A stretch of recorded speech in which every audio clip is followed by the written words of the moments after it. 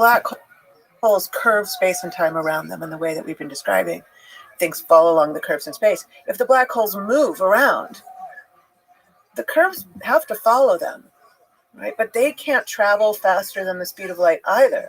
So what happens is black holes, let's say, move around. Maybe I've got two black holes in orbit around each other. That can happen. It takes a while. A wave is created in the actual shape of space. And that wave follows the black holes. Those black holes are undulating. Eventually, those two black holes will merge. And as we were talking about, it doesn't take an infinite time, even though there's time dilation, because they're both so big. They're really deforming space-time a lot. I don't have a little tiny marble falling across an event horizon. I have two event horizons. And in the simulations, you can see it bobble, and they merge together. They make one bigger black hole, and then it radiates in the gravitational waves. It radiates away all those imperfections, and it settles down to one quiescent, perfectly silent black hole that's spinning. Beautiful stuff. And it emits E equals mc squared energy. So the mass of the final black hole will be less than the sum of the two starter black holes. And that energy is radiated away in this ringing of space-time. It's really important to emphasize that it's not light. None of this has to do literally with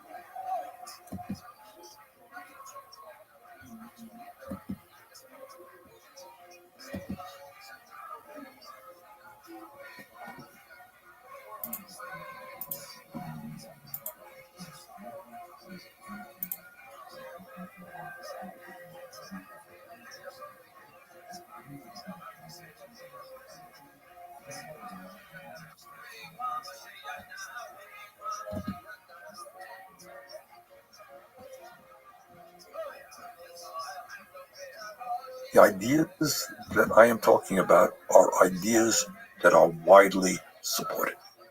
Everything that I talk about, raising the minimum wage, healthcare for all, a tax system which demands the billionaires pay their fair share, those are all popular ideas, but people didn't know. You got to run for president and have 20,000 people come out to your rallies and win 23 states. And they say, well, maybe those ideas are not so crazy after all. And we've got to entertain them. The establishment doesn't like that. They really don't. They want to tell you, and this is their main.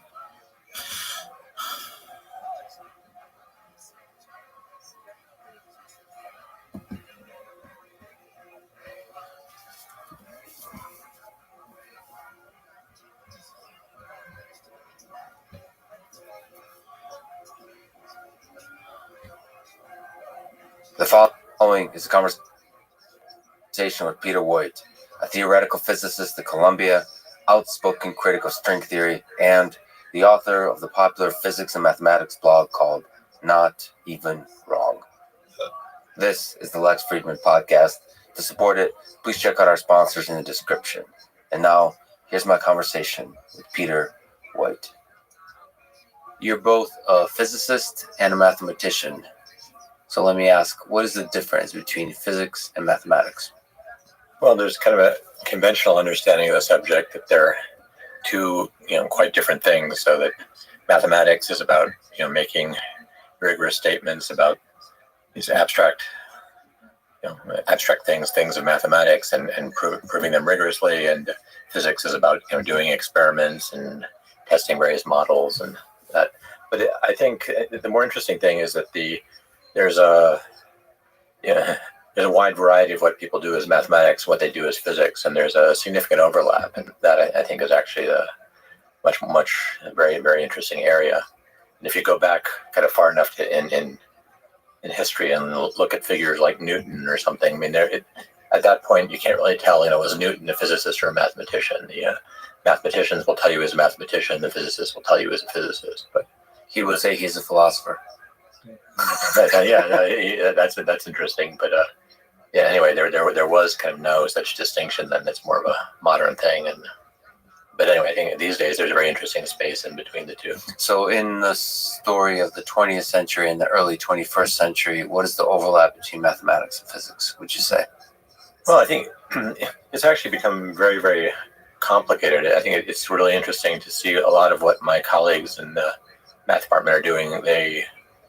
Most of what they're doing all sorts of different things, but most of them have some kind of overlap with physics or other. So, I mean, I'm personally interested in one particular aspect of this overlap, which I think has a lot to do with the most fundamental ideas about physics and about mathematics. But there's just you kind of see this really everywhere at this point. Which particular overlap are you looking at? Group theory? Yeah. So at least the way it seems to me, that if you look at physics and look at our most successful laws of fundamental physics, they're really, they have a certain kind of mathematical structure. It's based upon certain kind of mathematical objects and geometry, connections and curvature, the spinors, the Dirac equation, and this very deep mathematics provides kind of a unifying set of ways of thinking that allow you to make a unified theory of physics. But the interesting thing is that if you go to mathematics and look at what's been going on in mathematics the last 100 years, and even especially recently, there's similarly some kind of unifying ideas which bring together different areas of mathematics, and which have been especially powerful in number theory recently. And there's a book, for instance, by Edward Frankel about love and math. And Oh, yeah, that book's great. I recommend it highly. It's partially accessible, but there's a nice audiobook that I listened to while running an exceptionally long distance, like across the San Francisco bridge. And there's something magic about the way he writes about it. But some of the group theory in there is a little bit difficult. Yeah, that's the problem with any of these things. To kind of really say what's going on and make it accessible is very hard. He, in this book and elsewhere, I think, takes the attitude that kinds of mathematics he's interested in and that he's talking about provide kind of a grand unified theory of mathematics. They bring together geometry and number theory and representation theory, a lot of different ideas in a really unexpected way. But I think to me the most fascinating thing is if you look at the kind of grand unified theory of mathematics he's talking about, and you look at the physicists' kind of ideas about unification, it's more or less the same mathematical objects are appearing in both. So it's this. I think we're seeing a really strong indication that the deepest ideas that we're discovering about physics and some of the deepest ideas that mathematicians are learning about are intimately connected. Is there something, like, if I was 5 years old and you were trying to explain this to me, is there ways to try to sneak up to what this unified world of mathematics looks like? You said number theory, you said geometry, words like topology. What does this universe begin to look like? What should we imagine in our mind? Is it a three-dimensional surface and we're trying to say something about it? Is it triangles and squares and cubes? Like, what are we supposed to imagine in our minds? Is this natural number? What's a good thing to try for people that don't know any of these tools except maybe some basic calculus and geometry from high school that they should keep in their minds as to the unified world of mathematics that also allows us to explore the unified world of physics? What I find kind of remarkable about this is the way in which we've discovered these ideas, but they're actually quite alien to our everyday understanding. We grow up in this three-spatial dimensional world, and we have intimate understanding of certain kinds of geometry and certain kinds of things, but these things that we've discovered in both math and physics are that they're not at all close, have any obvious connection to kind of human everyday experience. That they're really quite different. And I can say some of my initial fascination with this when I was young and starting to learn about it was actually exactly this this kind of arcane nature of these things. It was a little bit like being told, well, there are these kind of semi-mystical experience that you can acquire by long study and whatever, except that it was actually true, and there's actually evidence that this actually works. So I'm a little bit wary of trying to give people that kind of thing, because I think it's mostly misleading. But one thing to say is that that geometry is a large part of it, and maybe one interesting thing to say is about more recent, some most recent ideas is that when we think about the geometry of our space and time, it's kind of 3 spatial and 1 time dimension. It's physics is in some sense about something that's kind of 4-dimensional in a way.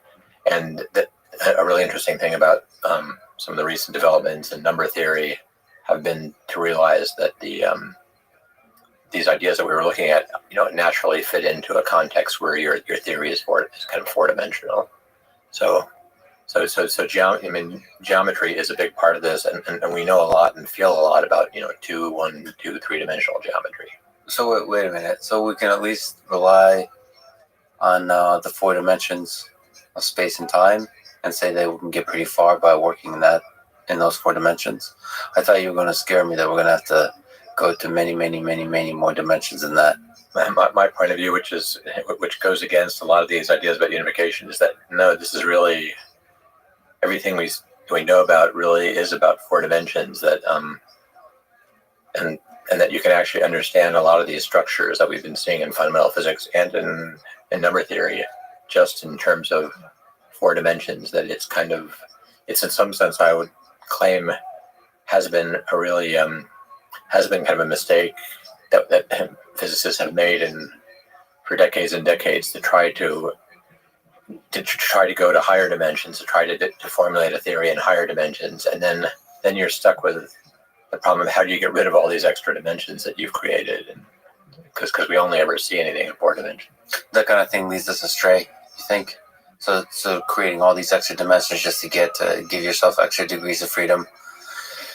Yeah. Isn't that the process of mathematics, is to create all of these trajectories for yourself, but eventually you have to end up at a final place. But it's okay to sort of create abstract objects on your path to proving something. Yeah, certainly. And from mathematicians' point of view, the kinds of mathematicians also are very different than physicists, in that we like to develop very general theories. If we have an idea, we want to see what's the greatest generality in which you can talk about it. So from the point of view of most of the ways geometry is formulated by mathematicians, it really doesn't matter. It works in any dimension. We can do 1, 2, 3, 4, any number. There's no particular, for most of geometry, there's no particular special thing about 4.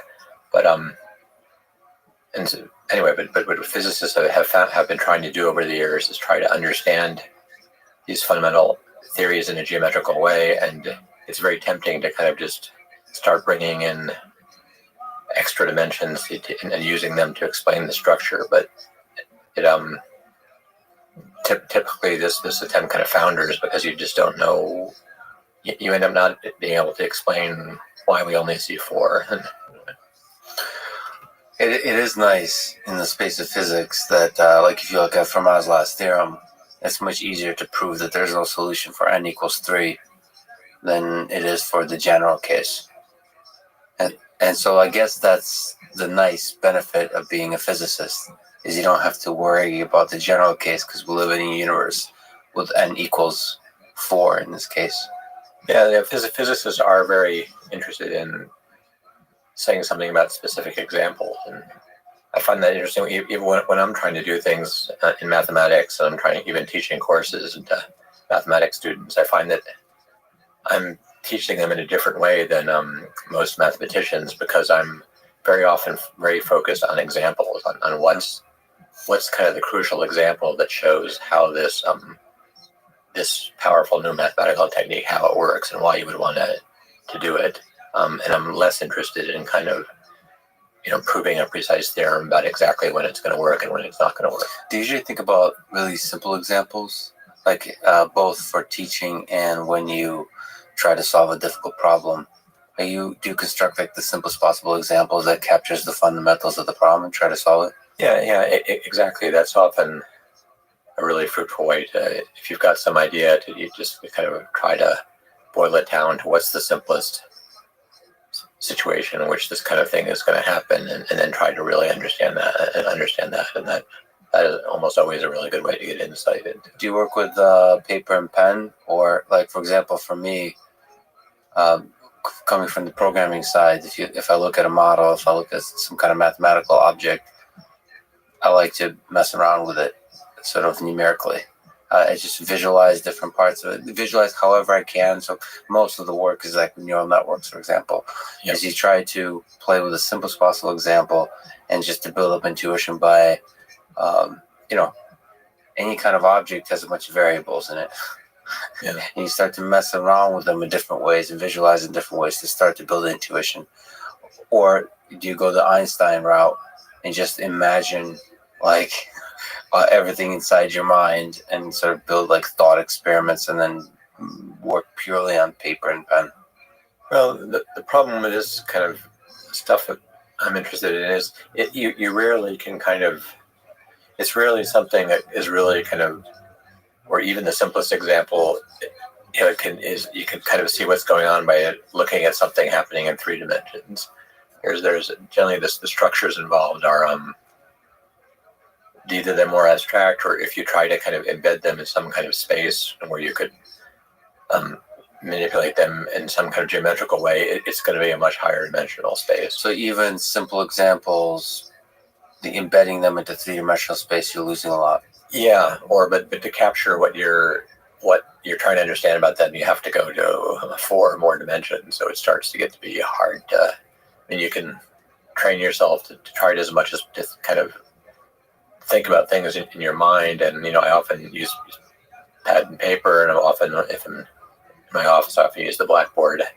And you are kind of drawing things, but they're really kind of more abstract representations of how things are supposed to fit together, and they're not really, unfortunately, not just kind of really living in 3 dimensions where you can. Are we supposed to be sad or excited by the fact that our human minds can't fully comprehend the kind of mathematics you're talking about? I mean, what do we make of that? I mean, to me, that makes me quite sad. It makes it seem like there's a giant mystery out there that we'll never truly get to experience directly. It is kind of sad how difficult this is. I mean, or I would put it a different way that most questions that people have about this kind of thing, you can give them a really a true answer and really understand it, but the problem is one more of time. It's like, yes, I could explain to you how this works, but you'd have to be willing to sit down with me and work at this repeatedly for hours and days and weeks, and it's just going to take that long for your mind to really wrap itself around what's going on, and that does make things inaccessible, which is sad. But it's just kind of part of life that we all have a limited amount of time, and we have to decide what we're gonna spend our time doing. Speaking of a limited amount of time, we only have a few hours, maybe a few days together here on this podcast. And let me ask you the question of, amongst many of the ideas that you work on in mathematics and physics, which is the most beautiful idea, or one of the most beautiful ideas, maybe a surprising idea? And once again, unfortunately, the way life works, we only have a limited time together to try to convey such an idea. Okay. Well, actually, let me just tell you something which I'm tempted to kind of start trying to explain what I think is this most powerful idea that brings together math and physics, ideas about groups and representations and how it fits quantum mechanics. But in some sense, I wrote a whole textbook about that, and I don't think we really have time to get very far into it. So, well, can I actually, on a small tangent, you did write a paper towards a grant unified theory of mathematics and physics. Maybe we could step there first. What is the key idea in that paper? Well, I think we've kind of gone over that. I think that the key idea is what we were talking about earlier, that just kind of a claim that if you look and see have been successful ideas in unification in physics and over the last 50 years or so, and what has been happening in mathematics, and the kind of thing that Frankel's book is about, that these are very much the same kind of mathematics. And so it's kind of an argument that there really is, you shouldn't be looking to unify just math or just fundamental physics, but taking inspiration for looking for new ideas in fundamental physics, that they are going to be in the same direction of getting deeper into mathematics and looking for more inspiration in mathematics from these successful ideas about fundamental physics. Could you put words to sort of the disciplines we're trying to unify? So you said number theory. Are we literally talking about all the major fields of mathematics? So it's like the number theory, geometry, like differential geometry, topology. Yeah. So one name for this that this is acquired in mathematics is the so-called Langlands program.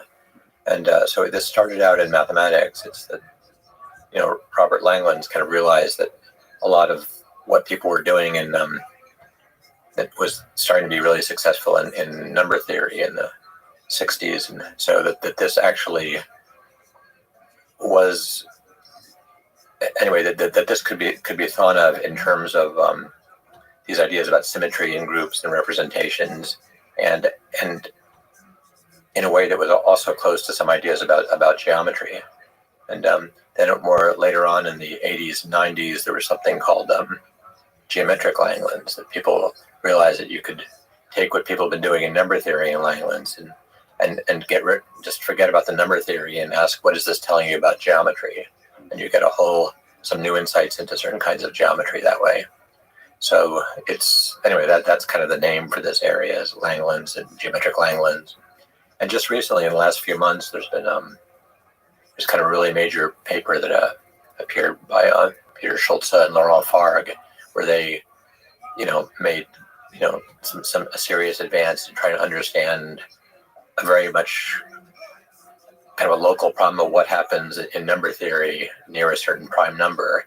And they turned this into a problem of exactly the kind that geometric Langlands people had been doing, these kind of pure geometry problem. And they found, by generalizing mathematics, they could actually reformulate it in that way, and it worked perfectly well.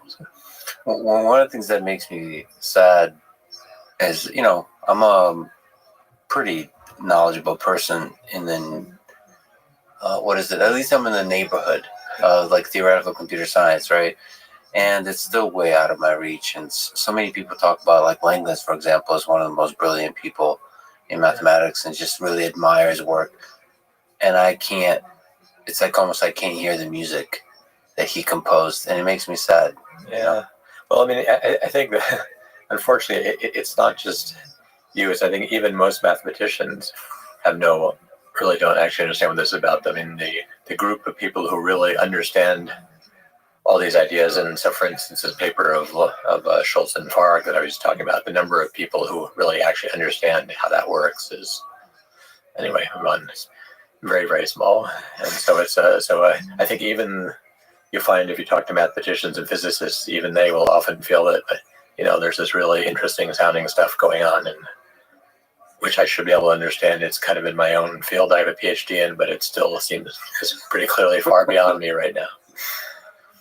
Well, if we can step back to the question of beauty, is there an idea that maybe is a little bit smaller that you find beautiful in the space of mathematics or physics? There's an idea that, I kind of got a physics PhD and spent a lot of time learning about mathematics, and I guess it was embarrassing that I hadn't really actually understood this very simple idea until I kind of learned it when I actually started teaching math classes, which is maybe that maybe there's a simple way to explain kind of the fundamental way in which algebra and geometry are connected. So you normally think of geometry as about these spaces and these points, and you think of algebra as this very abstract thing about these abstract objects that satisfy certain kinds of relations. You can multiply them and add them and do stuff, but it's completely abstract and there's nothing geometric about it. But the kind of really fundamental idea is that unifies algebra and geometry is to think whenever anybody gives you what you call an algebra, some abstract thing of things that you can multiply and add, that you should ask yourself, is that algebra the space of functions on some geometry? So one of the most surprising examples of this, for instance, is a standard kind of thing that seems to have nothing to do with geometry is the integers. So you can multiply them and add them. It's an algebra, but seems to have nothing to do with geometry. But it turns out, but if you ask yourself this question and ask, are integers? Can you think if somebody gives you an integer, can you think of it as a function on some space, on some geometry? And it turns out that yes, you can. And the space is the space of prime numbers. And so what you do is if somebody gives you an integer, you can make a function on the prime numbers by just, at each prime number taking that integer modulo that prime. So if you say, I don't know, if you get given 10, 10, and you ask what is its value at 2, well, it's 5 times 2, so mod 2 it's 0, so it has 0, 1. What is its value at 3? Well, it's 9 plus 1, so it's 1 mod 3. So it's 0 at 2, it's 1 at 3, and you can kind of keep going. And so this is really kind of a truly fundamental idea. It's at the basis of what's called algebraic geometry, and it just links these two parts of mathematics that look completely different. And it's just an incredibly powerful idea, and so much of mathematics emerges from this kind of simple relation. So you're talking about mapping from one discrete space to another. So for a second, I thought perhaps mapping like a continuous space to a discrete space, like functions over a continuous space. Well, you can take, if somebody gives you a space, you can say, well, let's, and this is part of the same idea. The part of the same idea is that if you try and do geometry and somebody tells you, here's a space, that what you should do is you should say, wait a minute, maybe I should be trying to solve this using algebra. And so if I do that, the way to start is you give me the space, I start to think about the functions of the space. Okay, so to each point in the space, I associate a number. I can take different kinds of functions and different kinds of values, but basically functions on a space. So what this insight is telling you is that if you're a geometer, often the way to work is to change your problem into algebra by changing your space. Stop thinking about your space and the points in it, and think about the functions on it. And if you're an algebraist and you've got these abstract algebraic gadgets that you're multiplying and adding, say, wait a minute, are those gadgets? Can I think of them in some way as a function on a space? What would that space be, and what kind of functions would they be? And that going back and forth really brings these two completely different looking areas of mathematics together. Do you have particular examples where it allowed to prove some difficult things by jumping from one to the other?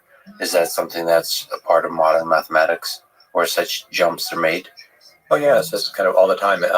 Much of modern number theory is kind of based on this idea. But and when you start doing this, you start to realize that you need, what simple things on one side of the algebras, start to require you to think about the other side, about geometry, in a new way. You have to kind of get a more sophisticated idea about geometry. Or if you start thinking about the functions on a space, you may need a more sophisticated kind of algebra. But in some sense, much or most of modern number theory is based upon this move to geometry. And there's also a lot of geometry and topology is also based upon change. If you want to understand the topology of something, you look at the functions, you do de Rham cohomology, and you get to topology. Anyway. Well, let me ask you then the ridiculous question. You said that this idea is beautiful.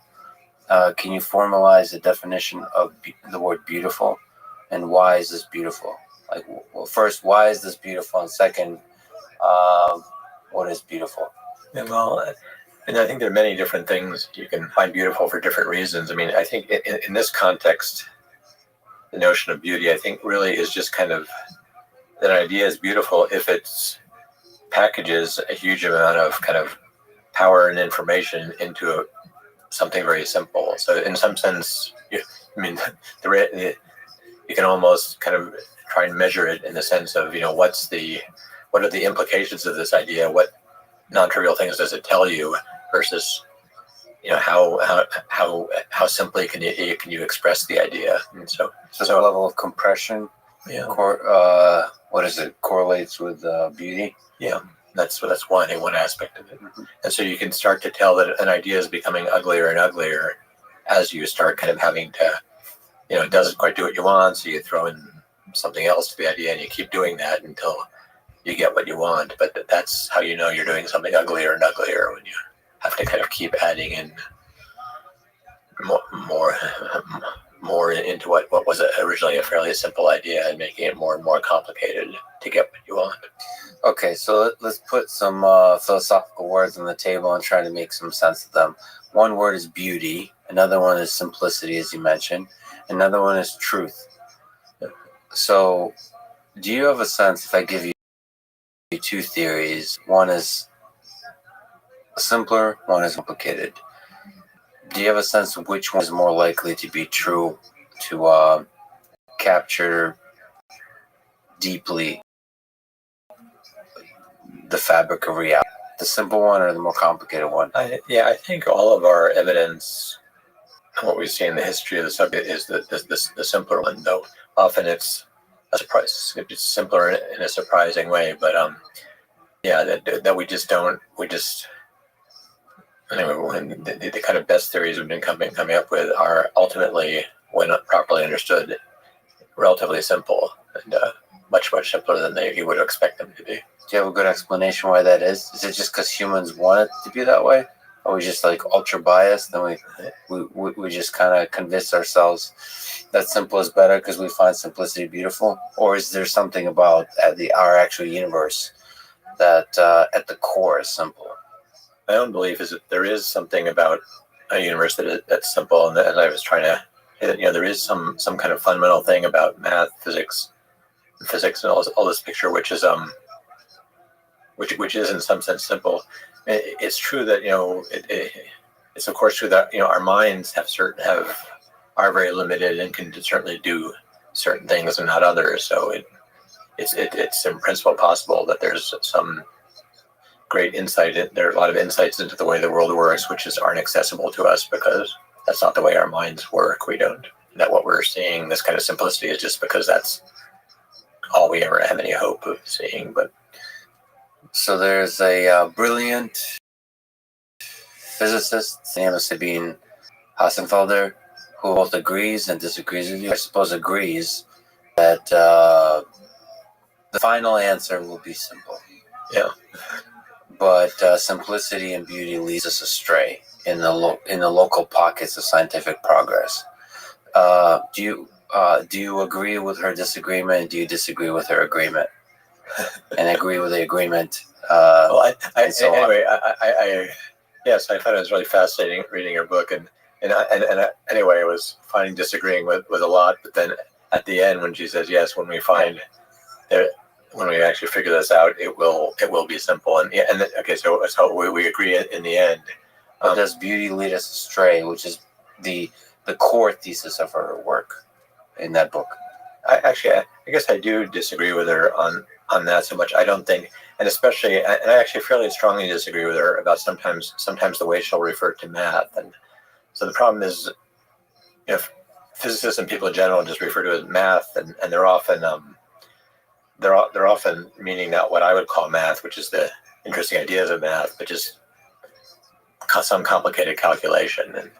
And so I guess my feeling about it is more that it's very, the problem with talking about simplicity and using simplicity as a guide is that it's very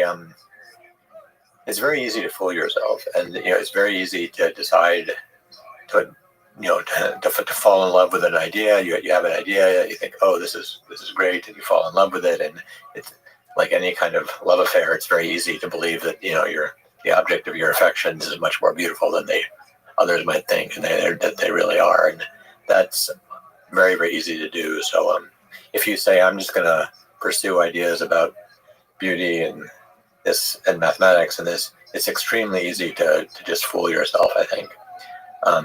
And I think that's a lot of what the story she was thinking of about where people have gone astray. That I would argue that it's more people. It's not that there was some simple, powerful, wonderful idea which they'd found and it turned out not to be useful, but it was more that they kind of fooled themselves that this was actually a better idea than it really was, and that it was simpler and more beautiful than it really was. Is a lot of the story. I see. So it's not that the simplicity of beauty leads us astray; it's that just people are people, and they fall in love with whatever idea they have, and then they weave narratives around that idea, or they present it in such a way that emphasizes the simplicity and the beauty.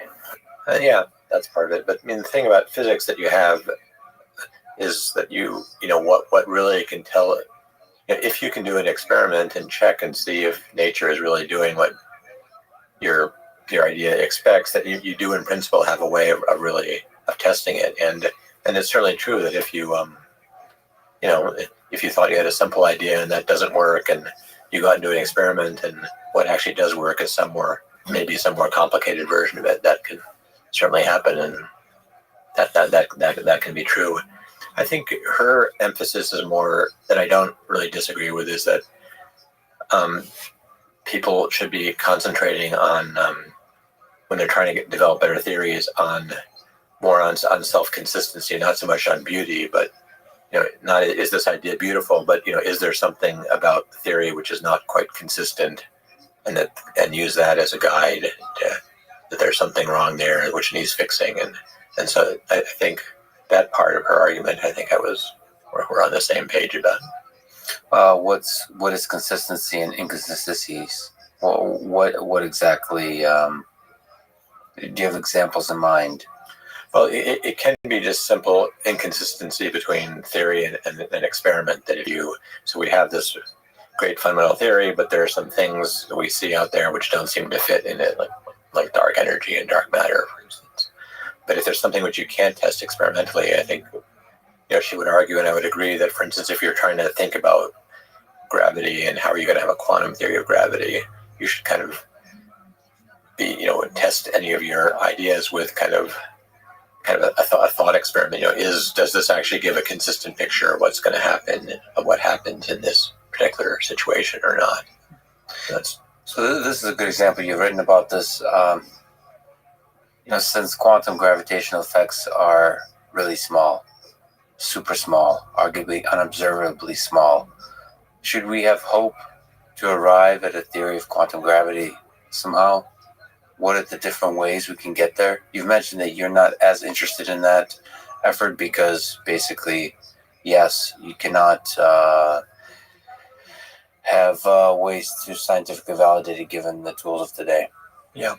I've actually, I've over the years certainly spent a lot of time learning about gravity and about attempts to quantize it, but it hasn't been that much in the past the focus of what I've been thinking about. But I mean, my feeling was always, as I think Sabina would agree, that the one way you can pursue this if you can't do experiments is just this kind of search for consistency. It can be remarkably hard to come up with a completely consistent model of this and a way that brings together quantum mechanics and general relativity. And that's, I think, kind of been the traditional way that people who have pursued quantum gravity have often pursued, where we have the best route to finding a consistent theory of quantum gravity. And string theorists will tell you this, other people will tell you it's kind of what people argue about. But the problem with all of that is that you end up, the danger is that you end up with that everybody could be successful. Everybody's program for how to find a theory of quantum gravity, ends up with something that is consistent. And so, in some sense, you could argue this is what happened to the string theorists. They solved their problem of finding a consistent theory of quantum gravity, and but they found 10 to the 500 solutions. So, if you believe that everything that they would like to be true is true, well, okay, you've got a theory, but it's it ends up being kind of useless because it's just one of essentially infinite number of things which you have no way to experimentally distinguish. And so this is just a depressing situation.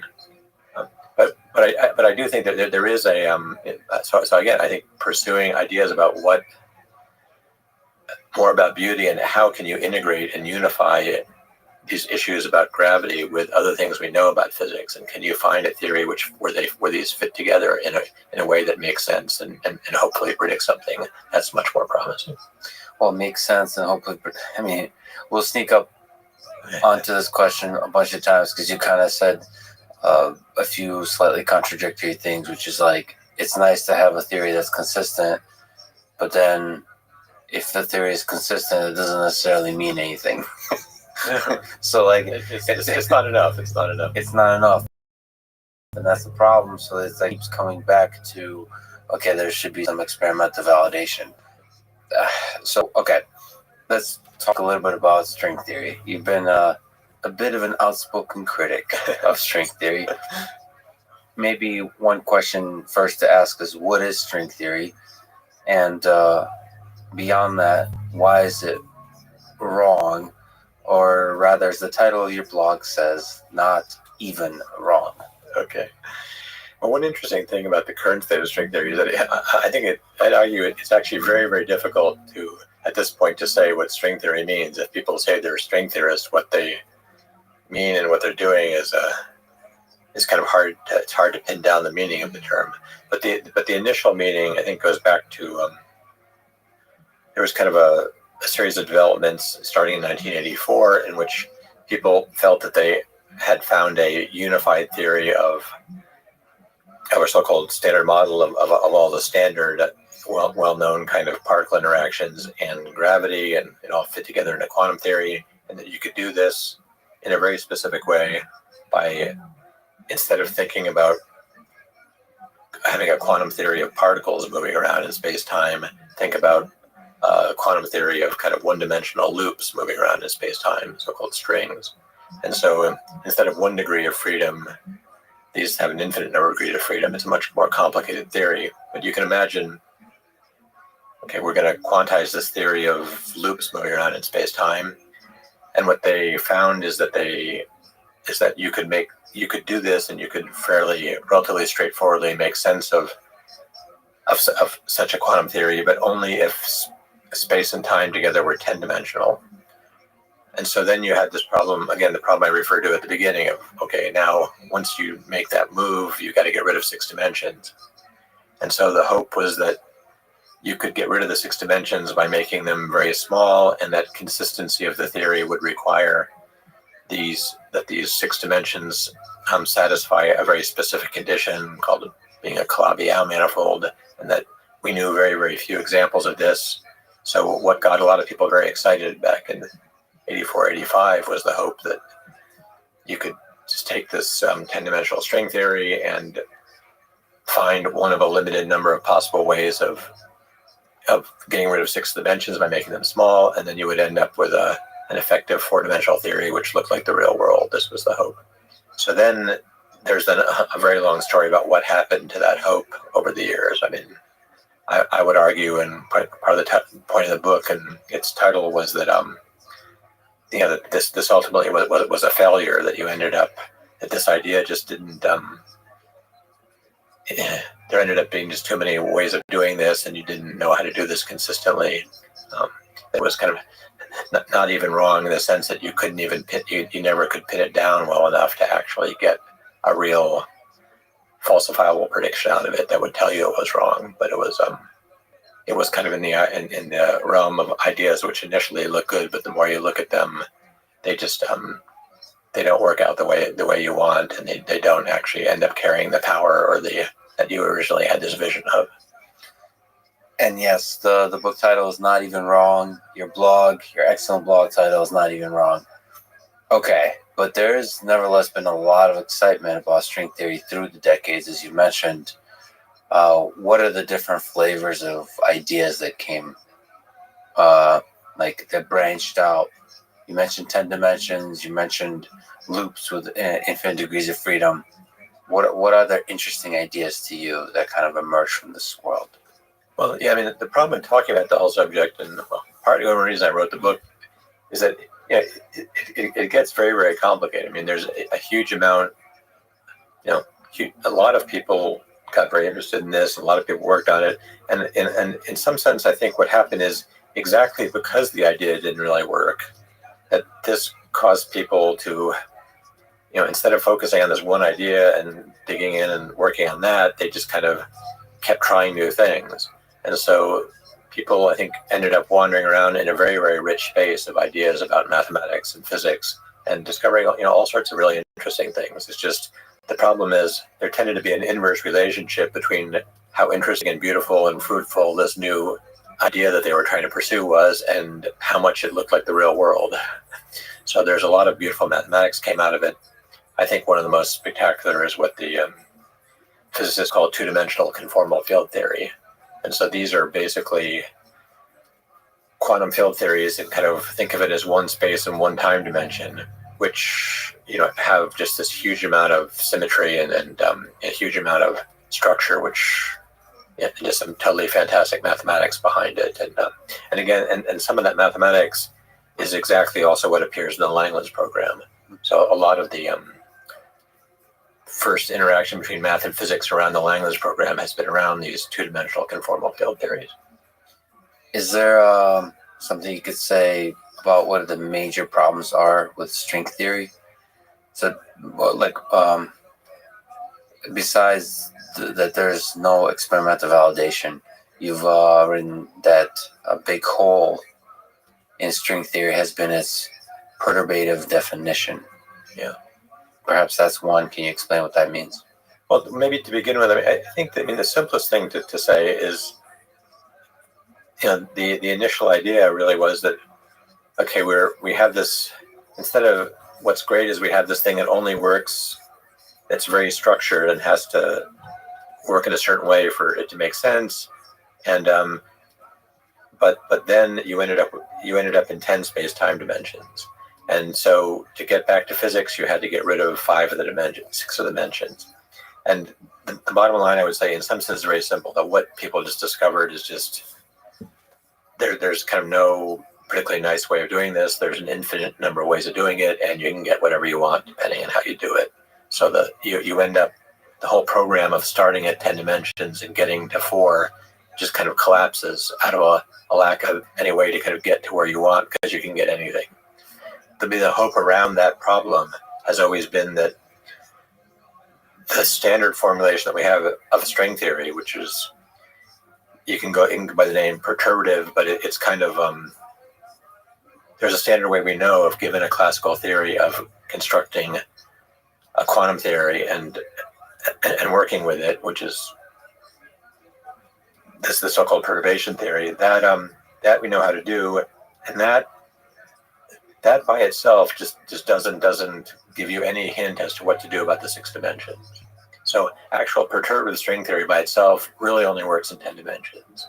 So you have to start making some kinds of assumptions about how I'm going to go beyond this formulation that we really understand of string theory and get rid of these six dimensions. So kind of the simplest one was the Calabi-Yau postulate, but when that didn't really work out, people have tried more and more different things, and the hope has always been that the solution to this problem would be that you would find a deeper and better understanding of what string theory is, that would actually go beyond this perturbative expansion, and which would generalize this, and that once you had that, it would solve this problem of it would pick out what to do with the 6 dimensions. How difficult is this problem? So, if I could restate the problem, it seems like there's a very consistent physical world operating in 4 dimensions.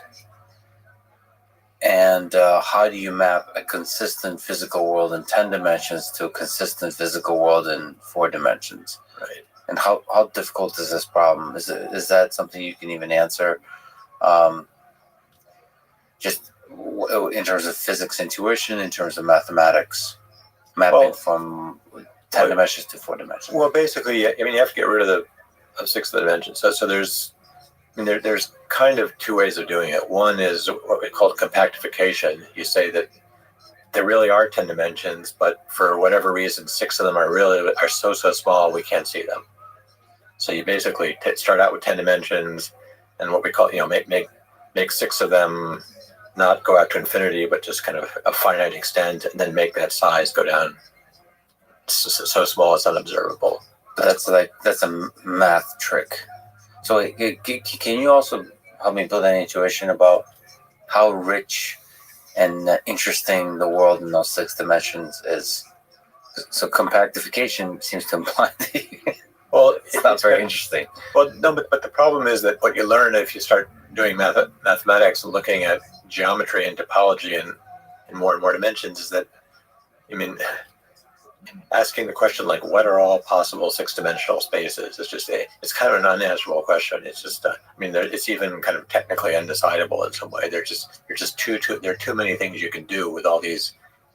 If you start trying to make 1-dimensional spaces, it's like, well, you got a line, you can make a circle, you can make graphs, you can kind of see what you can do. But as you go to higher and higher dimensions, there are just so many ways you can put things together and get something of that dimensionality. And so unless you have some very, very strong principle, which is going to pick out some very specific ones of these 6-dimensional spaces, and there are just too many of them, and you can get anything you want. But so if you have 10 dimensions, the kind of things that happen, say that's actually the fabric of our reality is 10 dimensions. There's a limited set of behaviors of objects, I don't know even the right terminology to use, that can occur within those dimensions, like in reality. Yeah. And so what I'm getting is like, is there some consistent constraints? So if you have some constraints that map to reality, then you can start saying like, dimension number 7 is kind of boring. All the excitement happens in the spatial dimensions 1, 2, 3. Yeah. And time is also kind of boring. Yeah. And like some are more exciting than others. Or we can use our metric of beauty. Some dimensions are more beautiful than others. Once you have an actual understanding of what actually happens in those dimensions in our physical world, as opposed to sort of all the possible things that could happen. In some sense, I mean, just the basic fact is you need to get rid of them. We don't see them. So you need to somehow explain them. The main thing you're trying to do is to explain why we're not seeing them. And so you have to come up with some theory of these extra dimensions and how they're going to behave. And string theory gives you some ideas about how to do that. But the bottom line is where you're trying to go with this whole theory you're creating is to just make all of its effects essentially unobservable. So it's not a really it's an inherently kind of dubious and worrisome thing that you're trying to do there. Why are you Aquarius? How are you? adding in all this stuff and then trying to explain why we don't see it? I mean, This may be a dumb I'm well. question, Did you but sleep well? is this an obvious thing to state that I did. Are those you ready 6 to take on the dimensions are day? unobservable, or anything beyond 4 dimensions Excellent. is Go get it, unobservable? girl. Or do you leave Excellent. a little See you door later. open to saying the current tools of physics, and obviously our brains are unable to observe them, but we may need to come up with methodologies for observing them. So as opposed to collapsing your mathematical theory into 4 dimensions, or leaving the door open a little bit to, maybe we need to come up with tools that actually allow us to directly measure those dimensions. yes, I mean, you can certainly ask, assume that we've got look at models with more dimensions and ask, what would the observable effects? How would we know this? And then you go out and do experiments. So, for instance, you have gravitationally, you have an inverse square law of forces. Okay, if you had more dimensions, that inverse square law would change to something else. So you can go and start measuring the inverse square law and say, okay, an inverse square law is working, but maybe if I get it turns out to be actually kind of very, very hard to measure gravitational effects at even kind of, somewhat macroscopic distances because they're so small. So you can start looking at the inverse square law and start trying to measure it at shorter and shorter distances and see if there were extra dimensions at those distance scales, you would start to see the inverse square law fail. And so people look for that. And again, you don't see it, but you can. I mean, there's all sorts of experiments of this kind you can imagine which test for effects of extra dimensions at different distance scales, but none of them. I mean, they all just don't work. Nothing yet. Yeah, but you could say, but it's just much smaller. You can say that. Which, by the way, makes LIGO and the detection of gravitational waves quite an incredible project. Ed Witten is often brought up as one of the most brilliant mathematicians and physicists ever. What do you make of him and his work on string theory? Well, I think he's a truly remarkable figure. I've had the pleasure of meeting him first when he was a postdoc, and I mean he's a just completely amazing mathematician and physicist, and he's quite a bit smarter than just about any of the rest of us, and also more hardworking. And it's a kind of frightening combination to see how much he's been able to do. And but I would actually argue that his greatest work, the things that he's done that have been of just this mind-blowing significance of giving us. I mean, he's completely revolutionized some areas of mathematics. He's totally revolutionized the way we understand the relations between mathematics and physics.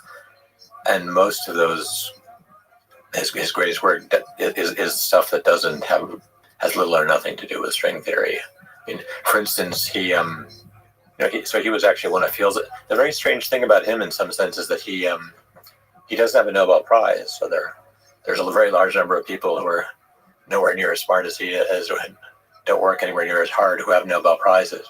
I think he just had the misfortune of coming into the field at a time when things had gotten much tougher, and nobody really had, no matter how smart you were, it was very hard to come up with a new idea that was going to work physically and get you a Nobel Prize. But he got a Fields Medal for a certain work he did in mathematics, and that's just completely unheard of. For mathematicians to give a Fields Medal to someone outside their field, and physics is really you wouldn't have before he came around. I don't think anybody would have thought that was even conceivable. So you're saying he came into the field of theoretical physics at a time when, and still to today, is you can't get a Nobel Prize for purely theoretical work. The specific problem of trying to do better than the standard model is just this insanely successful thing, and it kind of came together in 1973 pretty much. And all of the people who kind of were involved in that coming together, many of them ended up with Nobel Prizes for that. But if you look post 1973, pretty much it's a little bit more.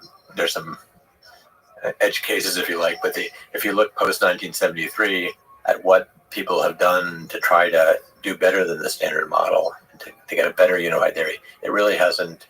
It's been too hard a problem. It hasn't worked. The theory's too good, and so it's not that other people went out there and did it, and not him, and that they got Nobel Prizes for doing it. It's just that no one really, the kind of thing he's been trying to do with string theory is not. No one has been able to do since 1973. Is there something you can say about the standard model? So the 4 laws of physics that seems to work very well, and yet people are striving to do more, talking about unification and so on. Why? What's wrong? What's broken about the standard model? Why does it need to be improved? I mean, the thing which gets most attention is gravity, that we have trouble. So you want to in some sense integrate what we know about the gravitational force with it, and have a unified quantum field theory that has gravitational interactions also. So that's the big problem everybody talks about. I mean, but it's also true that if you look at the standard model, it has these very, very deep, beautiful ideas, but there's certain aspects of it that are very that are let's just say that they're not beautiful. They're not. You have to make the thing work. You have to throw in lots and lots of extra parameters at various points, and a lot of this has to do with the so-called Higgs mechanism in the Higgs field. That if you look at the theory, everything is. If you forget about the Higgs field and what it needs to do, the rest of the theory is is very, very constrained and has very, very few free parameters, really. A very small number. There's a very small number of parameters and a few integers which tell you what the theory is. To make this work as a theory of the real world, you need a Higgs field, and it needs to do something. And once you introduce that Higgs field, all sorts of parameters make an appearance. So now we got 20 or 30 or whatever parameters that are going to tell you what all the masses of things are and what's going to happen. So you've gone from a very tightly constrained thing with a couple parameters to this thing which the minute you put it in, you had to add all these extra parameters to make things work. And so that it may be one argument as well. That's just the way the world is, and the fact that you don't find that aesthetically pleasing is just your problem. Or maybe we live in a multiverse and those numbers are just different in every universe. But another reasonable conjecture is just that, well, this is just telling us that there's something we don't understand about what's going on in a deeper way, which would explain those numbers. And there's some kind of deeper idea about where the Higgs field comes from and what's going on, which we haven't figured out yet. And that's what we should look for. But to stick on string theory a little bit longer, could you play devil's advocate and try to argue for string theory, why it is something that deserved the effort that it got, and still like if you think of it as a flame, still should be a little flame that keeps burning? Well, I think the most positive argument for it is all the all sorts of new ideas about mathematics and about parts of physics really emerged from it. So it was very a fruitful source of ideas. And I think this is actually one argument you'll definitely, which I kind of agree with, you'll hear from Witten and from other string theorists, that this is just such a fruitful and inspiring idea, and it's led to so many other different things coming out of it that there must be something right about this. And yeah, that's okay. That anyway, I think that's probably the strongest thing that they've got. But you don't think there's aspects to it that could be neighboring to a theory that does unify everything, to a theory of everything? Like it may not be exactly the theory, but sticking on it longer might get us closer to the theory of everything. Well, the problem with it now really is that you really don't know what it is now. Nobody has ever kind of come up with this non-perturbative theory. So it's become more and more frustrating and an odd activity to try to argue with string theorists about string theory, because it's become less and less well defined what it is, and it's become actually more and more kind of whether you have this weird phenomenon of people calling themselves string theorists when they've never actually worked on any theory where there are any strings anywhere. So what has actually happened kind of sociologically is that you started out with this fairly well-defined proposal, and then I would argue, because that didn't work, people then branched out in all sorts of directions, doing all sorts of things that became farther and farther removed from that. And for sociological reasons, the ones who kind of started out or were trained by the people who worked on that have now become this string theorists, but it's become almost more kind of a tribal denominator than a thing. So it's very hard to know what you're arguing about when you're arguing about string theory these days. Well, to push back on that a little bit, I mean, string theory is just a term, right? It doesn't, like, you could this is the way language evolves, is it could start to represent something more than just the theory that involves strings. It could represent the effort to unify the laws of physics, right? Yeah. At high dimensions with these super tiny objects, right? Or something like that. I mean, we can sort of put string theory aside. So, for example, neural networks in the space of machine learning, there was a time when they were extremely popular. They became much, much less popular, to the point where if you mention neural networks, you're getting no funding, and you're not going to be respected at conferences. And then once again, neural networks became all the rage about 10, 15 years ago. And as it goes up and down, and a lot of people would argue that using terminology like machine learning and deep learning is is often misused, overgeneral. Everything that works is deep learning. Everything that doesn't isn't. Yeah. Something like that. That's just the way. Again, we're back to sociological things. But I guess what I'm trying to get at is if we leave the sociological mess aside, do we throw out the baby with the bathwater? Is there some, besides the side effects of nice ideas from the Ed Whittens of the world, is there some core truths there that we stick by in the full beautiful mess of a space that we call string theory, that people call string theory? You're right. It is kind of a common problem that how what you call some field changes and evolves in interesting ways as the field changes. But I guess that what I would argue is the initial understanding of string theory that was quite specific. We're talking about a specific idea: 10-dimensional superstrings compactified in 6 dimensions. That, to my mind, the really bad thing that's happened to the subject is that it's hard to get people to admit, at least publicly, that was a failure, that this really didn't work.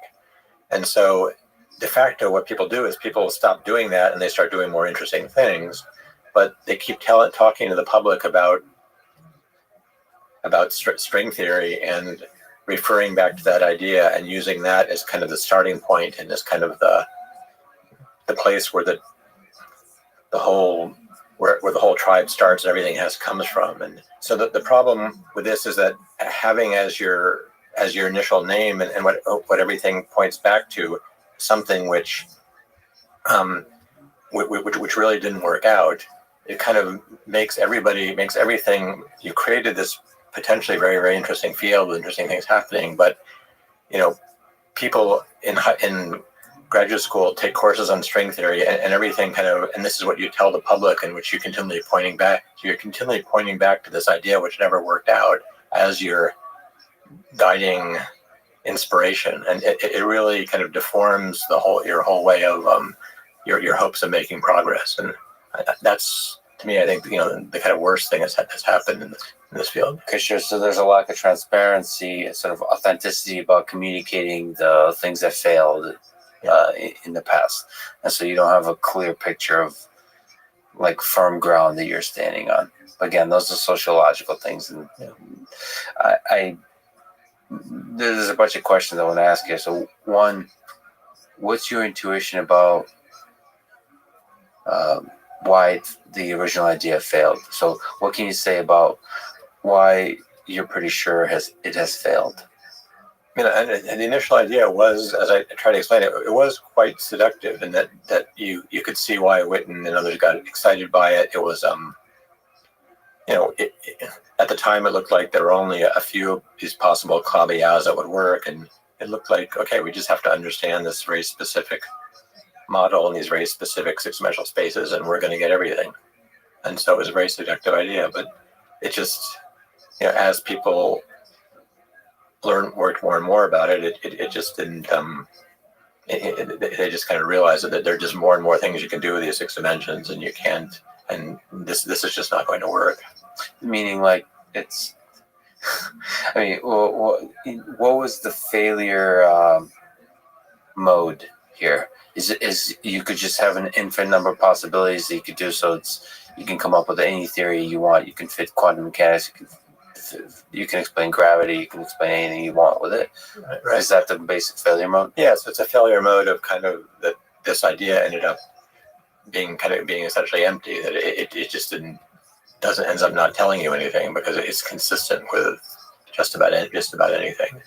And so there's a complex. If you try and talk with string theorists about this now, there's an argument. There's a long argument over this about whether oh no, maybe there still are constraints coming out of this idea or not, or maybe we live in a multiverse and everything is true anyway. So there are various ways you can kind of that string theorists kind of react to this kind of argument that I'm making. I try to hold on to it. What about experimental validation? Is that a fair standard to hold before a theory of everything that's trying to unify quantum mechanics and gravity? Yeah, I mean, ultimately, to be really convinced that that on some new idea about unification really works, you need some kind of you need to look at the real world and see that this is telling you something true about it. I mean, either telling you that if you do some experiment and go out and do it, you'll get some unexpected result, and that's the kind of gold standard, or it may be just that, like all those numbers that we don't know how to explain, it will show you how to calculate them. I mean, it can be various kinds of experimental validation, but that's certainly ideally what you're looking for. How tough is this, do you think, for a theory of everything, not just string theory? So for something that unifies gravity and quantum mechanics, so the very big and the very small, is this, let me ask it one way, is it a physics problem, a math problem, or an engineering problem? My guess is it's a combination of a physics and a math problem that you really need. It's not really engineering. It's not like there's some kind of well-defined thing you can write down and we just don't have enough computer power to do the calculation. That's not the kind of problem it is at all. But the question is, what mathematical tools you need to properly formulate the problem is unclear. So one reasonable conjecture is the reason that we haven't had any success yet is just that we're missing certain physical ideas, or we're missing certain mathematical tools, or some combination of them, which we need to kind of properly formulate the problem and see that it has a solution that looks like the real world. But don't you need, I guess you don't, but there's a sense that you need both gravity, like all the laws of physics, to be operating on the same level. So it feels like you need an object like a black hole or something like that in order to make predictions about. Otherwise, you're always making predictions about disjoint phenomena. Or can you do that as long as the theory is consistent and doesn't have special cases for each of the phenomena? Well, your theory should, if your theory is going to include gravity, our current understanding of gravity is that you should have there should be black hole states in it. You should be able to describe black holes in this theory, and just one aspect that people have concentrated a lot on is just this kind of questions about if your theory includes black holes like it's supposed to, and it includes quantum mechanics, then there's certain kind of paradoxes which come up, and so that's been a huge focus of kind of quantum gravity work has been just those paradoxes. So stepping outside of string theory, can you just say first at a high level, what is a theory of everything? What does a theory of everything seek to accomplish? Well, this is very much a kind of reductionist point of view, in the sense that so it's not a theory. This is not going to explain to you, anything. It doesn't really. This kind of theory of everything we're talking about doesn't say anything interesting, particularly about like macroscopic objects, about what the weather is going to be tomorrow, or things that are happening at this scale. But just what we've discovered is that as you look at the universe, it kind of if you kind of you can start breaking it apart into, and you end up with some fairly simple pieces, quanta, if you like, and which are interacting in some fairly simple way. And so what we mean by a theory of everything is a theory that describes all the correct objects you need to describe what's happening in the world, and describes how they're interacting with each other at a most fundamental level. How you get from that theory to describing some macroscopic, incredibly complicated thing that becomes, again, more of an engineering problem, and you may need machine learning, or you may a lot of very different things to do it. But I don't even think it's just engineering. It's also science. One thing that I find kind of interesting talking to physicists is a little bit. There's a little bit of hubris. So some of the most brilliant people I know are physicists, both philosophy and just in terms of mathematics, in terms of understanding the world. But there's a kind of either a hubris, or what would I call it? like a confidence that if we have a theory of everything, we will understand everything. Like this is the deepest thing to understand. And I would say, and like the rest is details, right? That's the old Rutherford thing.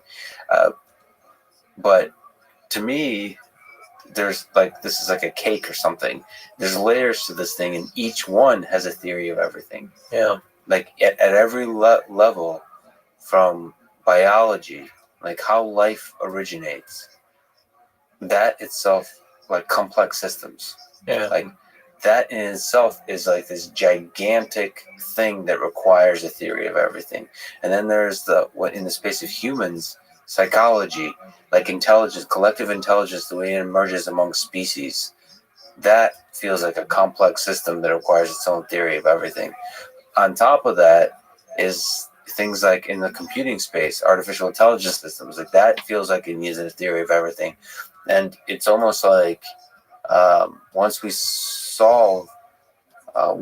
come up with a theory of everything that explains the basic laws of physics that give us the universe, even stuff that's super complex, like how the universe might be able to originate, even explaining something that you're not a big fan of, like multiverses or stuff that we don't have any evidence of yet, still we won't be able to have a strong explanation of why food tastes delicious. Oh yeah, no. Anyway, I agree completely. I mean, there is something kind of completely wrong with this terminology of theory of everything. It's not.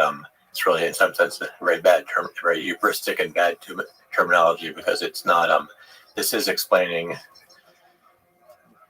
This is a purely kind of reductionist point of view that you're trying to understand certain very specific kind of things, which, in principle, other things, emerge from. But to actually understand how anything emerges from this it can't be understood in terms of this underlying fundamental theory is going to be hopeless in terms of kind of telling you what about this various emergent behavior. And as you go to different levels of explanation, you're going to need to develop new, completely different ideas, completely different ways of thinking. And I guess there's a famous kind of Phil Anderson's slogan is that more is different.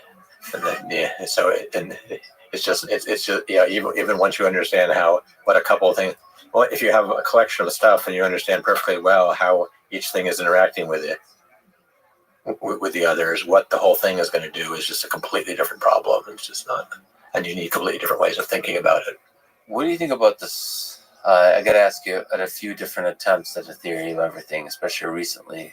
So I've been, for many years, a big fan of cellular automata of complex systems, and obviously because of that, a fan of Stephen Wolfram's work in that space. But he's recently been talking about a theory of everything through his physics project, essentially. Yeah. What do you think about this kind of discrete theory of everything, from simple rules and simple objects on the hypergraphs emerges all of our reality, where time and space are emergent. Basically everything we see around us is emergent. I have to say, unfortunately, I have kind of pretty much zero sympathy for that. I mean, I don't I spent a little time looking at it, and I just don't see, it doesn't seem to me to get anywhere. And it really is just really doesn't agree at all with what I'm seeing. The kind of unification of math and physics that I'm kind of talking about around certain kinds of very deep ideas about geometry and stuff.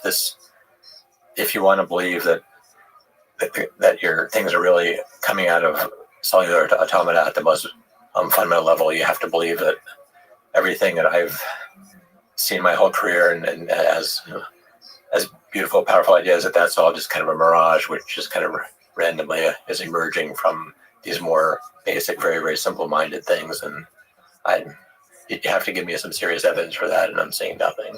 So, mirage, you don't think there could be a consistency where things like quantum mechanics could emerge from much smaller, discrete, like computational type systems? Well, I think from the point of view of certain mathematical point of view, quantum mechanics is already mathematically as simple as it gets. It really is a story about really the fundamental objects that you work with in when you write down a quantum theory, are in some one point of view precisely the fundamental objects at the deepest levels of mathematics that you're working with. They're exactly the same. So, and cellular automata are something completely different, which don't fit into these structures. And so I just don't see why. Anyway, I don't see it as a promising, promising thing to do. And then just looking at it and seeing, does this go anywhere? Does this solve any problem that I didn't? Does this solve any problem of any kind? I just don't see it. Yeah, to me, cellular automata and these hypergraphs, I'm not sure solving a problem is even the standard to apply here at this moment. To me, the fascinating thing is that the question it asks have no good answers. So there's not good math explaining, forget the physics of it, math explaining the behavior of complex systems.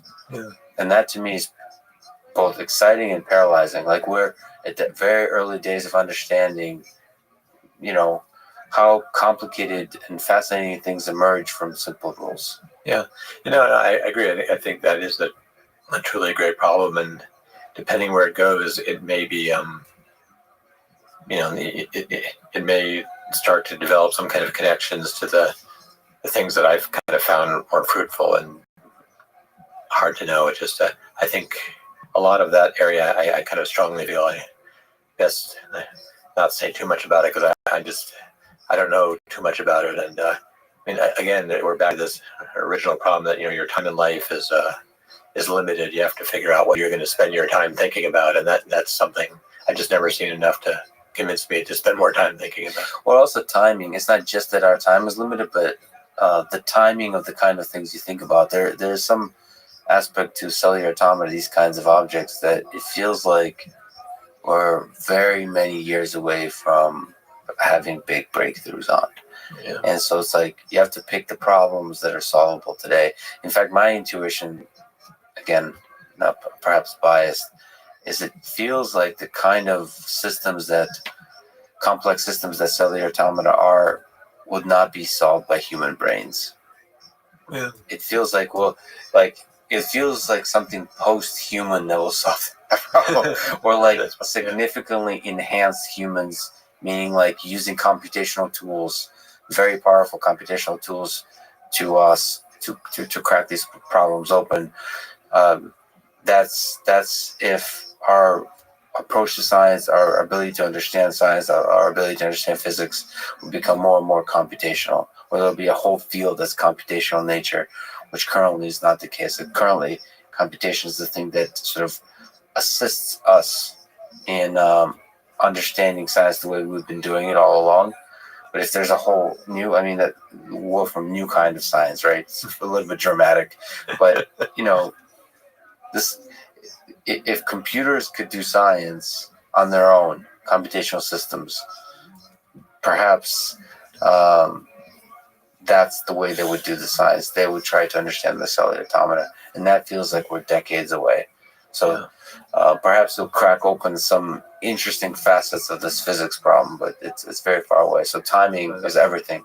That's perfectly possible. Well, let me ask you then, in the space of geometry,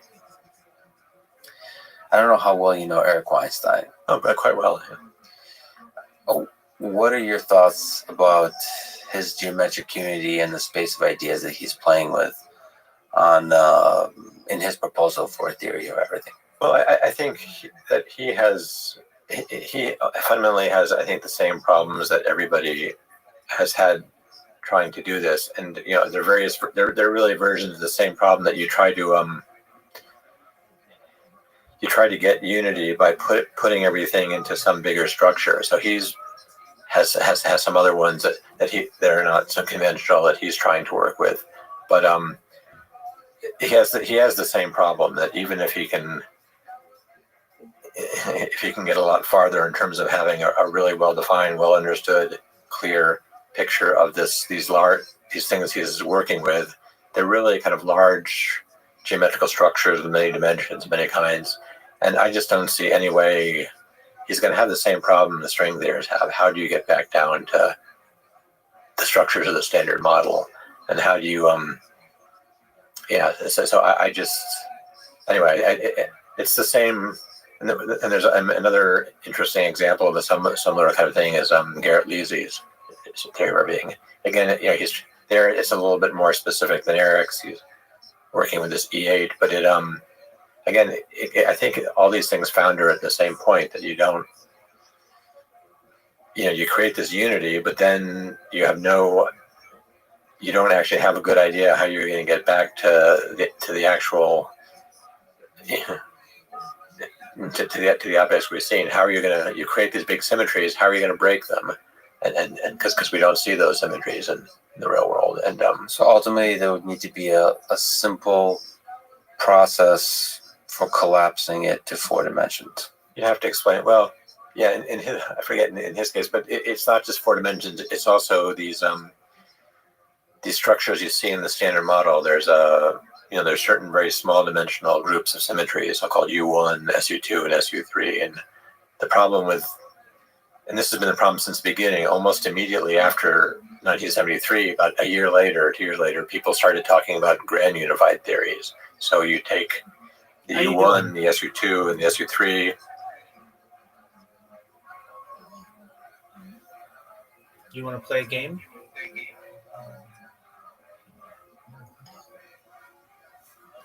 Alrighty. And you put them together into this bigger structure called the SU5 or SO10. But then you're stuck with this problem that, wait a minute, now why does the world not look, why do I not see these SU5 symmetries in the world? I only see these. And so, and I think, those ideas, the kind of thing that Eric and also Garrett and lots of people are trying to do, they all kind of founder in that same way, that they don't have a good answer to that. Are there lessons, ideas to be learned from theories like that, from Garrett Leesy's, from Eric's? I don't know. It depends. I have to confess, I haven't looked that closely at Eric's. I mean, he explained this to me personally a few times, and I've looked a bit at his paper. But it's again, we're back to the problem of a limited amount of time in life. Yeah, I mean, it's an interesting effect, right? Why don't more physicists look at it? I mean, I'm in this position that somehow, I've people write me emails for whatever reason, and I worked in the space of AI, and so there's a lot of people. Perhaps AI is even way more accessible than physics, in a certain sense. So a lot of people write to me with different theories about they have for how to create general intelligence. And it's, again, a little bit of an excuse I say to myself, like, well, I only have a limited amount of time, so that's why I'm not investigating it.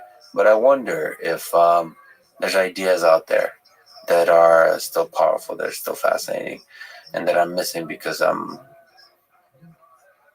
dismissing them because they're outside of the sort of the usual process of academic research.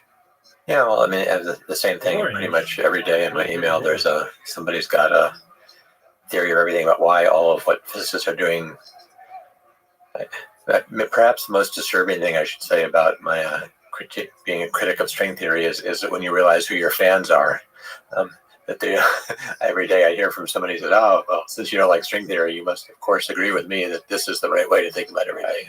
Oh no, and most of these are you quickly can see this person doesn't know very much and doesn't know what they're doing.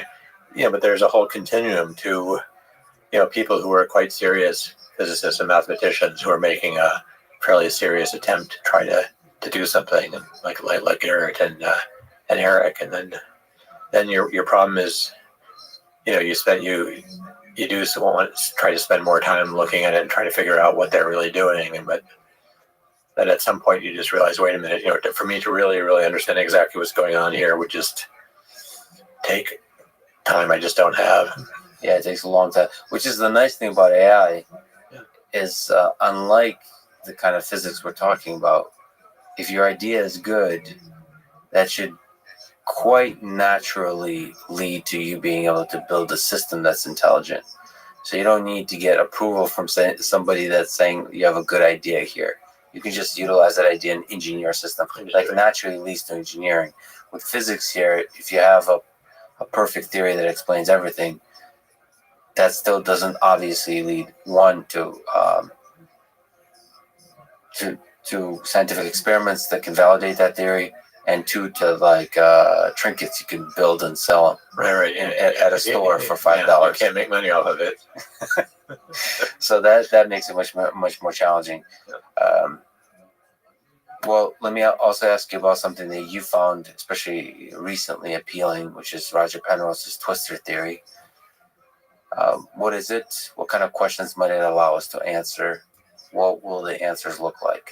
It's only in the last couple of years that I really kind of come to really, I think, to appreciate it and to see how to really, what I believe, to see how to really do something with it.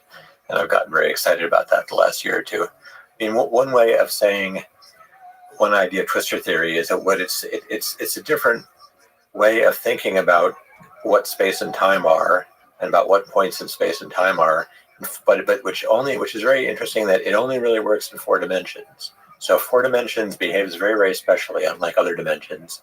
And in 4 dimensions, there is a way of thinking about space and time geometry where, as well as just thinking about points in space and time, you can also think about different objects, these so-called twisters. And then when you do that, you end up with a kind of a really interesting insight that that you can formulate a theory, and you can formulate take a standard theory that we formulate in terms of points of space and time, and you can reformulate in this twister language. And in this twister language, it's the fundamental objects are more kind of are actually spheres in some sense, kind of the light cone. So maybe one way to say it, which actually I think is really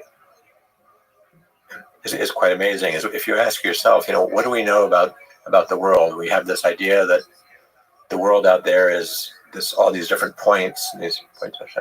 Well, that's kind of a derived quantity. What we really know about the world is when we open our eyes, what do you see?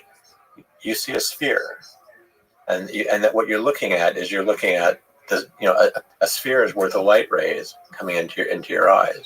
And what Penrose says is that, well, what a point in space-time is that sphere of all the light rays coming in. And he says, and you should formulate your instead of thinking about points, you should think about the space of those spheres, if you like, and formulate the degrees of freedom as physics as living on those spheres. You're kind of living on, your degrees of freedom are living on light rays, not on points. And it's a very different way of thinking about physics. And he and others working with him developed a beautiful mathematical formulas and a way to go back and forth between our kind of some aspects of our standard way we write these things down and work in the so-called twister space.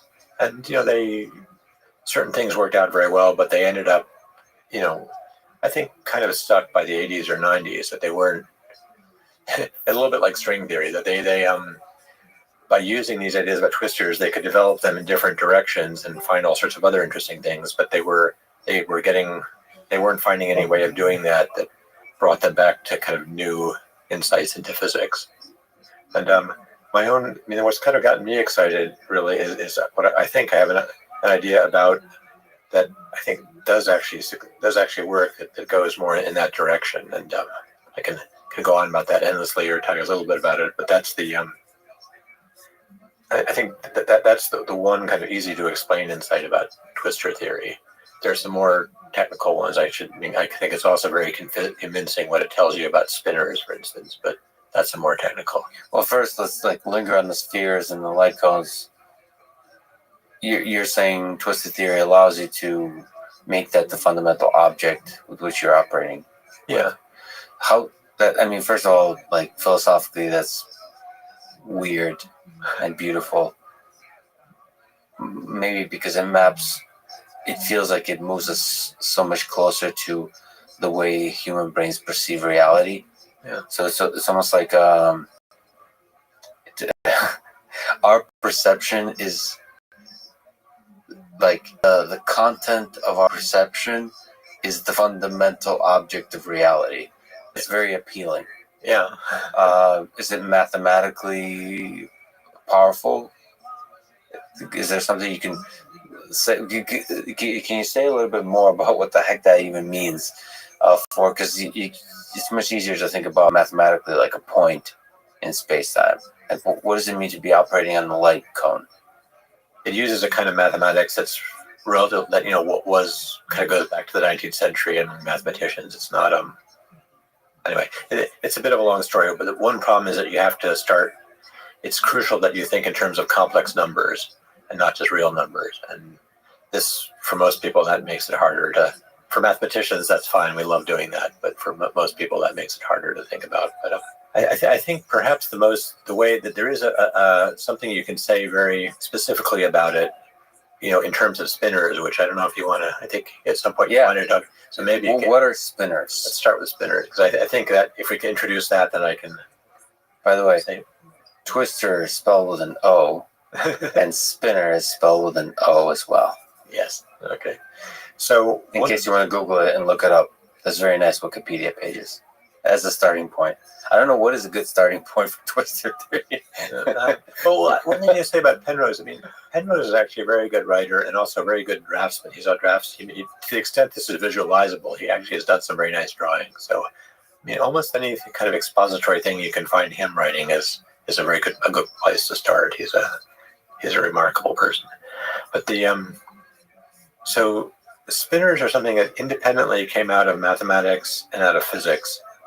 And to say where they came out of physics, what people realized when they started looking at elementary particles like electrons or whatever, that there seemed to be some kind of doubling of the degrees of freedom going on. If you counted what was there in some sense in the way you would expect it, and when you started doing quantum mechanics and started looking at elementary particles, there seemed to be 2 degrees of freedom. They're not 1.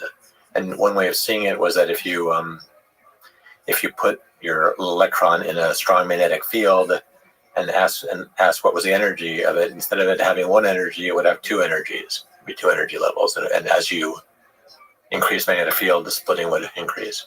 So physicists kind of realized that, wait a minute, we thought when we first started doing quantum mechanics that the way to describe particles was in terms of wave functions, and these wave functions were complex values. Well, if we actually look at particles, that's not right. They're pairs of complex numbers. They're pairs of complex numbers.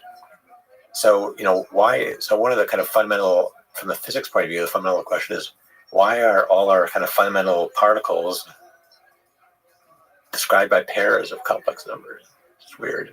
But if you go, and then you can ask, well, what happens if you take an electron and rotate it? So how do things move in this pair of complex numbers?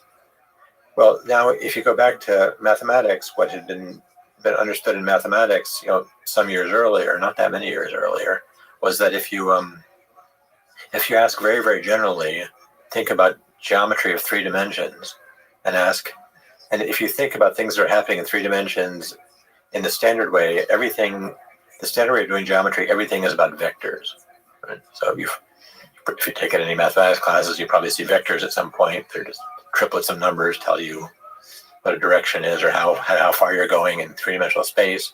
And most of everything we teach in most standard courses in mathematics is about vectors and things you build out of vectors. So you express everything about geometry in terms of vectors, or how they're changing, or how you put 2 of them together and get planes and whatever. But what had been realized is that if you ask very, very generally, what are the things that you can kind of consistently think about rotating, and you ask a technical question, what are the representations of the rotation group? Well, you find that one answer is they're vectors and everything you build out of vectors. But then people found, well, wait a minute, there's also these other things which you can't build out of vectors, but which you can consistently rotate, and they're described by pairs of complex numbers, by 2 complex numbers, and they're the spinners also. And you can think of spinners in some sense as more fundamental than vectors, because you can build vectors out of spinners. You can take 2 spinners and make a vector, but you can't, if you only have vectors, you can't get spinor. So there, in some sense, there's some kind of lower level of geometry beyond what we thought it was, which was kind of spinor geometry. And this is something which, even to this day, when we teach graduate courses in geometry, we mostly don't talk about this because it's a bit hard to do correctly. If you start with your whole setup is in terms of vectors, describing things in terms of spinors is a whole different ball game. But anyway, it was just this amazing fact that this kind of more fundamental piece of geometry, spinors, and what we were actually seeing, if you look at an electron, are one and the same. So I think it's kind of a mind-blowing thing, but it's very counterintuitive. What are some weird properties of spinors that are counterintuitive? That there are some things that they do. For instance, if you rotate a spinor around 360 degrees, it doesn't come back to where it becomes minus what it was. So anyway, so the way rotations work, there's a kind of a funny sign you have to keep track of in some sense. So they're kind of two valued in another weird way. But the fundamental problem is that it's just not. If you're used to visualizing vectors, there's nothing you can visualize in terms of vectors that will ever give you a spinor. It just is not going to ever work. As you were saying that, I was visualizing a vector walking along a Mobius strip. Yeah. And it ends up being upside down. But you're saying that doesn't really capture. Yeah, so I mean, what really captures it? The problem is that it's really the simplest way to describe it is in terms of two complex numbers. And your problem with two complex numbers is that's four real numbers. So your spinor kind of lies in a four-dimensional space, so that makes it hard to visualize. And it's crucial that it's not just any four dimensions, it's just that it's actually complex numbers. You're really going to use the fact that these are complex numbers. So it's very hard to visualize.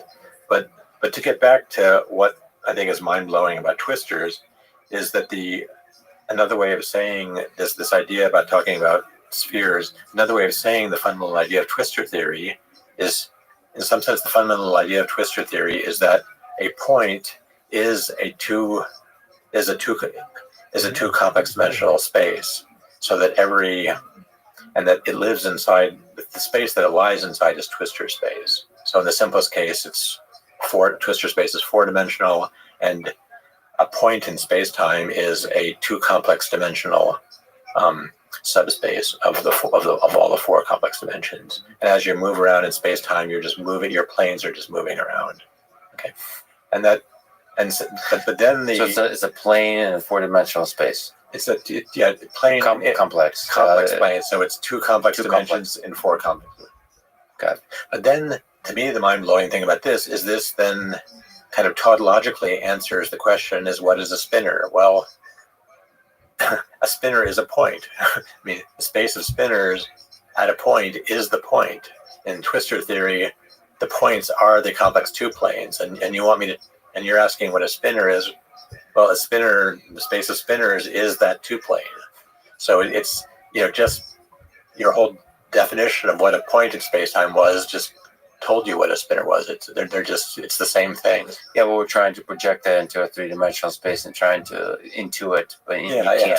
So the intuition becomes very difficult. But if you're not using twistor theory, you have to kind of go through a certain fairly complicated rigmarole to even describe spinors, to describe electrons. Whereas using twistor theory, it's just completely tautological. They're just what you want to describe the electron is fundamentally the way you're describing the point in space-time already. It's just there. So, do you have a hope? You mentioned that you found it appealing recently. Is it just because of certain aspects of its mathematical beauty, or do you actually have a hope that this might lead to a theory of everything? Yeah, I mean, I certainly do have such a hope, because what I've found, I think the thing which I've done, which I don't think, as far as I can tell, no one had really looked at from this point of view before, has to do with this question of how do you treat time in your quantum theory. And so there's another long story about how we do quantum theories and about how we treat time in quantum theories, which is a long story, but to me, the short version of it is that what people have found when you try and write down a quantum theory, that it's often a good idea to take your time coordinate, whatever you're using your time coordinate, and then multiply it by the square root of -1, and to make it purely imaginary. And so all these formulas which you have in your standard theory, if you do that to those, those formulas have some very strange behavior, and they're kind of singular. If you ask even some simple questions, you have to take very delicate singular limits in order to get the correct answer, and you have to take them from the right direction, otherwise it doesn't work. Whereas if you just take time and if you just put a factor of square root of -1 wherever you see the time coordinate, you end up with much simpler formulas which are much better behaved mathematically. And what I hadn't really appreciated until fairly recently is also how dramatically that changes the whole structure of the theory.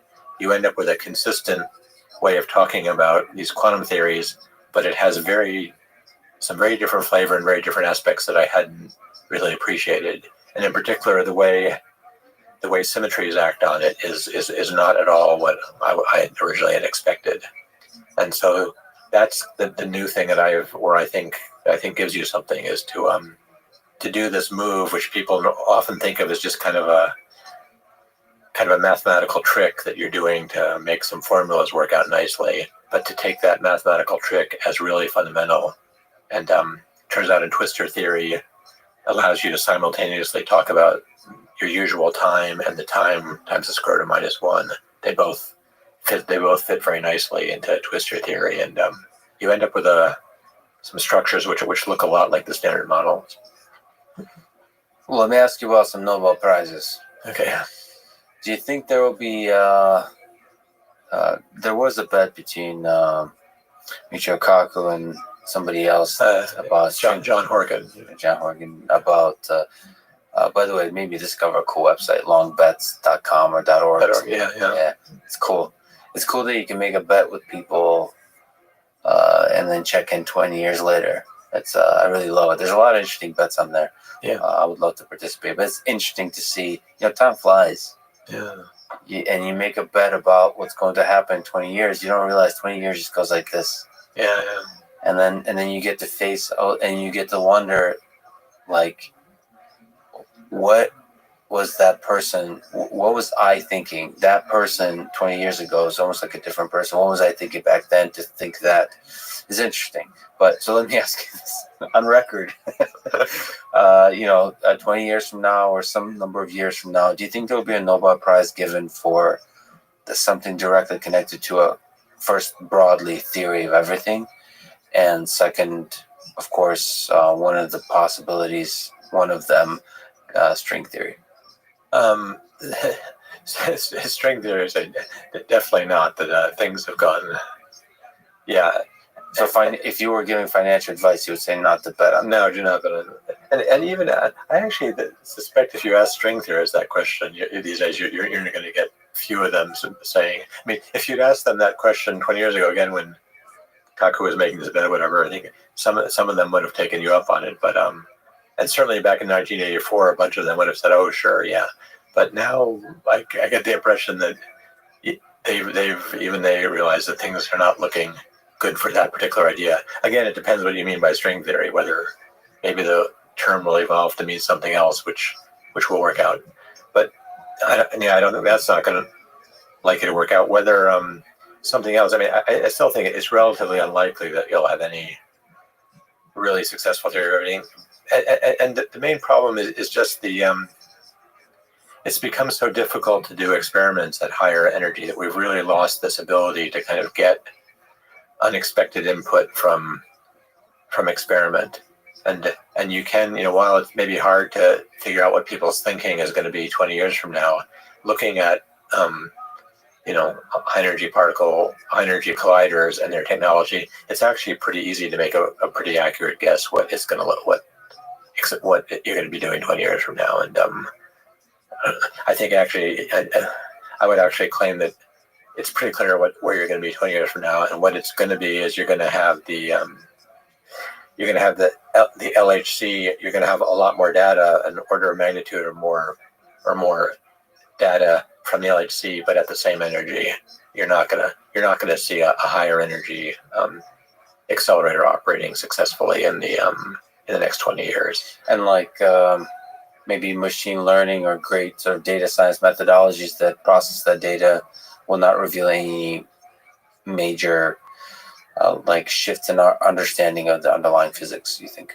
I don't think so. I mean, I think that field, my understanding is that they're starting to make a great use of those techniques, but it seems to look like it will help them solve certain technical problems and be able to do things somewhat better, but not completely change the way they're looking at things. What do you think about the potential of quantum computers simulating quantum mechanical systems, and through that sneak up to sort of through simulation, sneak up to a deep understanding of the fundamental physics? The problem there is that's promising more for this for Phil Anderson's problem, that if you want to, there's lots and lots of, if you start putting together lots and lots of things, and we think we know their pair by pair interactions, but what this thing is going to do, we don't have any good calculational techniques. Quantum computers may very well give you those, and so they may, what we think of as kind of strong coupling behavior, we have no good way to calculate. Even though we can write down the theory, we don't know how to calculate anything with any accuracy in it. The quantum computers may solve that problem, but the problem is that I don't think that they're going to solve the problem, that they help you with the problem of not having of knowing what the right underlying theory is. As someone who likes the validation, ask you the perhaps ridiculous sounding, but I don't think it's like a ridiculous question of, do you think we live in a simulation? Do you find that thought experiment at all useful or interesting? Not really. Not really. I don't. It just doesn't. And anyway, to me, it doesn't actually lead to any kind of lead anywhere interesting. And yeah, to me, so maybe I'll throw a wrench into your thing. To me, it's super interesting from an engineering perspective. So if you look at virtual reality systems, the actual question is, how much computation and how difficult is it to construct a world that, there are several levels here. One is you won't know our human perception systems, and maybe even the tools of physics won't know the difference between the simulated world and the real world. That's sort of more of a physics question. The most interesting question to me has more to do with why food tastes delicious, which is how difficult and how much computation is required to construct a simulation where you kind of know it's a simulation at first, but you want to stay there anyway. And over time, you don't even remember. Yeah. Well, anyway, I agree. These are kind of fascinating questions, and they may be very, very relevant to our future as a species, but they're just very far from anything. But so from a physics perspective, it's not useful to you to think, taking a computational perspective to our universe, thinking of it as an information processing system, and then think of it as doing computation, and then you think about the resources required to do that kind of computation and all that kind of stuff. You could just look at the basic physics, and who cares what the computer it's running on is. Yeah, I'm willing to agree that you can get into interesting kinds of questions going down that road, but they're just so different from anything, from what I found interesting. And I just have to kind of go back to life is too short, and I'm very glad other people are thinking about this, but I just don't see anything I can do with it. What about space itself? So I have to ask you about aliens. Again, something, since you emphasize evidence, do you think there are, and how many intelligent alien civilizations are out there?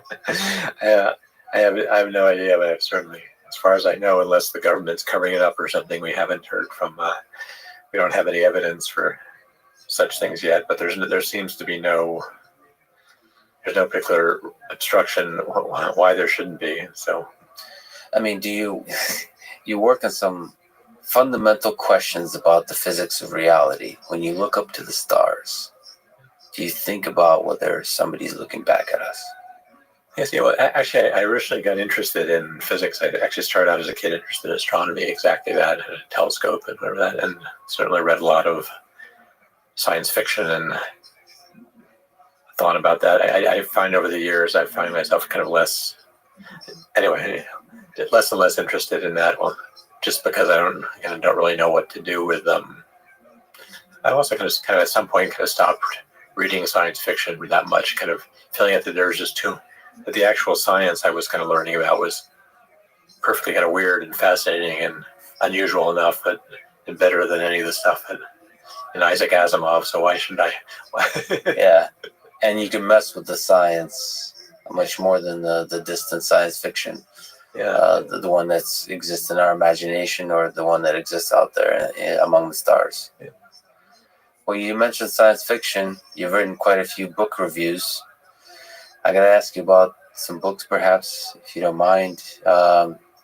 Is there one or two books that you would recommend to others if you can? What ideas you drew from them? Either negative recommendations or positive recommendations. Well, Do not read this book for sure. Well, I must say that unfortunately, yeah. Well, you can go to my website and you can click on book reviews and you can see I've written reviews a lot of. I mean, as you can tell from my views about string theory, I'm not a fan of a lot of the kind of popular books about isn't string theory great and about yes, I'm not a fan of a lot of things of that kind. Can I ask you a quick question on this? A small tangent. Are you a fan? Okay, can you explore the pros and cons of, forget string theory, sort of science communication, sort of Cosmos style communication of concepts to people that are outside of physics, outside of mathematics, outside of even the sciences, and helping people to sort of dream and fill them with awe about the full range of mysteries in our universe? It's a complicated issue. I think, I certainly go back to like what inspired me, and maybe to connect it a little bit to this question about books. I mean, certainly some books that I remember reading when I was a kid were about the early history of quantum mechanics, like Heisenberg's books that he wrote about, kind of looking back at telling the history of what happened when he developed quantum mechanics. It's just kind of a totally fascinating, romantic, great story, and those were very inspirational to me. And I would think maybe that other people might also find them that. But And that's almost like the human story of the development of the ideas. Yeah, the human story, but just also how they have these very, very weird ideas that didn't seem to make sense. That how they were struggling with them and how they actually. Anyway, it's I think it's the period of physics kind of beginning, 1905, Planck and Einstein, and ending up with the war when these things get used to make massively destructive weapons. It's just totally amazing. So many new ideas. Let me, on another tangent on top of a tangent on top of a tangent, ask, if we didn't have Einstein, so how does science progress? Is it the lone geniuses, or is it some kind of weird network of ideas swimming in the air and just kind of the geniuses pop up to catch them and others would anyway? Without Einstein, would we have special relativity, general relativity? I mean, it's an interesting case-to-case basis. I mean, special relativity. I think we would have had. I mean, there are other people. Anyway, you could even argue that it was already there in some forms. But I think special relativity you would have had without Einstein fairly quickly.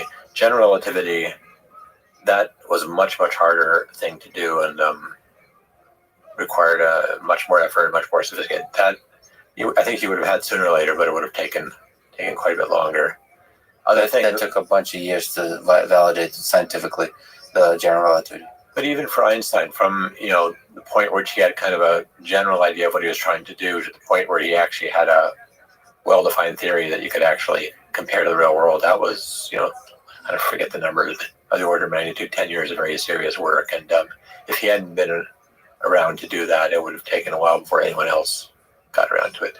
On the other hand, there are things like with quantum mechanics, you have Heisenberg and Schrodinger came up with two, which ultimately equivalent, but two different approaches to it, within months of each other. And, so if Heisenberg hadn't been there, you already would have had Schrodinger or whatever. And if neither of them had been there, it would have been somebody else a few months later. So there are times when often is the combination of the right ideas are in place and the right experimental data is in place to point in the right direction, and it's just waiting for somebody's going to find it.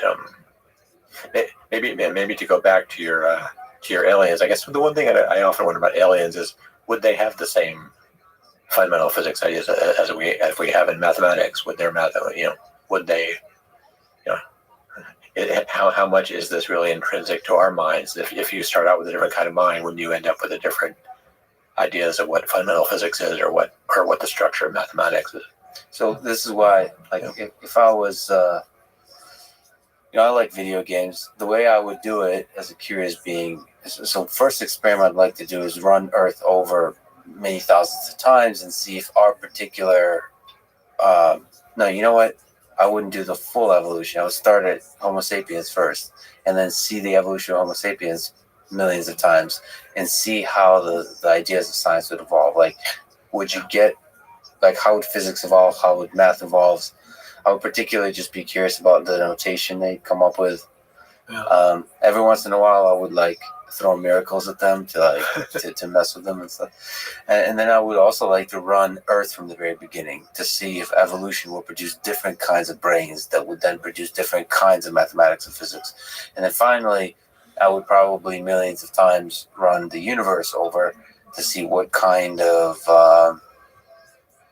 environments and what kind of life would be created to then lead to intelligent life, to then lead to theories of mathematics and physics, and to see the full range. And like sort of Darwin, kind of mark, okay, it took them, several 100 million years to come up with calculus. I would just like keep noting how long it took and get an average and see which ideas are difficult, which are not, and then conclusively sort of figure out if it's more collective intelligence or singular intelligence that's responsible for shifts and for big phase shifts and breakthroughs in science. If I was playing a video game and I got a chance to run this whole thing. Yeah. But we're talking about books before I distracted us. So books, go back books that, so and then so that's one thing I'd recommend is the books about from the original people, especially Heisenberg, about how that happened. And there's also a very, very good kind of history of the kind of what happened during this 20th century in physics, and up to the time of the Standard Model in 1973. It's called the Second Creation by Kreis and Mann. That's one of the best ones. I know that's. But the one thing that I can say is that that book, I think, forget when it was, late 80s, 90s. The problem is that there just hasn't been much that's actually worked out since then.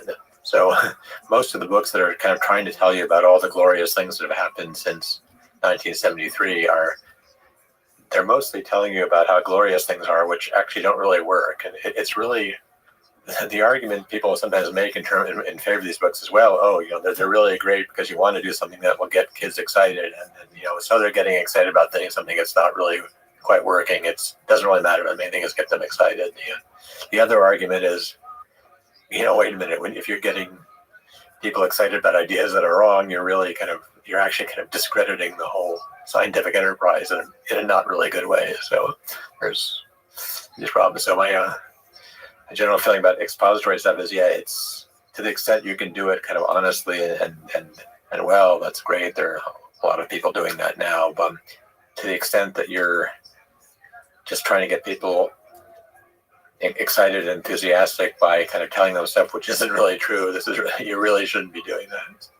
You obviously have a much better intuition about physics. I tend to, in the space of AI, for example, you could use certain kinds of language, like calling things intelligent, that could rub people the wrong way. But I never had a problem with that kind of thing. Saying that a program can learn its way without any human supervision, as AlphaZero does to play chess. To me, that may not be intelligence, but it sure that as heck seems like a few steps down the path towards intelligence. Yeah. And so, like, I think that's a very peculiar property of systems that can be engineered. So even if the idea is fuzzy, even if you're not really sure what intelligence is, or like if you don't have a deep fundamental understanding or even a model of what intelligence is, if you build a system that sure as heck is impressive and showing some of the signs of what previously thought impossible for a non-intelligent system, then that's impressive and that's inspiring and that's okay to celebrate. In physics, because you're not engineering anything, you're just now swimming in the space directly when you do theoretical physics. That it could be more dangerous. You could be out too far away from shore. Yeah. Well, the problem, I think, if physics is it in a. I think it's actually hard for people even to believe or really understand how that this particular kind of physics has gotten itself into a really unusual and strange and historically unusual state, which is not really.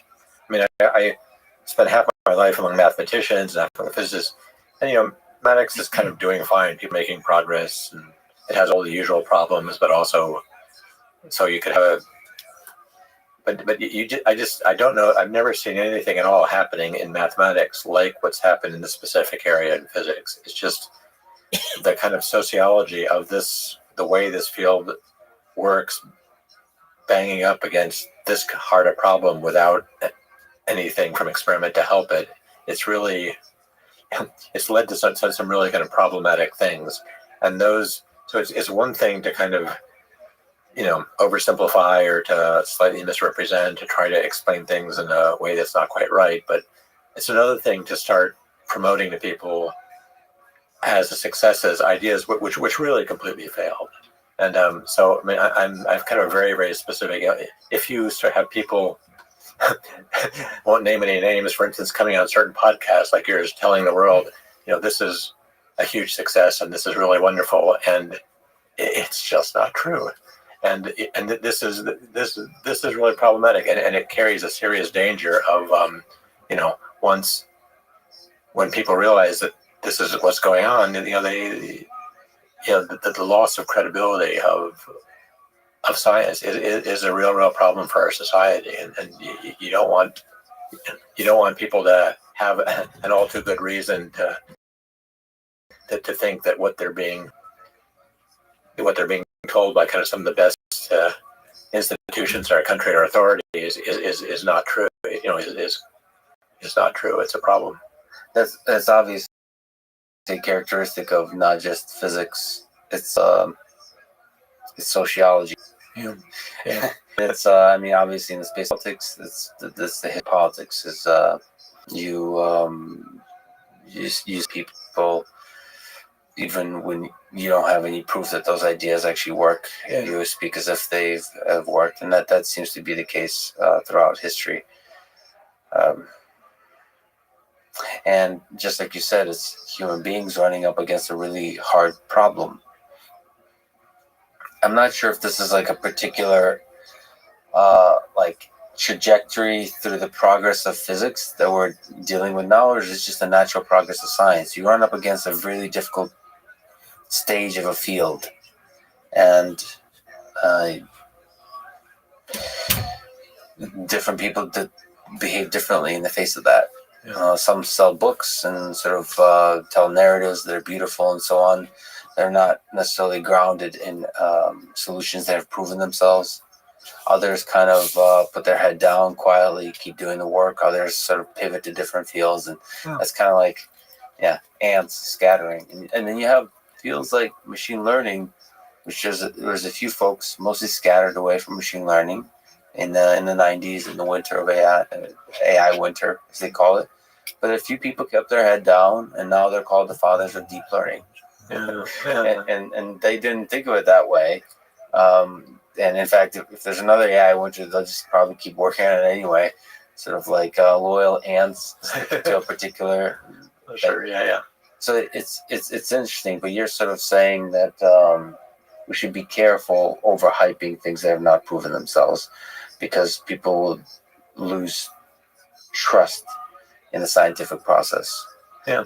But unfortunately, there's been other ways in which people have lost trust in the scientific process. That ultimately has to do actually with all the same kind of behaviors you're highlighting, which is not being honest and transparent about the flaws of mistakes of the past. Yeah, I mean, that's always a problem. But this particular field is kind of one of those. It's always a strange one. I mean, I think in the sense that there's a lot of public fascination with it, that it seems to speak to kind of our deepest questions about, what is this physical reality? Where do we come from? And these kind of deep issues. So there's this unusual fascination with it. Mathematics is very different. Nobody's that interested in mathematics. Nobody really kind of expects to learn really great, deep things about the world from mathematics that much. They don't ask mathematicians that. So it's a very unusual. It draws this kind of unusual amount of attention. And it really is historically in a really unusual state. It's kind of it's gotten itself way kind of down a blind alley in a way which it's hard to find other historical parallels. But sort of to push back a little bit, there's power to inspiring people. And if I just empirically look, physicists are really good at combining science and philosophy and communicating it. Like, there's something about physics often that forces you to build a strong intuition about the way reality works, right? And that allows you to think through sort of and communicate about all kinds of questions. Like, if you see physicists, it's always fascinating to take on problems that have nothing to do with their particular discipline. They think in interesting ways, and they're able to communicate their thinking in interesting ways. And so in some sense, they have a responsibility not just to do science, but to inspire. And not responsibility, but the opportunity, and thereby I would say a little bit of a responsibility. Yeah, in some sense, but I don't know. Anyway, it's hard to say because different. There's many people doing this kind of thing with different degrees of success and whatever. I guess one thing. But I mean, what's kind of front and center for me is kind of a more parochial interest. Is just kind of what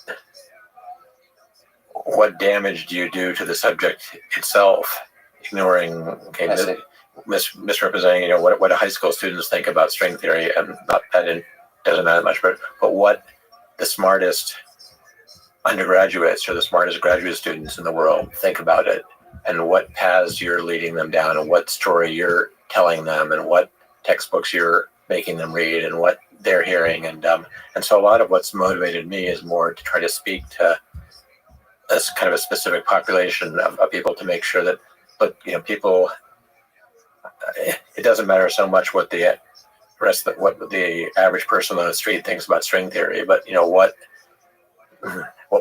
the best students at Columbia or Harvard or Princeton or whatever who really want to work in this field and want to work that way, what they know about it, what they think about it, and that they not be going to the field being misled and believing that a certain story, this is where this is all going, this is what I got to do, that's important to me. Well, in general, for graduate students, for people who seek to be experts in the field, diversity of ideas is really powerful. And is getting into this local pocket of ideas that people hold on to for several decades is not good. No matter what the idea, I would say, no matter if the idea is right or wrong, because there's no such thing as right in the long term.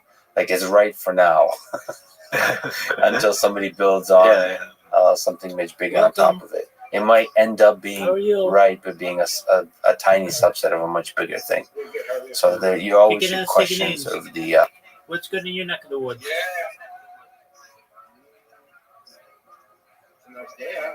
Excellent. How'd you find out about me? I met you on a server, I don't know, 6 months ago, maybe longer. Okay, very well. How's your life been since then? It's been good. Excellent. Good to hear. Well, we're just watching AI podcast. Feel free to enjoy it. It's an AI podcast? Yeah, dog. About AI? Would you rather? No, it's about AI. It's Lex Friedman podcast. Oh yeah, I've seen him before. I got checked out a lot of YouTube stuff, commentary. Because why do I care about their opinions? But they talk about interesting topics, so I'm not disregarding that. I agree with you. All right. Well, very cool. Yeah, the ways of the past. Yeah. So how to kind of achieve that kind of diversity of thought and how to, within kind of the sociology of how we organize scientific research is. I know this is one thing that I think it's very interesting that Sabina Hassenfelder is very interesting things to say about it. And I think also Lee Smolin in his book, which is also about that, very much in agreement with them that there's a really kind of important questions about how research in this field is organized and how people what can you do to kind of get more diversity of thought and get people thinking about a wider range of ideas. At the bottom, I think humility always helps. Well, but the problem is that it's a combination of humility to know when you're wrong, and also you have to have a certain very serious lack of humility to believe that you're going to make progress on some of these problems. I think you have to have like both modes and switch between them when needed. Let me ask you a question you're probably not going to want to answer because you're focused on the mathematics of things, and mathematics can't answer the why questions. But let me ask you anyway. Do you think there's meaning to this whole thing? What do you think is the meaning of life? Why are we here? I don't know. Yeah, I was thinking about this. So it did occur to me. One interesting thing about that question is that you don't. Yes, I have this life in mathematics and this life in physics, and I see some of my physicist colleagues, kind of seem to be, people are often asking them what's the meaning of life, and they're writing books about the meaning of life and teaching courses about the meaning of life. But then I realized that no one ever asked my mathematician colleagues. Nobody ever asked mathematicians. Yeah, that's funny. So yeah, everybody just kind of assumes, okay, well, you people are studying mathematics, whatever you're doing, it's maybe very interesting, but it's clearly not going to tell you anything useful about the meaning of my life. And I'm afraid a lot of my point of view is that if people realized how little difference there was between what the mathematicians are doing and what a lot of these theoretical physicists are doing, they might understand that it's a bit misguided to look for deep insight into the meaning of life from many theoretical physicists. It's not they're people, and they may have interesting things to say about this. You're right. They know a lot about physical reality and about in some sense about metaphysics, about what is real of this kind. But you're also, to my mind, I think you're also making a bit of a mistake that you're looking to.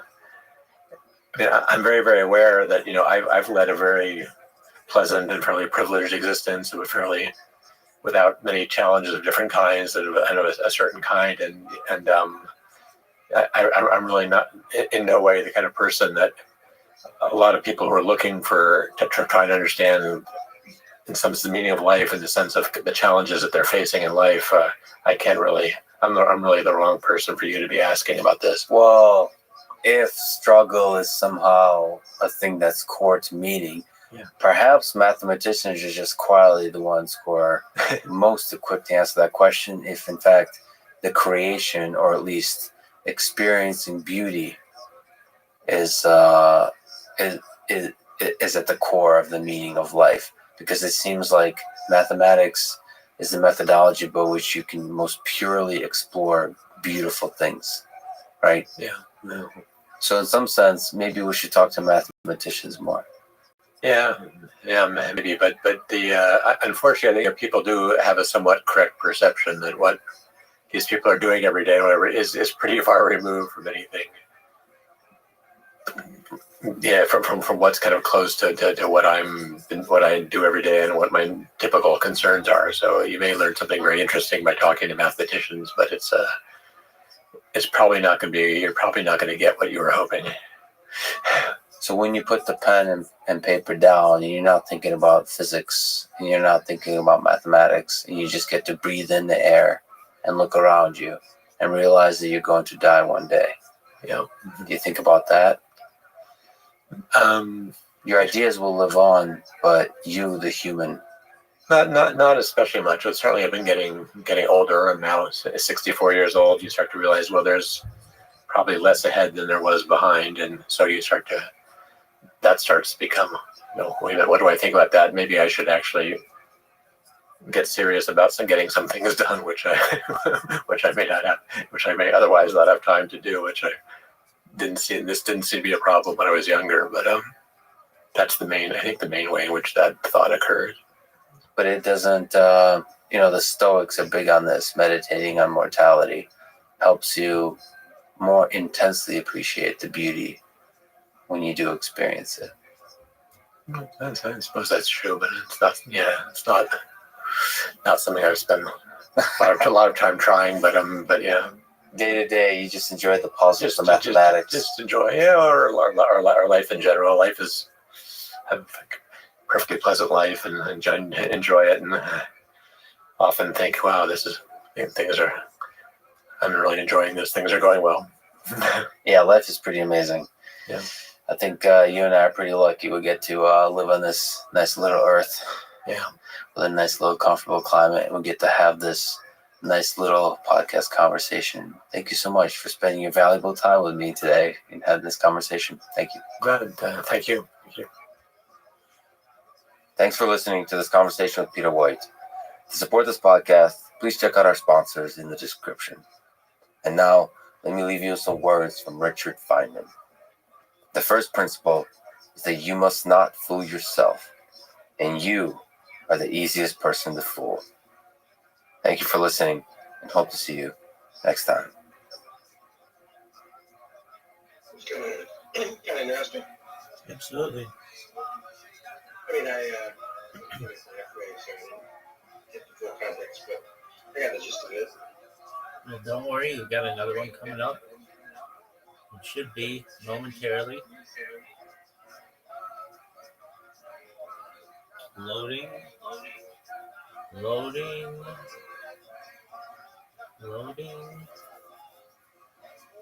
The following is a conversation with Jamie Metzel, author specializing in topics of genetic engineering, biotechnology, and geopolitics. In the past 2 years, he has been outspoken about the need to investigate and keep an open mind about the origins of COVID-19. In particular,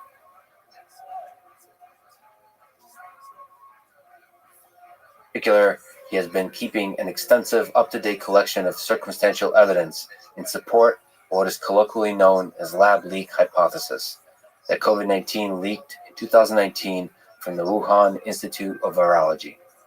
In part, I wanted to explore the idea in response to the thoughtful criticism to parts of the Francis Collins episode. I will have more and more difficult conversations like this with people from all walks of life and with all kinds of ideas. I promise to do my best to keep an open mind and yet to ask hard questions, while together searching for the beautiful and the inspiring in the mind of the other person. It's a hard line to walk gracefully, especially for someone like me, who's a bit of an awkward introvert with barely the grasp of the English language, or any language, except maybe Python and C++. But I hope you stick around, be patient and empathetic, and maybe learn something new together with me. This is the Lex Friedman Podcast. To support it, please check out our sponsors in the description. And now, here's my conversation with Jamie Metzel. What is the probability in your mind that COVID-19 leaked from a lab? In your write-up, I believe you said 85%.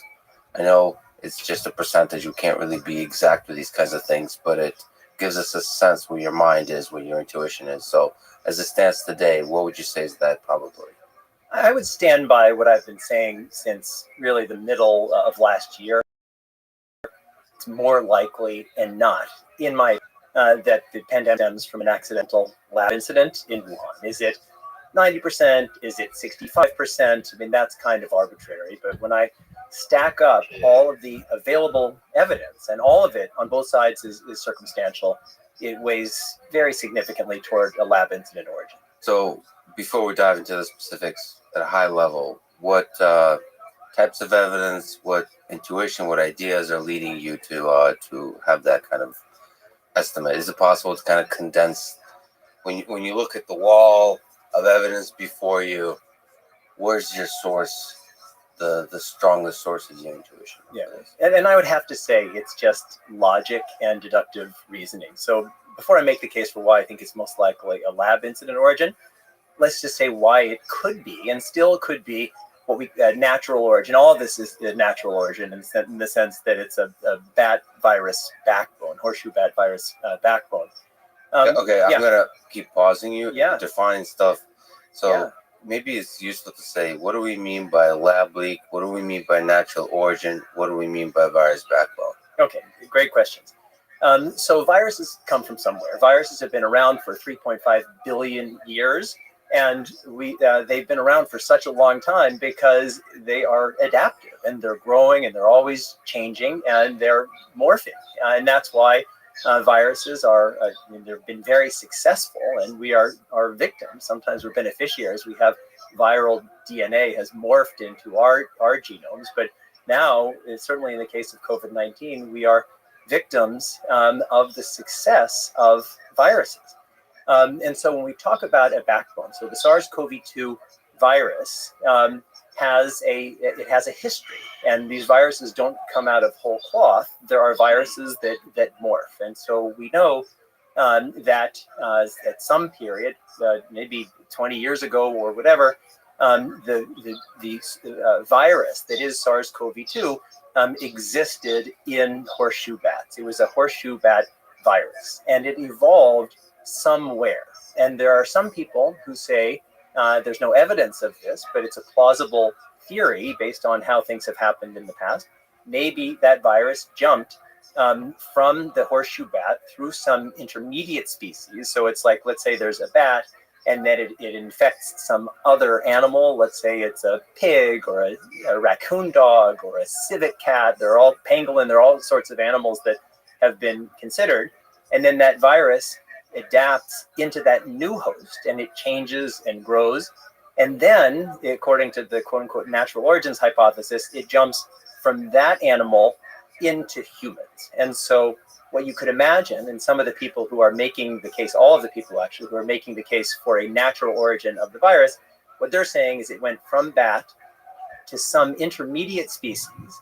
And then from that intermediate species, most likely, there's some people who say it went directly bat to human, but through some intermediate species. And then humans interacted with that species. And then it jumped from that, whatever it is, to humans. And that's a very plausible theory. It's just that there's no evidence for it. And the nature of the interaction is, do most people kind of suggest it's at the like wet markets? So the interaction of the humans with the animal is in the form of, it's either a live animal that's being sold to be eaten, or a recently live animal but newly dead animal being sold to. That's certainly one very possible possibility. I don't know if that's a word. But the people who believe in the wet market origin, that's what they're saying. So they had one of these animals, they were cutting it up, let's say, in a market, and maybe some of the blood got into somebody's, maybe had a cut on their hand, or maybe it was aerosolized, and so somebody breathed it, and then that virus found this new host, and that was the human host. But you could also have that happen in, let's say, a farm. So it's happened in the past. That let's say that there are farms, and because of human encroachment into wild spaces, we're pushing our farms and our animal farms further and further into what used to be the just natural habitats. And so it's happened in the past, for example, that there were bats roosting over pig pens, and the bat droppings went into the pig pens. The viruses in those droppings infected the pigs, and then the pigs infected the humans. And that's why it's a plausible theory.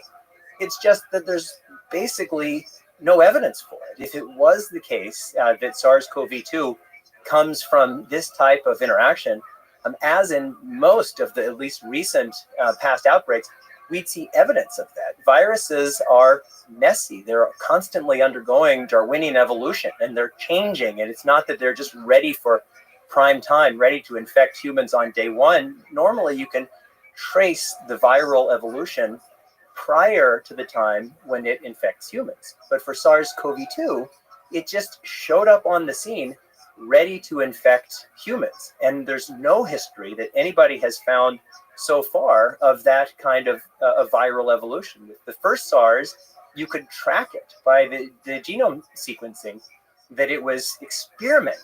And SARS-CoV-2 was very, very stable, and meaning it had already adapted to humans by the time it interacted with us. Fully adapted. So with SARS, there's a rapid evolution when it like first kind of hooks onto a human. Yeah, because it's trying. Like a virus, its goal is to survive Startup. and replicate. Yeah, no, it's true. It's like, oh, we're going to try this. Oh, that didn't work. We'll try it exactly like a startup.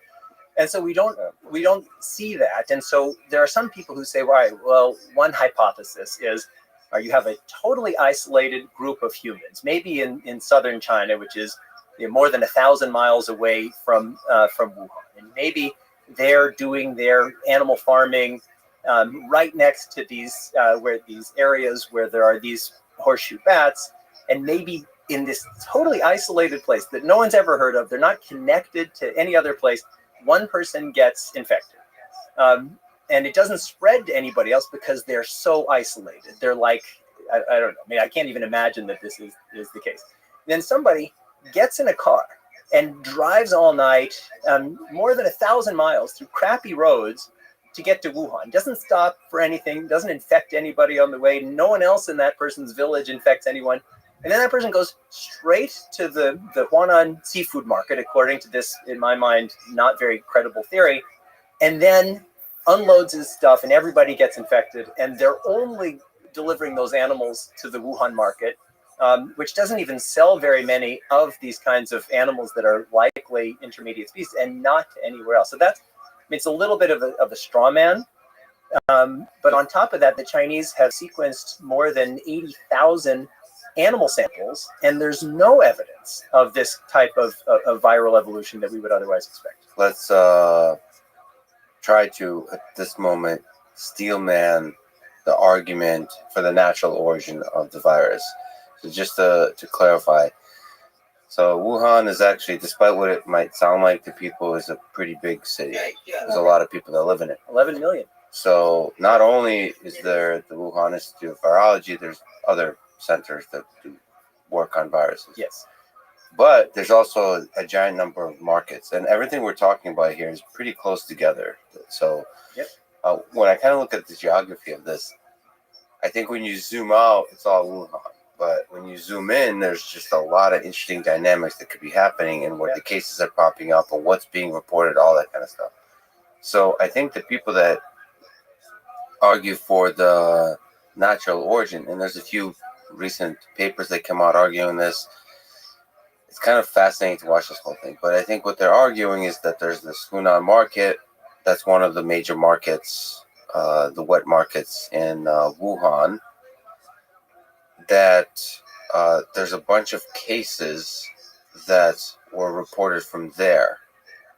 So if I look at, for example, the Michael Warby perspective that he wrote in Science, he argues, he wrote this a few days ago, the predominance of early COVID cases linked to Hunan market, and this can't be dismissed as ascertainment bias, which I think is what people argue, that you're just kind of focusing on this region because a lot of cases came, but there could be a huge number of other cases. So people who argue against this say that this is a later stage already. So he says no. He says this is the epicenter, and this is a clear evidence that circumstantial evidence, but evidence nevertheless that this is where the jump happened to humans, the big explosion. Maybe not case zero. I don't know if he argues that, but with the early cases. So, what do you make of this whole idea? Can you steelman it before? Yeah. So, talk about the and my goal here isn't to attack people on the other side, and if my feeling is, if there is evidence that's presented that should change my view, I hope that I'll be open-minded enough to change my view. And certainly Michael Warby is a thoughtful person, a respected scientist, and I think this work is contributive work, but I just don't think that it's as significant as has been reported in the press. And so what his argument is that there's an early cluster in December of 2019 around the Huanan seafood market. And even though he himself argues that the original breakthrough case, the original case, the index case where the first person infected happened earlier, happened in October or November, so not in December. His argument is, well, what are the odds that you would have this cluster of cases in the Huanan seafood market? And if the origin had happened someplace else, wouldn't you expect other clusters? And it's not an entirely implausible argument, but there are reasons why I think this is not nearly as determinative as has been reported. And I certainly had I and others had tweeted a lot about this. And that is, first, the people who were infected in this cluster, it's not the earliest known virus of the SARS-CoV-2. It began mutating, so it's not the original SARS-CoV-2 there. So it had to have happened someplace else. Two, the people who were infected in the market weren't infected in the part of the market where they had these kinds of animals that are considered to be candidates as an intermediary species. And third, there was a bias. Actually, I'll have four things. Third, there was a bias in the early assessment in China of what they were looking for. They were asked, did you have exposure to the market? Because I think in the early days when people were figuring things out, that was one of the questions that was asked. And fourth, and probably most significantly, we have so little information about those early cases in China. And that's really unfortunate. I know we'll talk about this later, because the Chinese government is preventing access to all of that information, which they have, which could easily help us get to the bottom, at least know a ton more about how this pandemic started. And so it's like grasping at straws in the dark with gloves on. That's right. But to steelman the argument, we have this evidence from this market, and yes, the Chinese government has turned off the lights, essentially, so we have very little data to work with, but this is the data we have. So who's to say that this data doesn't represent a much bigger data set, that a lot of people got infected at this market, where even at the parts, or especially at the parts where the meat, the infected meat was being sold. So that could be true, and it probably is true. The question is this the source? Is this the place where this began? Or was this just a place where it was amplified? And I certainly think that it's extremely likely that the Huanan seafood market was a point of amplification. And it's just answering a different question. Basically, what you're saying is it's very difficult to use the market as evidence for anything, because it's probably not even the starting point. So it's just a good place for it to continue spreading. That's certainly my view. What Michael Warby's argument is that, well, what are the odds of that? That we're seeing this amplification in the market. And let me put it this way. If we had all of the information, if the Chinese government hadn't blocked access to all of this, because there's blood bank information, there's all sorts of information, and based on a full and complete understanding, we came to believe that all of the early cases were at this market. I think that would be a stronger argument than what this is so far. But everything leads to the fact that why is it that the Chinese government, which was, frankly, after a slow start, the gold standard of doing viral tracking for SARS-1, why have they apparently done so little and shared so little? I think it begs a lot of questions. Okay, so let's then talk about the Chinese government. There's several governments, right? So one is the local government of Wuhan. And not just the Chinese government. Let's talk about government. No, let's talk about human nature. Let's just keep zooming out. Yeah, let's talk about planet Earth. Yeah. No. So there's the Wuhan local government, there's the Chinese government led by Xi Jinping, and there's governments in general. I'm trying to empathize. So my father was involved with Chernobyl. I'm trying to put myself into the mind of local officials, of people who are like, oh shit, there's a potential catastrophic event happening here, and it's my ass because there's incompetence all over the place. Human nature is such that there's incompetence all over the place, and you're always trying to cover it up. And so given that context, I want to lay out all the possible incompetence, all the possible malevolence, all the possible geopolitical tensions here. All right, where in your sense did the cover-up start? So there's this suspicious fact, it seems like, that the Wuhan Institute of Virology had a public database of thousands of sampled bad coronavirus sequences, and that went offline in September 2019. Well, what's that about? So let me talk about that specific, and then I'll also follow your path of zooming out. And it's a really important. Is that a good starting point? It's a great starting point. Yeah. So, but there's a bigger story, but let me talk about that. So the Wuhan Institute of Virology, and we can go into the whole history of the Wuhan Institute of Virology either now or later, because I think it's very relevant to the story. But let's focus for now on this database. They had a database of 22,000 viral samples and sequence information about viruses that they had collected.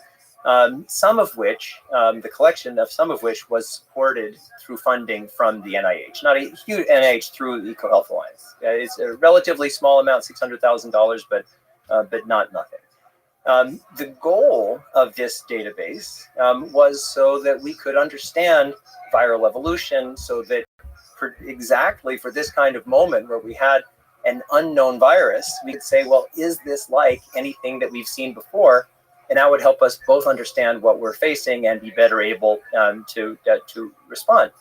So this was a password protected public access database. In 2019, it was in September 2019, it became inaccessible. And then a few months later, the entire database disappeared. What the Chinese have said is that because there were all kinds of computer attacks on this database. But why would that happen in September 2019 before the pandemic, at least as far as we know? So just to clarify. Yes. It went down to September 2019, just so we get the year straight. Yeah. January 2020 is when the virus really started getting the press. So we're talking about December 2019, a lot of early infections happened. September 2019 is when this database goes down. Just to clarify, because you said it quickly, the Chinese government said that their database was getting hacked. Well, Therefore, Xu Zhengli, the director of this part of the Wuhan Institute of Virology, said that. Oh, really? She She was the one that said it. She was the one who said it. Oh, Yeah. boy. I did not even know that part. Yeah. Okay. Well, she's an interesting character. We'll talk about her. Yeah. So the excuse is that it's getting cyber attacked a lot, so we're going to take it down without any further explanation, which seems very suspicious. And then this virus starts to emerge in October, November, December. There's a lot of argument about that, but after. Sorry to interrupt, but some people are saying that the first outbreak could have happened as early as September. I think it's more likely it's October, November, but for the people who are saying that the first outbreak, the first incident of a known outbreak, at least to somebody, happened in September, they make the argument, well, what if that also happened in mid-September of 2019? I'm not prepared to go there, but there are some people who make that argument. But I think, again, if I were to put myself in the mind of officials, whether it's officials within the Wuhan Institute of Virology or Wuhan local officials, I think if I notice some major problem, like somebody got sick, some sign of, oh shit, we screwed up, that's when you kind of do the slow. There's like a Homer Simpson meme where you slowly start backing out, and I would probably start hiding stuff. CYA. Yeah. Yeah, and then coming up with really shady excuses. It's like you're in a relationship and your girlfriend wants to see your phone, and you're like, I'm sorry, I'm just getting attacked by the Russians now. This type of security issue, I can't. Yeah, I wish I could. I wish I could. It's just unsafe right now. So would it be okay if I give you my kind of macro view of the whole information space and why I believe this has been so contentious? It's so here's if I had to give my best guess, and I underline the word guess, of what happened, and your background, your family, Chernobyl, I think is highly relevant here. So after the first SARS, there was a recognition that we needed to distribute knowledge about virology and epidemiology around the world, that people in China and Africa, in Southeast Asia, they were the frontline workers, and they needed to be doing a lot of the viral monitoring and assessment so that we could have an early alarm system. And that was why there was a lot of investment in all of those places in building capacity and training people and helping to build institutional capacity. And the Chinese government, they recognized that they needed to ramp things up. And then the World Health Organization and the World Health Assembly, they had their international health regulations that were designed to create a stronger infrastructure. So that was the goal. There were a lot of investments, and I know we'll talk later about the Wuhan Institute of Virology, and I won't go into that right now. So there was all of this distributed capacity. And so in the early days, there's a breakout in Wuhan. We don't know, is it September, October, November? Maybe December is when the local authorities start to recognize that something's happening. But at some point in late 2019, local officials in Wuhan understand that something is up. And exactly like in Chernobyl, these guys exist within a hierarchical system. And they are going to be rewarded if good things happen, and they're going to be in big trouble if bad things happen under their watch.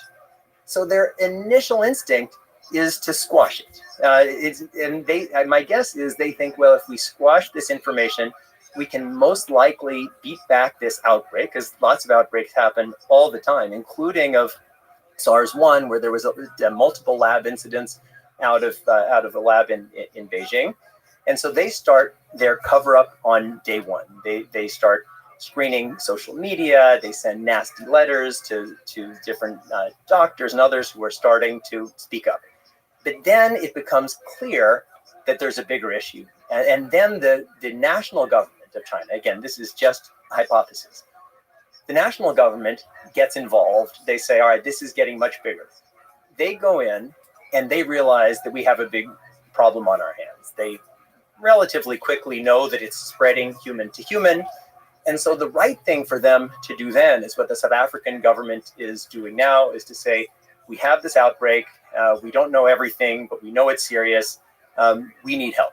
But that's not the instinct of people in most governments, and certainly not in authoritarian governments like China. And so the national government, they have a choice at that point. They can do option one, which is what we would here call the right thing, which is total transparency. They criticize the local officials for having this cover up, and they say, now we're going to be totally transparent. But what does that do in a system like the former Soviet Union, like China now? If local officials say, wait a second, I thought my job was to cover everything up, to support this alternative reality that authoritarian systems need in order to survive. Well, now I'm going to be held accountable for if I'm not totally transparent, like your whole system would collapse. So the national government, they have that choice, and their only choice, according to the logic of their system, is to be all in on a cover-up. And that's why they block the World Health Organization from sending its team to Wuhan for over 3 weeks. They overtly lie to the World Health Organization about human-to-human transmission, and then they begin their cover-up. So they begin very, very quickly destroying samples, hiding records. They start imprisoning people for asking basic questions. soon after, they established a gag order preventing Chinese scientists from writing or saying anything about pandemic origins without prior government approval. And what that does means that there isn't a lot of data, there's not nearly enough data coming out of China. And so lots of responsible scientists outside of China who are data driven say, well, I don't have enough information to draw conclusions. And then into that vacuum step a relatively small number of largely virologists, but also others, respected scientists. And I know we'll talk about I think, infamous Peter Daszak, who say, well, without any real foundation in the evidence, they say, we know pretty much this comes from nature, and anyone who's raising the possibility of a lab incident origin is a conspiracy theorist. So that message starts to percolate. And then in the United States, we have Donald Trump. And he's starting to get criticized for America's failure to prepare for and respond adequately to the outbreak. And so he starts saying, well, I know, first after praising Xi Jinping, he starts saying, well, I know that China did it and the WHO did it. And he's kind of pointing fingers at everybody himself. And then we have a here that had shifted from the he said, she said journalist at X, and so said Y, and then we'll present both of those views. So he would say, Lex is an axe murderer. And then in the early days, they would say, Lex is an axe murderer. Lex's friend says he's not an axe murderer. And we have a 4-day debate. Is he or isn't he? And then at day 4, someone would say, why are we having this debate at all? Because the original point is baseless. And so the media just got in the habit. Here's what Trump said, and here's why it's wrong. It's very complicated to figure out what is the role of a politician, what is the role of a leader in this kind of game of politics. But certainly when there's a tragedy, when there's a catastrophic event, what it takes to be a leader is to see clearly through the fog and to make big, bold decisions and to speak to the truth of things.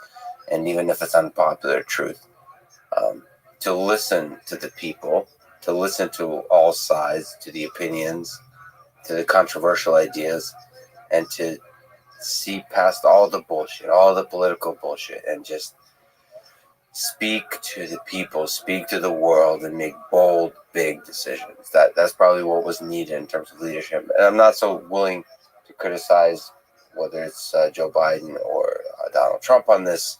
I think most people cannot be great leaders, but that's why when great leaders step up, we write books about them. Yeah, and I agree. And even though I think of myself as a progressive person, I certainly was a critic of a lot of what President Trump did.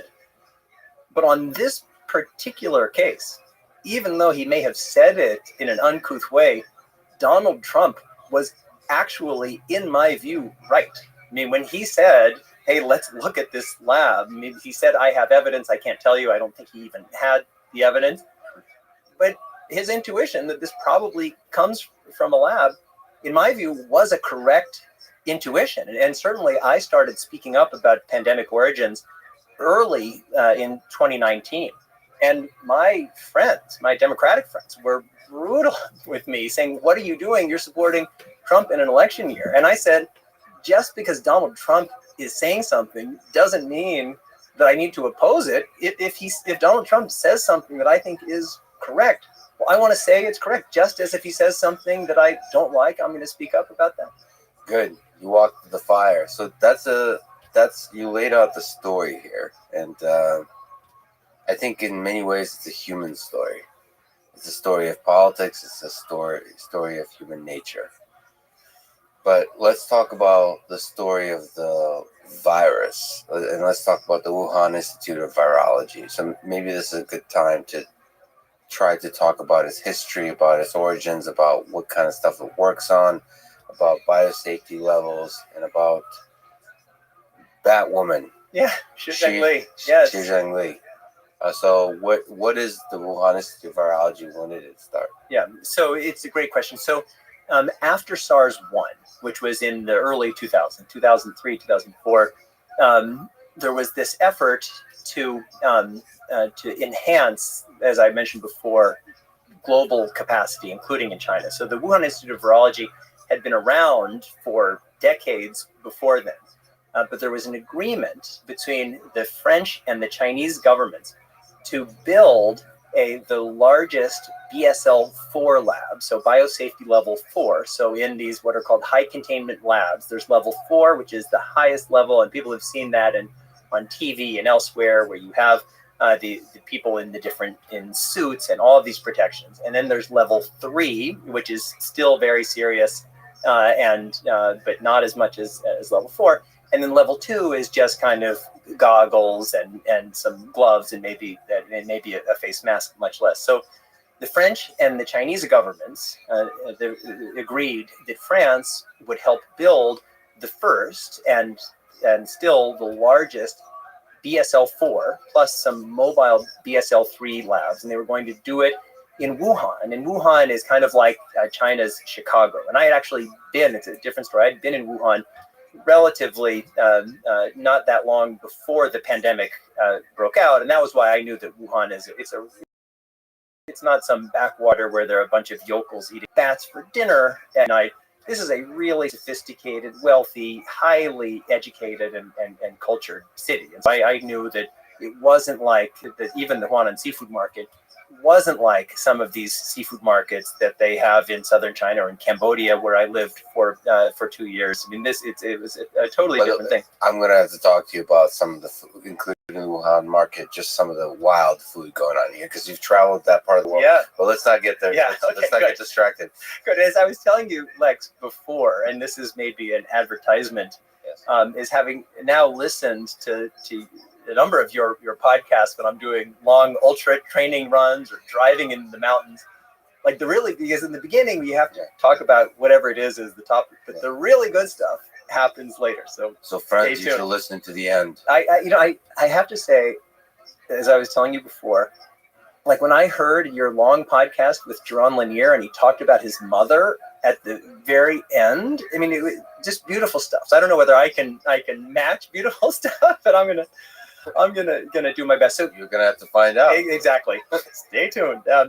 So France had this agreement that they were going to help design and help build this BSL-4 lab in Wuhan, and it was going to be with French standards, and there were going to be 50 French experts who were going to work there and supervise the work that happened even after the Wuhan Institute of Virology in the new location started operating. But then when they started building it, the French contractors, the French overseers, were increasingly appalled that they had less and less control, that the Chinese contractors were swapping out new things. It wasn't built up to French standards. So much that at the end, when it was finally built, the person who was the vice chairman of the project and a leading French industrialist named Mérieux refused to sign off. And he said, we can't support, we have no idea what this is, whether it's safe or not. And when this lab opened, remember it was supposed to have 50 French experts, it had 1 French expert. And so the French were really disgusted.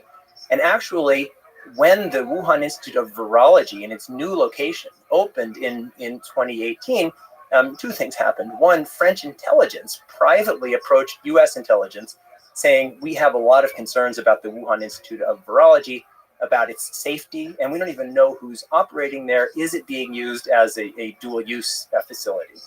And also in 2018, the US Embassy in Beijing sent some people down to Wuhan to go and look at this laboratory.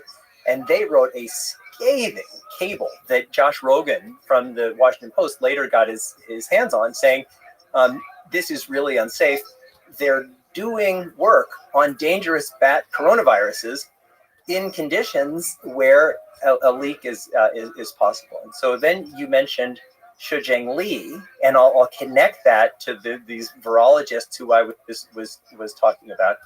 So there's a very credible thesis that because these pathogenic outbreaks happen in other parts of the world, having partnerships with experts in those parts of the world must be a foundation of our efforts. We can't just bring everything home because we know that viruses don't care about borders and boundaries, and so if something happens there, it's going to come here. So very correctly, we have all kinds of partnerships with experts in these labs, and Shujing Li was one of those partners, and her closest relationship was with Peter Daszak, who's a British, I think now American, but the president of a thing called EcoHealth Alliance, which was getting money from NIH. And basically, EcoHealth Alliance was a pass-through organization. And over the years, it was only about $600,000. So almost all of her funding came from the Chinese government, but there's a little bit that came from the United States. And so she became their kind of leading expert and the point of contact between the Wuhan Institute of Virology and certainly Peter Daszak, but also with others. And that was why in the earliest days of the outbreak, I did mention that there were these virologists who had this fake certainty that they knew it came from nature and it didn't come from a lab, and they called people like me conspiracy theorists just for raising that possibility. But when Peter Daszak was organizing that effort in February of 2020, what he said is, we need to rally behind our Chinese colleagues. And that the basic idea was these international collaborations are under threat. And I think it was because of that, because Peter Daszak's basically his major contribution as a scientist was just tacking his name on work that Shujing Li had largely done. He was defending a lot, certainly for himself and his organization. So you think EcoHealth Alliance and Peter is less about money, it's more about kind of almost like legacy because you're so attached to this work? It's just on a human level. I think so. I mean, I've been criticized for being I'm certainly a big critic of Peter Daszak, but I've been criticized by some for being too lenient. I mean, it's so easy to say, oh, they're like an evil ogre and just trying to do evil and cackling in their closet or whatever. But I think for most of us, even those of us who do terrible, horrible things, the story that we tell ourselves and we really believe is that we're doing the thing that we most believe in. I mean, I did my PhD dissertation on the Khmer Rouge in Cambodia. They genuinely saw themselves as idealists. They thought, well, we need to make radical change to build a better future. And what they described as what they felt was radical change was a monstrous atrocities by us. So the criticism here of Peter is that he was part of an organization that was kind of funding an effort that was an unsafe implementation of a biosafety level 4 laboratory. Well, a few things. So what he thought he was doing was, and what he thought he was doing is itself highly controversial, because there's one there that in 2011, there were, I know you've talked about this with other guests, but in 2011, there were the first published papers on this now infamous gain of function research. And basically what they did, both in different labs, certainly in the United States, in Wisconsin, and in the Netherlands, was they had a bird flu virus that was very dangerous, but not massively transmissive. And they had a gain of function process through what's called serial passage, which means basically passing a device like natural selection, but forcing natural selection by just passing a virus through different cell cultures and then selecting for what it is that you want. So relatively easily, they took this deadly but not massively transmissive virus and turned it into, in a lab, a deadly and transmissive virus. And that showed that this is really dangerous. And so at that point, there was a huge controversy. There were some people like Richard Ebright and Mark Lipsitch at Harvard who were saying that this is really dangerous. We're in the idea that we need to create monsters to study monsters. I think maybe even you have said that in the past. It doesn't make sense because there's an unlimited number of monsters. And so what are we going to do? Create an unlimited number of monsters. And if we do that, eventually the monsters are going to get out. Then there was the Peter Daszak camp, and he got a lot of funding, particularly from the United States, who said, well, and certainly Collins and Fauci were supportive of this. And they thought, well, there's a safe way to go out into the world to collect the world's most dangerous viruses and to poke and prod them to figure out how they might mutate, how they might become more dangerous, with the goal of predicting future pandemics, and that certainly never happened, with the goal of creating vaccines and treatments, and that largely never happened. But that was, so Peter Daszak kind of epitomized that second approach. And as you've talked about in the past, in 2014, there was a funding moratorium in the United States, and then in 2017, that was lifted. It didn't affect the funding that went to the EcoHealth Alliance. So when this happened in the beginning, and again, coming back to Peter's motivations, I don't think, here's the best case scenario for Peter. I'm going to give you what I imagine he was thinking, and then I'll tell you what I actually think. So I think here's what he's thinking.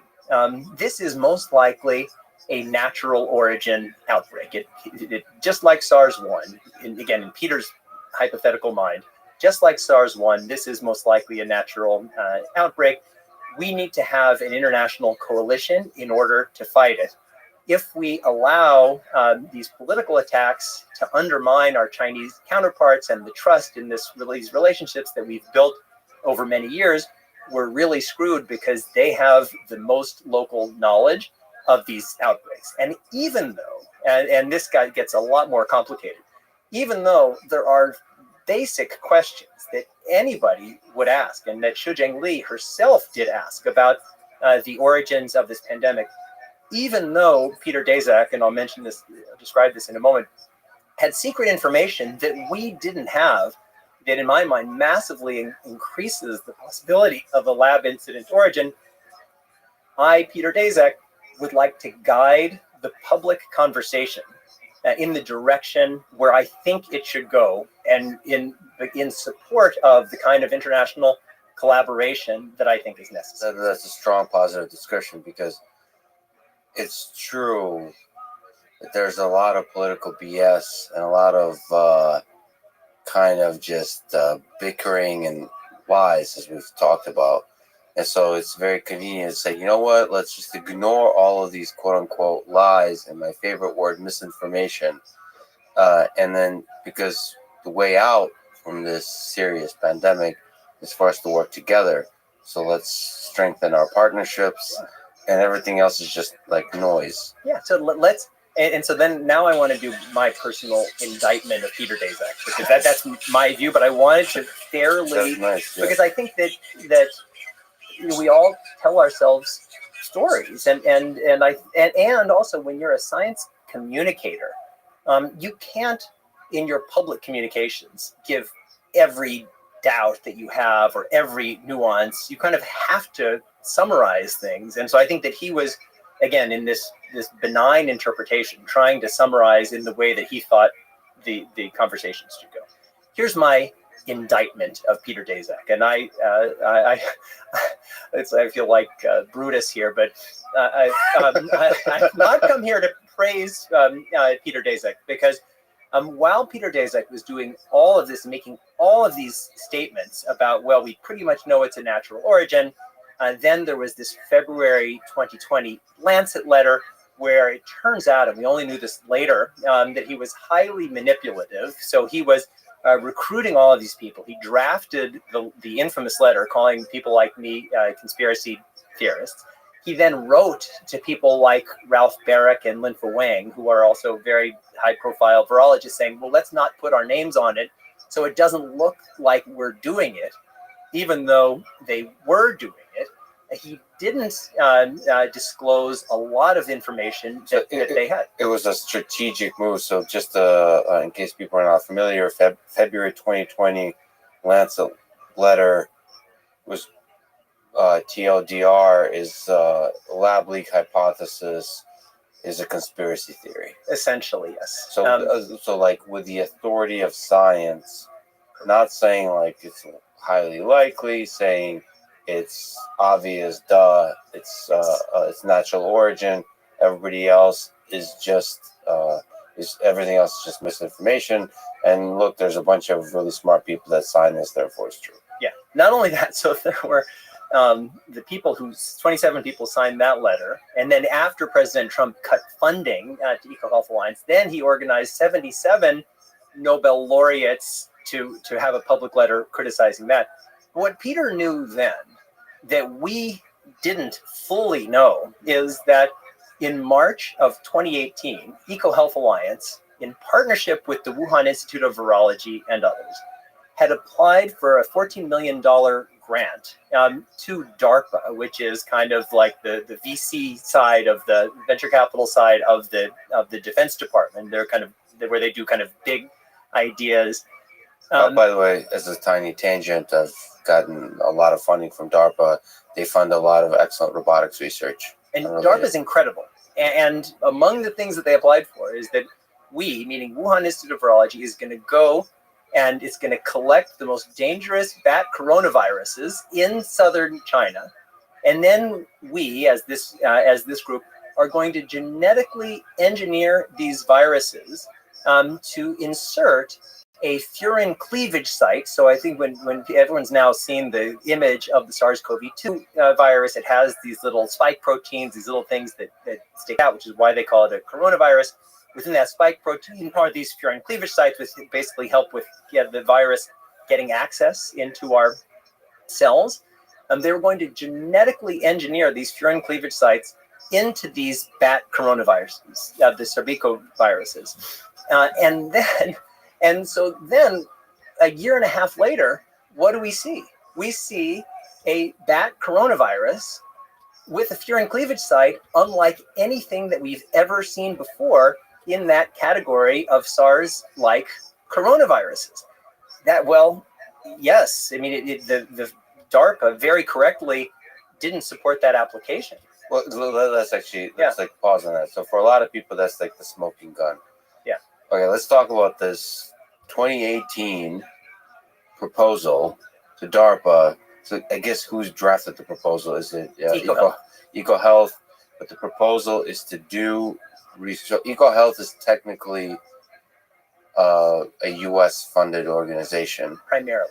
And then the idea was to do work at Wuhan Institute of Virology with EcoHealth. Yes, so EcoHealth, basically the Wuhan Institute of Virology was going to go and they were going to collect these viruses and store them at Wuhan Institute of Virology. But they're also going to do the actual test. It's a really important point. According to their proposal, the actual work was going to be done at the lab of Ralph Barrick at the University of North Carolina, who's probably the world's leading expert on coronaviruses.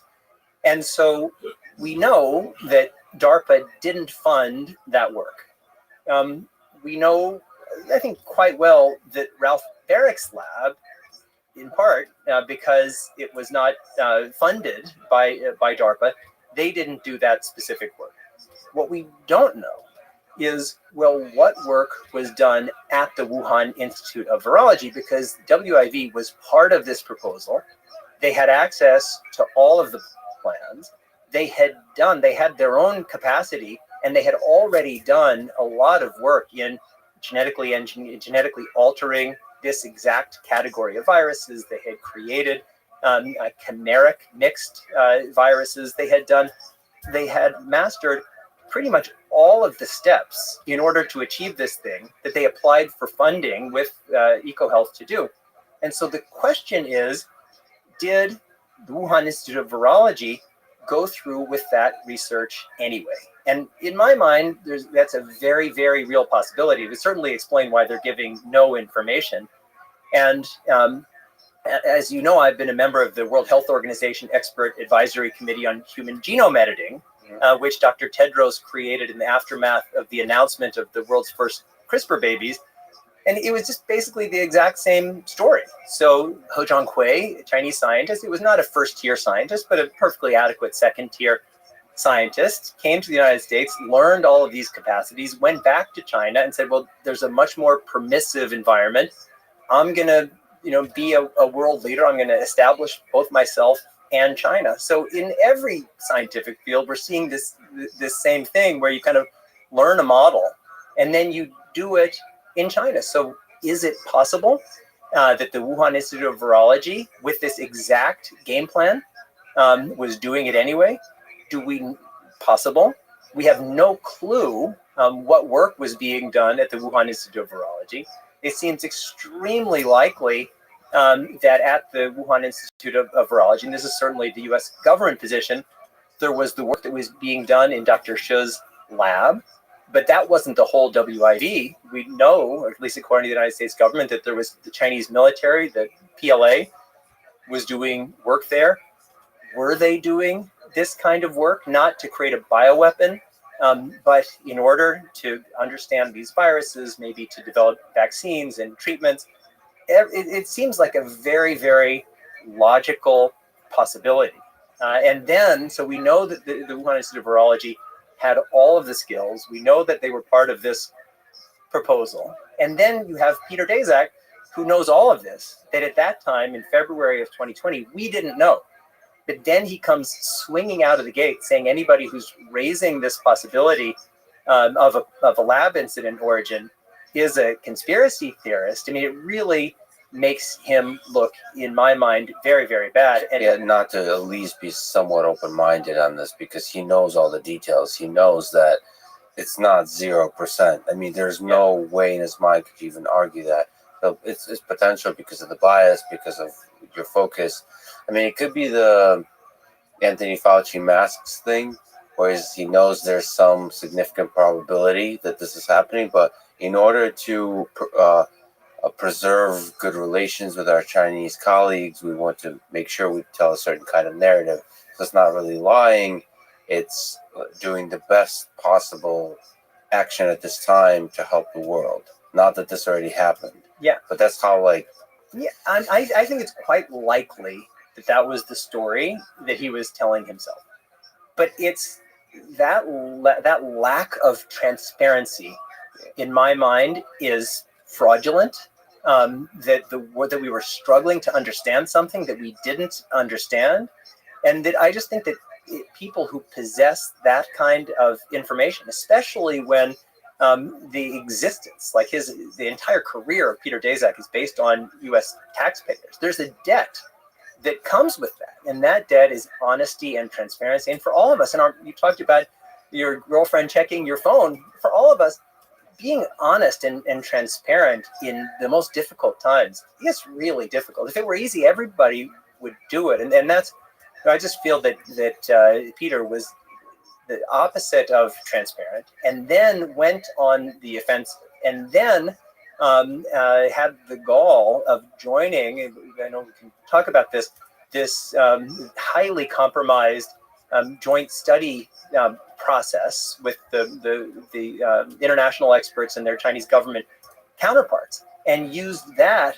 as a way of furthering this, in my mind, fraudulent narrative that it almost certainly came from natural origins, and the lab origin was extremely unlikely. just to stick briefly on the proposal to wrap that up, because I do think in a kind of Jon Stewart way, if you heard that a bit, sort of kind of like common sense way, the 2018 proposal to DARPA from EcoHealth Alliance and Wuhan Institute of Virology just seems like a bit of a smoking gun to me. Like that, There's this excellent book that people should read called Viral, The Search for the Origin of COVID-19. Matt Ridley and Alina Chan. I think Alina is in MIT, probably At the Broad, yeah. At Broad Institute. Yeah. So I heard her in an interview give this analogy of unicorns. Yeah. And where basically somebody writes a proposal to add horns to horses. The proposal was rejected. And then a couple of years later, or a year later, a unicorn shows up. In the place where they're proposing to do it. I mean, that's so I had. And then everyone was like, Yeah. It's natural origin. Yeah. It's like, it's possible it's natural Yeah. origin. Like, we haven't detected a unicorn yet, and this is the first time we've detected a unicorn. Or it could be this massive organization that was planning, is fully equipped, has like a history of being able to do this stuff, has the world experts to do it, has the funding, has the motivation to add horns to horses, and now a unicorn shows up and they're saying, nope, Yeah. definitely natural. Well, that connects to what your first question of how do I get to my 85%? And here's a summary of that answer. And so it's what I said in my 60 Minutes interview a long time ago. Of all the gin joints in all the towns in all the world, the quote from Casablanca. And so of all the places in the world where we have an outbreak of a SARS-like bat coronavirus, it's not in the area of the natural habitat of the horseshoe bats. It's the one city in China with the first and largest level 4 virology lab, which actually wasn't even using it. They were doing level 3 and level 2 for this work, where they had the world's largest collection of bat coronaviruses, where they were doing aggressive experiments designed to make these scary viruses scarier, where they had been part of an application to insert a furin cleavage site able to infect human cells, and where, when the outbreak happened, we had a virus that was ready for action to infect humans, and to this day better able to infect humans than any other species, including bats. And then from day one, there's this massive cover-up. And then on top of that, in spite of lots of efforts by lots of people, there's basically no evidence for the natural origin hypothesis. Everything that I've described just now is circumstantial, but there's a certain point where you add up the circumstances and you see this seems pretty likely. I mean, if we're getting to 100%, we are not at 100% by any means. There still is a possibility of a natural origin, and if we find that, great. But from everything that I know, that's how I get to my 85. And we'll talk about why this matters in the political sense, in the human sense, in the science, in the realm of science, all of those factors. But first, as Nietzsche said, let us look into the abyss and the games we play with monsters. That is colloquially called gain-of-function research. Let me ask the kind of political sounding question, which is how people usually phrase it. Did Anthony Fauci fund gain-of-function research at the Wuhan Institute of Virology? So it depends. I mean, I've obviously been very closely monitoring this. I've spoken a lot about it. I've written about it. And it depends on, I mean, not to quote Bill Clinton, but to quote Bill Clinton, it depends on what the definition of is. And so if you use a common sense definition of gain of function, and by gain of function, there are lots of things like gene therapies that are gain of function, but here what we mean is gain of function for pathogens potentially able to create human pandemics. But if you use the kind of common sense language, well, then he probably did. If you use the technical language from a 2017 NIH document, and you read that language very narrowly, I think you can make a credible argument that he did not. There's a question, though, and Francis Collins talked about that in his interview with you. But then there's a question that we know from now that we have the information of the reports submitted by EcoHealth Alliance to the NIH, and some of which were late or not even delivered. that some of this research was done on MERS, Middle Eastern Respiratory Syndrome virus. And if that was the case, there is, I think, a colorable argument that would be considered gain-of-function research even by the narrow language of that 2017 document. But I definitely think, and I've said this repeatedly, that Rand Paul can be right and Tony Fauci can be right. And the question is, how are we defining gain of function? And that's why I've always said the question in my mind isn't was it or wasn't it gain of function, as if that's like a binary thing, if not, great, and if yes, guilty. The question is just what work was being done at the Wuhan Institute of Virology? What role, if any, did U.S. Government funding play in supporting that work? And what rights do we all have as human beings and as American citizens and taxpayers to get all of the relevant information about them? So let's try to kind of dissect this. So who frustrates you more, Rand Paul or Anthony Fauci's discussion, or the discussion itself? So, for example, gain of function is a term that's kind of more used just to mean playing with viruses in the lab to try to develop more dangerous viruses. Is this kind of research a good idea? Is it also a good idea for us to talk about it in public in the political way that it's been talked about? Is it okay that U.S. may have funded gain-of-function research elsewhere? I mean, it's kind of assumed, just like with Bill Clinton, there was very little discussion of, I think, correct me if I'm wrong, but, whether it's okay for a president, male or female, to have extramarital sex, okay? Or is it okay for a president to have extramarital sex with people on his staff or her staff? It was more the discussion of lying, I think. It was, did you lie about having sex or not?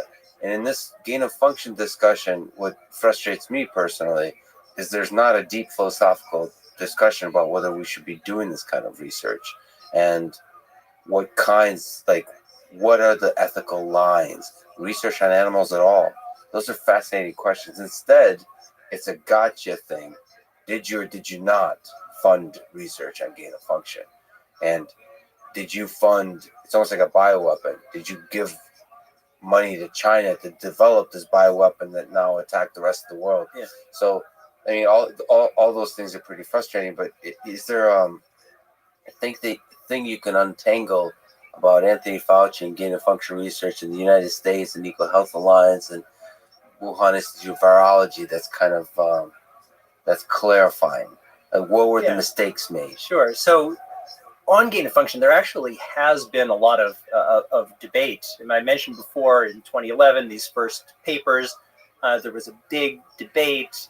Mark Lipsitch, who's formerly at Harvard, now with the U.S. government, working in the president's office, he led a thing called the Cambridge Group that was highly critical of this work, but basically saying we're creating monsters. They had the funding pause in 2014. They spent 3 years putting together a framework, and then they lifted it in 2017. So we had a thoughtful conversation. Unfortunately, it didn't work, and I think that's where we are now. So I absolutely think that there are real issues with the relationship between the United States government and EcoHealth Alliance, and through that, EcoHealth Alliance with the Wuhan Institute of Virology. And one issue is just essential transparency, because as I see it, it's most likely the case that we transferred a lot of our knowledge and plans and things to the Wuhan Institute of Virology. And again, I'm sure that Shijing Li is not herself a monster. I'm sure of that, even though I've never met her. But there are just a different set of pressures on people working in an authoritarian system than people who are working in other systems. That doesn't mean it's entirely different. And so I absolutely think that we shouldn't give $1 to an organization, and certainly a virology institute, where we don't have full access to their records, to their databases. We don't know what work is happening there. And I think that we need to have that kind of full examination. And that's why, so I understand what Dr. Fauci is doing, is saying, hey, what I hear, Dr. Fauci saying, what I hear from you, Rand Paul, is you're accusing me of starting this pandemic, and you're using gain of function as a proxy for that. And we have, when there are Senate hearings, every senator gets 5 minutes, and the name of the game is to translate your 5 minutes into a clip that's going to run on the news. And so I get that there is that kind of game. Gotcha. But I also think that Dr. Fauci and the NIH, the National Institute of Allergy and Infectious Diseases, and the NIH should have been more transparent.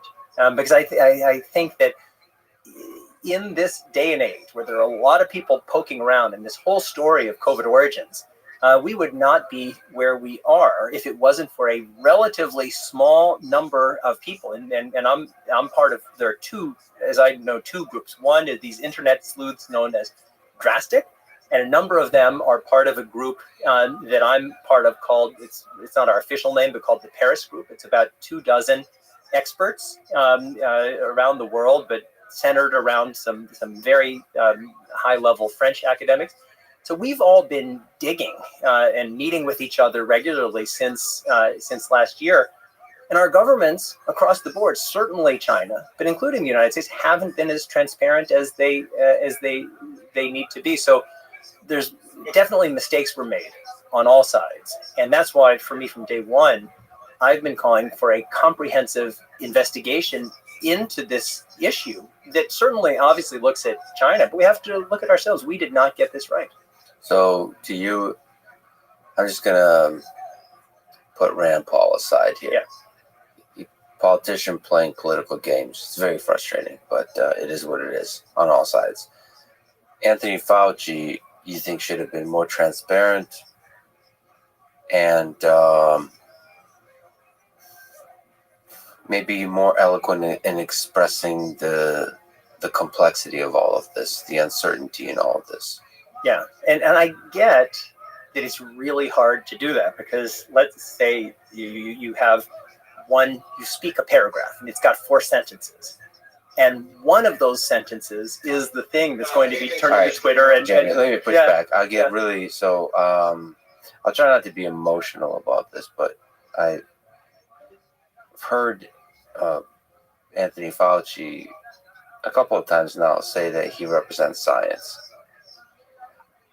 I know what he means by that. He means in the political bickering, all that kind of stuff, that for a lot of people, he represents science. But words matter. And this isn't just clips. I mean, maybe I'm distinctly aware of that doing this podcast. Like, yeah, I talk for like hundreds of hours now, maybe over 1,000 hours. But like, I'm still careful with the words. Like, I'm trying not to be an asshole, and I'm aware when I'm an asshole, and I'll apologize for it.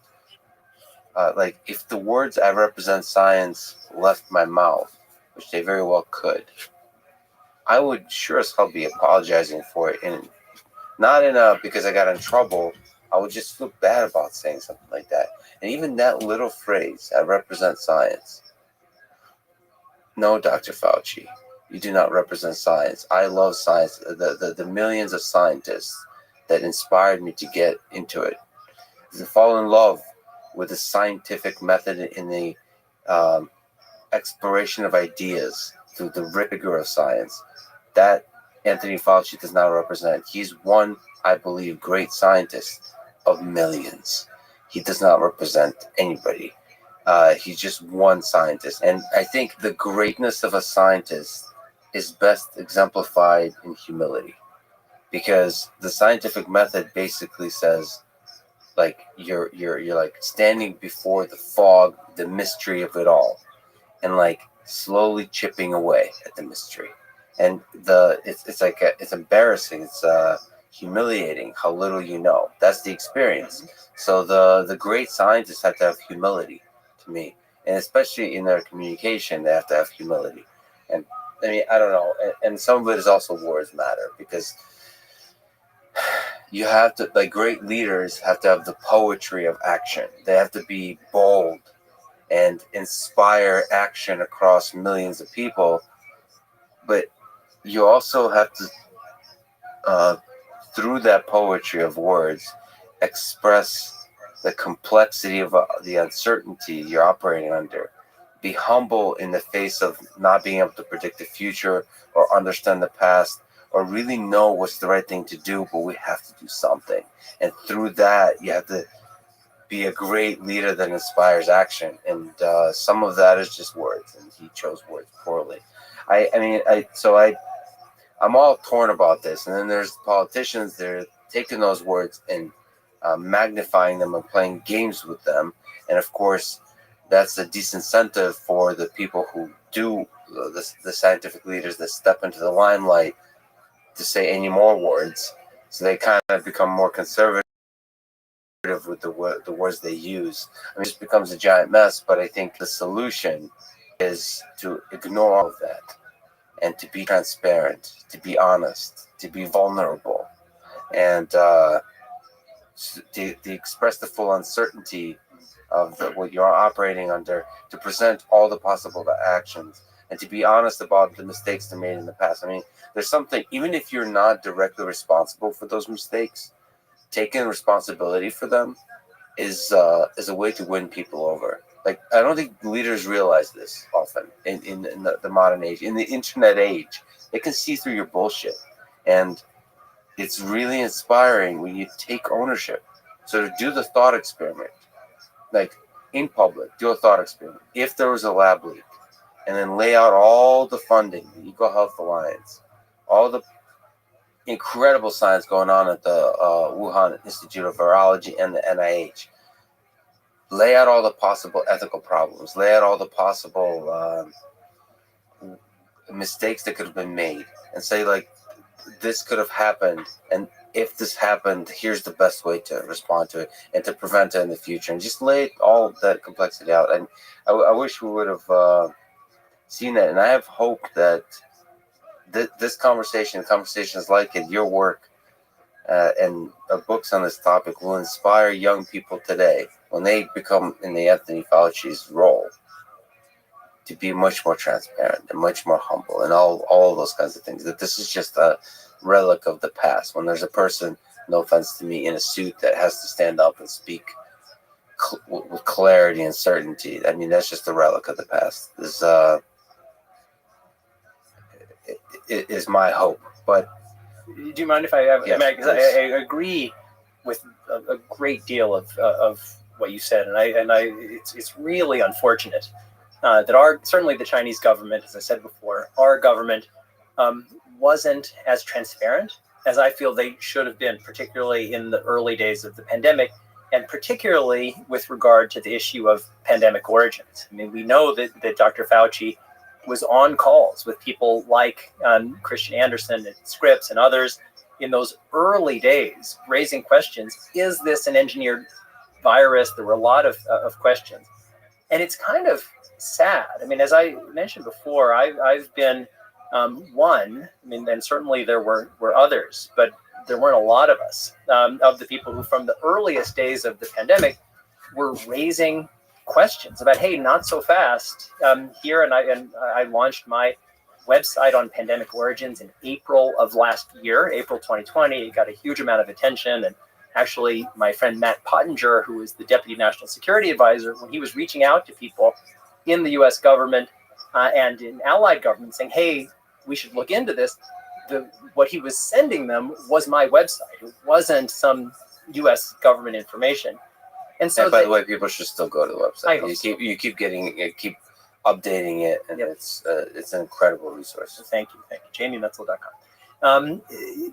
And it's really unfortunate that our governments and international institutions, for pretty much all of 2020, weren't doing their jobs of really probing this issue. People were hiding behind this kind of false consensus, and I'm critical of many people. Even when I heard Francis Collins' interview with you, I just felt, well, he wasn't as balanced on the issue of COVID origins. Certainly, Dr. Fauci could have, in his conversation with Rand Paul, it wasn't even a conversation, but in some process in the aftermath, could have laid things out a bit better. He did say, and Francis Collins did say, that we don't know the origins, and that was a shift, and we need to have an investigation. So now, but having said all of that, I do kind of, one, I have tremendous respect for Dr. Fauci, for the work that he's done on HIV/AIDS. I mean, I have been vaccinated with the Moderna vaccine. Dr. Fauci was a big part of the story of getting us these vaccines that have saved millions and millions of lives. And so I don't think, I mean, there's a lot to this story. And then the second thing is it's really hard to be a public health expert because you have, your mission is public health. And so, and you have to, if you are leading with all of your uncertainty, it's a really hard way to do things. And so, like even now, like if I go to CVS and I get a Tylenol, somebody has done a calculation of how many people will die from taking Tylenol, and they say, well, we can live with that. And that's why we have regulation. And so all of us are doing kind of summaries. And then we have people in public health who are saying, well, we've summed it all up, and you should do X. You should get your kids, vaccinated for measles. You should not drive your car at 100 miles an hour. You should don't drink lighter fluid. Whatever these things are, and we want them to kind of give us broad guidelines. And yet now our information world is so fragmented that if you're not being honest about something material, someone's going to find out, and it's going to undermine your credibility. And so I agree with you that there's a greater requirement for transparency now. Maybe there always has been, but there's an even greater requirement for it now, because people want to trust that you're speaking honestly, and that you're saying, well, here's what I know, and this is based on what I know. Here are the conclusions that I draw. But if it's just, and again, I don't think the words "I'm science" or whatever it was are the right words. But if it's just, trust me because of who I am, I don't think that flies anywhere anymore. Can I just ask you about the Francis Collins interview that I did? If you got a chance to hear that part, I think in the beginning we talk about the lab leak. What are your thoughts about his response? Basically saying it's worthy of an investigation, but I mean, I don't know how you would interpret it. See, it's funny because I heard it in the moment as it's great for the head of NIH to be open-minded on this. Yeah. But then the internet and Mr. Joe Rogan, a bunch of friends and colleagues told me that, that's too late and too little. Yeah. So first, let me say, I've been on Joe's podcast twice, and I love the guy, which doesn't mean that I agree with everything he does or says. And on this issue, and I'm normally a pretty calm and measured guy, and when you're just out running with your AirPods on and you start yelling into the wind in Central Park, nobody else knows why you're yelling. But so that you had such a moment? I had a moment with Collins. And again, Francis Collins is someone I respect enormously. I mean, I live a big chunk of my life living in the world of genetics and biotech. And my book, Hacking Darwin, is about the future of human genetic engineering. And his work on the Human Genome Project and so many other things have been fantastic. And I'm a huge fan of the work of NIH. And he was right to say that the Chinese government hasn't been forthcoming and we need to look into it. But then you asked him, well, how will we know? And then his answer was, we need to find the intermediate host. Remember I said before? And so that made it clear that he thought, well, we should have an investigation, but it comes from nature and we just need to find that, whatever it is, that intermediate animal host in the wild, and that'll tell us the story. So he already had the conclusion in mind. And there's just waiting for the evidence to support the conclusion. And that was my feeling. I felt like he was, And that was open frustrating. in general, but he was tilting. And I used your first question was, where do I fall? It's like I'm 85% or whatever it is, 80, 75, 90, whatever it is, in the direction of a lab incident. It made it feel that he was 90-10 in the other direction, which is still means that he's open-minded about the possibility. And that's why, in my view, every single person who talks about this issue, I think the right answer, in my view, is we don't know conclusively. And this is my personal view, the circumstantial evidence is strongly in favor of a lab incident origin, but that could immediately shift with additional information.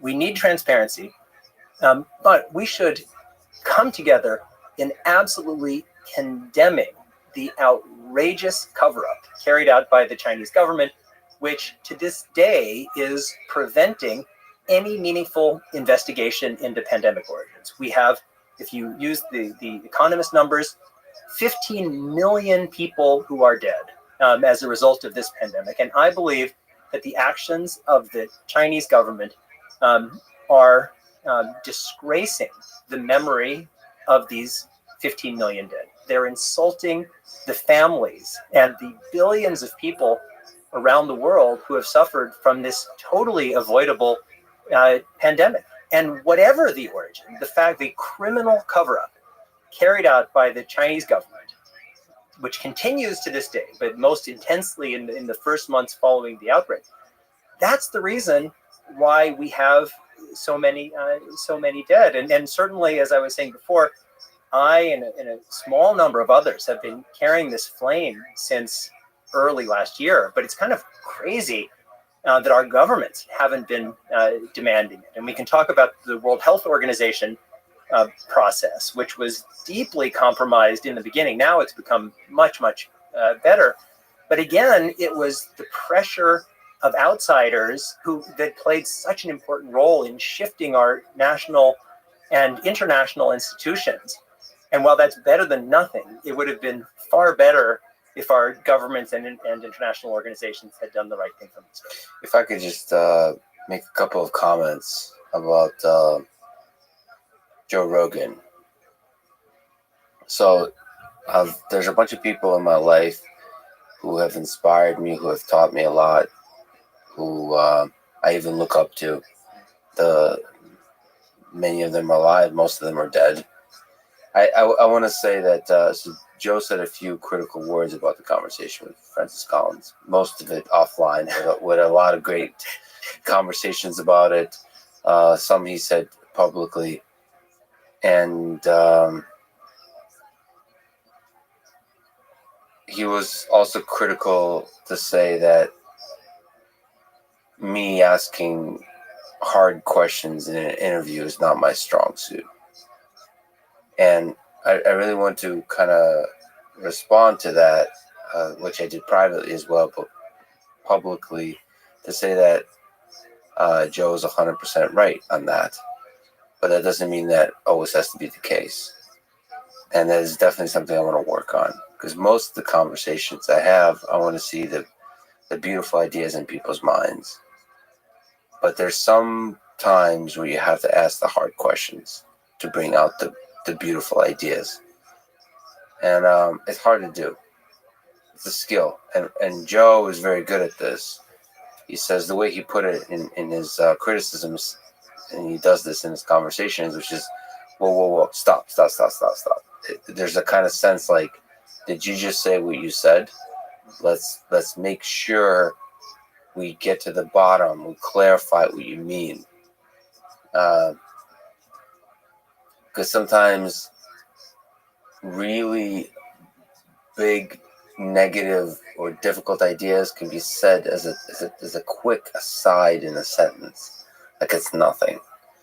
But it could be everything, and you want to make sure you catch that and you talk about it, and not as a gotcha, not as a kind of way to destroy another human being, but to reveal something profound. And that's definitely something I want to work on. I also want to say that, as you said, you disagree with Joe on quite a lot of things. So for a long time, Joe was somebody that I was just a fan of and listened to. He's now a good friend. And I would say we disagree more than we agree. And I love doing that. And but at the same time, I learned from that. So it's like a dual. Like nobody in this world can tell me what to think. But I think everybody has a lesson to teach me. I think that's a good way to approach it. Like whenever somebody has words of criticism, I assume they're right and walk around with that idea to really sort of empathize with that idea because there's a lesson there. And oftentimes my understanding of a topic becomes is altered completely, or it becomes much more nuanced and much richer for that kind of empathetic process. But definitely, I do not allow anybody to tell me what to think, whether it's Joe Rogan or Fyodor Dostoevsky or Nietzsche or my parents or the proverbial girlfriend, which I don't actually have. but she's still busting my balls. exactly. In my imagination, I have a girlfriend in Canada. That I have imaginary imaginary conversations. I just don't want to mention that, but also I don't know if you've gotten a chance to see this. I'd love to also mention this Twitter feud between two other interesting people, which is Brett Weinstein and Sam Harris, or Sam Harris and others in general. And it kind of breaks my heart that these two people I listen to that are very thoughtful about a bunch of issues. Let's put COVID aside, because people are very emotional about this topic. I mean, I think they're deeply thoughtful and intelligent, whether you agree with them or not. And I always learn something from their conversations. And they are legitimately, or have been for a long time, friends. And it's a little bit heartbreaking to me to see that they basically don't talk in private anymore. And there's occasional jabs on Twitter. And I hope that changes. I hope that changes in general for COVID. That COVID brought out the I would say, the most emotional sides of people, the worst in people. And I think there hasn't been enough love and empathy and compassion. And to see two people from whom I've learned a lot, whether it's Eric Weinstein, Brett Weinstein, Sam Harris, you can criticize them as much as you want, their ideas as much as you want. But if you're not sufficiently open-minded to admit that you have a lot to learn from their conversations, I think you're not being honest. And so I do hope they have those conversations. And I hope we can I think there's a lot of repairing to be done post-COVID, of relationships, of conversations. And I think empathy and love can help a lot there. And this is also just I talked to Sam privately, but this is also a public call out to put a little bit more love in the world,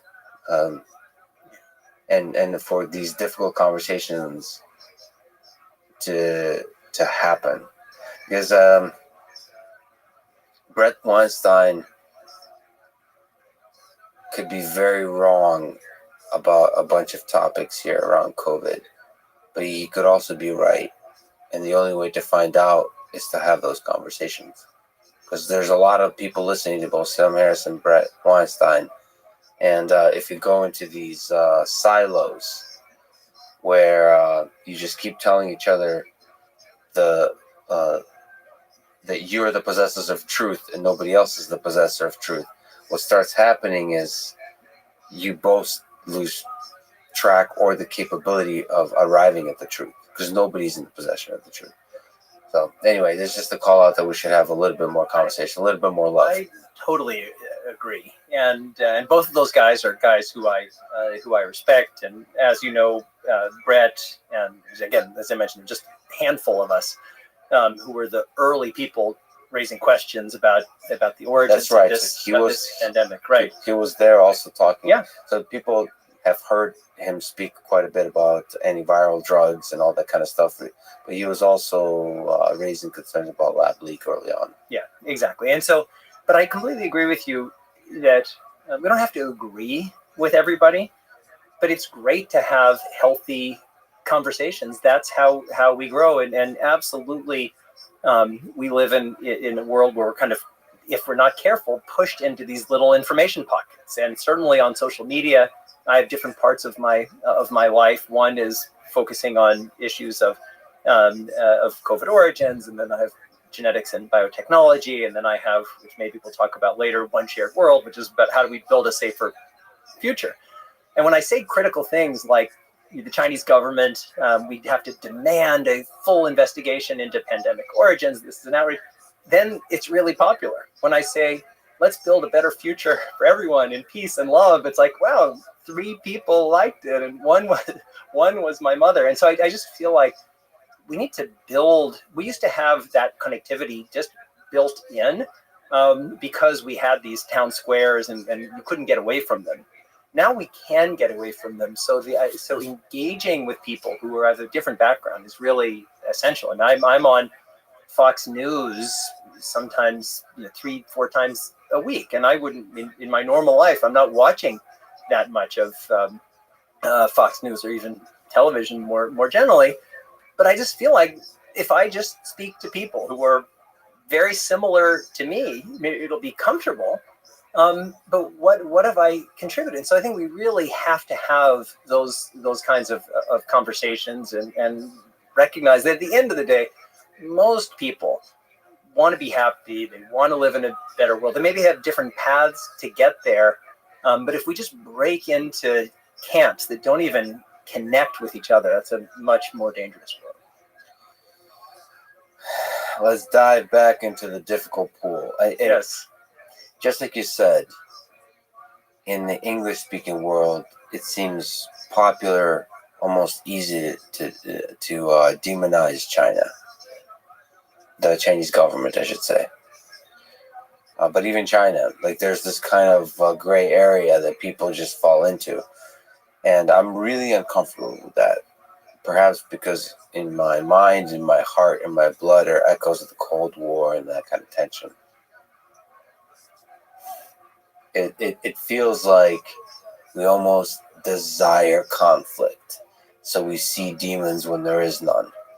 So I'm a little like cautious, demonized, but at the same time you have to be honest. So it's like honest with the demons that are there and honest when they're not. This is kind of a geopolitical therapy session of sorts. So let's keep talking about China a little bit from different angles. So let's return to the director of the Center of Emerging Infectious Disease at the Wuhan Institute of Virology, Shijing Li, colloquially referred to as Batwoman.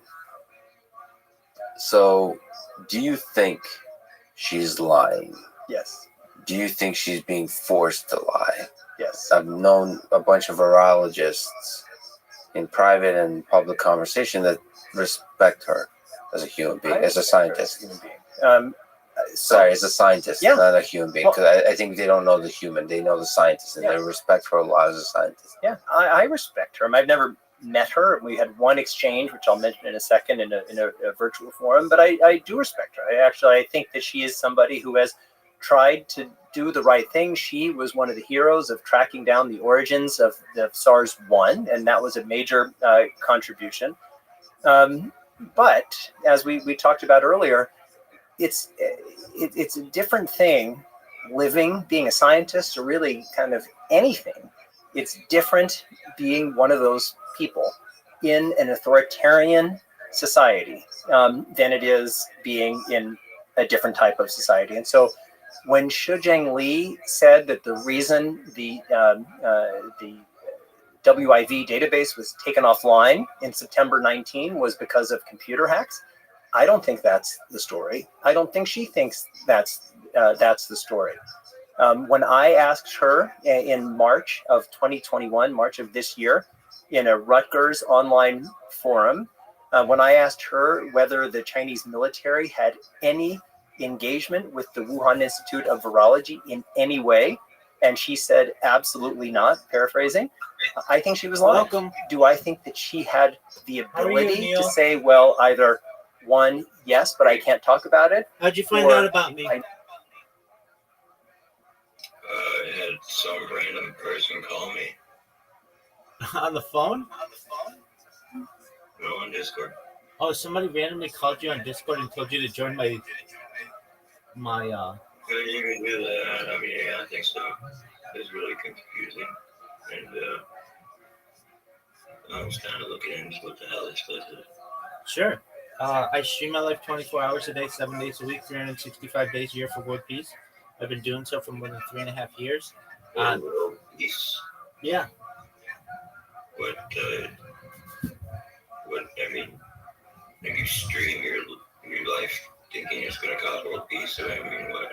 Well, it gives me a platform to be able to discuss world peace. Things like ending world hunger through the use of technologies such as agricultural drones, floating greenhouses, saltwater greenhouses, vertical farming, hydroponics, cloud seeding. These are all ideas that I think are positive for the world that aren't being discussed globally. Oh, yeah, there's a lot of those. Exactly. So that's what I do. Currently watching a podcast on AI, the Lex Friedman podcast. Ever heard of it? Oh, yeah. Excellent. Just enjoying life. How about you? What's new in your neck of the woods? Currently, bought some parts to build a drone, and then playing a video game. Very cool. What video game? What I call what you're doing is truther movement. It's just laying out truths that are not well known, suppressed truths. Perhaps. I mean, these are all available on Wikipedia. There's nothing necessarily suppressed about them. So, like, give you an example. There's a medication that I've taken for most of my life when I was younger for asthma. And this asthma medication has recently come out. They're saying that they've known about it, that this medication is responsible to cause severe depression in people. And, there's a few lawsuits of people who have killed themselves. I personally have 6 times in the psych ward myself to keep myself from killing myself. And I was on this medication the entire time. And I just discovered this. So I'm very upset about finding out that I was making my depression even worse by thinking I was making my asthma better. Well, certainly. I'm very lucky to be alive, actually, I think, because of all this. But yes, you are. Are you off of that medication? My life. I have a very intense life. Are you off of that medication? Yeah. Well, thankfully. Yeah, I'm in agreement with you that there are some things that are being suppressed. I really talk about things that I don't know if they're necessarily suppressed, but they're not mainstream discussions like anti-gravity, faster than light travel, that kind of stuff. What type of anti-gravity do you know about? Different kinds? Yeah, well, as of right now, it's just really the Bob Lazar story, element 115, the use of. I think it's like red mercury or something. There's a lot of different. I also am avidly passionate about advanced suppressed technologies. Okay. Well, good. And what ones do you like? So, well,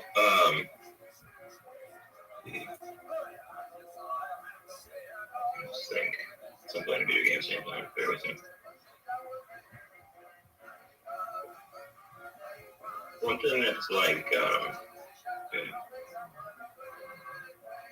voice to skull technology. Voice of God technology. Yeah, absolutely. That's fascinating. So, where they actually like point a laser at someone's skull. Absolutely. And that person will hear voices in their head. 100%. Of whatever they want to say to them.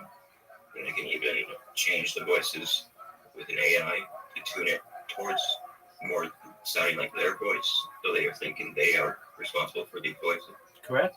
Yeah, that's a fascinating one. A lot of things like that. I have seen an alien ship. I've had one in front of me before. Where was When I that? asked for it. Tell me about it. I love hearing about these. So it was about early after like the lowest point in my life, rock bottom. I'm a pretty extreme drug user. What kind of drugs? And I was in rehab for the first time. What kind of drugs? And meth and heroin, Okay. injecting them, so and just everything because of the severe depression and everything. You know. Right. But so I'm at a critical point in my life of actually giving up drugs and in a inpatient treatment center out in bumfuck nowhere in a mansion. And I'm in the woods by myself, having to walk by myself, and I've just, after listening to people's experiencers and people who've said that they've had experience with the beings and seeing them interacting with them, I just pretty much start behaving like they would. Just pretty much imagine like there's something up in the sky that's always watching, and you just talk to it and interact with it, and they're there. So I just started pretty much, having conversations with this guy and whatnot, and that I just nonchalantly said, like, it'd be nice to see a sign or something. And 2 seconds after that, a ship shoots across the sky in front of me, across the entire horizon, and there was not a cloud in the sky. And about 12 noon in the daytime by myself. And at the same time, I also had a telepathic message feeling, to also say, of like, here you go, after I had that request of being assigned. That's wild. What did the ship look like? It was white, and it had a tail, like it looked like a contrail tail, maybe about 5 lengths of itself behind it, long. It kind of looked like an egg-pod, I would say. But I also have become deeply invested in learning about the Montauk project and everything that happened there. Sure. So off the coast of New York, New York's Long Island, correct? Yeah. All right. Tell me what you know. Have you ever watched Stranger Things? I have. So Stranger Things is based off of everything that happened in Montauk. And it was in the 80s, and it was in New York, and it was a bunch of kids.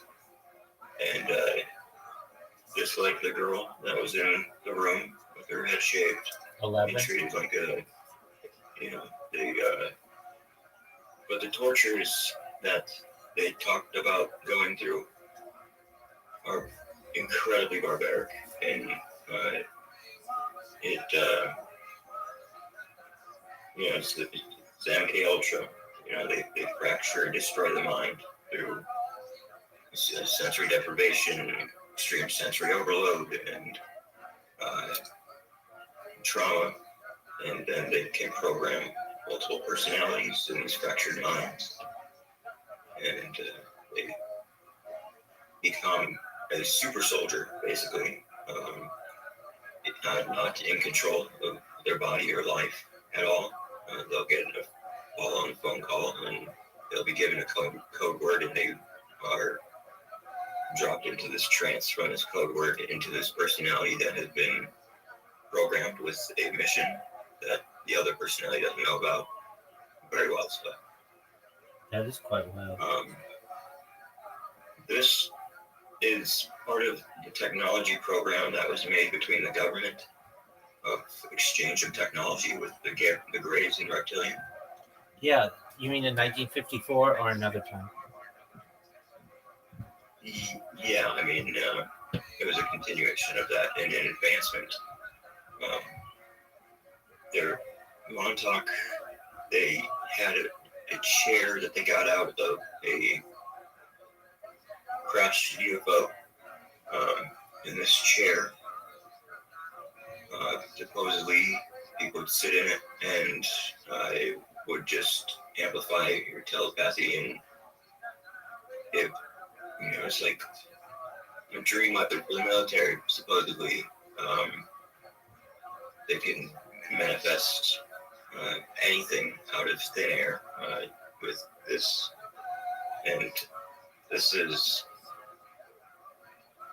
also, so then supposedly they were making portals. They would make a portal into, the portal would go to a specific time in Earth, and then they would have these programmed MK Ultra people go into through the portal into the back in time, live a life, and rechange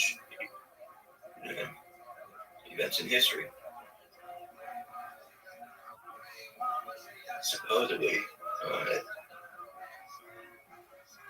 our original timeline, the South won the Confederate War. This caused the United States to never recover. And then this turn caused the Nazis to be able to successfully win World War II.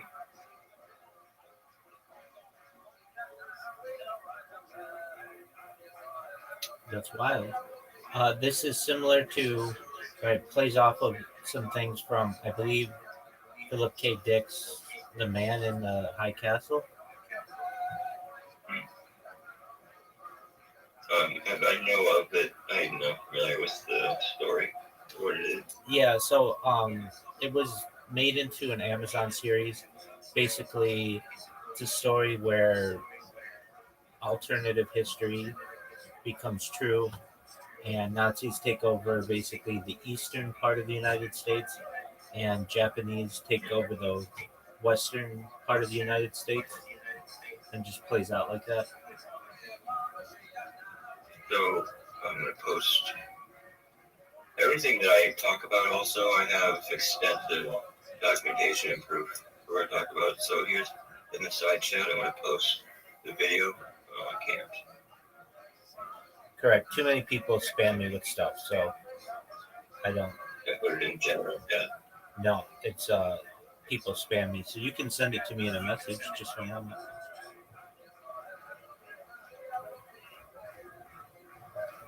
Which one was that to the explanation? Nope. Points or what? Nope. I'll send you a message.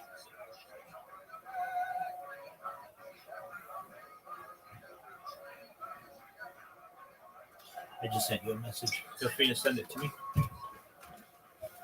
So this video is probably one of the more important videos. It is of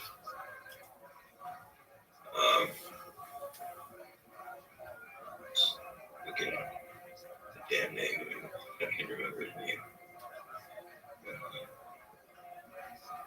Preston Nichols. Preston Nichols was one of the operators of Montauk, who was training the children and putting them through the MK Ultra and torturing them. But he was unaware of it because he was also an MK Ultra victim as well.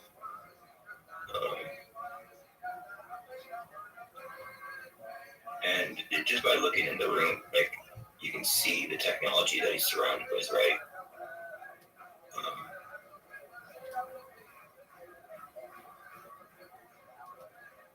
Preston Nichols died, and he is responsible for some of the most advanced development of frequency technologies. And the second video I posted is of his later life before he passed in his home. How did you start to learn about this? And then what I'm going to also do is just this last video I'm going to send you, it's short, very strange, but I certainly believe it's real. And it is of one of the draconian reptilian beings who would have been running the Montauk program. It's video of one of those aliens? It's video of one of those aliens? What I believe so, yes. All right. Yeah, send that to me. I'd love to look at it. I'll look at it right now. I did. And so it's the being wearing a Nazi uniform as well. Yeah, I see And that. it seems to be talking to a crew, and the camera is behind the crew that it is speaking to. And you see the thing shape-shifting into a dinosaur, human, demon-like thing throughout the whole video. And I believe the video is taken inside of an advanced anti-gravity ship of theirs. Okay, I'm watching it. It's very blurry, right? And because it's very little. I mean, okay, so another thing about that, the blurry things with, it would be blurry like that in real life also, because they're warping time and space. It's just how it would look in real person.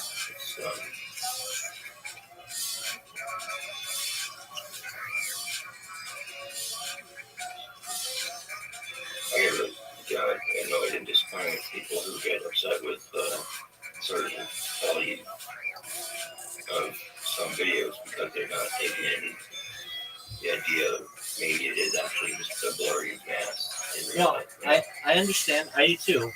Okay, so it looks like a guy in a hat with a mouth, but his face you can't really decipher what it is. But you're saying that could be because the distortion of time or whatever, which is cool. I get that. It's supposedly the reptilians have a technology that works with our brains, and supposedly they are always in a reptilian form, but they have a technology that we see them as us or something, and supposedly when they are stressed or supposedly something is off, it becomes difficult for them to maintain a figure, and so then you get the shape shifting all over the place, especially the guy looks like he's giving a speech and he's very upset, right? So yeah. Is there sound to this video aside from the music that's playing over the background? What do you say? What do you ask? Is there sound to this, or other aside from the music playing in the background? I was lucky enough to find this. This is the only video I was able to find of this. I cannot find any other anyone posting it anywhere else. You can also see it about 2 minutes and 49 minutes, 2 minutes and 49 seconds in how long its arms are. I mean, that's about 2 minutes and 40 seconds. Its arms are incredibly long. All right, so 2 minutes 40 seconds. I'm going to it. And at that moment, it looks incredibly like a dinosaur. Yeah, his arms are long. Who's watching this? Who are these people watching this? Again, the only thing I can think of is that this is a leak, of someone who is a part of this secret space program, who had this footage and posted it, and no one will ever be able to consider that possibly even real. It's so crazy, that's what I say.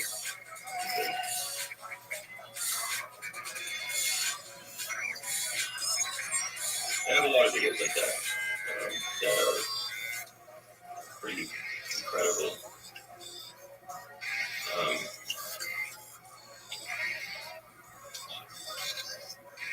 This other video, if you're into reptilians, this is probably one of the more important reptilian videos to see. Supposedly this is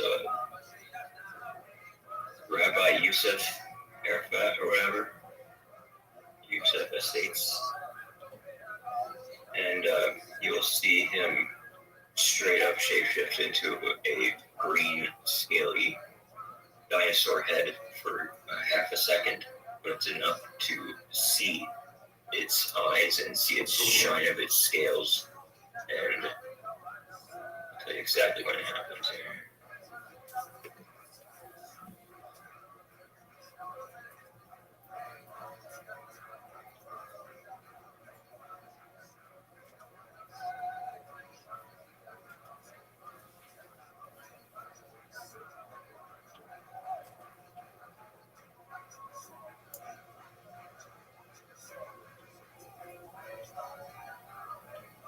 And it would make sense for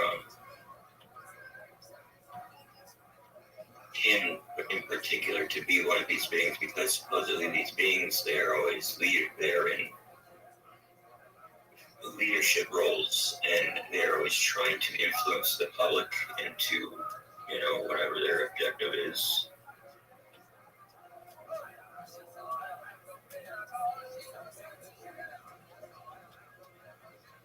I'm going to give you a screenshot of the exact moment that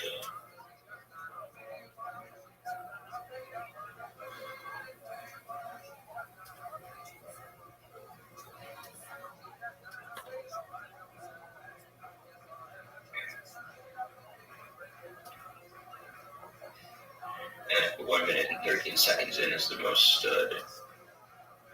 disturbing shapeshift of that last one I sent here. All right, I'm taking a look at it.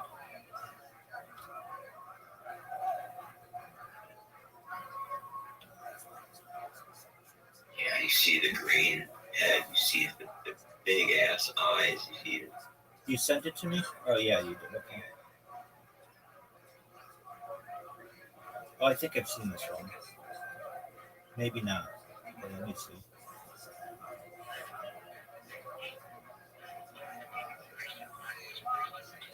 And yeah, I'm a really deep researcher of exposing shapeshift footage. Okay, yeah, that's what happened there.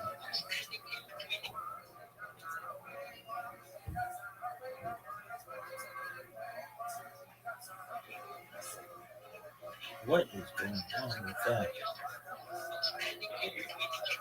And so this last one I want to send you is you get to see the barbarity and the ferocity and how fucking scary these beings actually are. This is what I actually believe is real footage also of a soldier in, I think, Russia. He's being chased by a pack of reptilians, and he gets ripped from limb and eaten. And the footage is being taken from an attack helicopter that is above, watching the carnage unfold. And after the body gets ripped apart, you hear the pilot of the helicopter vomit. And also, there's so much about the video that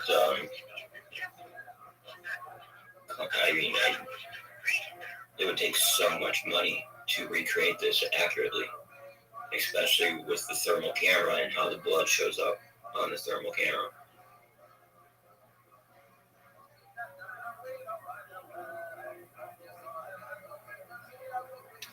I'm watching this. Couldn't that be just like edited? Did you watch the whole thing? Yeah, I did. So I've watched a lot, and I've sent that footage to a lot of military people. It would take a lot. I mean, honestly. So I think the most damning part about this is that supposedly this footage, when you get down to it and you find any answers for any source of it, supposedly it was released for a random video game from Russia, survival horror zombie video game, and But the thing is, when you think about the amount of money that it would have taken to even make this video, to have the helicopter, to have the blood, to have the actors, to have everything, that's a lot of money just to even recreate that. And supposedly the video game that it's supposed to be from, this is a very small team of people who definitely would never been able to afford to make a commercial like that. Well, wait, they're making a video game, so they're like experts in video editing, right? No, they're experts at coding and making games. Yeah, but I mean, they're similar fields.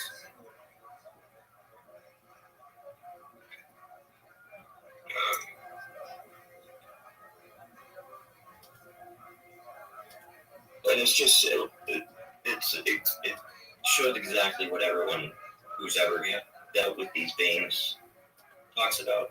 Is they feed off our flesh. They farm us. They own us. They rule the planet. Okay, so I frankly somewhat agree with you on that.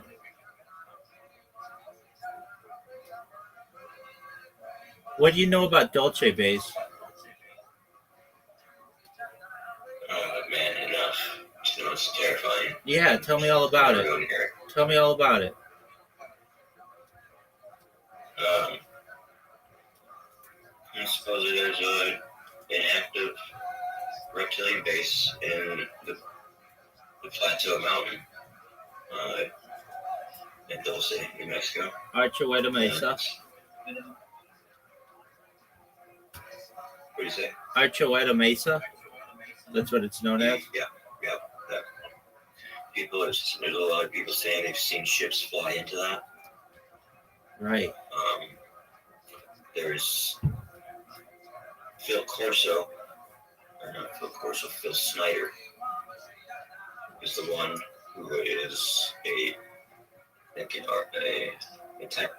an engineer for the military. Right.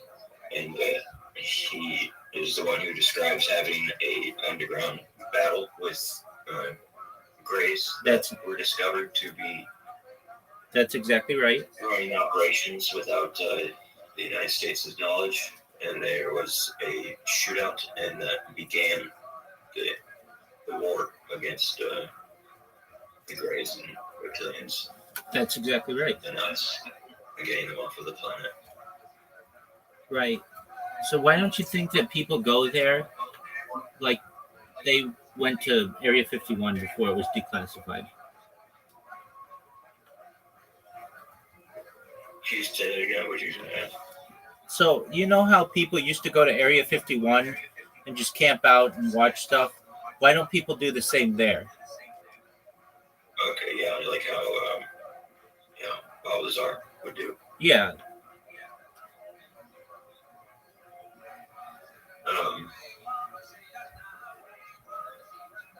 Yeah, man. So you say you have friends that do that actively? No, I don't have friends who do it, but well, I mean, kind of. I was before he died, I had correspondence with John Lear, but I mean, my friends don't actively do it. No. You spoke to John Lear? We exchanged emails like 15 years ago. He, I'm like a big, I'm a big advocate of Bob Lazar, and I think that he speaks the truth. I think that I think John Lear is more important than Bob Lazar, almost even. They're both very important, and there was this disagreement between. So Bob Lazar had two people of that story. Well, there's Bob Lazar, George Knapp, the television host, but then there's John Lear, who's an important part of that story, and Gene Huff. And basically, I went and I read and listened to John Lear's side, and I listened to Gene Huff's side. And I just one day was like, I don't like how John Lear is being portrayed. And so I looked up his email. It was just available on like some forum, and I just emailed him, and I said, "Hey, I just want you to know that like I'm a third party in this, and I don't have any dog in this fight. I'm just someone who's just researching, and I want you to know that I think that you were right and that you were portrayed erroneously." And he emailed me back right away, and he was like, "Thank you so much. You made my day. Yeah, it's just one of those things that you can't really control the narrative, but I appreciate that you reaching out." He was really nice. Yeah, it sounds nice. Yeah. So I am someone who, if I had the time and money and everything, I would just camp out at the Archuleta Mesa and see what's going on. But as I understand, it's not that easy. It's on it's on tribal land, so you can't just like go there. And it's like in one of the most least populated areas of the United States, and so it's just not super easy to get to. And I personally have been looking in the area through Google Maps and satellite view. I'm kind of fascinated with that area in particular, just because there's so much to look at. You absolutely, can see the development of the nuclear bomb and all the craters that were made just south of Area 51. Look, um, it's really cool. Yeah. well, we're talking about two different places. One's in Nevada, the other's in New Mexico. Yeah, I was talking about Nevada, but yeah. Okay, yeah. So, I mean, those blast craters are all throughout the Nevada test site. What do you know about the secret space programs? That's a great question. Um, I know that one exists. That, in my opinion, NASA is just a front. It's a waste of time and money. I don't believe anything that they put out. Um, and but there is real technology that we've gleaned from crashes such as the crash in Corona, aka Roswell. And I mean, allegedly, there was like an exchange of technology multiple times during the Eisenhower administration at Edwards Air Force Base, and then another Air Force base in New Mexico. And that's how we were able to. There's a president with a daughter who is an experiencer. He talks, I forget her name. Yeah, Eisenhower's granddaughter or something like that, right? She was asked to go into the secret space program and leave the planet, and she talks about it. Well, I don't know about that, but I do know that she's been interviewed on like Coast to Coast AM. Do you know what Coast to Coast AM is? Yeah, of course. Okay, great. So I listen to it every night. I've been listening to it every night for years, and I've called in, been on the show like a handful of times, and but in terms of that story, there's something I don't know how to believe it, but it's fascinating to me. Do you know about Project Serpo? No. Okay, so allegedly, after this exchange of information that happened in the 60s, or I'm sorry, in the 50s, in like 1954, there was an agreement that was made that we would allow these aliens to do experiments on people, like alien abductions, and in exchange, we would get technology. And it was supposed to be a limited amount of people, but the aliens didn't really respect the contract or the treaty, and they just take whoever they want. Anyway, there was this alleged program called Project Serpo that took, I believe, 13 people, men and women, to another planet. Oh yeah, yep. Yep. I know what Um, you're talking about now. so, but like in another solar system, I believe it's called Serpo. And the people, Yep. and the Saw people, their planet, and they lived on their planet for a few years, wasn't it? yeah, I think it was 3 years, and they brought all Never this. came back. Well, no, some of them did. Some of them stayed, and some of them came back, and some of them died there. But as I recall, it was like 13 people. They brought all kinds of like They brought like a bunch of food, and like they brought jeeps and things, and like a lot. They brought like a lot of stuff, and it was loaded onto some kind of like mothership somehow. When the mothership took them to this other planet, and the other planet was really interesting. That like they were introduced to people. It was very class system. Like there were workers, and then there was this elite class that they never got to meet. But basically, the story goes that there were like 13 guys. They had one leader of this like team, and they were to experience what life was like on another planet. And they got very sick after getting there because of Just trying to food. Yeah, just so much there that was fucking with them. Yeah. I thought it was the different gravity or something. The gravity was like a little stronger. Even like even like the electromagnetic difference. Like even like the air, just there's so much that would fuck with them. Yeah. Yeah. And food that they would take. I'm sure that supposedly the beings would take. And And you'd eat something that's super tiny, and it would keep them full for a long time. And they were like, "Oh, I want to eat that." And I tried, and they're like, "No, you're gonna get really sick."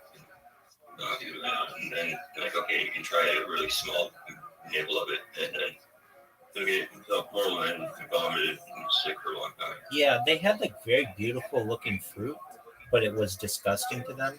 So just for a moment, please tell me everything you know in bullet points about Project Serpo and especially the interactions of the people on another planet.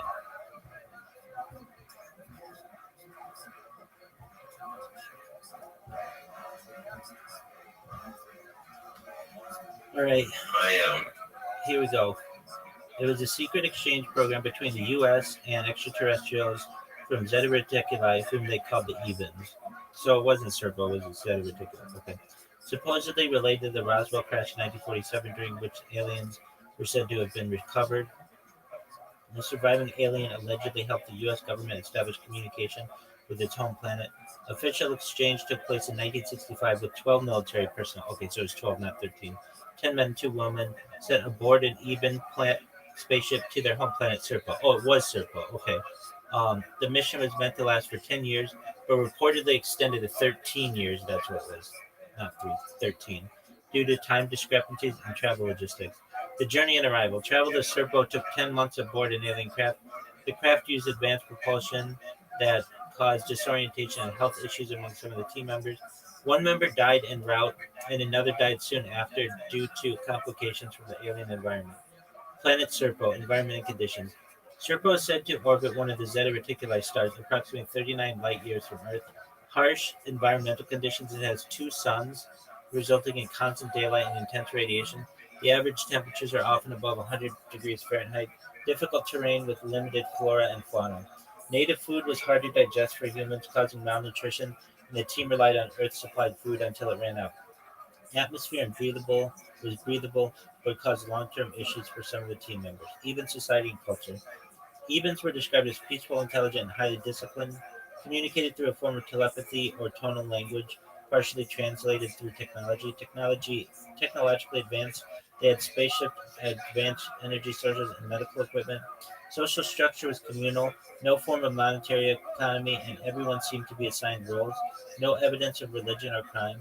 They lacked artistic expression or emotional display, appeared to prioritize duty and community over individuality. The human interactions and experiences on Serpo.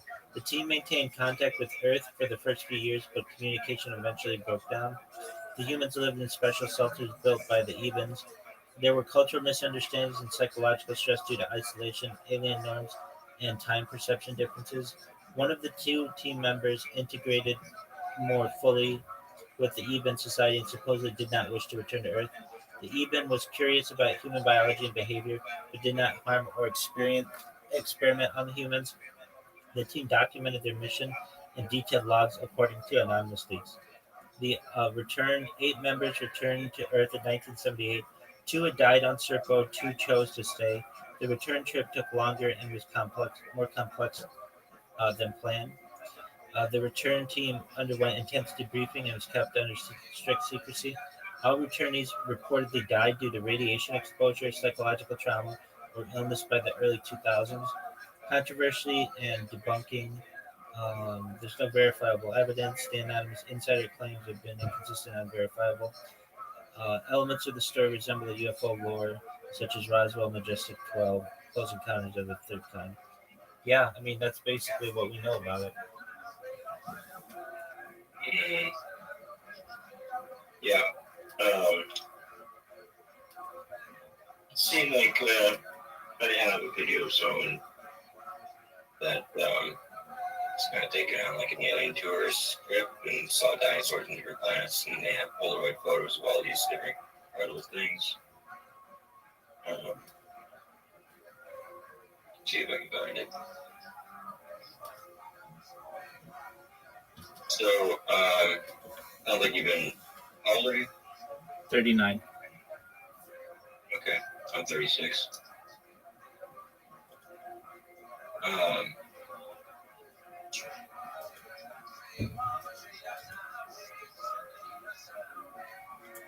Have you ever had anything happen in real life? Or would you want something to happen in your life? Yeah. Like, I this was like 15 years ago, and I reported it within the last 5 years on the MUFON website. But basically, I was just driving to work, and a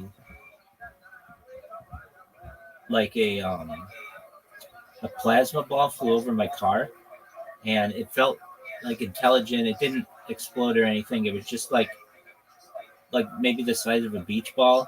That was maybe like, they call it lightning. yeah. Well, no, that's different. Ball lightning's different. This was in the middle of. This was like in the evening, and it was not dark out. It was light. They're known as plasma balls, and they were very common around that time, around like 2013 or so. Might be their ships. It wasn't a ship though. It wasn't that big. That might be like It wasn't that big. ships, It wasn't that big. might be It wasn't that. business. It wasn't that big. It was like a drone, but it was like the size of a beach ball, and just looked like a plasma ball. And I've seen them on video, and so I know like it's similar to what other people have been able to record. And it seemed intelligent, though it didn't communicate with me. But it was basically another sun, but the sun was still in the sky. The sun was setting at the time, and this thing just flew right over my car into a subdivision, and I just knew immediately that was not anything that we had on Earth. It was like foreign. 39. Oh, so just recent. Oh, no. Apologies. No. I thought you asked me how old am I. No, it happened like 13 years ago. Okay. And Yeah. for many years that was planned and that was intended for you to have that experience. Yeah. And have you in this position now. Yeah, so I was a believer. I was a strict skeptic up until about 17 years ago. And then I saw Stephen Greer's The Disclosure Project, and that is the thing that changed my mind and on all of this stuff. And I just recognized that. Have you seen The Disclosure Project? But well, I mean, there's so many. I mean, No. There's one press conference. It's by Stephen Greer. It took place May 9th, 2001 at the National Press Club in Washington, D.C. yeah, I've seen them. Okay, so what I... They're on like genuine reptilian. It's So when I saw that, that is the thing that convinced me that we weren't alone. There was just an overwhelming amount of evidence that these people had, and that came as a bit of a shock. And I told everybody I knew about it, and I was like the first person around me who really, I think, grasped the enormous idea that we weren't alone. And since then, people have been convinced. But then I remember being on a run in Fullerton, which is city, California, and I was looking in the sky, just like perfectly blue sky, and I kept like kind of like how you were like you asked for something to happen. I kept asking for it to happen, and it did not happen. I mean, I was just like, come on, if there's gonna be an alien who like could come out, that'd be great. And so I was a little disappointed. I mean, like I've done that, like I wanted to see something. Is basically what I'm trying to say. And I've had periods of my life where I like actively tried to see things and I could not. But then this one day, I was not expecting it. I was just driving, and this thing flew right over my car, and it was completely silent. It was like the size of a beach ball. It was like orange, like the sun, but the sun was already in the sky, and it was, um, it moved like not like the sun. It moved like a beach ball would in the sky. And like I said, it was maybe 50 feet over my car. And when I got to work, I remember telling someone that this happened, and it was just like a wild thing. And I think this person had maybe had some kind of encounters themselves. I'm not exactly sure, but yeah, I just was What like, about telepathic events? Have you ever felt your mind developing or growing? oh, It's not just I haven't necessarily felt my mind develop or grow. I've had times where I've been really, really stoned and felt like if aliens were going to communicate to me, that'd be a really great time for them to do it. And I really think there's something to that. If you're like really, really stoned, I think that you can have like almost like DMT like released in your head, and just like with um, a DMT trip, like perhaps see or communicate with the aliens or the little beings or whatever. But I have had dreams. One in particular that was, but like it, I don't know if it was alien related. so. What I think you saw was a. So it's these plasma balls are like how we would use a drone. Okay, someone is operating that ball with their mind, and it's like the consciousness is in that ball and floating around and moving around, and that's what I think the intelligence that you were recognizing. Yeah, I'm in agreement with you on that. When you say someone, I just mean I think it was an alien, not necessarily a person. Well, supposedly a lot of these aliens are actual humans, just for different planets too. Well, then we get into defining what is an alien. Yeah. And so, there's two different kinds. I mean, there's like the dark black ships, and then there's the plasma white bright ships, right? There's this one guy. You ever hear about the one guy who saw an alien in the woods, and the alien killed his dog, and then he hit it over the head and brought it to his house, Tell me about it. and it woke up in his house. Tell me what you know about it.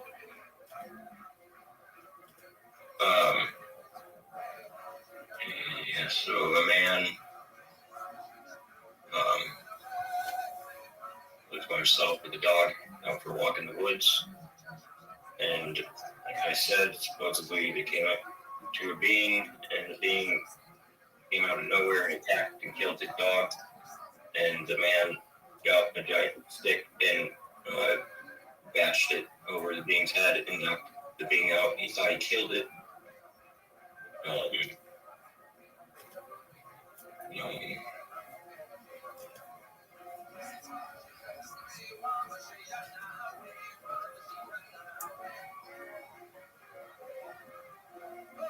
And so he gets it back to his house and he starts filming it.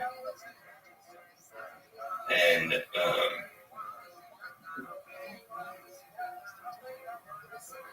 the being, I mean, you can tell that he is incredibly upset and going and very like adrenaline pumping in his man as soon as he turns on the camera, you know.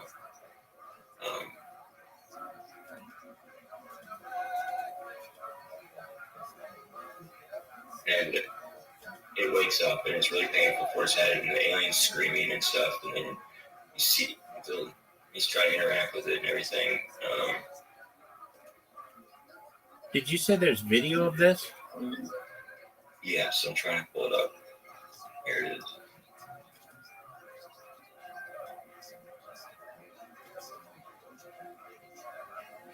Jonathan Reed. Okay. Where did this take place? I don't know exactly what state I'm pulling up right now. His name is Jonathan Reed. R-E-E-D. And as soon as you search that in Google, you'll see the images. Oh no, you don't even know.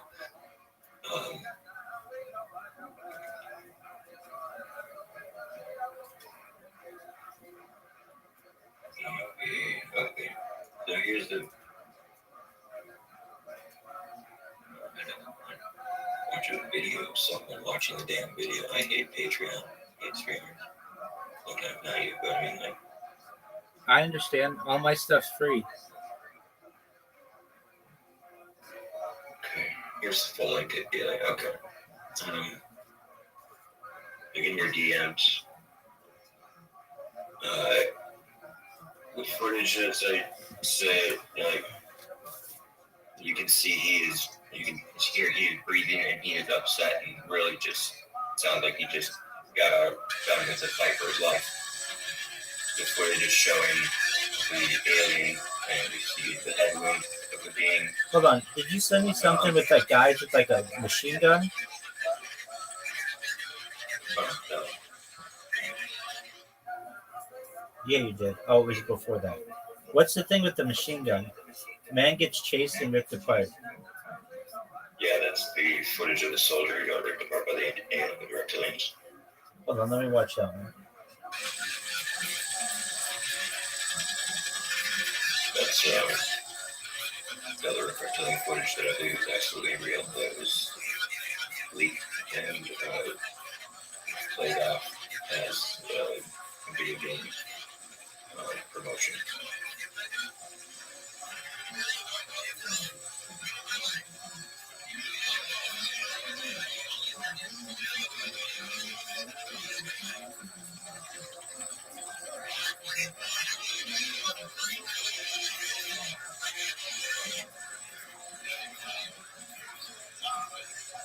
Was this the Russian thing?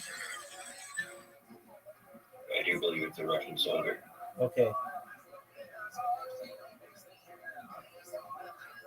If another thing around a leaked alien footage that makes it on the internet, usually gets leaked from Russia.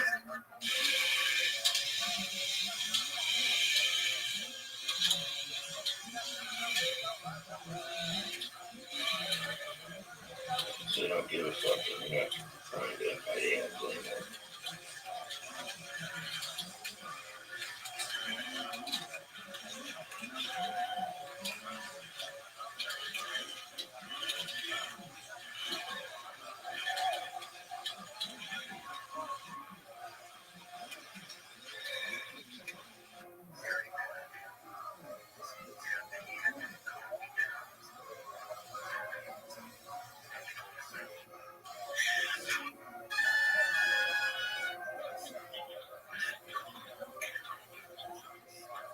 Particularly with the footage of it being from a helicopter and in thermal, and hearing the pilot vomit.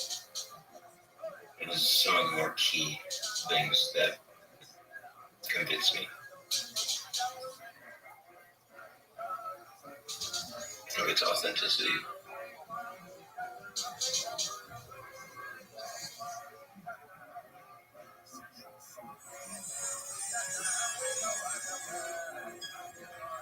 What do you think? Well, the thing with the thermal, it's not. Like you see how bright it shows up, if the blood shows up. Yeah, but I mean, I'm just like, why would, like, usually if I hear about reptilians, they're really big. So those things look like just humans running towards a guy. And supposedly a lot of them. There's a lot of different species of the reptilians. hey, and I'm down for that. I mean, there's space is a big place. This one that I'm looking at now with the guy who hit the thing on the head.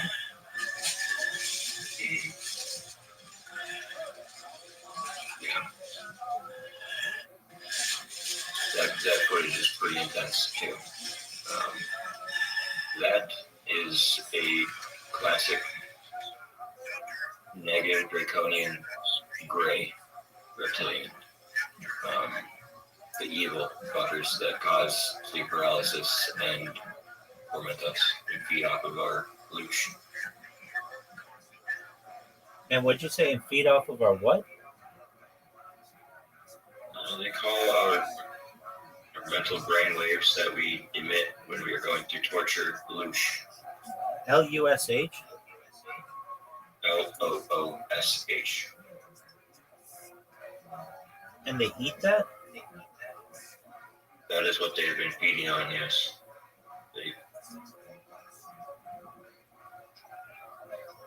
Because they are negative beings and negative frequencies, low frequencies. So low frequencies and negativity is comfortable for them.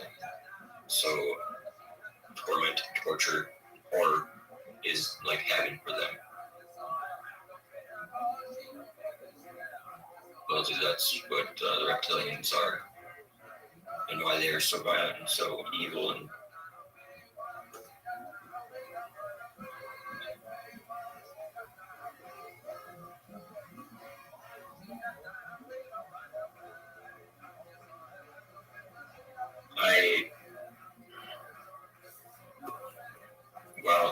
all of this, I definitely tell how deep I am with the aliens. I'm just as deep with demonology and demons, understanding possession and exorcism. What's the difference between a demon and an alien? Very little.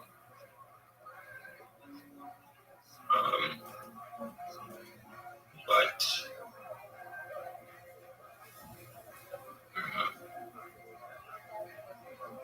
How did you find me again? You just received a random call in Discord? Yeah. You received a random call in Discord from whom? See if I can see the call.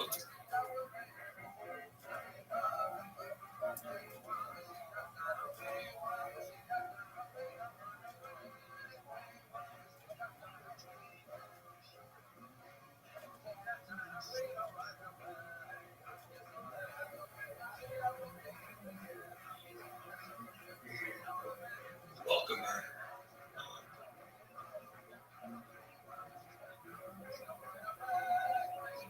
Juan, exclamation point. Looks like her name is. Oh, yeah. Okay, cool. I know who that person is. It was very random, and we only had one server in common.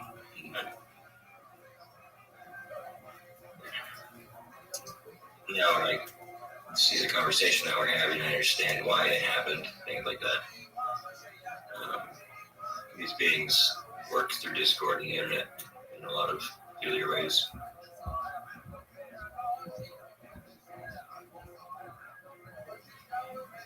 Yeah, that person found out about me, I think, from Pinterest. which is like I don't even do anything on Pinterest. Okay, so the guy who knocked this being out in the head, what happened to him? The Reed guy. Well, look up. First of all, pull up either DuckDuckGo or Yandex.com and search Jonathan Reed alien footage. And you should also be able to find pictures of the alien ship. And there's also further footage of when the being wakes up and him interacting with it. Okay, what happened to him? I think he's still alive. The being, he got a advanced piece of technology from the being that I have seen them bring on a television show before, and it is an incredibly advanced special case. He said when you put this wrist technology on, there's footage of it happening to him. Also, that I've seen when he puts it on. Supposedly, there's these two spikes in this bracelet thing, and it spikes into your arm, and he turns into a white plasma orb. And it gets really crazy, and I think he took it off and didn't want to do that again, I think.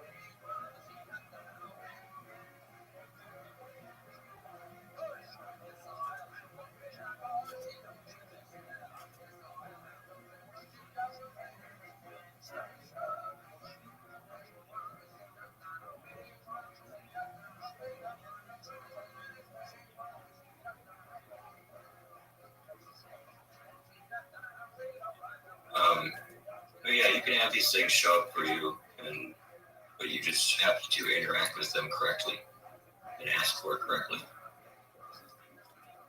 And pretty much you manifest it by deciding it's going to happen in your own mind. And it's pretty wild. It's interesting. Like last night, it's give you an example. I intended to see the spirits in the clouds and faces in the clouds, and as soon as I said I intend to see the face in the cloud, immediately I see an incredibly detailed face in the cloud, and that was pretty cool. What kind of face? It was a human. Male or female? Looks like a man. I'll post it. I have a lot of synchronicities happen actually to me. The more intense one that has happened to me recently was I go on long walks about like every day, about like a 6-mile walk. That is a long walk. And What's that take you? Like 2 hours? Yeah. Just put on a podcast and walk around. I've lost a lot of weight. I used to be around 260 pounds about a year or two ago. Now I'm about 197. Good on you, man. Yeah, I'm sober from meth and heroin. Even better. That's the thing. After fully like going full-fledged with this alien stuff and acceptance of it, my life has changed for the better significantly in every way. All right. I mean, it seems that way. So you saw a face in the clouds yesterday? Oh, well, yeah, so the synchronicity that I had, this is an example of what you're going to have to do. I'm trying to teach you how you interact with these things is you just look up in the sky and you say it out loud or you think it and you kind of ask it. They don't want meaningless talk. They want input and you'll get an answer, so, and I asked, before Trump was elected, I'm like, I've been waiting for this like for a long time. Is this actually going to happen? Like, is Hollywood actually going to collapse? Is the world changing? Is Trump going to really take office? Like, it's my dreams. I've waited for this for so long. And immediately after that, I look and I see in the horizon in a tree. This tree has in it leaves. It's around fall time, so most of the leaves are gone. But the last few leaves that are in this tree are making a perfect 12. A square 1 and a square 2. And this is it's like it was bizarrely perfect square and everything in the middle of this tree. Okay, and I was going to try and take a photo of it, but I take a few steps and it disappeared. Yeah, so then I go home and I ask the AI, what is the symbology of the number 12? And I get that it is divine timing. And it was an answer to my question saying that, yes, basically it will happen, but within when it needs to.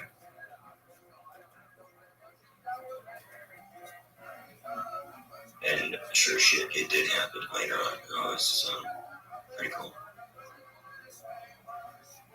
Do you know any abductees?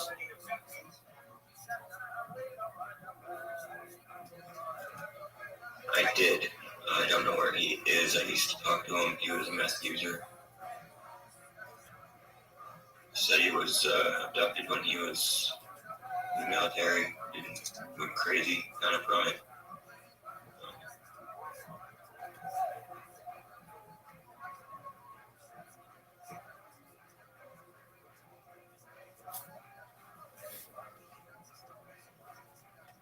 And what was his experience?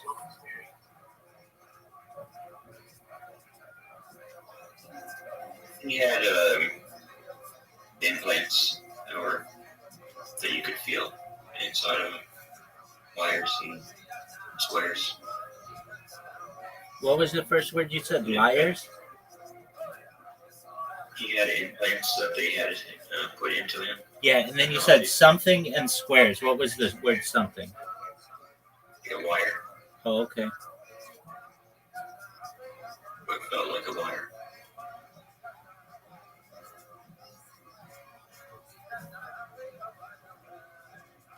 And had he gone up in a craft? No, I don't know if I would either. But I saw one I want to ask for it. What happened? I feel like I've seen multiple actually.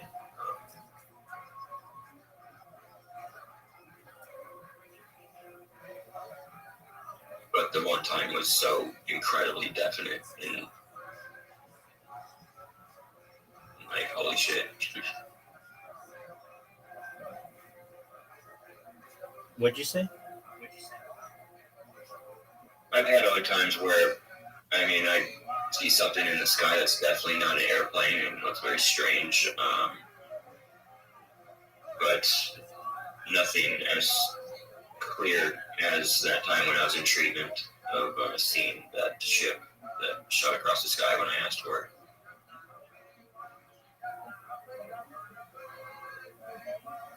So you think you can bring these things with your mind? Everyone can. Yes, this is how it works. This is how everyone's been doing this. You know, C5. Please elaborate. is Stephen Greer's. Yeah. I know that.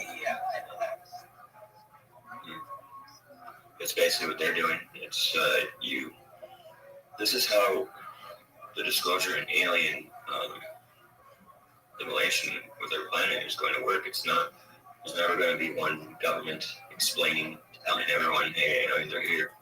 No, they're going to be pretty close and personal, and they're going to, show up to you when you ask for it. But also, you have to kind of make it. You have to be pleasant in your mind and make it invitation to them to want to come, because You mean inviting? Stephen Gray said, yes, that's the word I was trying to find. Stephen Gray, CE5, talks about how it's good to do this with a group. And there's a lot of footage of ships coming and this happening, but it's saying that if there's one person in the group that has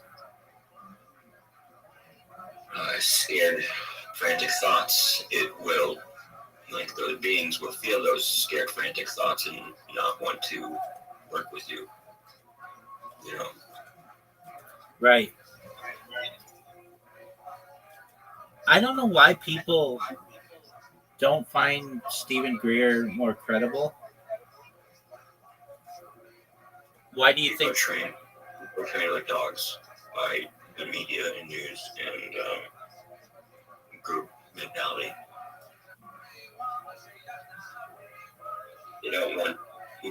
You generally don't want to be excluded.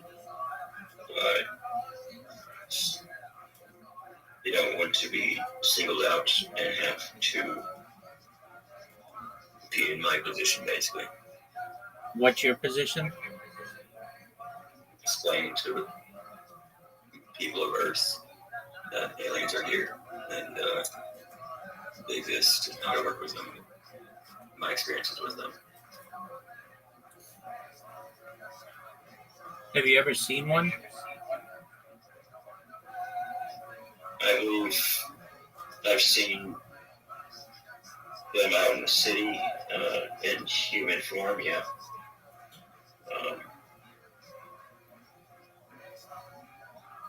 They're everywhere on the planet. There's a lot of them. And they're just look exactly like us. I definitely know that Elon Musk is one, and Trump is one. But also the thing that, You think Donald Trump is an alien? You think Donald Trump is an alien? Do you know what a starseed is? Yeah, these are these people who are have just souls from different galaxies who have made the decision to reincarnate on Earth. Okay. For a mission.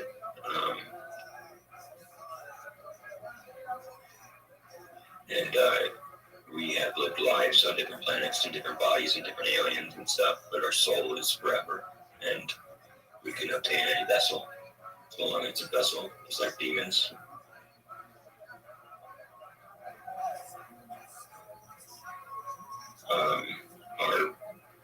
Our asteroid belt. I forget exactly. I think it's in between Jupiter and Saturn. It's funny, how people don't kind of question why. Hold on. Mars and Jupiter. Hold on. It's Mars and Jupiter. Okay. Yeah. There was a planet in between there that was exploded. A lot of people who were living on Earth lived on that planet. Supposedly that explosion of that planet is what destroyed Mars and wiped away its atmosphere and civilization that was on the surface of Mars at the time. Supposedly Mars, on the side of Mars that it was facing that planet, there is about 1/3 of its surface missing from that specific side of the planet because of the impact and explosion that it took. I mean, wouldn't we see that? Mars rotates. Have you ever looked at interesting photos from Mars and the robots that are on there? Yeah, I don't really buy them though. There's a lot of evidence of mass civilizations in cities. And secret space program people talk about how there's still current population on Mars.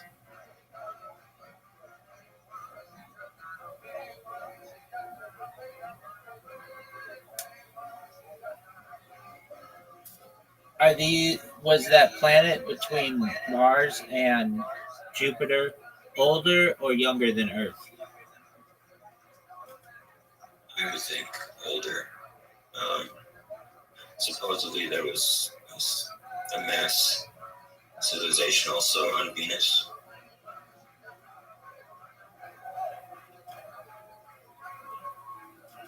I mean, Scientology supposedly, I've been learning, is kind of truth with their some of their beliefs. Obviously, Scientology is evil and how it treats its members and the cults, and people can't leave. But the lore of the galaxy that they talk about is accurate.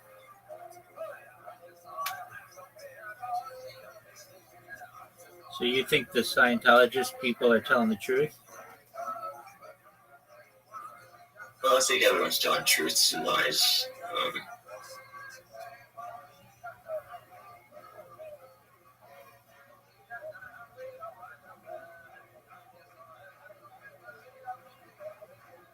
That's how demons work, particularly always. They like to confuse you by giving you truths mixed with lies. So you believe them, but then start believing the wrong things also.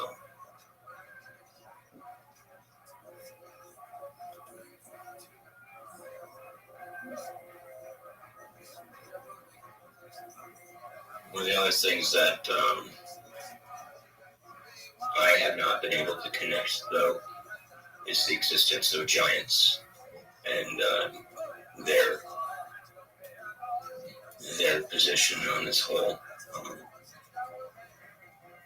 picture of aliens on the planet. Because there's definitely evidence of colossal-sized humans living on the planet Right. in the past. That's why the Smithsonian Institution was founded. They destroyed.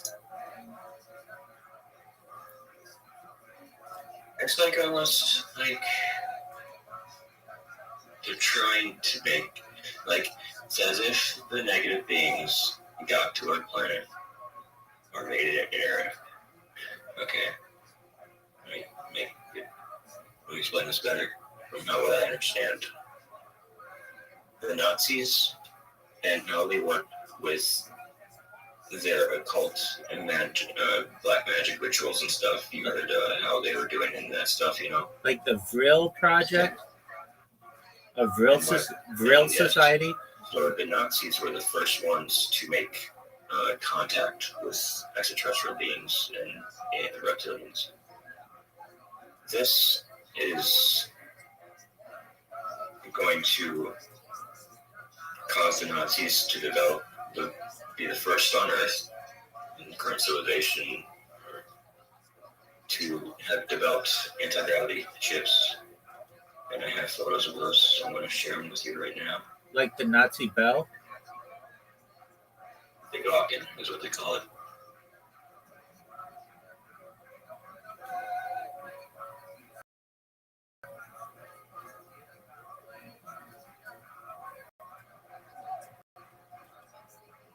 Have you heard of what's on one of his poles? Yeah, the hexagram. Yeah, hexagonal 6 hurricane epic. It is wild to think what it takes to make that. Oh my goodness, that. Yeah. And I also there's that it's. I don't think it's a hexagram. I think it's a square. It looked from a bird's eye view. I misspoke. It's a hexagon. But you think it's a square? Yes. It looks like a hexagon from a bird's eye view. I don't follow. I mean, I know it looks like a hexagon from a bird's eye view. Feel like this. You go on Reddit? Yeah, dude, I'm on Reddit like 24 hours a day. Are you familiar with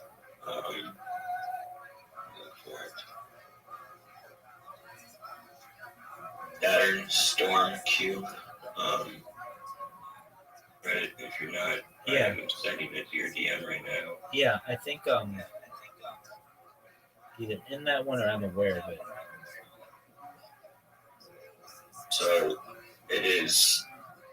You will see with these Satanists. You'll see black cubes and black cube symbology all over the planet. The Jews, very strange, but they do this. I sent the photo to you there. This is a typical thing they do in Israel is when the Jews, they're praying and reading the Bible or the Talmud, they wrap leather around their fingers and they have a cube. Dog, And this leather. Dog, I've got one right here. It's my tefillin. Where they put it on their forehead. Dog, I do it 6 days a week. Tell me about that. What is it? Well, generally a series of prayers that we say during something called chakras, which are morning prayers. And depending on your tradition, you wrap it either one time around your bicep and 7 times around your arm, or 3 times around your bicep and 7 times around your arm. You make a shin, which is a Hebrew letter with the leather on your hand. You say a blessing the first time around your bicep and the second time once it's on your head. Within the box is a little scroll that has the Shema on it, which is a prayer that we have. Hear, O Israel, the Hashem is God, Hashem is one. Then we essentially there's an extended version of the prayer that we pray with it, and there's another box that's on your bicep that essentially protects the box that's on your bicep, and it should be pointed towards your heart. Aside from that, I mean, that's like an overview of what it is. Oh, the reason why we do it is to remind us that we were slaves in Israel and bondage, and essentially we're relieved from that every morning after we're done. Say it over again. What about the bondage? We were once slaves in Egypt. Mhm. We were in bondage, and we Rivers of Babylon. and so we What are song? the song Rivers of Babylon. Yeah, it's a song singing about Jewish people and how they wish to go to the homeland. Right. They were currently exiled from their homeland, but they went back Right. eventually. So what was inside the cube? I'm sorry. Well, firstly, are you talking about the Boney M. Rivers of Babylon song? The I Ras- heard it from a reggae song. Yeah, I believe. Yeah, it's a Rivers of Rastafari. Babylon, yeah. It's a Rastafarian song. Okay, Yeah, so is what? that Jewish? No, it's generally Jamaican. No, it does have some influence from Judaism. It is not Jewish. I mean, isn't it Babylon? Rivers of Babylon in Israel? And Oh, well, Babylon. That's no. I thought you meant Rastafarian. Oh, so Yeah, Babylon does, most certainly. I mean, we were in exile. Babylon is pretty close to modern day Baghdad and was the capital of the Babylonian Empire, which destroyed the first temple of ours. Yeah, And, so by the river of the Babylon, where we sat down, where we wept, we remember Zion. yeah, that's And Zion are real short. yeah, it is. So that's generally considered to be Jerusalem.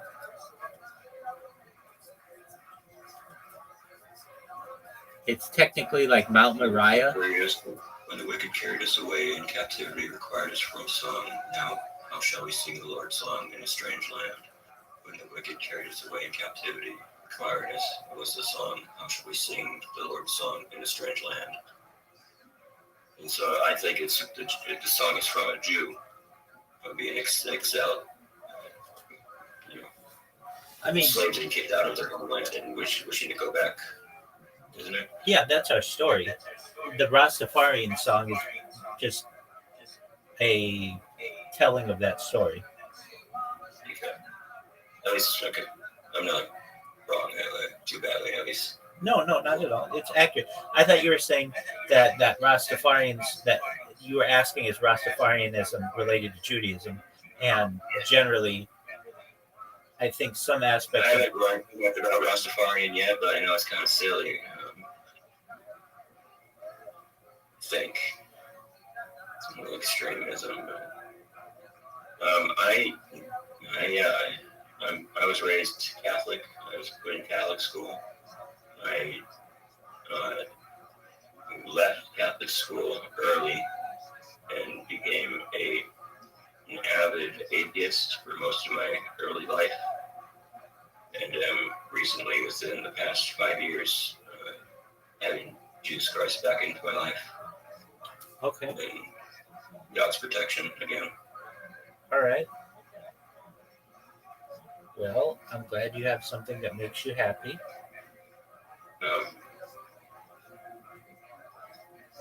Yeah, that's a funny way to say it.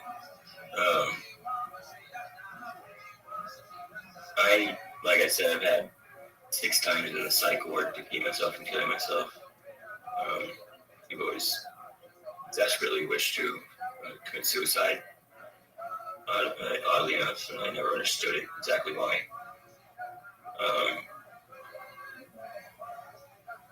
And I believe now that I was oppressed by a powerful negative entity that was feeding off of my loosh.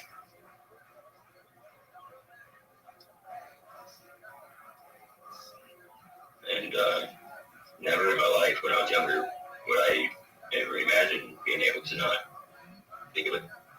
I'm in the future where I may not want to kill myself, but now I never want to kill myself, and I love life very much, and I'm horrified by my past thoughts. That's okay.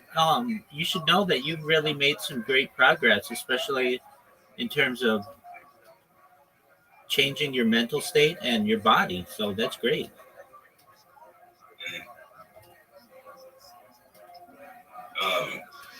Now, please don't take any of this personal. You seem like a very interesting, cool person, and I've enjoyed myself talking with you a lot so far. But I have a lot of criticism for the Jewish people. That's cool. Join the club. A lot of people do.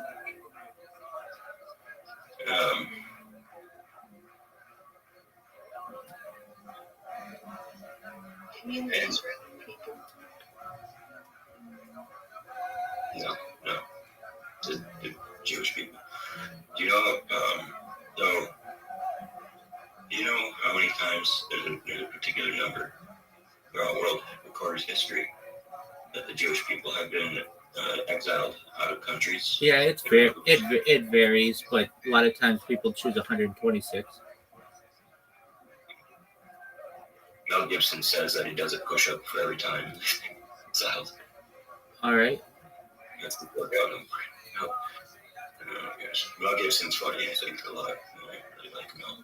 I do think he's very offensive. He's the front runner against Gavin Newsom for governor of California in 2026.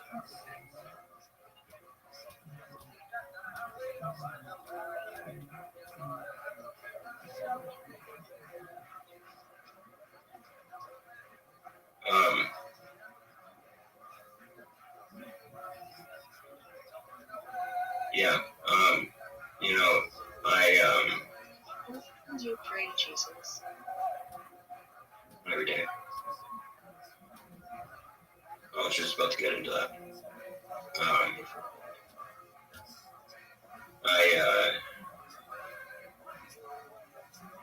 I was raised in Catholic school.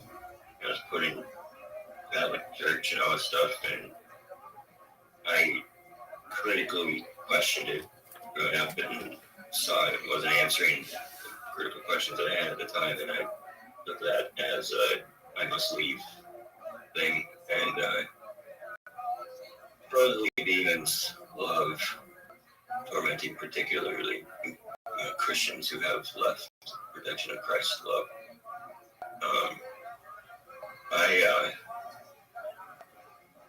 I've been through a lot. And the more fucked up things I went through recently, but on the third day of working at a gas station, I was severely beaten by a very dangerous psychopath. I put in a hospital. That's terrible. What happened? It was the third day of working at a gas station that there was an employee who had an incredibly abusive and dangerous husband who had already attacked most of the employees there. I have been bullied a lot growing up, and I am an extreme punk, you could say. Imagine the 80s when I just loved punk rock and going against the grain and being my own self. And fighting against crowd group mentality, mob mentalities. And, but this man, there's a lot of psychopaths out in the world today. We're kind of living the end times, it seems. I definitely think these people are being used by demons. I was one of the more angry, violent people I've ever seen in my life. And this was when I was about 34 years old. I've been through a lot at that point in my life. I've seen a lot by then. At the end of it, he punted me with his boot as hard as he could, like he was kicking a field goal in the face and kicked me with his boot. Did you press charges against this guy? He escaped. He was out on the run, I think, still for years. Supposedly he left the state. Did they put a warrant out for him or something? I was told. I was at least able to sue Speedway gas stations for the danger that they put me in. I got $11,000. All right, well, that's better than nothing. Well, that helped us just make my rock bottom of extreme drug use and severe depression happen even sooner, honestly. All right. A lot of money gone quickly. Yeah, I mean, you're in a better spot now, so that's good. That's the thing. To be in this satisfied, enlightened mode of mind, I had to have been severely beaten and had my ego killed from me, Okay, why'd you have to have that done? Ego death is spoken about, and we learn about what an ego death is. Oh, I know what it is.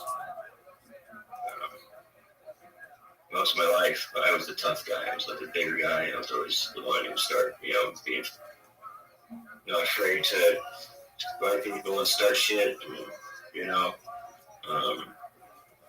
protecting my friends and whatnot.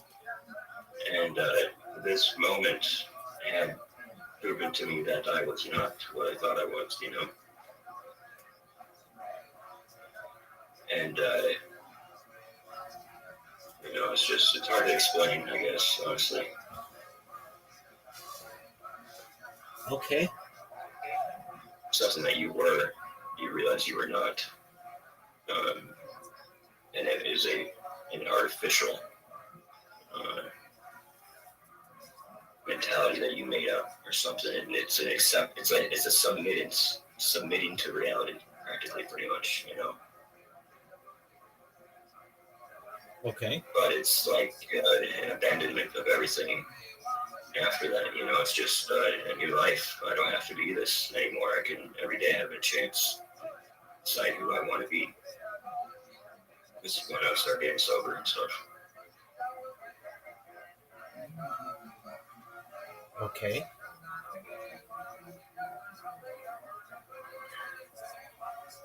And I think, okay, well, so to go on with the demon stuff, after I had gotten beat up like that, I never had before this issue, but I was beginning to start hearing the voices, intensely nasty voices repeating over and over in my head: kill yourself, kill yourself, kill yourself, kill yourself, kill yourself, kill yourself, kill yourself, kill yourself, kill yourself. And in like my manic state, I wasn't able to recognize it until I just stopped and stepped back and recognized this isn't why I'm not doing this. Why is this happening? I'm not responsible for these voices in my head. I'm not saying this. And that's when I recognized there was something else in me that was doing this and causing my misery. And that was the demon. All right. When you say the demon, do you mean like? I mean, you had previously referenced demons as aliens. Do you mean it's like an alien? An interdimensional being that is not on our plane of reality, but also is within our plane of reality that can interface with us, but we can't interface with it. Where does it live? In the ether, in the in between that we can't see. All right, like another dimension. Yes, like it would show up on thermal camera, but it wouldn't show up. You know, when cats and dogs see something, or children see something that we can't see, you know. Right. Okay. So back to the thermal camera thing. Would you be able to? I have footage of it actually too. I'll show you. There you go. That's what I want. I always got stuff to back up what I talk about. Yeah, I mean, I've got to say, you make some wild claims, but you at least try to provide evidence for it, so that's good. There's a reason why I do, yeah.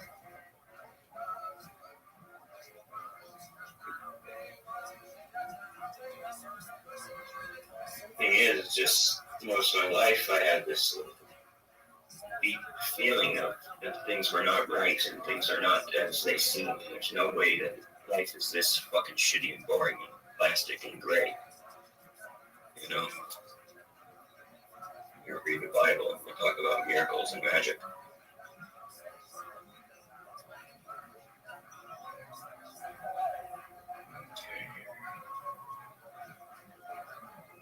A lot of footage and things I get from is also from, do you ever go on Telegram? Yep, I'm in Telegram right now, live streaming. You give me what's your motivation for doing this? Streaming stuff? World peace. I'm essentially creating a modern day journal or diary of the world, a timeline or a time capsule for society.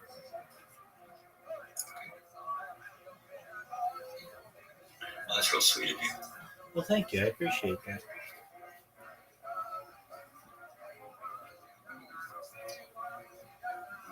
Hold up my videos.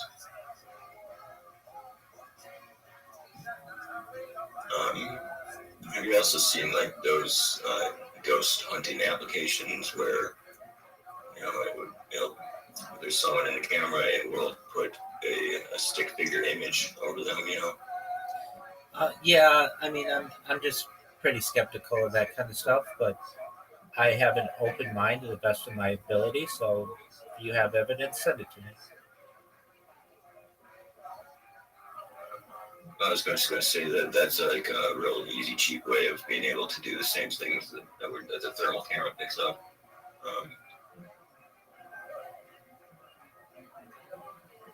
Gosh, I have so many videos and I don't label them very well, so just bear with me. Take your time, big man.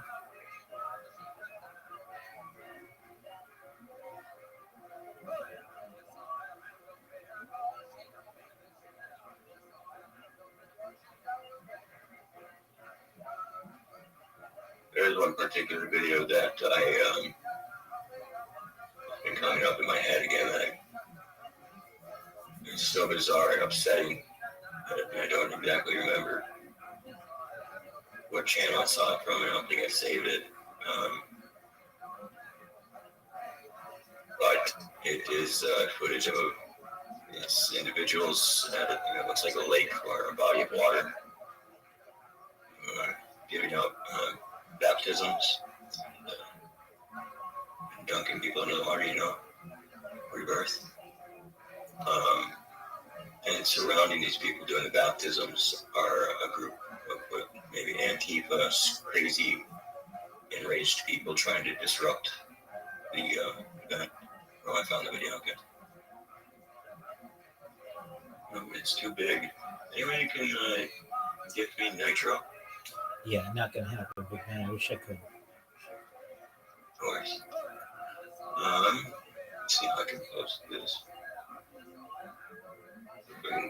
Is there any way you can post it in one of your text channels? I'd keep those closed. Just do you have a link to it or something? No, I just have an MP4 file. Okay, well you can live stream it in here. Oh yeah, okay. Good idea.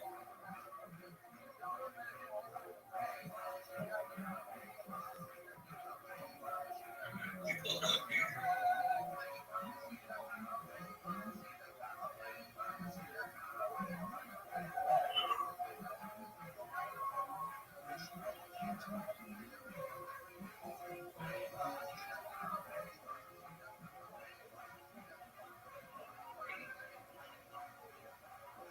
Lost track of it again.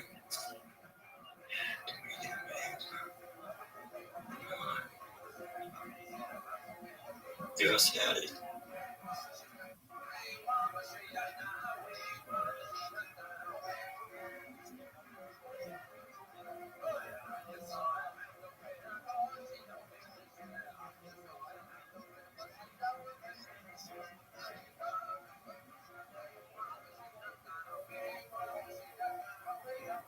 There we go.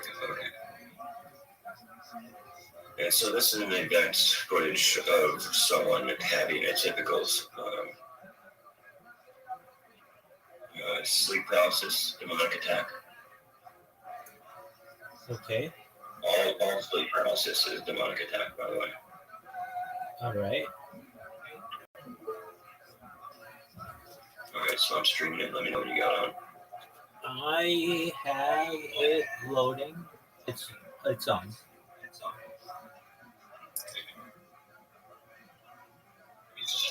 See if I can zoom in on this now.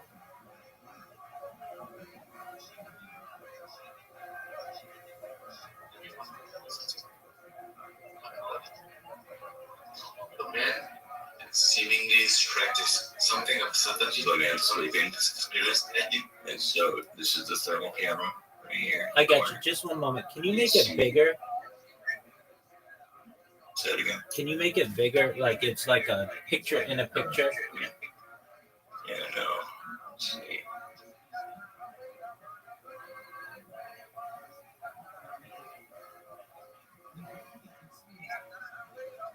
If there was a way to do it, VLC would do it. Let's see. Yeah. Oh, if it's VLC, upper left-hand corner, edit zoom level, and then make it like 40%. Where is it? Upper left Say that again. upper left corner. Video. It's a zoom. Ratio.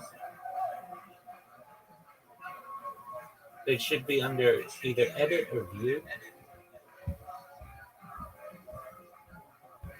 It goes file, and then what does it say?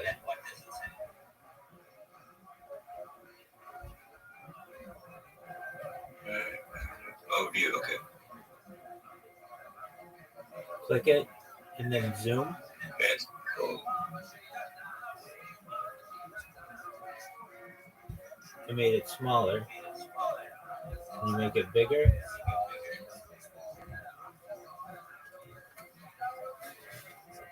Okay, so in the upper left corner, you're going to see file. What's next to file? I don't see file. Oh, are you opening this in VLC player? Yeah. I have media, playback, audio, video, subtitle, Video. Go to video. video. Yeah, and then do you have zoom? Yep. And I click on double, and it still doesn't do it. It Okay, just stays the same. no big deal. Okay, keep going. Yeah. Once in your lifetime.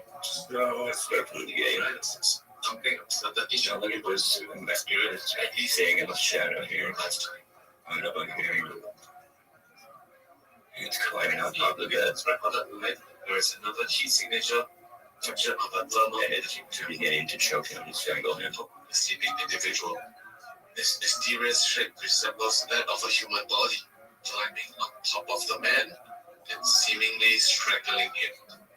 Some keen-eyed viewers have pointed out that there's a lot of orbs flying around the room as well. There are orbs flying around. So, what do you think? You know, does got onto his loose and just climbing. The source of And now he's waking up in terrorists.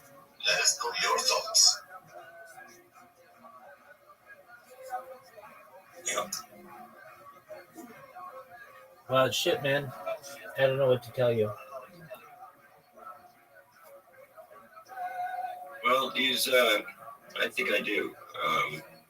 Our cameras, there's only, like I always say, the human eye can always pick up a certain spectrum of colors that exist, right? That's true. Visible light. And our brain, well, also the way that when you get deep down on this, CIA and physicists on the planet talk about, and when the CIA was teaching people remote viewing and to be telepaths, that our brains are just receivers of frequency in like televisions, and we just are tuned to a certain frequency, right?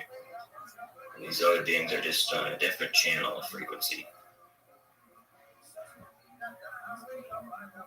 I think that explains it pretty well for me. I like that way that it's.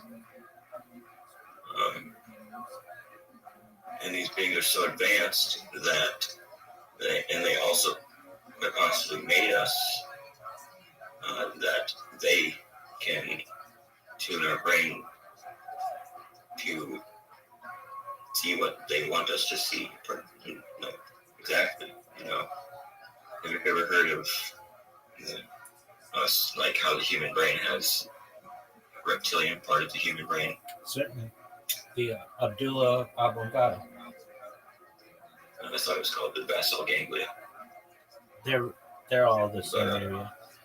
It's whatever you want to consider it, but sure. Yeah. Yeah. So we have, we're just developing. We have a very, very long road to go with developing these powers and abilities to tune into these things. And we all have telepathy and abilities to remote view. And it's just really unlocking and training yourself to be able to how to do it again.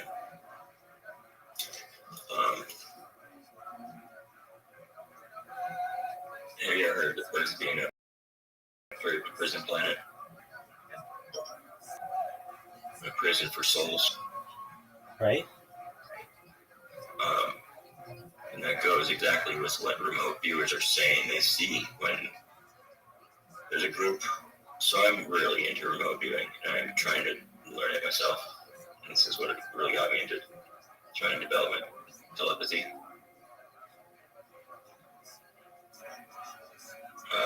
It's called the Farsight group, and these are the most advanced remote viewers on the planet.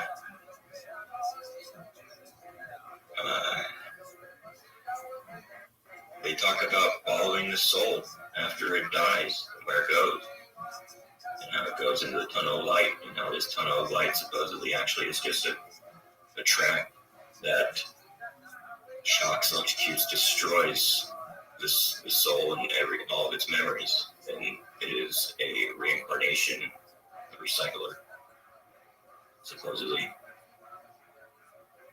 And if you advance your consciousness, if you develop an ability, you will know not to go to the light, supposedly, and you'll go back to if you just turn around and say, I wish you'd go back home, and you would go back to the planet, galaxy that you're supposed to go, supposedly, where you originally come from. I have heard that.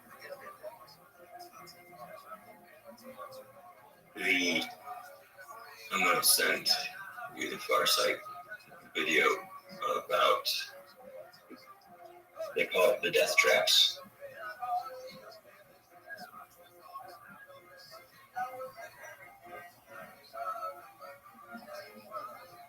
When these Farsight people do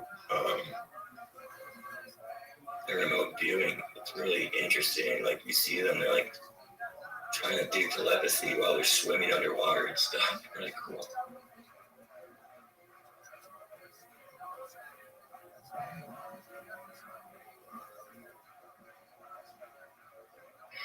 And this group, the Farsight group, has been maintaining supposedly they're saying that they are an intermediary a way of being communication for these beings to tell us what is going on. And they're telling us that when those orbs were being talked about on the news in New Jersey, everyone's seeing those orbs, right? Right. That is the Farsight had a video saying that, this is the day that they are, they're going to be coming back. There's going to be even bigger ships.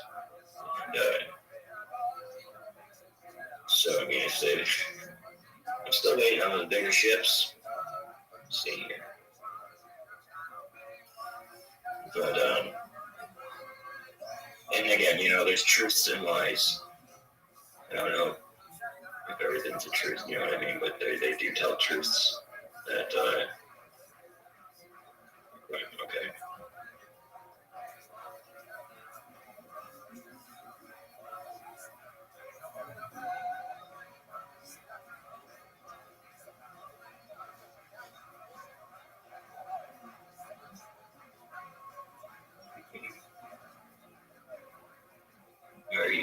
Are you a Rothschild? It's my last name. Really? Yeah. Any relation to the powerful Rothschilds? We're all related. There are 3,000 of us in the United States alone. Well, that's interesting. Nice to meet you. Pleasure to meet you as well. Sorry to talk your ear off. You're good. You're an interesting person. I'm glad that Fawn sent you a call and they got you in here. Very cool. All right. Back to the discussion on aliens that you were referencing. You had said that you have these encounters with demons, right? Mm-hmm. Are those aliens from another planet, or you think they live in like the ether?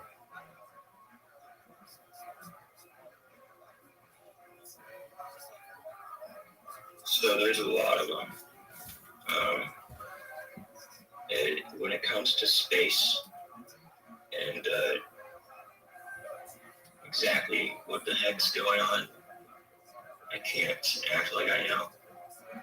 I'd be a fool to act like I know definitely what the hell's going on, okay? But what I am interpreting, what I'm seeing is that there is a firmament above us. There is a wall that God made and did separate the waters above the firmament, above us in the sky. And space is water. You mean like you don't believe in like a round Earth or spherical Earth? I don't know what I believe, but there's a lot of dang evidence. And from what I've seen, when I take my drone to the highest altitude it will go, when I go on an airplane, when I watch other videos, I don't see a curvature. Well, you're just not going high enough. The Concorde, look at any picture from the Concorde, which would go higher than traditional aircraft. And you can see the curve. And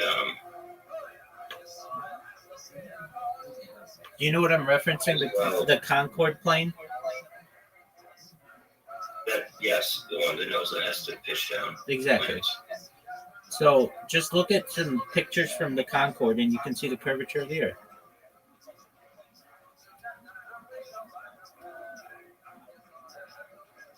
But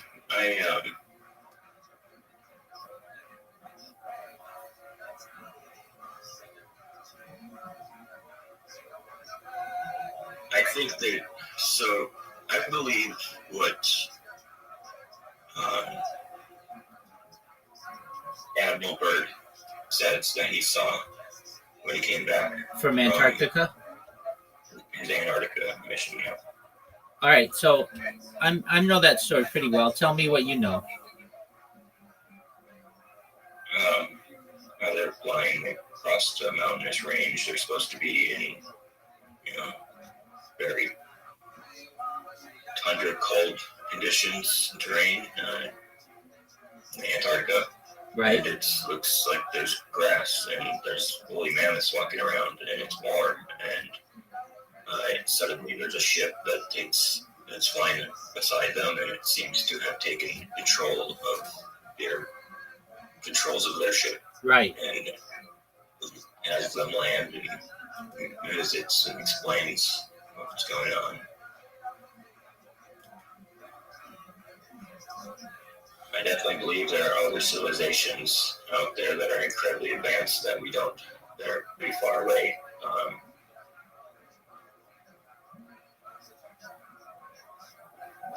I definitely believe in inner Earth societies as well. The Earth is just like a Swiss cheese. All right, so like the hollow Earth?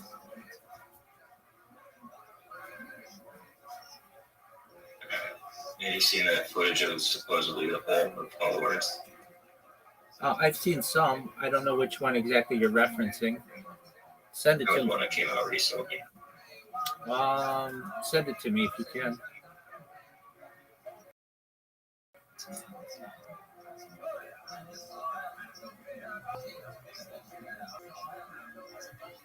I use Yandex to find a lot of what I need to find. I'm probably going to be censored.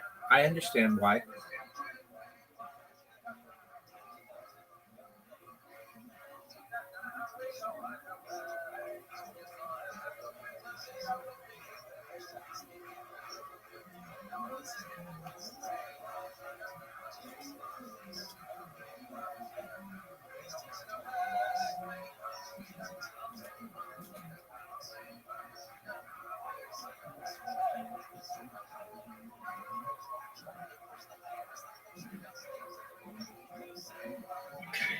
Garza, Earth.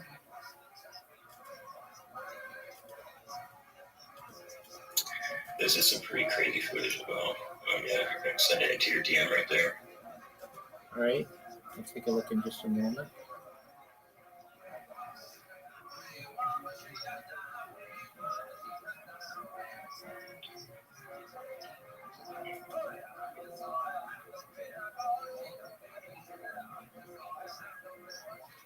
So I gotta ask, are you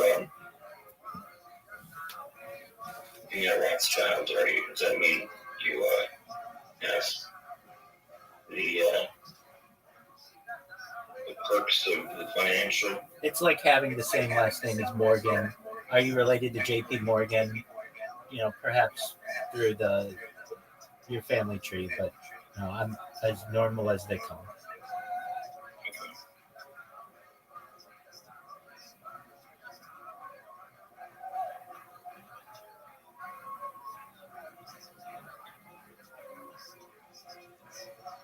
Well, I know a lot about the Rothschilds that they're very interesting. Very well. Okay, I'm looking at the thing that you sent me. So where was this? And it's really Antarctica. And who took this video? I don't know, but it's been spread around quite a bit for a while. There's more, there's a different one of it that zooms out, rather than I've never seen it zoom out, actually. Yeah, it's like those flames, like the plasma or something, like in the middle of it. It's very interesting. Right. So does that mean you think that the Earth is like a toroid shape? I don't even honestly. I believe that there's a lot more Earth out there. I think if I have to agree that there's curvature that I haven't seen, that I can confirm, but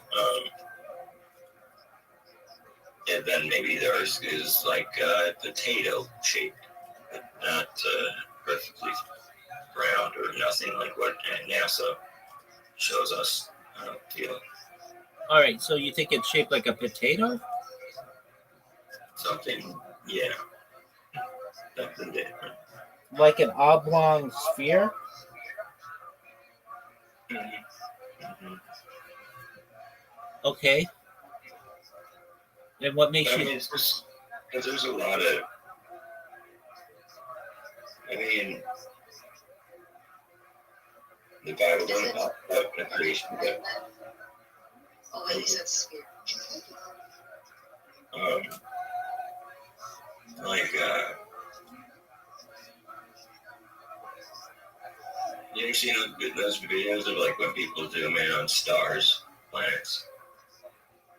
Really interesting, wild stuff. That's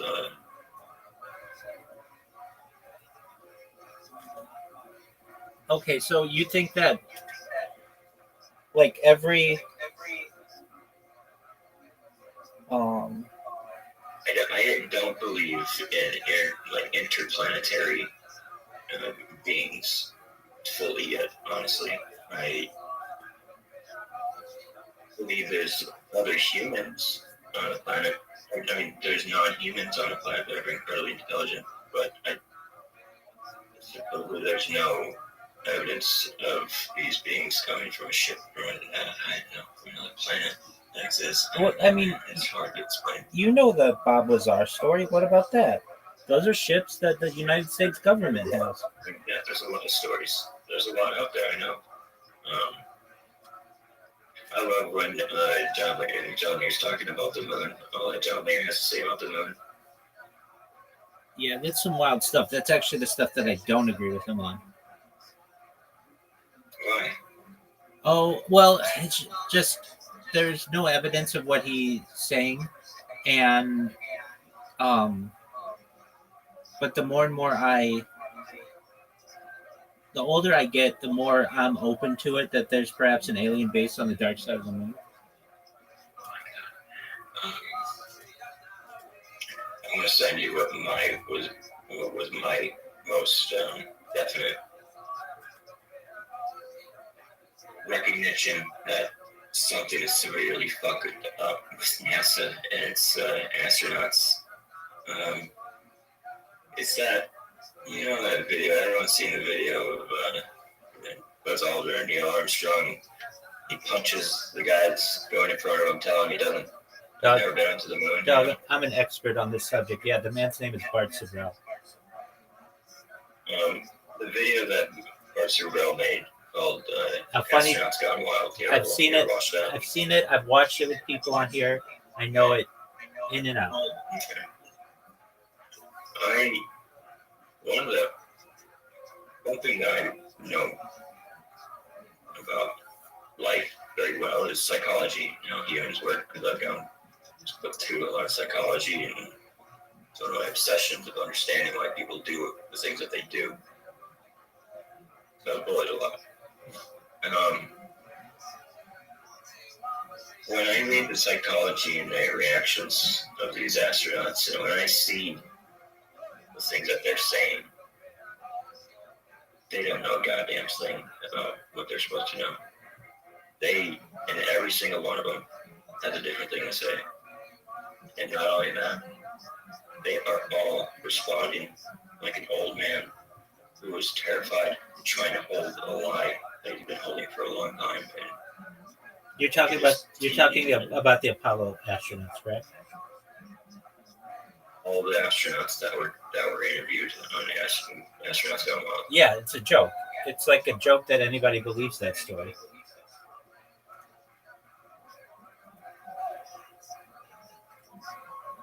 You're exactly right. They don't talk like scientists. They talk like old men who are telling you about driving in a car. None of what they talk about is very scientific. They don't talk about temperatures. They don't talk about angles of approach. They don't talk about sounds. And you even hear, like, in some of them, they're like, I think it's Charlie Duke who says, yeah, it was perfectly silent. And then other people are like, oh, it was super loud. And like, say, well, which was it? Yeah, it's just, they talk about, like, if I go outside, it's getting hot today, and it's like maybe close to 95 degrees. Okay, that's like a approximation. But these guys are like, it was hot, but it was actually really cold, and I didn't see any solar flares. Oh, but there were solar flares. They're just like not very accurate as to what they experienced. It's very offensive to any pilot or anyone who operates in actual like aviation or anything. You know what I mean? Like exactly. And as Buzz Aldrin says, we were just we were just on a trip, basically. Like, you can tell that it's obvious if you actually learn about it that they were just in low Earth orbit, and everything else was just done on a soundstage.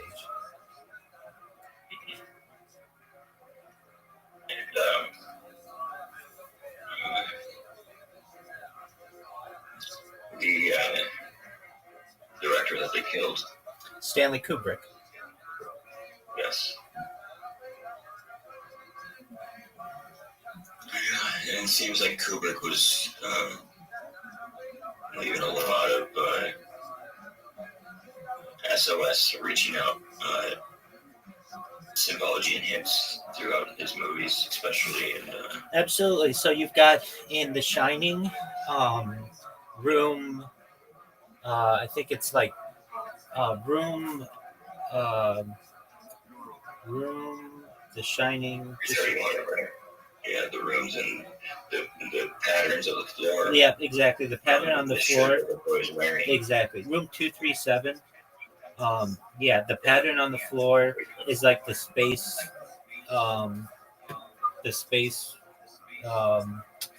The arrangement of Cape Canaveral. Same layout as the launch pad and whatnot. Exactly. Yeah, the kid's shirt, and the idea that, like, well, it's like, why did he do this? I mean, it was the ultimate challenge as a filmmaker, but they could have. I mean, he did 2001: A Space Odyssey, so he knew how to make these images look as realistic as possible. He was basically the foremost expert in cinematography at the time. But on top of all of that, the interesting thing is he did get some benefit out of it later on. I believe he was able to use a type of camera that had never been used before, the Hasselblad type of um, low light camera, so that he'd be able to accurately portray candlelight in his movie. Fucking Apocalypse Now. Not Apocalypse Now, no. No, it's called. It's 2 words. It's a guy's name.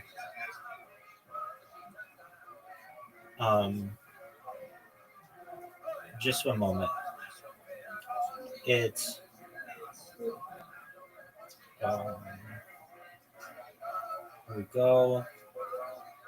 Film.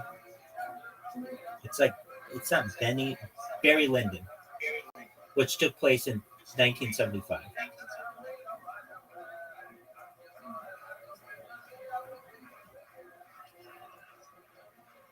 Okay. And I mean, there's this. I don't know whether it's true or not, but well, so then they had him do some other things that were really interesting. Specifically, his last movie, Eyes Wide Shut, which is an incredibly interesting movie and dark movie starring Tom Cruise and Nicole Kidman, and about the underworld of the world's elite and the sex parties that they hold. And there's apparently, when Stanley Kubrick signed the contract to direct Eyes Wide Shut, one of the contingencies was that it had to be shown in its entirety and it could not be edited. And there were apparently some scenes in it that were cut, that Warner Brothers cut immediately after his untimely death. And they still put out the movie, but apparently there were like scenes of a sacrifice of a child or something like that never made it. There was also a video that's out there, whether it's true or not, your guess is as good as mine, that, well, 2 of them. One is apparently Stanley Kubrick talking about it. It's not like a really. It's just basically like his mouth. Supposedly, Y-Files. Yeah. Yeah, they did a big dive on that, saying that it was a faked actor. Yeah. Supposedly that was Stanley, but they're trying to say it was a fake actor. Yeah, I mean, of course they're going to say that. They want to keep being able to show their shit on YouTube. I don't trust Y-Files. And then there was one of his daughter who talked about it as well. Now, there's another video that I saw that was well, 2 more. It's about, okay, so this was an interview of a person whose father worked as a security guard at an Air Force base in New Mexico. It's coincidentally the same Air Force base. It's Dulce? No, it's not Dulce. No, it's it starts with an E. Eaglet or something. Air Force Base. Hold on, I'll find it. I'm sorry. No, it's important for New Mexico. Starts with an E, and it's not really well known at all. It's not Kirtland. It's not Holloman was the other one. No, so it was different.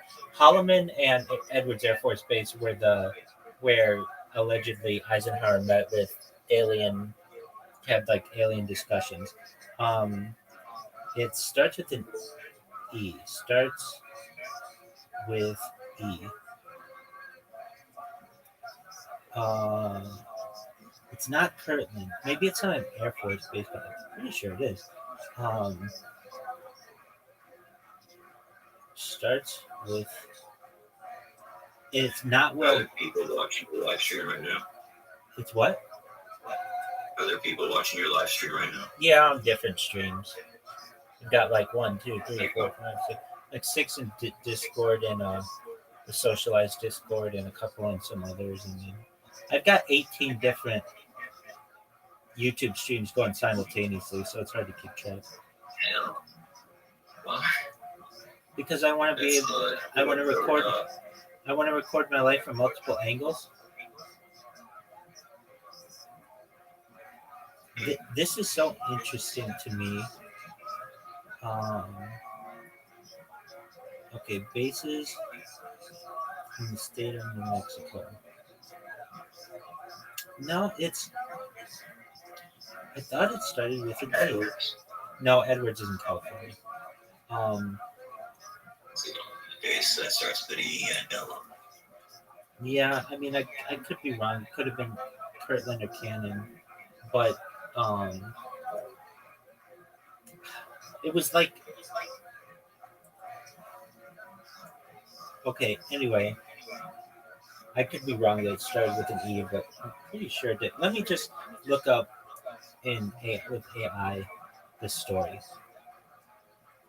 Story of a deathbed confession of someone whose dad worked at an Air Force base in New Mexico. What does he That see? was during June 5th, 6th, and 4th,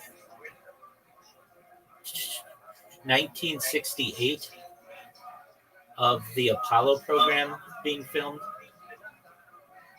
Okay.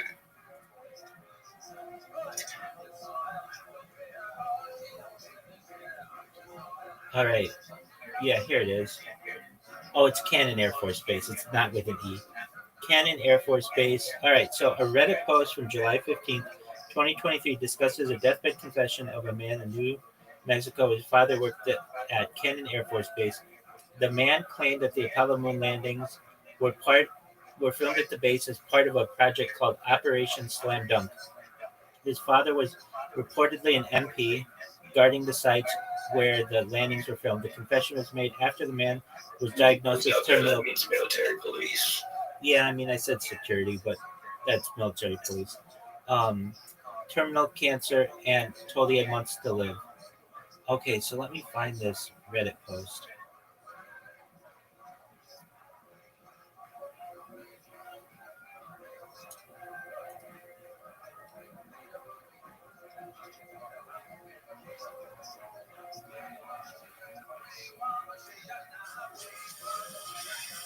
Yeah.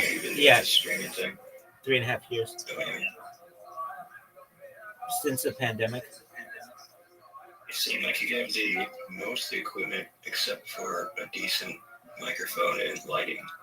Yeah, so I have bad cataracts, so I don't want bright lights.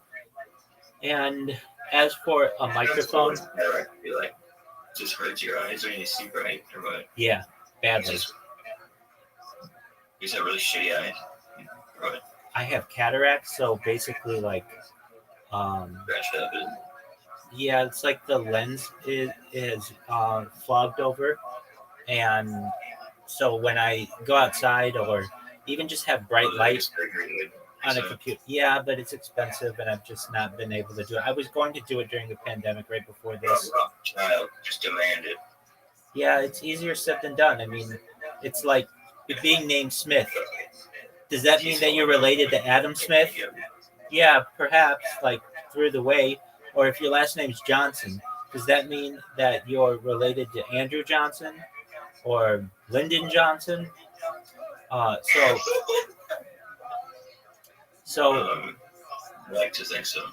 I mean, yeah, through the. I like my life to be more exciting. Yeah, sure, I understand. So, there's a video. It's actually Bart Sabrell has it posted. It's called Moon Landing Fraud, Deathbed Confession MM16. So anyway, I saw this guy give this, and it made sense to me. And then I've seen another video of them actually at Cannon Air Force Base, and Lyndon Johnson is there. It took place June 6th, 1968, and Kubrick's there. And this is like before the days of like when AI like really did this kind of stuff. It's not like Sora or anything like that, or Midjourney or anything. And basically, so Sora is like this AI video creation tool, and Well, supposedly they have. Sorry, continue.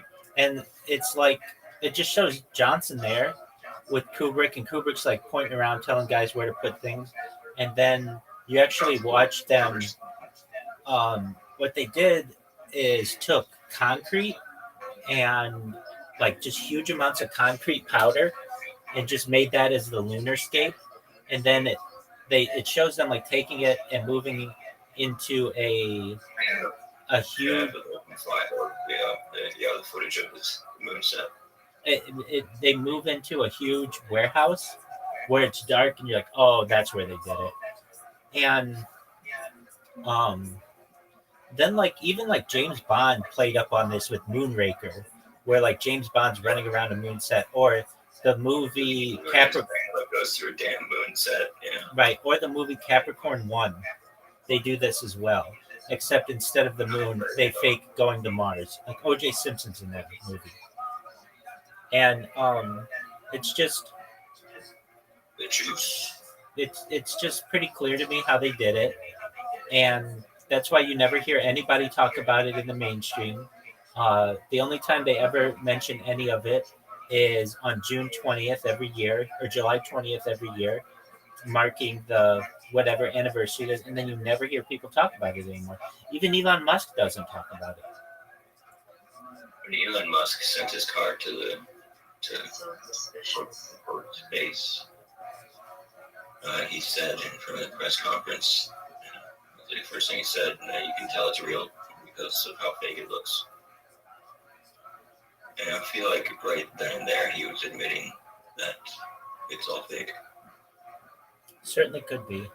But at least in terms of Apollo, I mean, if you line up 1,000 people right now, I will be able to tell you more about the Apollo programs than all of them, except for maybe all of them or all but one. I mean, like, I know it very well, and at least how it was done, and it's not that difficult to do.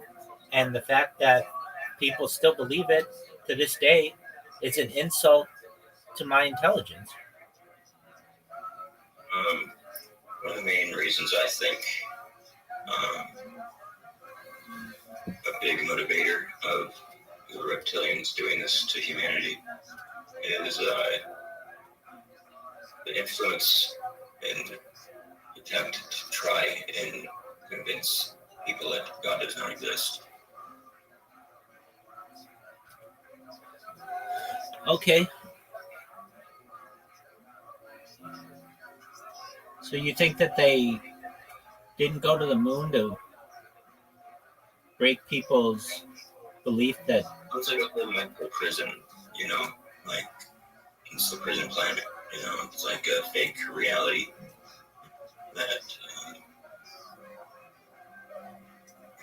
is artificial and made for us. We are slaves, but we don't think we're slaves. All right. I mean, that's kind of the whole Anunnaki theory, isn't it? That we were brought here to mine for gold for another civilization.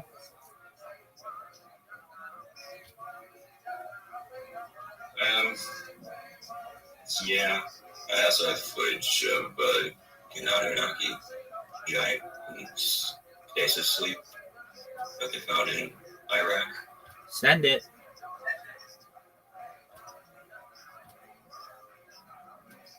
I'm flying an airplane right now and watch my stream.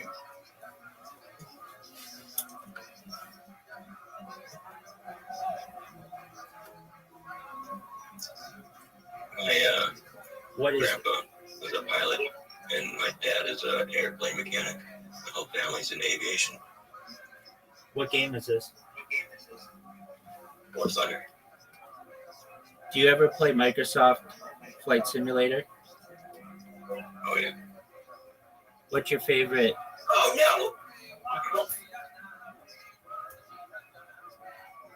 That bastard lived. Oh, sorry about that. What's your Check my screen. There's like a lot of videos. This is a video I have of Israel people meeting between aliens and them. All right, we'll play it.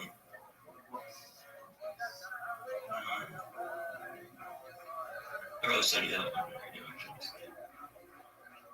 Whatever one did I say I was going to send you? Oh yeah, the Anunnaki thing.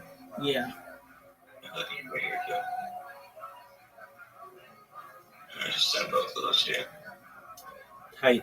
We'll take a look. What's your favorite craft to use in Microsoft Flight Simulator?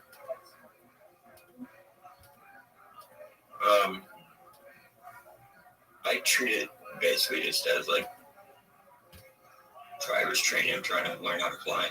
I don't really have a favorite. I just want to know how it works in the first place. That's all mainly. All right. Well, what kind of craft do you like to use? The 747 is terrifying. Yeah, it is. Does not maneuver smoothly. Trying to land it, like, oh my god.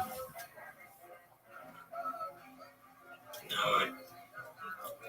I have a very ADD brain. I have the thought to pirate Microsoft Flight Simulator now, so I'm going to do that right quick. It's so big.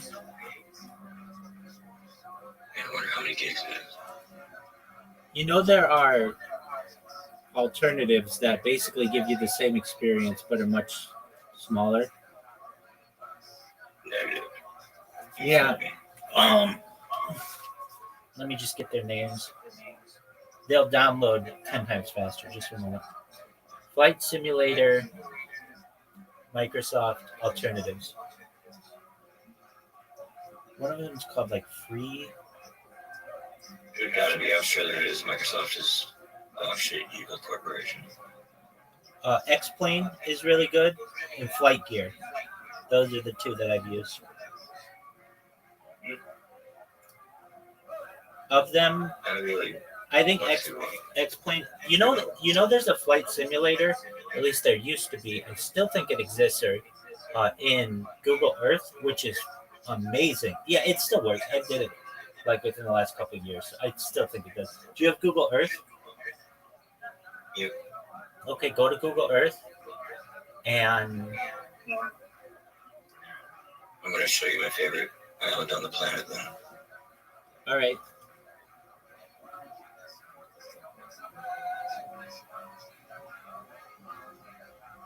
It's called Deception Island.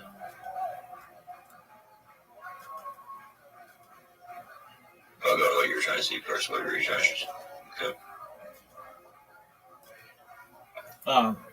Okay. In the upper, like in the top, your menu, what are your options? File, and then what? You can see it from my stream. It's small, and my vision's bad. What does it say? File, open, save. If you give me an address or a name of a place, I'll go to it. No, I want you to be able to use the plane in it. Okay, so let me just look it up. Oh, I never have. Google Earth plane mode. Flight Simulator, okay. Oh, do you see it? Flight Simulator? Yeah, we're up right now. Yeah. Airport. How sick is that? Go to Kathmandu. I'm happy. I just didn't let Los Angeles. All right, so LAX. We're controlled.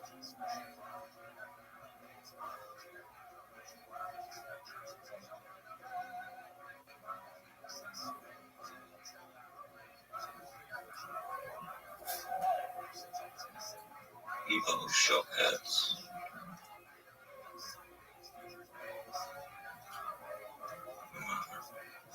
Okay, so head-up displays, Control H. Okay.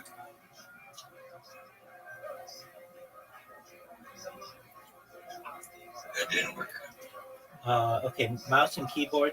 Page up to increase thrust. There we go. Arrow keys and Alt to turn slowly or Control to turn quickly.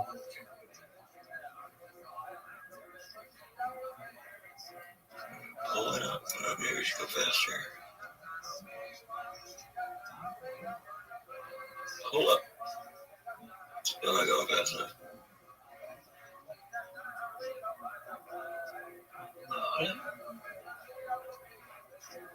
Oh, it's the mouse. Okay.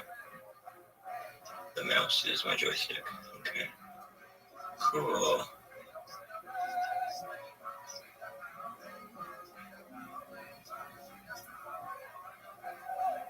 It's not, the best, but it is pretty cool, and it's already loaded, so you don't have to download anything.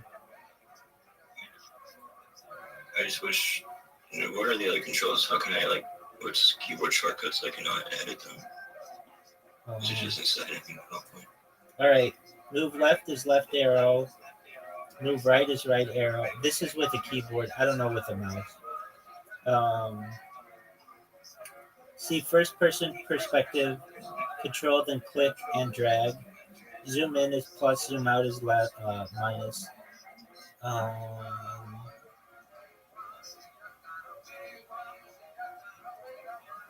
Doing 9/11 simulator right now. There you go. But in Los Angeles. Yep. Will it fly through the building? Probably. Oh, missed it. So that was the Wilshire.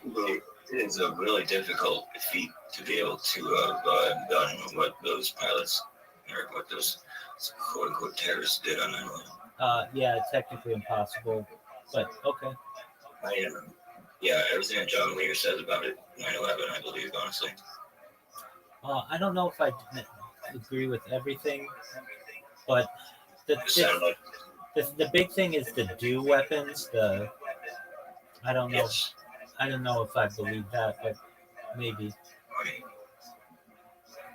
It would make sense that a do weapon and that they would use to take down the biggest planets or buildings on Earth. Yeah, but it would blow up. Molten metal for weeks after. Yeah, but then you wouldn't need thermite. It was more obviously done, in my opinion, with thermite, if it were done in any way. Well, they did it in a lot of ways. There were explosions. There was a controlled demolition inside, and they also did the do weapon. There you go. And this was a really well planned out operation. They've planned this since the 70s, since they built World Trade Center. There's Marina Del Rey. You're flying right now. Right over Venice Beach. Going way too fast.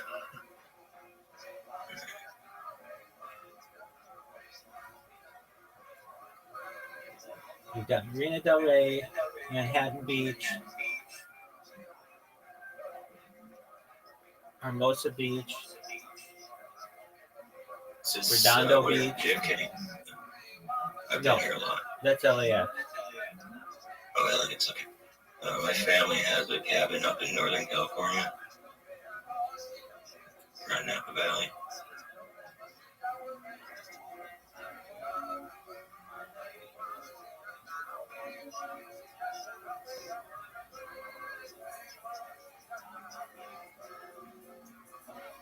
Okay. It's kind of cool. I wish it was a little bit better, but let's see what's here. Go to, they have one that runs in your browser.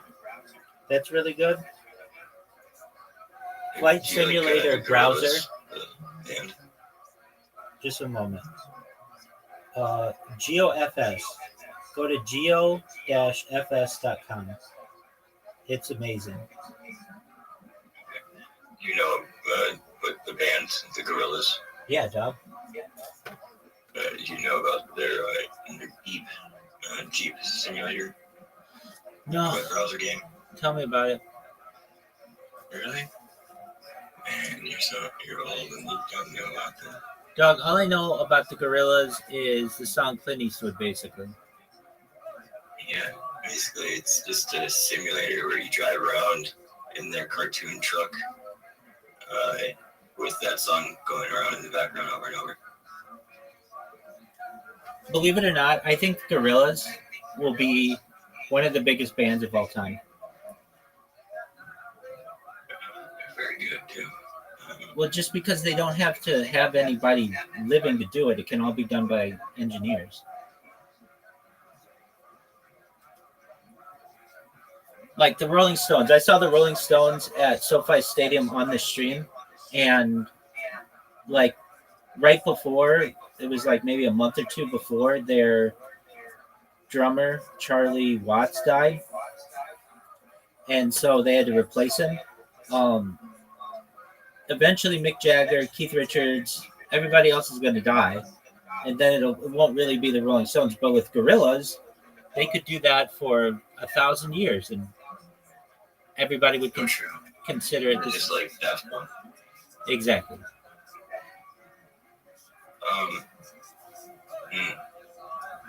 This might be a little off topic and pretty dark, but you know about adrenochrome, and well, you know about it.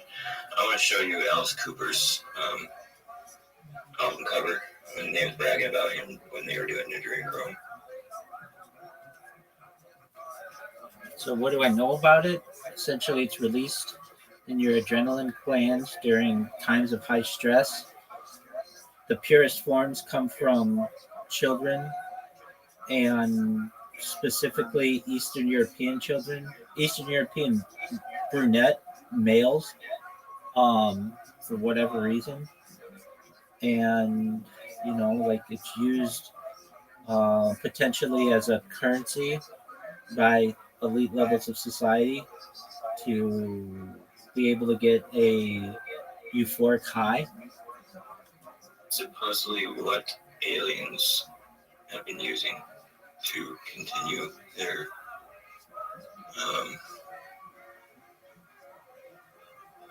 it allegedly is the reason why the browser that you're using is called what it is. Chrome or what? Chrome. Brave. Oh, I don't know if you're using Brave. I thought it was Chrome. Yeah, Chrome.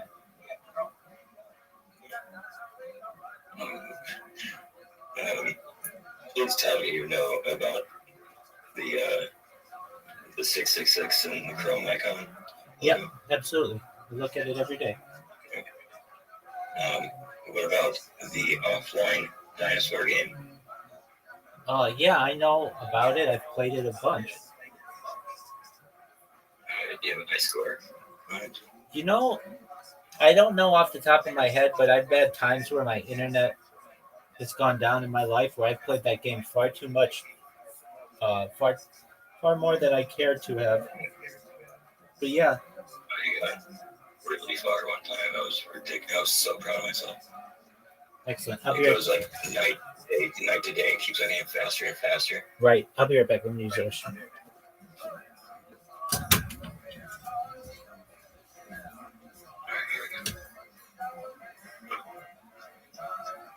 Dinosaurs.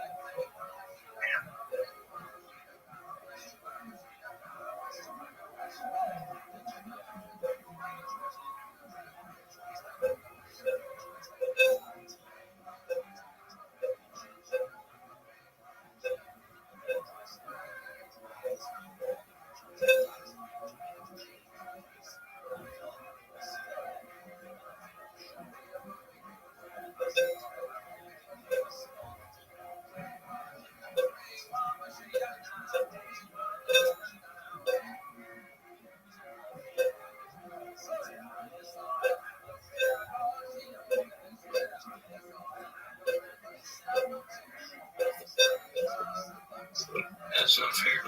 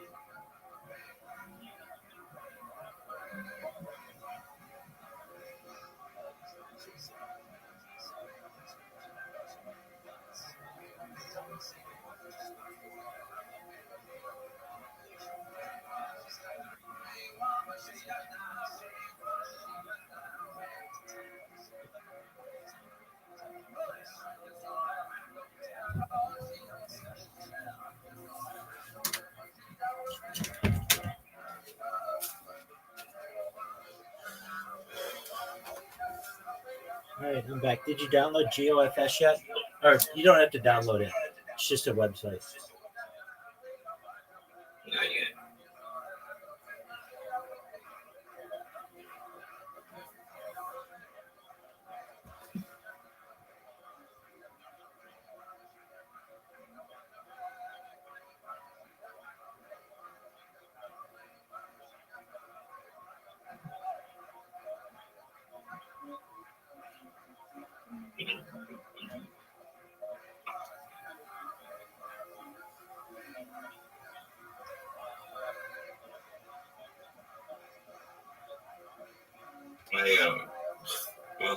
I'm do a lot of things. I'm an artist. I'm a motorcycle mechanic. So if you ever need any artwork, let me know. Will do, big dog.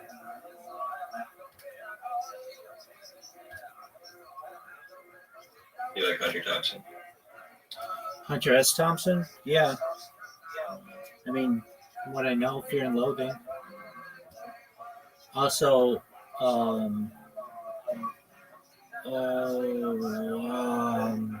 Gonzo journalism.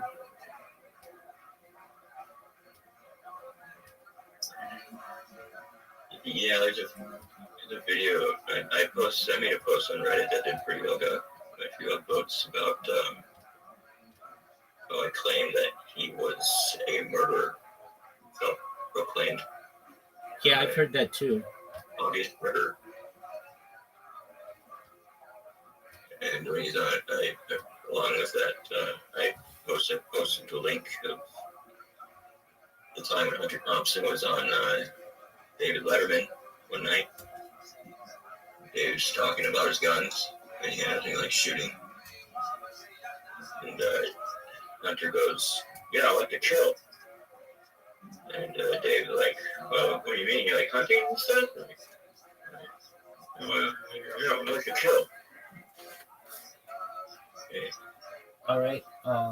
What's the name of your Reddit post? I'll put it up right here.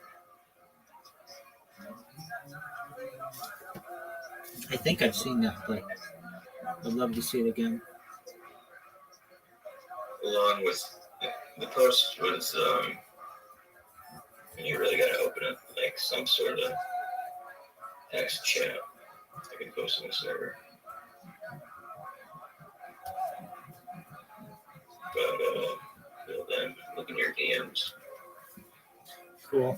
I have in the past, I've had every single one of these available. Somebody came in and put a GIF of somebody like self-immolating themselves, and they did it like 500 different channels, and I had to go through. It took me a while to delete it, and I just said from there no. There's also a way that you can get people banned. I have a lot of enemies because I spam my Discord everywhere, and so people come in here. The way that you can get a Discord nuke pretty easily is you just come in and you put your own address, whatever it is, and then you report it for doxing, and then it'll get your Discord banned. Say it over again. So what you do is you, like, let's say there's a text chat open. You go in there and you put, it doesn't even have to be yours, but anybody's address. And then you go within another account and you report it for doxing. And then it will get your Discord banned. It will get that to the account that you reported. No, it'll get the whole Discord banned. There's a subreddit dedicated to this, banned from Discord. And I read about people doing it quite often, so I do my best to avoid it.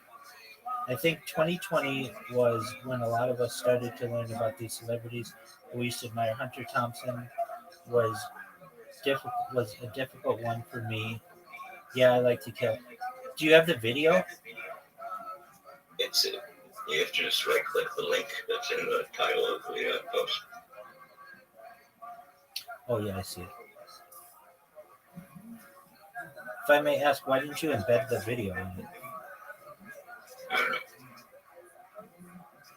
I'm banned from Reddit now. Join the club, big dog.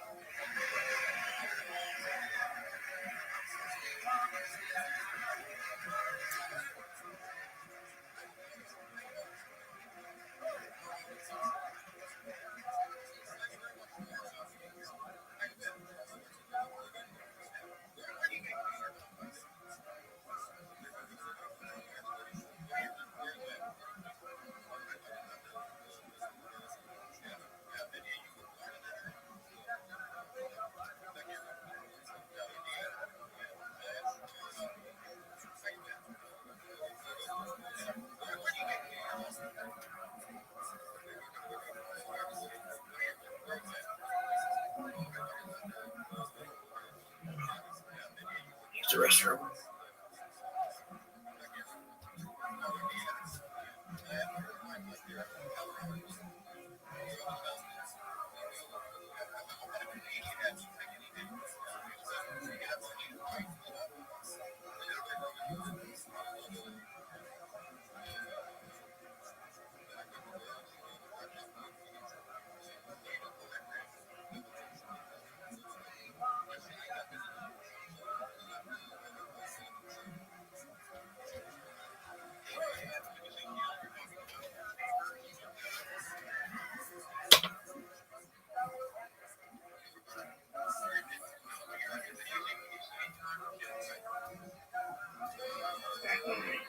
Yes, ma'am. Oh yeah. He's self-described as weird.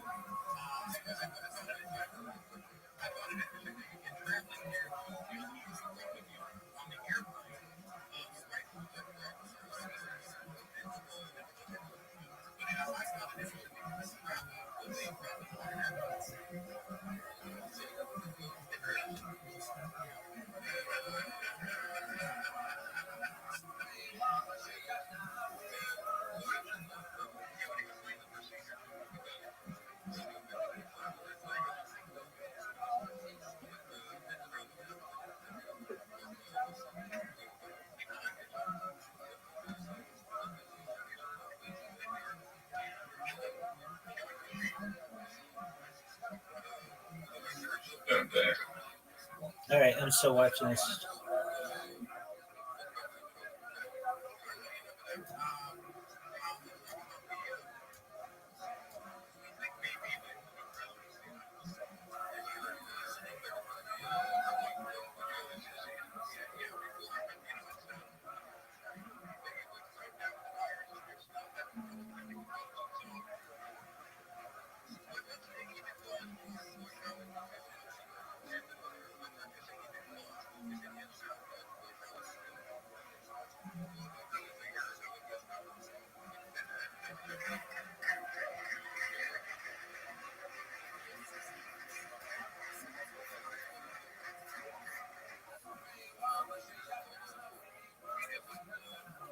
Yeah, that's creepy. Why'd you get banned from Reddit?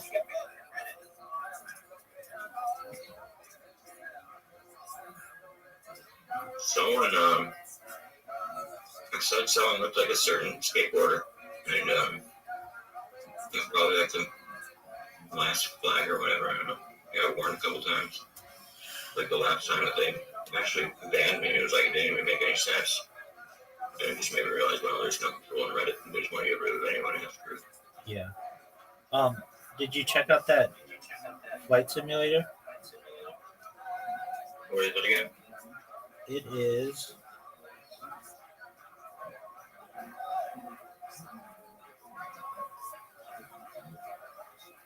It is called GeoFS.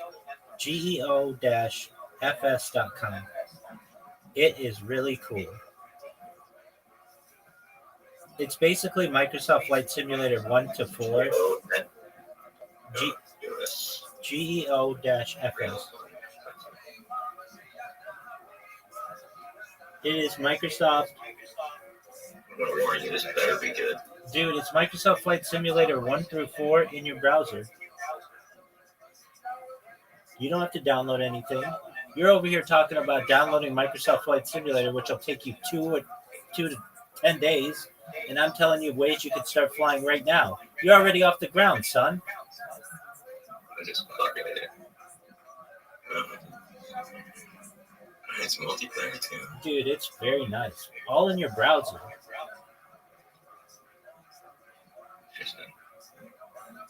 I sometimes just have it going and just have it fly around the world for me. Like I keep the autopilot on and just have it so that I don't have to refuel, and I just have it go around the world. I find it very relaxing.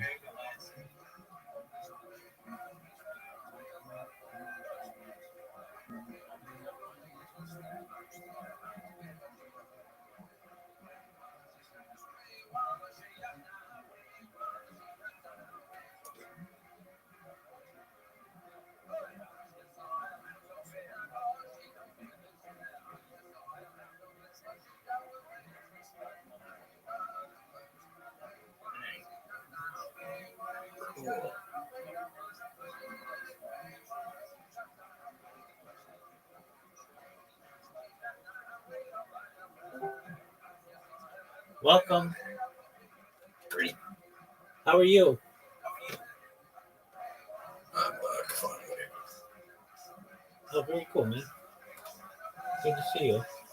What have you guys been up to the past 5 months? 6 months, I think it's been. Yeah, just chilling. We're watching him fly a biplane. Pull up. Pull up. I got watching the cycle. Sounds fun. Not really. You got what? That's what it is. And airport 6 times. What's your Yeah, 3 times all the time. Yay. I don't know why why they keep locking me up. They keep saying I've got schizophrenia. I'm like, I don't think I do. I think you're wrong. But okay. What are you doing to make them do this? I'm just very spiritual, and that makes them don't know. Explain better. What did you do? May have committed a ritual which I shouldn't have done. Tried to become a god. Succeeded. Came out the consequence of being locked in this place and being studied for ages. This ritual involved the death of the living being. No, God, no. Jesus, no. No. Don't do. I don't do those ones. I did the speak that everyone is divine all at once ritual, basically. That everyone's a god and goddess was my idea. It kind of worked, I think. You think you got put into a... Well, yeah, if you start telling all the doctors and people around you, hey, I'm a god, then they're going to start thinking you're a bit weird, yeah. Then when they start to think that you're actually that and they get scared, then it starts to turn to a bit of a messy situation. Yeah, okay. He takes everything too seriously. True. I don't really give a fuck either way. Like, if I'm a god or not, I don't really care. It doesn't make a difference to my life. I'm a god, mine. So, what were they saying that it said? Like, what did they say that you did that was wrong that got you there? My parents said that I was scaring them. And because of that, the mental health act can be enacted, legally speaking. And because they said they were scared of me, the doctors just watched me in it, basically. You're still in there? Here until the discharge me, which is about a month or two away. But they let you on Discord? Yeah, they are. My parents are jokes. Sorry? They let you on Discord in there? Yeah, now I can. I've only just managed to come back on it. I've been in here since February the 4th. I was in the previous ward where I couldn't really get my computer in and do all the stuff I'm doing now. So now I'm in a safer, more comfortable ward. It's a basically now I've been last in the hospital for so I became homeless. And when I used to be homeless, and I already had really bad abstinent problems. I had told him, like, dude, I'm going to kill myself if I'm homeless. And he's like, okay, you can stay at the hospital here. And supposedly, the psych ward was filled up, like, already so long where I just could chill with my laptop and shit in a hotel, or like in a hospital room, like lived in a hospital room. Yeah. That's basically what mine's like now. This is like I live in a bungalow, which is hospital owned currently, at least until I get my own apartment fine. Look at it. Actually, I'm sure that's older. I'm 28.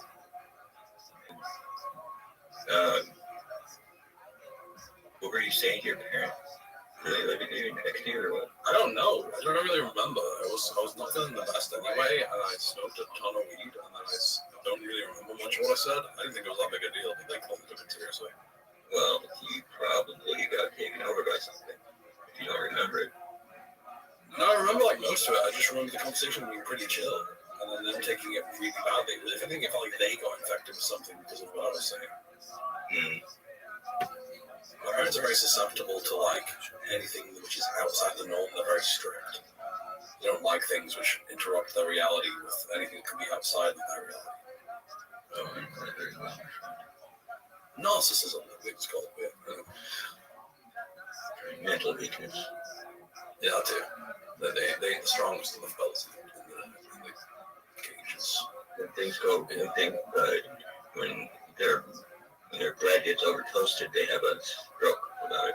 Yeah, literally, bro. It feels like that sometimes. Like, my parents are super sensitive to change. They're like they think I'm autistic. I'm like, no, I have to come from somewhere. Like, you know, I'm pretty sure you two are hella like strict autism. Because they like everything. Like, whenever you talk about a problem with them, you can't talk about the problem. You can't talk about the solution. It's not all something being locked up and very like.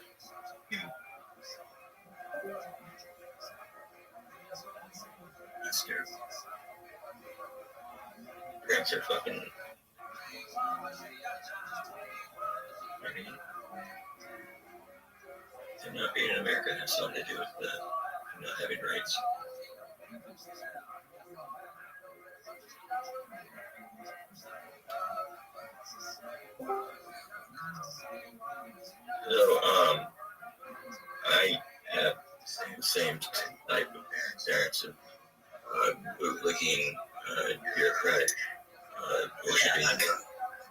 worshipping the society rather than anything else. I love rules. Yeah, literally. And like anyone that doesn't follow their exact life and their moral code, they think it's scum, right? Yeah, basically. My parents don't think they're scum, they just think they're lesser than them. But they'll never admit that, though. God forbid they ever be honest about their feelings. I have two older sisters. I'm the youngest. My older sisters, they look perfect, ideal children or whatnot. Great straight A's and went to college and everything. I was really exact opposite. Hardcore ADD. Put in special education throughout most of my life. Never great college and severe drug addict. I bet you're having more fun than they are. What? That was the goal. Yeah, I saw my sisters. They were doing shit, and then pouring into depressed as fuck. And like, I have a happy life, but not necessarily a successful life. Because I want to have everything, earn money, and be secure, but I want to experience everything cool. Like, hell yeah, damn straight. I smoke hella weed. Undercooking. When I'm out of here anyway, can't do anything in here.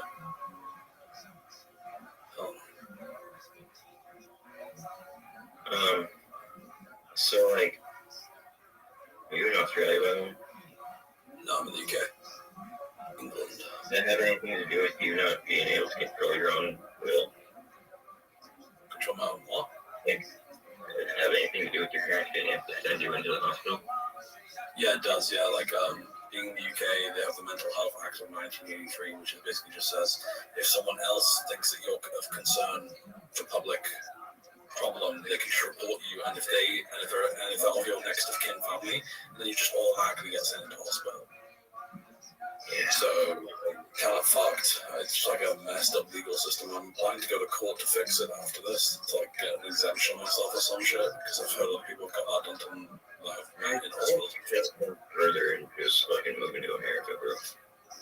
If I wanted to move to America, I would move in a heartbeat. If I could get the citizenship and I could do all that, have that money, everything's currently confined to the point that I have no money. I need a job, but I can't get a job in the hospital. And every time I get a job, I start to make progress, become better at things, and I get walked back into hospital and the same fucking cycle. It's just like, oh my god, this is bad. But then it's not me with this big real in England. Prison. Okay, yeah, I'm kind of the same way. I want to even do things, but like money, fear, I fear of becoming homeless and not being able to support yourself and whatnot. Valid. Otherwise, I'm gonna move to New York and shit. But like, where do you live now? Minneapolis, Minnesota. Gotcha. In Norway, America. It's not too bad. Fucking cold. That is true. Our homeless people get killed off for winters, so too many. That's pretty fucked up. What the fuck? The fact that what I don't understand is America has the highest economy of any country, and then has more homeless people than most countries with less economy. It's very strange. Not to bash America, it just feels weird for that to even be a problem. Or the plan to destroy the American family and security of the American citizen, and liquidate America and introduce a new world order, and that kind of got interrupted by Trump. We like that. How do you like Trump? Oh man, I've been an avid leftist leaning liberal most of my life, punk, whatever, growing up. 36 now. Yeah. And so most of my people in my life, in 2020, is when I started to consider, what are the Republican people even talking about? And then I thought conspiracies and everything, and I started changing, and I'm like, I lost so many close best friends who I thought were brothers, just because of, I thought, politically, they won't talk to me anymore. They would think, like, that's wild. It is, so it's called, like, Trump derangement syndrome, and it's so fucking real. Oh yeah, I've seen that. Yeah, I've seen that happen a lot. Yeah, like, as soon as you mention that you are on the right wing of politics, everyone's just like hate that guy. So why? They relate It's just anything negative in their life, they relate it to Trump. basically, yeah. Like this guy. It's deranged and they're completely dehumanizing a human, and like they're not even recognizing the hatred that they are harboring, and that like it's the exact opposite of their love and like equalness and that the liberals are supposed to be part of. I call it like it's kind of like one just not being able to reflect ourselves and just can't reflect. So Like, how do you do it? or like my parents are smart people, like, and my parents are like on the ball and they have like good job and they make good money. They're lucky, but like they are fucking retarded. It's like a mental disease. Mental disease that has taken them since, and they can't. I don't know. This is like insecurity, but like I mean, just years have just been like an absolute hell for me, and quite an interesting, horrible experience of like just yeah. That's exactly what you mean. I know exactly. 3 years of my life past, I'd just say like 7, 8 years now. That's probably it's been like a long time of just hell, just like lots of hell. Great. As soon as you spit the truth to people, they don't like it because it doesn't conform to the woke narrative. Okay. What I think is what I also say is a great response to someone who just refuses to believe your truth. That you say, you just say, even take to hear the truth, so I understand your reaction. It's like I really believe everyone. Like people, demons are prevalent and heavily like ghost shit from people. And, like people are channeling spirits of just pure rage and anger and hatred. I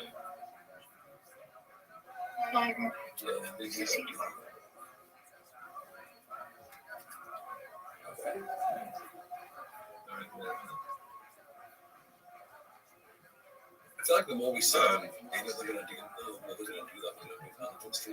Maybe if we believe hard enough that my bitch accent turns back when they're thinking. Maybe people can change their minds. Like I've been telling my parents like like I told them like the vaccine, like everything is going to happen from like what the current situation is. Like I told them everything about we're going to come to office back way ago. When we could have been seen like Trump's going to have the greatest comeback than any American in history ever. And this was like years ago. And like trying to explain to them how like they're like when the elections were coming this the other year, things were going nuts.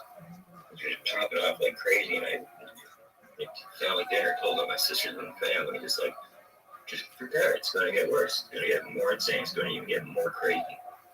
And sure as shit, it like it's enough times where I'm right, where my dad eventually just like me schooling him over and over. And he actually fucking started saying like positive things that he likes about Trump in front of me. And I never imagined that day it ever happened. But it happened this last weekend. Persistence is key.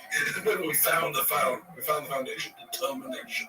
If we speak the truth enough times and it keeps being proven enough times, we actually got them.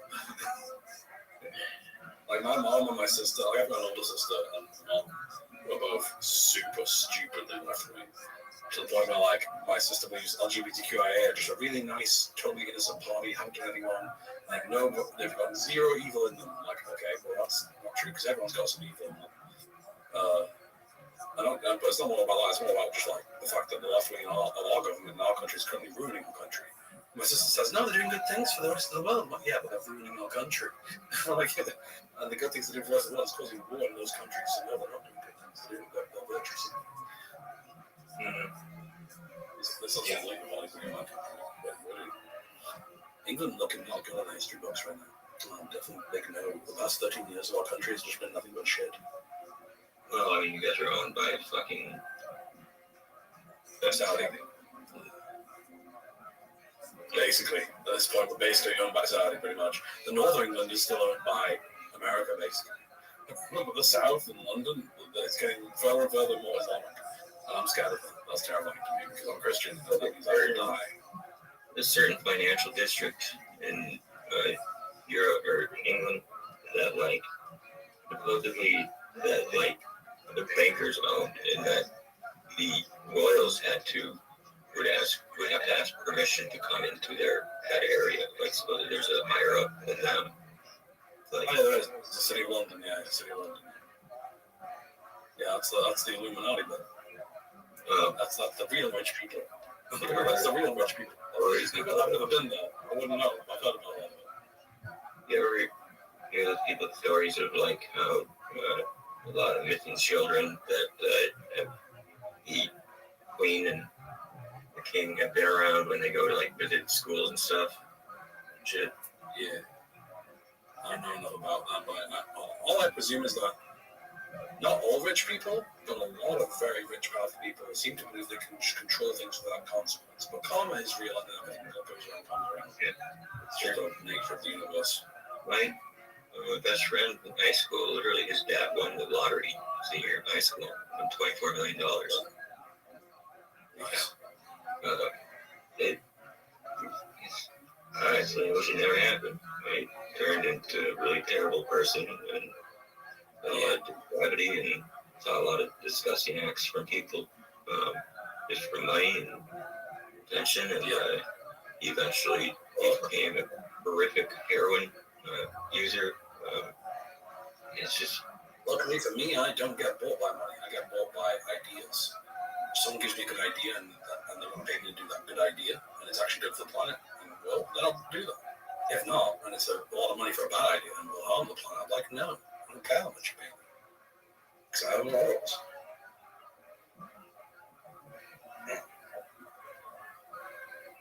Morals cause pain. Because if you try to stick to a perfectly good moral compass at all times, you usually get targeted by a lot of negativity. Such is the way.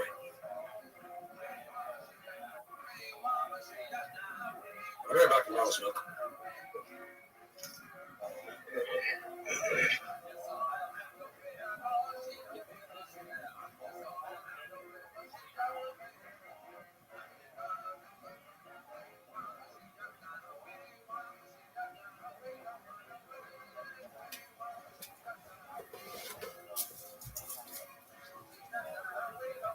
I know there are a lot of things that are happening at this institute that I don't know about, and that could be one. Could she have said that the personnel at the Wuhan Institute of Virology have all had to go through classification training so that they can know about what can and can't be said? Like, she could have said all those things, but she couldn't say all of those things. And so, and I think that's why so many, at least in my view, so many people certainly in the Western world got this story wrong from the beginning. Because if your only prism was the science, and you just assumed that this is a science question to be left to the scientists, Xu Zhengli is just like any scientist working in Switzerland or Norway. The Chinese government isn't interfering in any way, and we can trust them. That would lead you down one path. In my view, the reason why I progressed as I did is I felt like I had two keys. I had one key as I live in the science world through my work with WHO and my books and things like that. But I also have another part of my life in the world of geopolitics as an Asia quote unquote expert and former National Security Council official and other things. And I felt for me, I needed both keys to open that door. But if I only had the science key, I wouldn't have had the level of doubt and suspicion that I have. But if my starting point was only doubt and suspicion, well, it's coming from China, it must be that the government is guilty, like that wouldn't help either. I wonder what's in her mind, whether it's fear or habit.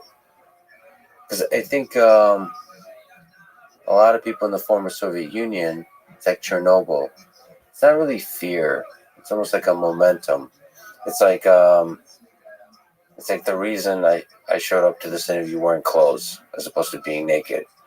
It's like, all right. It's like, it's just all of us are doing the clothes thing. Although there was a startup years ago called Naked News. Did you ever hear about that? They just would read the exact news, but naked. No, they would. After each story, they'd take something off until the end. They were. I don't think it's a good idea for a podcast. They have an IPO. Stay tuned. Next time I'm with Michael Mouse. Yeah. Okay. So what do you think? I mean, because the reason I asked that question is, how do we kind of take steps to improve without any kind of revolutionary action? You could say we need to inspire the Chinese people to elect, to sort of revolutionize the system from within. But like, who are we to suggest that? Because we have our flaws too. We should be working on our flaws as well. And so, but at the individual scientist level, what are the small acts of rebellion that can be done? How can we improve this? Well, I don't know about small acts of rebellion, but I'll try to answer your question from a few different perspectives. So right now, actually, as we speak, there is a special session of the World Health Assembly going on. The World Health Assembly is the governing authority over the World Health Organization, where it's represented by states and territories, 194 of them, tragically not including Taiwan because of the Chinese government's assistance. But they're now beginning a process of trying to negotiate a global pandemic treaty to try to have a better process for responding to crises exactly like we're in. But unfortunately, for the exact same reasons that we have failed, I mean, we had a similar process after the first SARS. We set up what we thought was the best available system, and it has totally failed here. And it's failed here because of the inherent pathologies of the Chinese government system. We are suffering from a pandemic that exists because of the internal pathologies of the Chinese state. And that's why, on one hand, I totally get this impulse. Well, we do it our way, they do it their way. Who's to say that that one way is better? And certainly right now in the United States, we're at each other's throats. We have a hard time getting anything meaningful done. And I'm sure there are people who are saying, well, that model looks appealing. But just as people could look to the United States and say, well, because the United States has such a massive reach, what we do domestically has huge implications for the rest of the world. They become stakeholders in our politics. And that's why I think for a lot of years people have just been looking at U.S. politics, not because it's interesting, but because the decisions that we make have big implications for their lives. The same is true for ours. You could say that the lack of civil and political rights in China is I mean, it's up to the Chinese, not even people, because they have no say, but to their government, and they weren't democratically elected, that they are recognized as the government. But some significant percentage of the 15 million people now dead from COVID are dead because in the earliest days following the outbreak, whatever the origin, the voices of people sounding the alarm were suppressed. That the Chinese government had, just like in Chernobyl, the Chinese government had a greater incentive to lie to the international community than to tell the truth, and everybody was incentivized to pretty much do the wrong thing. And so that's why I think one of the big messages of this pandemic is that all of our fates are tied to everybody else's fates. And so while we can say and should say, well, let's focus on our own communities and our countries, we're all stakeholders in what happens elsewhere. Can I ask you a weird question? So I'm going to do a few podcast interviews with interesting people in Russia, in the Russian language, because I could speak Russian. And a lot of those people have, are not usually speaking in these kinds of formats. Do you think it's possible to interview Xi Jinping? Do you think it's possible to interview somebody like her or anyone in the Chinese government? I think not. And I think the reason is because I think they would, one, be uncomfortable being in any environment where really unknown questions will be asked. And I was, so as you know, on this topic, the Chinese, as I mentioned earlier, the Chinese government has a gag order on Chinese scientists. They can't speak without prior government approval. Xu Zhengli has been able to speak, and she's spoken at a number of forums. I mentioned this Rutgers event. Yeah, what was the nature of that forum? All of them were kind of science conversations about the pandemic, including the origins issue. But I think that she, in her response to my question, it was kind of this funny thing. So they had this event for organized by Rutgers, and I went on. There was an online event on Zoom, but I got on there and I just realized it was very poorly organized. Like normally the controls that you would have about who gets to chat to who gets to ask questions, none of them were set. And so I kind of couldn't believe it. I was just sitting at home in my neon green fleece, and I just started sending chat messages to Xu Zhengli. So anybody could. Anybody could. It was insane. And so I thought, wow, this is incredible. And so then it was unclear who got to ask questions. And so I was like posting questions, and then I was sending chats to the organizers of the event saying, I really have a question. And first they said, well, you can submit your questions and we'll have submitted questions. And then if we have time, we'll open up.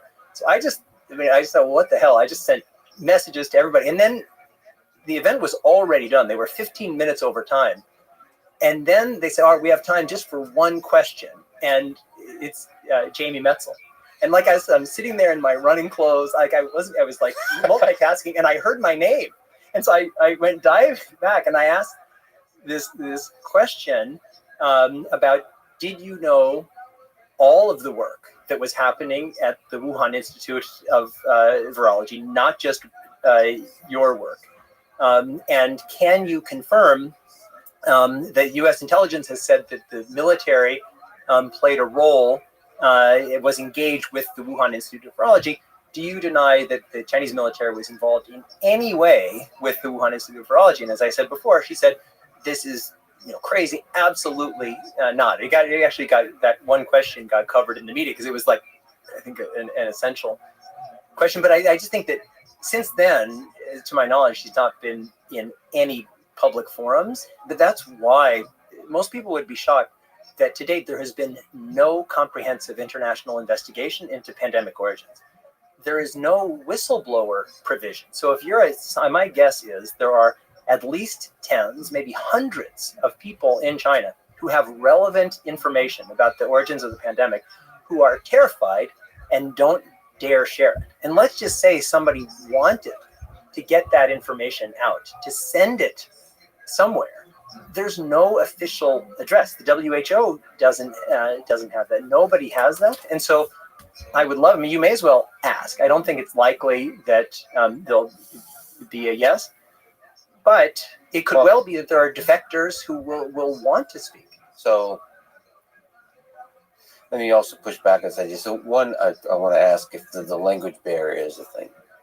Because I've talked to, so that I've understand Russian culture, I think, or not understand this.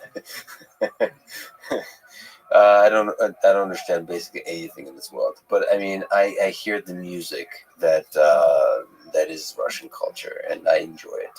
I don't hear that music for Chinese culture. It's just not something I've experienced. So it's a beautiful, rich, complex culture, and from my sense, it seems distant to me. Like whenever I look, even like we mentioned offline Japan and so on, I probably don't even understand Japanese culture. I believe I kind of do because I did martial arts my whole life, but even that is just so distant. People who've lived in Japan, foreigners for like 20 years, say the exact same thing. Yeah. It makes me sad. It makes me sad because I will never be able to fully appreciate the literature, the conversations, the people, the little humor and the subtleties. And those are all essential to understand even this cold topics of science. Yeah. Because all of that is important to understand. So that's a question for me if you think language barrier is a thing. But the other thing I just want to kind of comment on is the criticism of journalism that somebody like Xi Zhengli or even Xi Jinping, so just anybody in China, is very skeptical to have really conversations with anybody in the Western media. Yeah. Because it's like, what are the odds that they will try to bring out the beautiful ideas in the person? And honestly, this is a harsh criticism. I apologize, but I kind of mean it. Is the journalists that have some of these high-profile conversations often don't do the work. They come off as not very intelligent, and I know they're intelligent people. They have not done the research.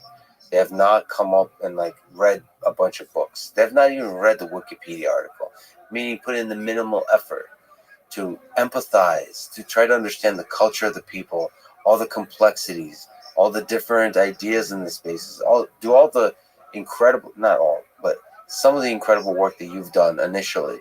Like that, you have to do that work to earn the right to have a deep, real conversation with some of these folks. And it's just disappointing to me that journalists often don't do that work. Yeah. So on that, just first, I completely agree with you. I mean, there is just an incredible beauty in Chinese culture, and I think all cultures, but certainly China has such a deep and rich history, amazing literature and art, and just human beings. I mean, I'm a massive critic of the Chinese government. I'm very vociferous about the really genocide in Xinjiang, the absolute effort to destroy Tibetan culture, the destruction of democracy in Hong Kong, incredibly illegal efforts to seize basically the entire South China Sea, and I could go on and on and on.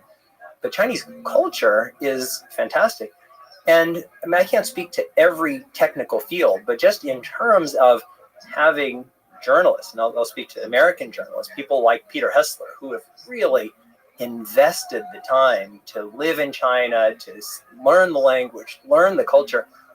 Peter himself, who's maybe one of our best journalists covering China from a soul level, he was kicked out of China. So it's very, very difficult.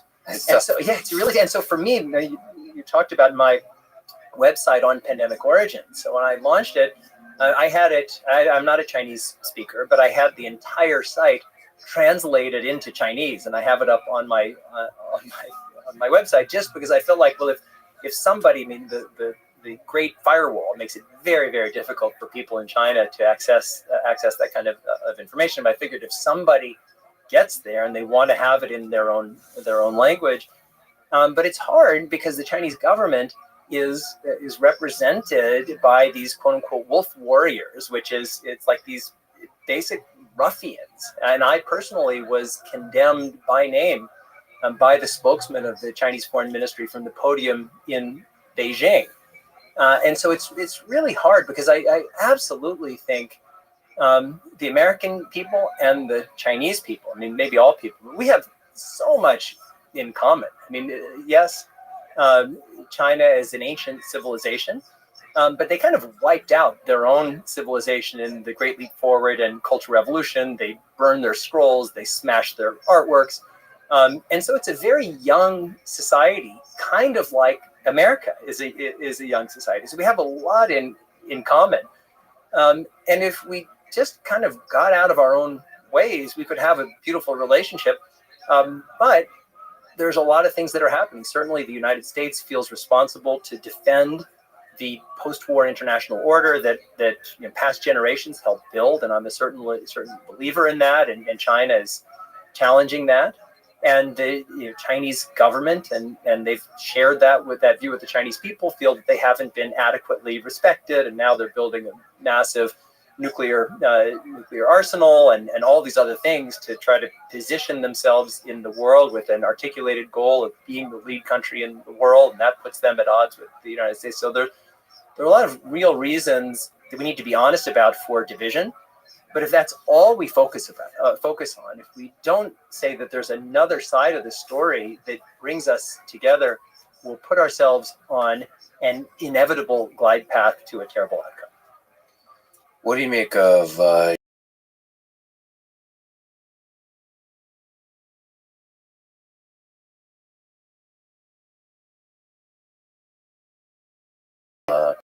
in discussion of lab leak? So I feel that Xi Jinping has a very narrow goal articulated of establishing China as the lead country in the world by the 100th anniversary of the founding of the modern Chinese state.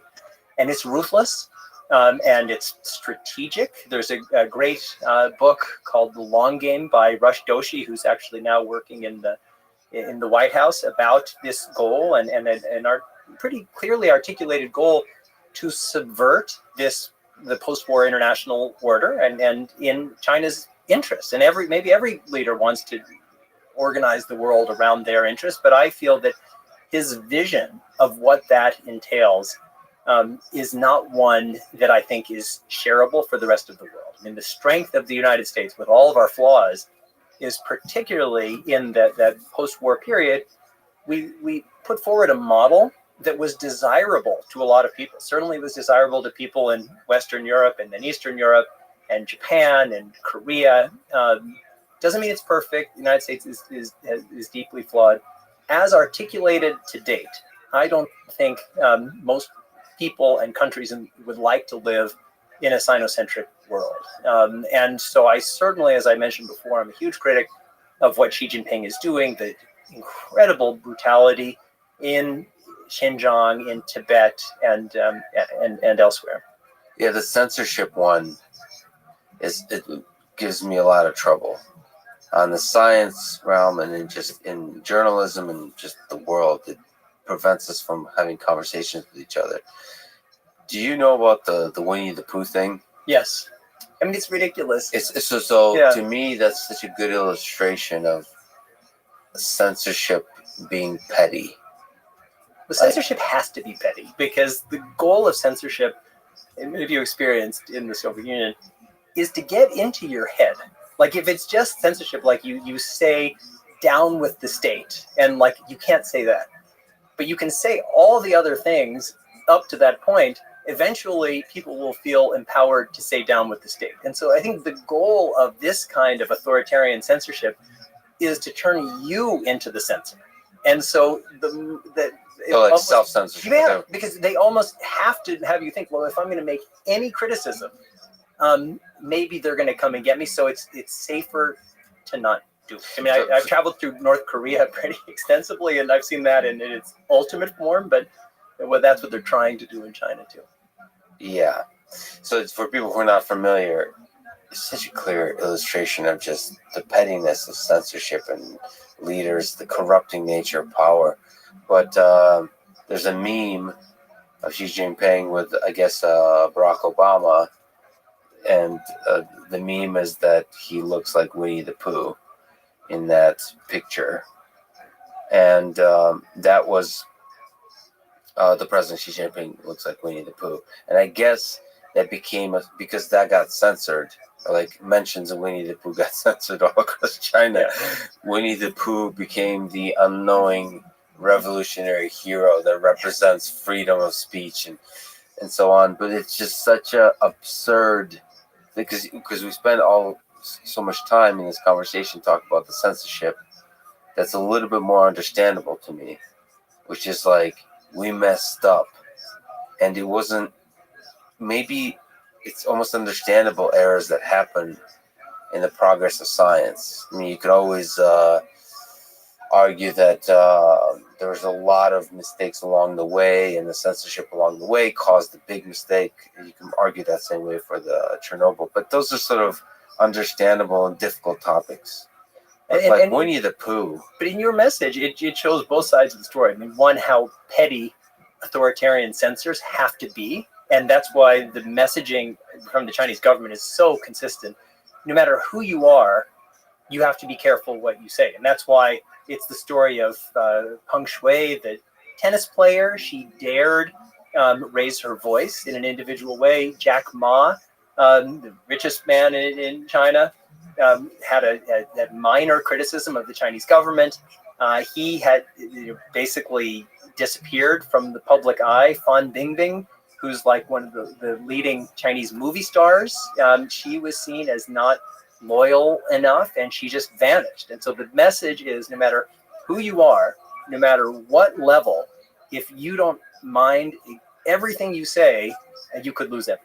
I'm pretty hopeful, optimistic about a lot of things. And so for me, if the Chinese government stays with its current structure, I think what I hope they start fixing is the freedom of speech.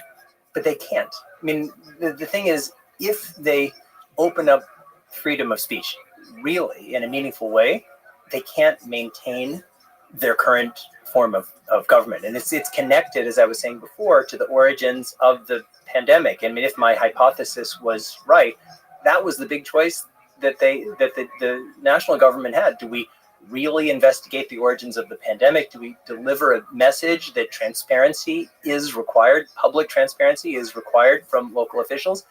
If they do that, the entire system collapses. Pretty much everybody in China has a relative who has died as a result of the actions of the Communist Party, particularly in the Great Leap Forward. It's nearly 50 million people died as a result of Mao's disastrous policies. And yet, why is Mao's picture still on Tiananmen Square and it's on the money? Because maintaining that fiction is the foundation of the legitimacy of the Chinese state. If people were allowed, just say what you want. Do you really think Mao was such a great guy, even though your own relatives are dead as a result?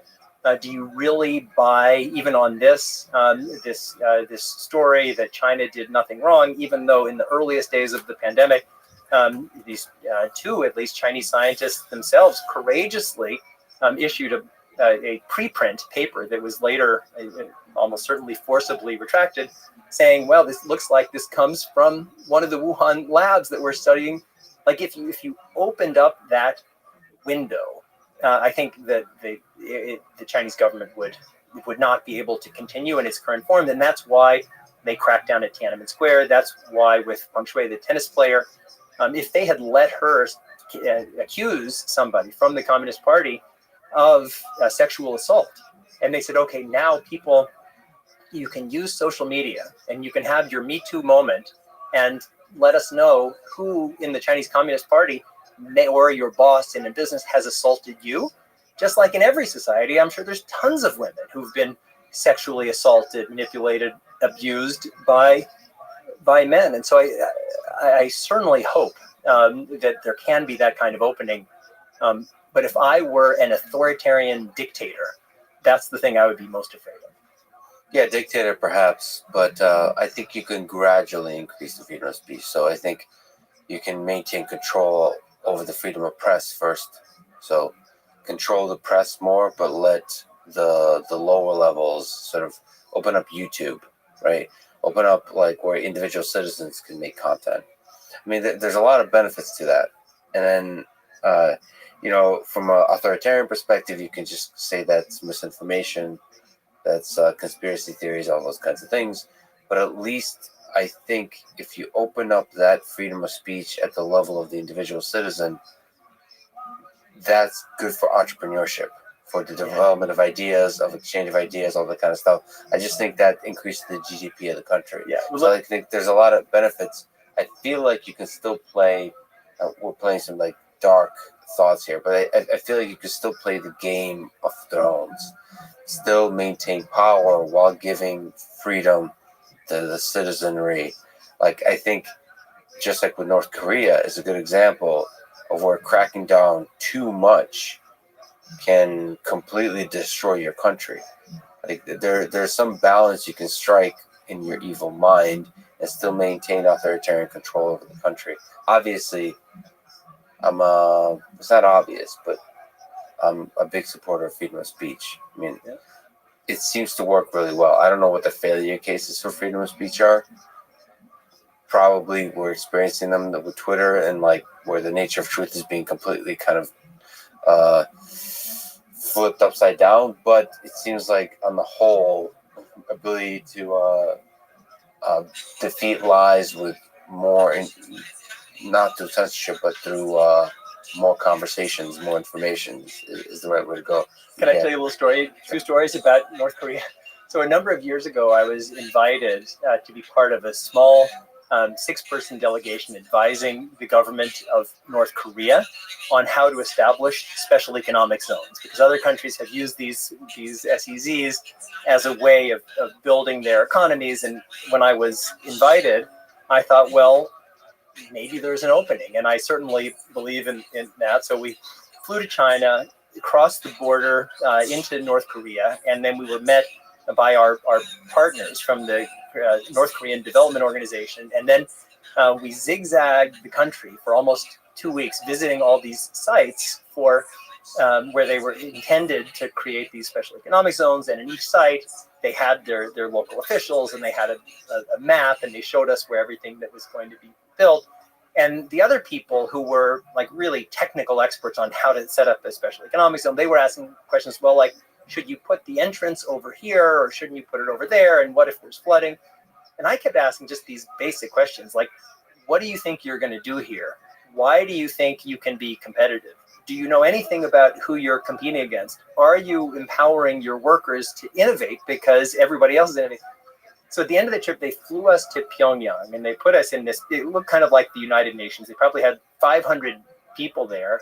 And I gave a speech to them. Obviously it was in English, and it was translated. And I figured, I've come all this way. I'm just going to be honest. If they arrest me for being honest, that's on them. And I said, I'm here because I believe we can never give up hope, that we always have to try to connect. I'm also here because I think that North Korea connecting to the world economy is an important first step.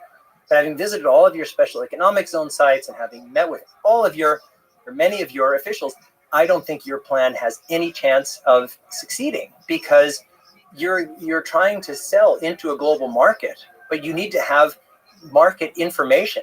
And I gave examples of GE and there are others, that the innovation can't only happen at one place. And if you want innovation to happen from the people who are doing this, you have to empower them. They have to have access. They have to have voice. I mean, nobody.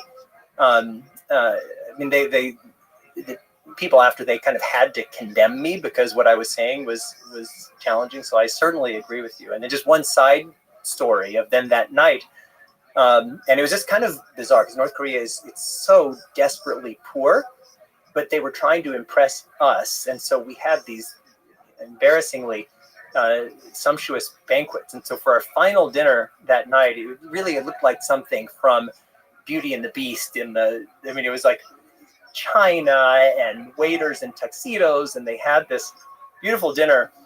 And then afterwards, because we'd now spent 2 weeks with our North Korean partners, they brought out this karaoke machine, and our North Korean counterparts, they sang songs to us in Korean. And so I said, well, we want to reciprocate. Do you have any English songs on your karaoke machine? It's North Korea, obviously they didn't. But I said, well, I have an idea. And so there was one of the women who'd been part of the North Korean delegation. She was able just to play the piano, just like you could hum a tune, and she could play it on the piano. And so I said, all right, here's this tune, which I whispered in her ear. When I give you the signal, just play this tune over and over. And so I got these. There were the 6 of us and maybe 20 North Koreans, and we were all in a circle. So everybody hold hands, and then put your right foot in front of your left, and then left foot in front of the right, going sideways. And I said, all right, hit it. and she played a North Korean version of Hava Nagila, and I think it was the first and only hora that they've ever done in North Korea. That's hilarious. I survived to Was this tell the tale. recorded or no? It was not. Oh no. Yeah, that YouTube. If they had free YouTube, this would have been a big one. Let's return to the beginning and it just patient zero. It's kind of always incredible to think that there's one human at which it all started. Who do you think was patient zero?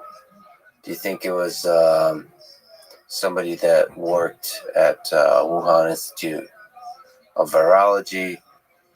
Do you think it was there was a leak of some other kind that led to the infection? Like, what do we know? Because there's this December 8th / December 16th case of maybe you can describe what that is, and then there's like what's his name? Michael Rabbi has a nice timeline. I'm sure you have a timeline, but he has a nice timeline that puts the average at like November something, like 18th and November 16th as the average estimate for when the patient zero got infected, when the first human infection happened. Yeah, so the just 2 points. One is it may be that there's infectee zero and patient zero. It could be that the first person infected was asymptomatic, because we know there's a lot of people who are asymptomatic. And then there's the question of, well, who is patient zero, meaning the first person to present themselves in some kind of health facility where that diagnosis could be made. So can we actually linger on that definition? Yeah. So is that to you a good definition of patient zero? Okay, there's a bunch of stuff here because this virus is weird. Yeah. So one is who gets infected, one who is infectious, or the first person to infect others. Yeah. So and who shows up to a hospital. Like yeah. So I think that's why I'm calling the first person to show up to a hospital who's diagnosed with COVID-19. I'm calling that person patient zero.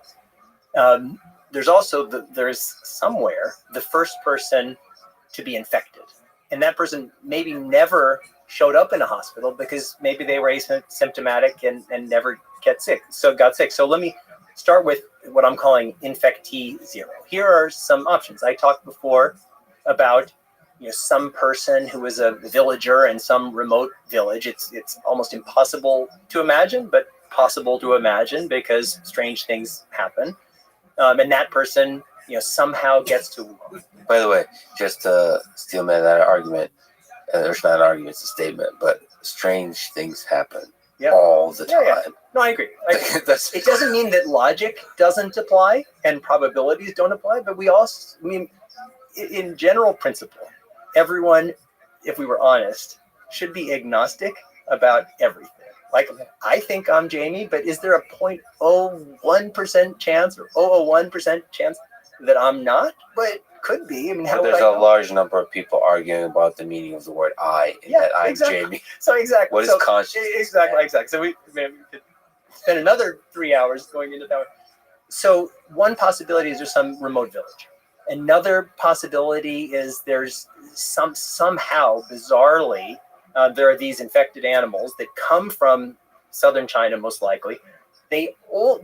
Maybe there's only one of them that's infected, which how could that possibly be? And it's only sent to Wuhan. It's not sent anywhere else to any of the markets there, or whatever. And then maybe somebody in a market is infected. That's one remote possibility, but a possibility.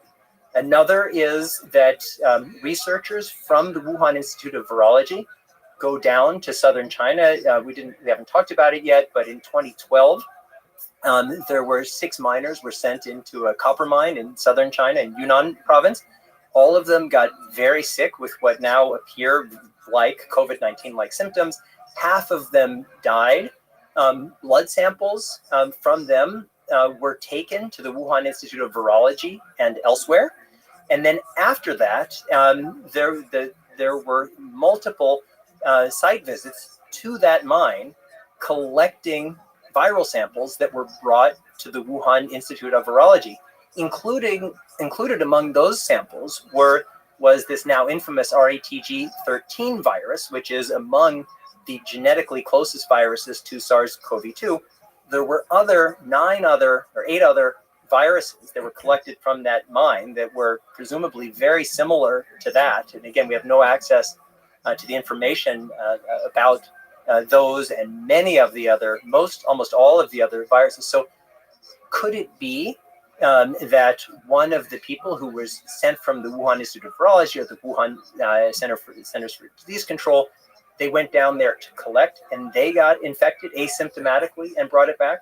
Could it be that they were working on these viruses in the laboratory and there was an issue with waste disposal? And we know that the Wuhan CDC had a major problem with waste disposal. And just before the pandemic, they put out an RFP to fix their waste disposal. And in early 2019, they moved to their new site, which was basically across the street from the Huanan seafood market. So could there have been an issue of somebody infected in the lab of waste disposal? Could a laboratory animal, their experiences in China, actually China just recently passed a law saying it's illegal to sell laboratory animals in the market because there were scientists, or one scientist who was selling laboratory animals in the market and people would just come and buy. It's insane. So there are so many scenarios, but if I, again, connect it to my 85% number, I think in the whole category of laboratory related incidents, whether it's collection, waste, something connected to the lab, I think that's the most likely. But there are other credible people who would say they think it's not the most likely, and I welcome their views, and we need to have this conversation. So in your write-up, what's the URL? Because I always find it by doing Jamie Merkel lab leak. That's probably the easiest. So the Just easiest Google thing, that. if you go, but if you just go to jamiemetzl.com, JAMIEMETZL.com, then there's just a thing, it's COVID origins. COVID origins. Or you could just Google Jamie Metzel lab leak. Google's search engine is such a powerful thing. You mentioned in that write-up that you don't think, this could be just me misreading it or it's just slightly miswritten, but you don't think that the viruses from that 2012 mine, which is fascinating, could be the backbone for SARS-CoV-2. So what I mean, just the specific virus, which I mentioned, RATG13, and there's a whole history of that because it had a different name and it looked, and Xu Zhengli provided wrong information about when it had been sequenced. I mean, there was a whole issue connected to that. But the genetic difference, even though it's 96.2% similar to the SARS-CoV-2 virus, that's actually a significant difference. Even though that and a virus called the Now-52 that was collected in Laos are the two most similar, there still are differences. So I'm not saying RATG13 is the backbone. But is there? I believe there is a possibility that other viruses that were collected either in that mine in Yunnan in southern China or in Laos or Cambodia, because that was with the EcoHealth Alliance proposals and documents. Their plan was to collect viruses in Laos and Cambodia and elsewhere and bring them to the Wuhan Institute of Virology so that there are people. As a matter of fact, just when I was sitting here before this message, I got, before this interview, I got a message from somebody who was saying, well, Peter Daszak is telling everybody that the viral sample, the Banal-52 from Laos, proves that there's not a lab incident origin of the pandemic. And it's actually doesn't prove that at all, because these viruses were being collected in places like Laos and Cambodia and being brought to the Wuhan Institute of Virology. So those are like early, like the prequel. So these are, they're not sufficiently similar to be to serve as a backbone, but they kind of tell a story that they could have been brought to the lab through several processes, including genetic modification or through the natural evolution processes, accelerated evolution. They could have arrived at something that has the spike protein and the cleavage, the foreign cleavage site and all that kind of stuff. So what I'm saying is the essential point is if we had access, if we knew everything that was every virus that was being held at the Wuhan Institute of Virology and the Wuhan CDC, we had full access. We had full access to everybody's lab notes. And we did just the kind of forensic investigation that has been so desperately required since day one. We'd be able to say, well, what did you have? Because if we knew, if it should come out that the Wuhan Institute of Virology had in its repository, prior to the outbreak, either SARS-CoV-2 or a reasonable precursor to it, that would prove the lab incident hypothesis. In my mind, that's almost certainly why they are preventing any kind of meaningful investigation. So my hypothesis is not that what RATG13 says is because, as I mentioned earlier, the genetics of virus are constantly recombinating. So that what that means is if you don't have very many total outlier viruses in a bat community, because these viruses are always mixing and matching with each other. And so if you have RATG13, which is relatively similar to SARS-CoV-2, there's a pretty decent likelihood there was other stuff that was collected at this mine called Mojang mine in Yunnan province, maybe in Laos and Cambodia, and that's why we need to have that information. Do you think somebody knows who patient 0 is within China? So do you think that? Well, there's two things. One is I think somebody and people probably know, and then two, it's been incredibly curious that the best virus chasers in the world are in China, and they are in Wuhan. And when we can talk about this deeply compromised, now vastly improved World Health Organization process. But when they went there, the local and national Chinese authorities said, "Oh, we haven't tested the samples in our blood center. We haven't done any of this tracing." And these deeply compromised people who were part of the international part of the joint study tour, when they came out with they had their visit earlier this year and came out with their report, they had, in my mind, just an absurd letter to the editor in Nature saying, well, if we don't hurry back, we're not going to know what happened, assuming that the people in China are like bumpkins who on their own don't know how to trace the origin of a virus. And the opposite is the case. So I think there are people in China who at least know a lot. They know a lot more than they're saying. And at the best case scenario is the Chinese government wants to prevent any investigation, including by them. The worst case scenario is that there are people who already know. And that's why, again, my point from day one has been we need a comprehensive international investigation in Wuhan with full access to all relevant records, samples, and personnel. When this, again, deeply flawed. Can I give you a little history of this WHO process? Okay. Who are the? That's funny. Who's on first? Who's on first? I'm so funny with the jokes. Yeah. Look at me go. Who are the WHO? So what is this organization? What is its purpose? What role did it play in the pandemic? It certainly was demonized in the realm of politics.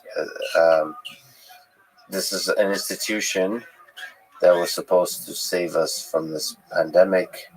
A lot of people believe it failed. Has it failed? Why did it fail? And you said it's improving. How is it improving? Great. All right. I hope you don't mind. I'm going to have to talk for a little bit of extra time. I love this. Okay. I love this. Good. So the WHO is an absolutely essential organization created in 1948 in that wonderful period after the Second World War, when the United States and allied countries asked the big, bold questions: how do we build a safer world for everyone? And so that's the WHO. Although there are many critics of the WHO, if we didn't have it, we would need to invent it, because the whole nature of these big public health issues, and certainly for pandemics, but all sorts of things, is that they are transnational in nature. And so we cannot just build moats. We cannot build walls. We're all connected to it. So that's the idea. There's a political process because the United Nations and the WHO is part of it. It exists within a political context. And so the current Director General of the World Health Organization, who was just reelected for his second 5-year term, is Dr. Tedros Adhanom Ghebreyesus, who is from Ethiopia, Tigrayan from Ethiopia. And in full disclosure, I have a lot of respect for Tedros. Tedros got his job. He was not America's candidate. He was not Britain's candidate. Our candidate was a guy named David Nabarro, who I also know and have tremendous respect for. China led the process of putting Tedros in this position. And in the earliest days of the pandemic, Tedros, in my view, even though I have tremendous respect for him, I think he made a mistake. The WHO doesn't have its own independent surveillance network. It's not organized to have it, and the states have not allowed it. So it's dependent on member states for providing it information. And because it's a poorly funded organization dependent on its bosses, who are these governments, its natural instinct isn't to condemn its bosses. It's to say, well, let's quietly work with everybody. Having said that, the Chinese government knowingly lied to Tedros. And Tedros, in repeating the position of the Chinese government, which incidentally, I'll say Donald Trump also did the exact same thing. I mean, Donald Trump had a private conversation with Xi Jinping and then repeated what Xi had told him. Both of them were wrong.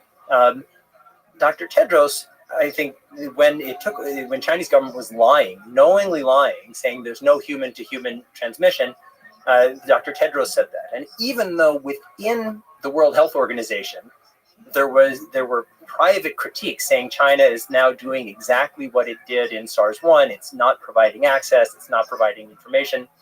Tedros's instinct, because of his background, because of his role, and wrongly, was to have a more collaborative relationship with China, particularly by making assertions based on the information that was So don't wrong. call people liars. They're not going to be happy with you. They're not going to have you. And the job of the WHO isn't to condemn states. It's to do the best possible job of addressing problems. And I think that the culture was, well, let's do the most that we can. If we totally alienate China on day one, Yes. we're in even worse shape than if we call them out for I'm not exactly sure, by the way, that maybe you could also steel man that argument. Like, it's not completely obvious that that's a terrible decision. Like, if you and I were in that role, we wouldn't make that decision. It's complicated because, like, you want China on your side to help solve this. Right. So I would have made a different decision, which is why I never would have been selected as the Director General. There's a selection criteria that everybody kind of needs to support you. And so, but let me just, this is just the beginning. Can you also just elaborate or kind of restate what were the inaccuracies that you quickly mentioned? Yeah. So human-to-human transmission. What were the things that was so the most important? Where there were a few things. One, China didn't report the outbreak. Two, they had the sequenced genome of the SARS-CoV-2 virus, and they didn't share it for 2 critical weeks. And when they did share it, it was inadvertent. I mean, there was a very, very courageous scientist who essentially leaked it and was later punished for leaking it, even though the Chinese government is now saying we were so great by releasing Wait, the I was really confused. Really? So I'm so clueless about this as most things. Because I thought, because there was a celebration of, isn't this amazing that we got the sequence, this amazing, and then the scientific community across the world stepped up and were able to do a lot of stuff really quickly with that sharing. Because I thought the Chinese government shared. No, they sat on it for 2 weeks. When they shared it against their will, it was incredible. Moderna, 48 hours later, after getting the information, getting the sequence genome, they had the formulation for what's now the Moderna COVID-19 vaccine. But that's 2 critical weeks. in those early days, they blocked the World Health Organization from sending its experts to Wuhan for more than 3 weeks. I said they lied about human-to-human transmission. During that time, they were aggressively enacting their cover-up, destroying records, hiding samples, imprisoning people who were asking tough questions. They soon after established their gag order. They fought internally in the World Health Organization to prevent the declaration of a global emergency. So China definitely, I mean, I couldn't be stronger in my critique of China, particularly what it did in those early days, but it's what it's doing even to today is outrageous. So then there was the question of, well, how do we examine what actually happened? And the Prime Minister of Australia, then and now, Scott Morrison, was incredibly courageous. And he said, we need a full investigation. And because of that, the Chinese government attacked him personally and imposed trade sanctions on Australia to try to, not just to punish Australia, but to deliver a message to every other country. If you ask questions, we're going to punish you ruthlessly. And that certainly was the message that was delivered. The Australians brought that idea of a full investigation to the World Health Assembly in May of 2020. As I mentioned before, the WHO is the governing authority of states above the World Health Organization. And so, but instead of passing a resolution calling for a full investigation, what ended up ironically and tragically passing with Chinese support was a mandate to have essentially a Chinese-controlled joint study where half of the team, a little more than half of the team, was Chinese experts, government-affiliated Chinese experts, and half were independent international experts, but organized by the WHO. And then it took 6 months to negotiate the terms of reference. And again, while China was doing all of this cover-up, they delayed and delayed and delayed. And by the terms of reference that were negotiated, China had veto power over who got to be a member of the international group. And that group was not entitled to access to raw data. The Chinese side would give them conclusions based on their own analysis of the raw data, which was totally outrageous. So then, and I and others, now a friend of mine, although we've never met in person, Gilles de Manouf in New Zealand, he did a great job of chronicling just the letter by letter of the terms of reference. So then it took, now it's January of this year, January 2021, this deeply flawed, deeply compromised international group is sent to Wuhan. So what's the connection between this group and the joint study? So the joint study, it had the Chinese side and the international side. So these international experts, then part of their examination was going for 1 month to Wuhan. And the nature of the flaws of this international group. It's okay, really important point. And I'm sorry, I wasn't clear on that. They were rather, the mandate of what they were doing was not to investigate the origins of the pandemic. It was to have a joint study into the zoonotic origins of the virus, which was interpreted to mean the natural origins hypothesis. They weren't empowered evidence for a single hypothesis, not so that they weren't empowered to examine the lab incident origin. They were there to look at the natural origin hypothesis. Shop for some meat at the market. Yeah, so then they were there for a month. Of the makeup of the team, guess who was? So the United States government proposed 3 experts for this team, people who had a lot of background. This was the Trump administration, people who had a lot of background, including in investigating lab incidents. None of those people were accepted. The one American who was accepted was Peter Daszak. Peter Daszak, who had this funding relationship for many years with the Wuhan Institute of Virology, whose entire, basically, professional reputation was based on his collaboration with Xu Zhengli, who had written the February 2020 Lancet letter saying it comes from natural origin, and anybody who's suggesting otherwise is a conspiracy theorist, and who, at least according to me, had been at very, very least the opposite of transparent, and at most engaged in a massive disinformation campaign. He is the one American who's on this. So they go there, they have 1 month in Wuhan. 2 weeks of it are spent in quarantine, just in their hotel room. So then they have 2 weeks, but really it's just 10 working days. One of the earliest, and so then they're kind of, we've all seen the pictures, they're traveling around Wuhan in little buses. One of the first visits they have is to this museum exhibition on it's basically a propaganda exhibition on the success, Xi Jinping and the success in fighting COVID. And they say, well, we had to show respect to our Chinese hosts. But I think what the Chinese hosts were saying is, we're just going to rub your noses in this. You're going to go where we tell you. You're going to hear what we want you to hear. So they have that little short time. They spend a few hours. So they weren't in control of where the bus goes. No, I mean they made recommendations. Many of their recommendations were accepted, but they, like when they went to the Wuhan Institute of Virology, and some of them did, they weren't able to do any kind of audit. When they had asked for access to raw data, they weren't provided. They weren't provided that. It was as I said in my 60 Minutes interview. It was a chaperoned study tour. It was not even remotely close to an investigation. And the thing they were looking at wasn't the origins of the pandemic. It was the single hypothesis of a quote unquote natural origin. Then, I mean, it was really so shocking for me. On February 9 of this year in Wuhan, the Chinese government sets up a joint press event where it's the Chinese side and the international side.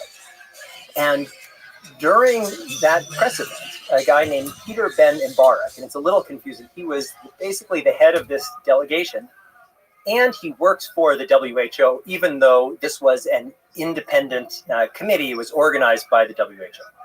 So Peter Ben Mbarak gets up there and says, we think it's most likely it comes from nature.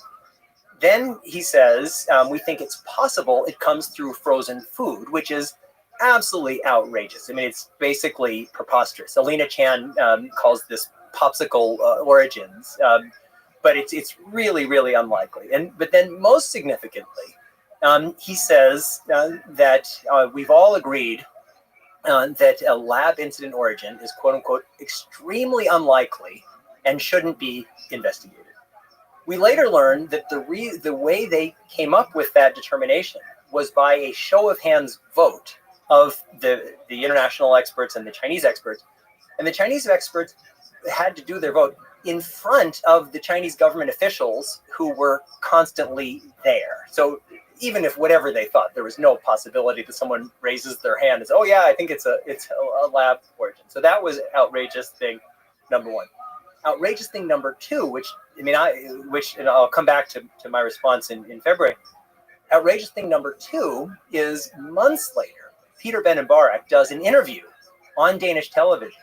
And he says, actually, I was lying about extremely unlikely, because the Chinese side, they didn't want any mention of a lab incident origin anywhere, including in the report that later came out. And so the deal we made, even though he himself thought that at least some manifestation of a lab incident origin was likely, and that there should be an investigation. Particularly, he said, well, that's kind of weird that the Wuhan CDC moved just across from the Huanan seafood market just before the beginning of the pandemic. But he said, as a horse trading deal with the Chinese authorities, it shouldn't be. It should that he agreed to say it was extremely unlikely and shouldn't be investigated. So I was actually in Colorado, staying with my parents, and I stayed up late watching this this press event, and I was appalled, because I knew after 2 weeks there was no way they could possibly come to that conclusion. So I immediately sent a private message to Tedros, the WHO Director General, essentially saying there's no way they had enough access to come to this conclusion. If the WHO doesn't distance itself from this, the WHO itself is going to be in danger because it's going to be basically institutional capture by the Chinese. This was repeating the Chinese government's propaganda points. And Tedros sent me a really, again, why I have so much respect for Tedros, sent me a private note saying, don't worry, we are determined to do the right thing. And so I got that private message. And again, I really like Tedros. But I thought, well, what are you going to do? 3 days later, Tedros makes a public statement. And he says, I've heard this thing. I don't think that this is a final answer. We need to have a full investigation into this process. He then released 2 more statements saying we need to have a full investigation with access to raw data, and we need a full audit of the Wuhan labs. So then that part was really, really great. But then this saga continues because I was part of a group, as I mentioned before, this Paris group. It was about 24 or so experts, and we'd been meeting since 2020, and having regular meetings. And we just present papers, present data, debate to try to really get to the bottom of things. And it was all private. So I went to this group and I said, look, this playing field is now skewed. These guys, they've put out this thing, lab incident origin, extremely unlikely. It's in every newspaper in the world. We can't just be our own little private group talking to each other. So I led the political process of drafting what became 4 open letters that many of us signed, most of us signed, that saying, all right, here's why this investigation, this study group and the report are not credible. Here's what's wrong. Here's what a full investigation would look like. Here's a treasure map of all the resources where people can look, and we demand a comprehensive investigation. So those 4 open letters were in pretty much every newspaper in the world, and it played a really significant role, along with some other things. There was a short letter in Science, making basically similar points in a much more condensed way. There was some higher profile articles by Nicholas Wade and Nick Baker and others, and those collectively shifted the conversation. And then, really impressively, the WHO, and with Tedros's leadership, did something that was really incredible, and that is earlier this year, they, meaning the leadership of the WHO, not the World Health Assembly, but the leadership of the WHO, announced the establishment of what's called SAGO, the Scientific Advisory Group on the Origins of Novel Pathogens. And basically what they did was overrule their own governing board and say, we're going to create our own entity. And so it basically dissolved that deeply flawed international joint study group. And a lot of those people, they have become very critical, like the Chinese of Tedros. So then they had an open call for nominations to be part of SAGO. And so a lot of people put in their nominations. They selected 26 people. But our group, we had a meeting and we were unhappy with that list of 26. It still felt skewed toward the natural origin hypothesis. So again, I drafted and we worked on together an open letter, which we submitted to the WHO, saying, we think this list, it's a step in the right direction, but it's not good enough. And we call on these 3 people to be removed, and we have these 3 people who we think should be added.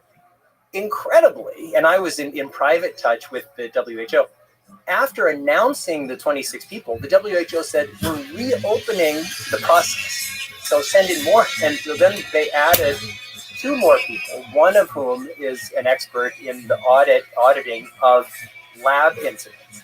And then one of so they added those 2. And then when they just released the list of people who are part of SAGO, this one woman, a highly respected Dutch virologist named Marion Koopmans, who had been part of that deeply flawed and compromised international study group, who has consistently called a lab incident origin, quote unquote, a debunked conspiracy theory. As of now, her name is not on the list. I haven't seen any announcements. So I summary, and I'm sorry to go on for so long and to be so animated about this, I genuinely feel that the WHO is trying to do the right thing, but they exist within a political context, and they're kind of, it's like they're pushing at the edges, but there's only so far that they can go, and that's why we definitely need to have full accountability for the WHO. We need to expand the mandate to WHO, but we need to recognize that states have a big role, and China is an incredibly influential state that's doing everything possible to prevent the kind of full investigation into pandemic origins that's so desperately required. Well, it sounds like the leadership made all the difference in the WHO. So, like, the way to change the momentum of large institutions is through the leadership. Leadership and empowerment. As I mentioned, the World Health Assembly is meeting now, and I think that it shouldn't be that we require superhumans. And there's some people who are big critics of WHO. The leader of the WHO in SARS-1 was definitely more aggressive. She had a different set of powers at that time. But it can't be entirely, I mean, we definitely need strong-willed, aggressive, independent people in these kinds of roles. We also need a more empowered WHO, like when the Chinese government in the earliest days of the pandemic said, we're just not going to allow you to send a team to collect your own information. We're not, and we're not going to allow you to have any kind of independent surveillance. There was very little that the WHO could do because of the limitations of its mandate. And we can't just say we're going to have a WHO that only compromises Chinese sovereignty. If we want to have a powerful WHO, we should say you have emergency teams.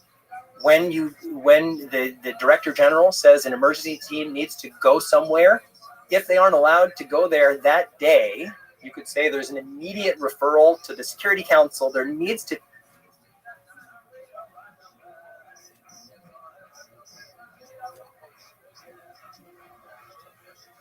be something, but we have all these demands, rightfully so, of the WHO, which doesn't have the authorities. The WHO itself only controls 20% of its own budget. So the governments are saying, we're going to give you money to do this or that. So we need a stronger WHO to protect us, but we also have to build that. So looking a little bit into the future, let's first step into the past under the philosophical question about China. If you were to put yourself in the shoes of the Chinese government, if they were to be more transparent, how should they be more transparent? Because, like, it's easy to say we want to see this, but from a perspective of government, and not just the Chinese government, but a government on whose geographic territory, say it's a lab leak occurred that has resulted in trillions of dollars of loss, countless of lives, just all kinds of damage to the world. If they were to admit or show data that could serve as evidence for a lab leak, that's something that people could, like in the worst case, start wars over. Yep. Or in the most likely case, just constantly bring that up at every turn, making you powerless in negotiations. It's like whenever you want to do something in a geopolitical sense, the United States will bring up, oh, remember that time you cost us trillions of dollars because of your fuck up? Yeah. So what is the incentive for the Chinese government to be transparent? And if it is to be transparent, how should it do it? So, like, there's a bunch of people, like, the reason I'm talking to you as opposed to a bunch of other folks, because you are kind-hearted and thoughtful and open-minded and really respected. There's a bunch of people that are talking about lab leak that are a little bit less interested in building a better world. and more interested in pointing out the emperor has no clothes. They want step one, which is saying like basically tearing down the bullshitters. They don't want to do the further steps of building. And so as the Chinese government, I would be nervous about being transparent with anybody that just wants to tear our power centers, our power structures down. Anyway, that's a long way to ask, like, how should the Chinese government be transparent now and in the future? So maybe I'll break that down into a few sub-questions. The first is, what should, in an ideal world, what should the Chinese government do? And that's pretty straightforward. They should be totally transparent. The South African government now, there's an outbreak of this Omicron variant, and the South African government has done what we would want a government to do. Say, hey, there's an outbreak. We don't have all of the information. We need help. We want to alert the world, and in some ways they're being punished for it through these travel bans, but it's a separate topic. But I actually think short-term travel bans actually are not a terrible idea. They should have on day one, if they should have allowed WHO experts in. They should have shared information. They should have allowed a full and comprehensive investigation with international partnerships to understand what went wrong. They should have shared their raw data. They should have allowed their scientists to speak and write publicly, because nobody knows more about this stuff, certainly in the early days, than their scientists do. So it's relatively easy to say what they should do. It's a hard question to say, well, what would happen? Let's just say tomorrow we prove for certain that this pandemic stems from both from an accidental lab incident and then from what I've consistently called a criminal cover-up, because the cover-up has done in many ways as much or more damage than the incident. Well, what happens? You could easily imagine Xi Jinping has had 2 terms as the leader of China. And he can now have unlimited terms. Well, they've changed the rules for that, but he's got a lot of enemies. I mean, there are a lot of people who are waiting in line to step up. So is there a chance that Xi Jinping could be deposed if it was proven that this comes from a lab? I think there's a real possibility. Would people in the United States Congress, for example, demand reparations from China? So we've had $4.5 trillion of stimulus, all of the economic losses. We owe a lot of money to China from our debt. I'm quite certain that members of Congress would say, we're just going to wipe that out. It would destroy the global financial system, but I think they would be extremely likely. Would other countries like India, that have lost millions of people and had terrible economic damages, would they demand reparations? So I think that from a Chinese perspective, starting from now, it would have major geopolitical implications. And go back to Chernobyl, like there was a reason why the Soviet Union went to such lengths to cover things up. And when it came out, I mean, there are different theories, but certainly Chernobyl played some role in the end of communist power in the Soviet Union. So the Chinese are very, very aware of that. But the difference, of course, with Chernobyl, the damage to the rest of the world was not as nearly as significant as with COVID. So you say that the cover-up is a crime, but everything you just described, the response of the rest of the world is, I could say, unfair. Well, it's not. If we say the best possible version of the story, lab leaks happen. They shouldn't happen, but they happen. And how is that on the Chinese government? Yeah. I mean, what's a good example? Well, Union Carbide. There was this American company operating in India. They had this leak. All these people were killed. The company admitted responsibility. I was working in the White House when the United States government, in my view, which I know to be the case, but other people in China think differently, bombed the Chinese embassy in Belgrade. And so the United States government allowed a full investigation. Then we paid reparations to the family. the families. And so to your question, if I were, let's just say I were the Chinese government, not, I mean, kind of an idealized version of the Chinese government. And let's just say that they had come to the conclusion that it was a lab incident.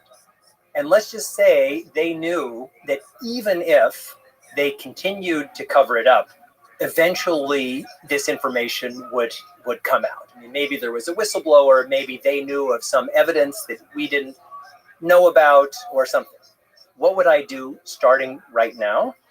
What I would do is I would hold a press conference and we would say, and I would say, we had this terrible accident. The reason why we were doing this research in Wuhan and elsewhere is that we had SARS-1 and we felt a responsibility to do everything possible to prevent that kind of terrible thing happening again for our country and for the world. That was why we collaborated with France, with the United States in building up those capacities. We know that nothing is perfect, but we're a sovereign country and we have our own system. And so we had to adapt our systems so that they made sense internally. When this outbreak began, we didn't know how it started. And that was why we wanted to look into things. When the process of investigating became so political, it gave us pause. And we were worried that our enemies were trying to use this investigation in order to undermine us. Having said that, now that we've dug deeper, we have recognized, because we have access to additional information that we didn't have then, that this pandemic started from an accidental lab incident. And we feel really terribly about that. And we know that we were very aggressive in covering up information in the beginning, but the reason we were doing that is because we fully believe that it came from a natural origin. Now that we see otherwise, we feel terribly. Therefore, we're doing a few different things. One is we are committing ourselves to establishing a stronger WHO, a new pandemic treaty that addresses the major challenges that we face and allows the World Health Organization to pierce the veil of absolute sovereignty, because we know that when these pandemics happen, they affect everybody. We are also putting, and you can pick your number, but let's start with $5 trillion, some massive amount, into a fund that we will be distributing to the victims of COVID-19 and their China would do that? This is a fantasy speech. But I disagree with your, I mean, okay. So you think China has a responsibility? Well, see, so it's not just a lab leak. Like if China on day one had said, we have this outbreak, we don't know where it came from, we want to have a full investigation, we call on responsible international partners to join us in that process. And we're going to do everything in our power to share the relevant information, because however this started, we're all victims. That's a totally different story than punishing Australia, preventing WHO, blocking any investigation, condemning people who are trying to look. And so cover up for a couple of weeks, you can understand maybe, because there's so much uncertainty. You're like, oh, let's hide all the Winnie the Pooh pictures. Yeah. While we figure this out. But the moment you really figure out what happened, you always, as a Jew, I can say this, always find like blame the Jews kind of situation, a little bit, just a little bit. Be like, all right, it's not us. Yeah. I'm just kidding. But be proactive in saying. Sorry, but the joke about that is there's a big problem because a lot of people have to leave the Jewish socialist conspiracy to make it for the Jewish capitalist conspiracy meeting. I love it. So I would say not 5 trillion, but some large amount, and I would really focus on the future. Which is every time we talk about the lab leak, the unfortunate thing is I feel like people don't focus enough about the future. To me, the lab leak is important because we want to construct a kind of framework of thinking and a global conversation that minimizes the damage done by future lab leaks, which will almost certainly happen. And so To me, any lab leak is about the future. I would launch a giant investment in saying we're going to create a testing infrastructure, like all of this kind of infrastructure investments that help minimize the damage of a lab leak here and the rest of the world. So the challenge with that is, one, it's hard to imagine a fully accountable future system to prevent these kinds of terrible pandemics that's built upon obfuscation and cover-up regarding the origins of this worst pandemic in a century. So it's just like that foundation isn't strong enough. Second, China, across the fields of science, is looking to leapfrog the rest of the world. So China now has current plans to build BSL-4 labs in every of its province. Yeah, they're scaling up. They're scaling up everything, and so with the plan on leading. And that's why, again, I was saying before, I think there's a lot of similarity between this story, at least as I see it, at least the most probable case, and these other areas where China gets knowledge and then tries to leapfrog. It's the same with AI and autonomous killer robots. It's the same with human genome editing, with animal experimentation, with so many, basically all areas of advanced science. So the question is, would China stop in that process? And then third, it's a little bit of a historical background, but defending national sovereignty is one of the core principles of the Chinese state. And the historical issue is, for those of us who come from the West, one of the lessons of the post-war planners was that absolute national sovereignty was actually a major feeder into the First and Second World Wars, that we had all these conflicting states. And therefore, the logic of the post-war system is we need to, in some ways, pool sovereignty. That's like the EU, and have transnational organizations like the UN organizations and the Bretton Woods organizations. For most Asian states, and also even for some African, the people who were kind of on the colonized side of history, sovereignty was the thing that was denied them. That was the thing that they want, that the European powers denied. And so the idea of giving up sovereignty was the absolute opposite. And so that's why China is, and again, I mentioned this Rush Doshi book. It's not that China is trying to strengthen this rules-based international order, which is based on the principle that, well, there are certain things that we share, and how do we build a governance system to protect those things. What it seems to be doing is trying to advance its own sovereignty. And so I agree with you, but I don't think that we can just go forward without some accountability for the. So the cover-up was a big problem. It's like I find myself playing devil's advocate because I'm trying to sort of empathize, and then I forget that like 2 or 3 people listen to this thing, and then they're like, "Look, Lex is defending the Chinese government with their cover-up." No, I'm not. I'm just trying to understand. I mean, it's the same reason I'm reading Mein Kampf now. Is like you have to really understand the minds of people, as if I too could have done that. You have to understand that we're all the same to some degree, and that kind of empathy is required to figure out solutions for the future.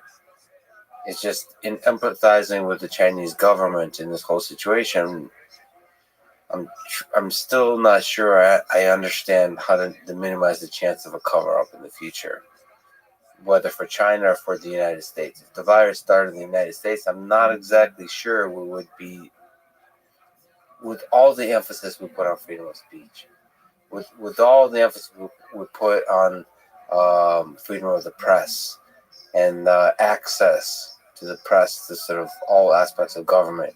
I'm not sure the U.S. government would do a similar kind of cover-up. Let me put it this way. So we're in Texas now doing this interview. Imagine there's a kind of horseshoe bat that we'll call the Texas horseshoe bat. And the Texas... There's a lot of bats in Austin, but it's true. The whole thing. It's true. And so let's just say that the Texas horseshoe bats only exist in Texas. But in Montana, we have a thing. It's called the Montana Institute of Virology, and at the Montana Institute of Virology, they have the world's largest collection of Texas horseshoe bats, including horseshoe bats that are associated with a previous global pandemic called the Texas horseshoe bat pandemic. Mhm. And let's just say that people in Montana, in the same town where this Montana Institute of Virology is, start getting a version of this Texas horseshoe bat syndrome that is genetically relatively similar to the outbreak in Texas. There are no horseshoe bats there. And the government says, it's your same point, Alina's point about the unicorns, like nothing to see here, just move along. You know, but what's the Joe Rogan and Brett Weinstein and Josh Rogan and I mean, would they say, oh, I guess, I mean, I just think that. No, but the point is the government going to say it. So Joe Rogan is a comedian. Brett Weinstein is a podcaster. Yeah. The point is, what we want is not just those folks to have the freedom to speak. That's important. But you want the government to have the transparent, like I don't think Joe Rogan is enough to hold the government accountable. I think they're going to do their thing anyway. But I think that's our system, and that was the genius of the founding fathers. Is that they enough? said that the government probably is going to have a lot of instincts to do the wrong thing. That was the experience in England before, and so that's why we have free speech, to hold the government accountable. I mean, I'm a kind of broadly a gun control person, but the people who say, well, we need to have broad gun rights. As somebody who's now in Texas, I am offended. But their argument is, look, we don't fully trust the government. If the government, just like we fought against the British, if the government's wrong, we want to at least have some authority. So that's our system, is to have that kind of voice, and that is the public voice actually balances, because every government, as you correctly said, every government has the same instincts, and that's why we have, and it's imperfect here, but kind of these ideas of separation of powers, of inalienable rights, so that we can have, it's almost like a vast market where we can have balance. So you think if the lab leak occurred in the United States, what probability would you put some kind of public report led by Rand Paul would come out saying this was a lab leak? You have good confidence that that would happen? I have pretty decent confidence. And the reason I mentioned that I think of myself, I'm sure I'm not anymore because as I get older, but as a progressive person, I'm a Democrat, and I worked in Democratic administrations, worked for President Clinton on the National Security Council. But my kind of best friend in the United States Senate, who I talk to all the time, is a senator from Kansas named Roger Marshall. And Roger, I mean, if you just lined up our positions on all sorts of things, we're radically different. But we have a great relationship. We talk all the time, and we share a commitment to saying, well, let's ask the tough questions about how this started. And again, if we had, like, what is the United States government? Yeah, it's the executive branch, but there's also Congress. And Congress, you talk about Rand Paul, and as a former executive branch worker when I was on the National Security Council, and I guess technically when I was at the State Department, all of this stuff, all of this process, it just seems like a pain in the ass. It's like these, effers, they're just attacking us. We tried to do this thing we had all the best intentions, and now they're holding hearings and they're trying to box us in and whatever. But that's our process. And there's like a form of accountability, as chaotic, as crazy as it is. And so it makes it really difficult. I mean, we have other problems of just chaos and everybody doing their own thing, but it makes it difficult to have a kind of systematic cover-up. And again, all of that is predicated on my hypothesis, not fully proven, although I think likely, that there is a lab incident origin of this pandemic. Well, I mean, we're having like several layers of conversation, but I think whether a lab leak hypothesis is true or not, it does seem that the likelihood of a cover-up, if it leaked from a lab, is high. That's the more important conversation to be having. Well, you could argue a lot of things, but to me, arguably, that's the more important conversation, is about what is the likelihood of a cover-up. 100%. Like, in my mind, there is a legitimate debate about the origins of the pandemic. There are people who I respect, who I don't necessarily agree with. People like Stuart Neal, who's a virologist in the UK, who's been very open-minded, engaged in productive debate about the origin. And you know where I stand. There is and can be no debate about whether or not there has been a cover-up. There has been a cover-up. There's, in my mind, no credible argument that there hasn't been a cover-up, and we can just see it in the regulations, in the lack of access. There's an incredible woman named Zhang Zhan, who is a Chinese, we have to call her a citizen journalist because everything is controlled by the state. But in the early days of the pandemic, she went to Wuhan, started taking videos and posting them. She was imprisoned for picking quarrels, which is kind of a catch-all. And now she's engaged in a hunger strike, and she's near death. And so there's no question that there has been a cover-up, and there's no question in my mind that that cover-up is responsible for a significant percentage of the total deaths due to COVID-19. In a pivot, can I talk to you about sex? Let's roll. Okay, so you're the author of a book, Hacking Darwin. So humans have used sex, allegedly, as I've read about, to mix genetic information to produce offspring, and sort of through that kind of process adapt to their environment. Lex, you mentioned earlier about you're asking tough questions and people pushing you to ask tough questions. Is it okay if I do? So you said have done this as I've read about. As I've read about on the internet. Yeah. All I'm saying, as a person sitting with you, to people who would be open-minded and experimenting of, as I've read about, to reality, what I would say is Lex Friedman is handsome, charming. he's I'm going to open a Tinder really account and publish really it. a great guy. I'm sorry to interrupt. Thank you. I appreciate that. Thank you. So I was reading about this last night. I was going to tweet it, but then I'm like, this is going to be misinterpreted.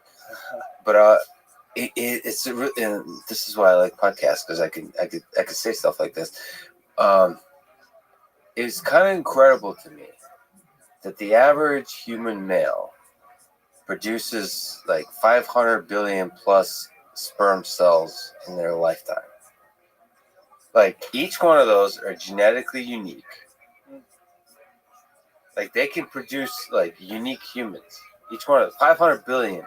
There's like 100 billion people who's ever lived.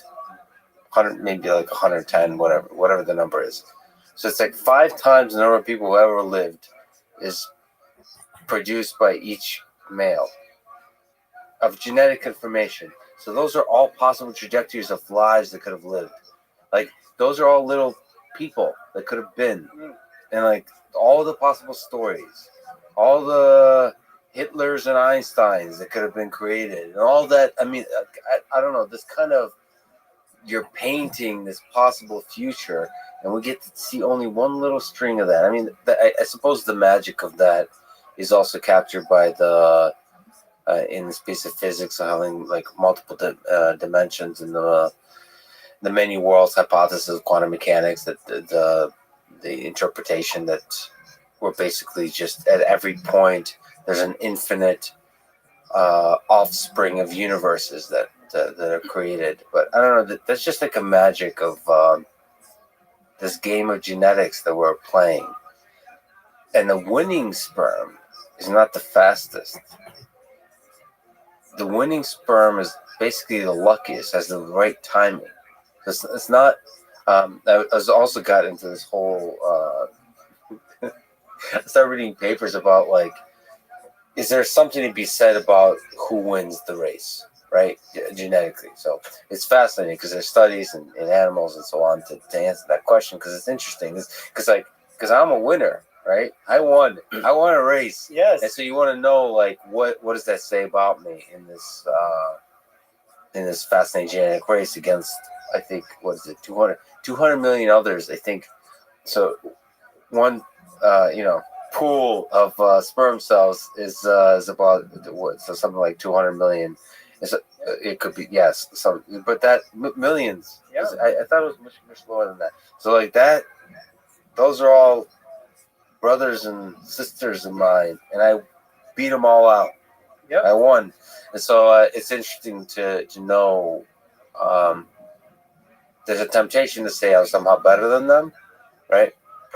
And now that goes into the next stage of something we're deeply thinking about, which is if we have more control now over the winning genetic code that becomes offspring. If we have first not even control, just information, and then control, what do you think that world looks like from a biological perspective and from an ethical perspective when we start getting more information and more control? Yeah, great question. So first, on the sperm, there can be up to about 1.2 billion sperm cells in a male ejaculation. So as I mentioned in Hacking Darwin, male sperm, it's kind of a dime a dozen with all the guys in all the world just doing whatever they do with it.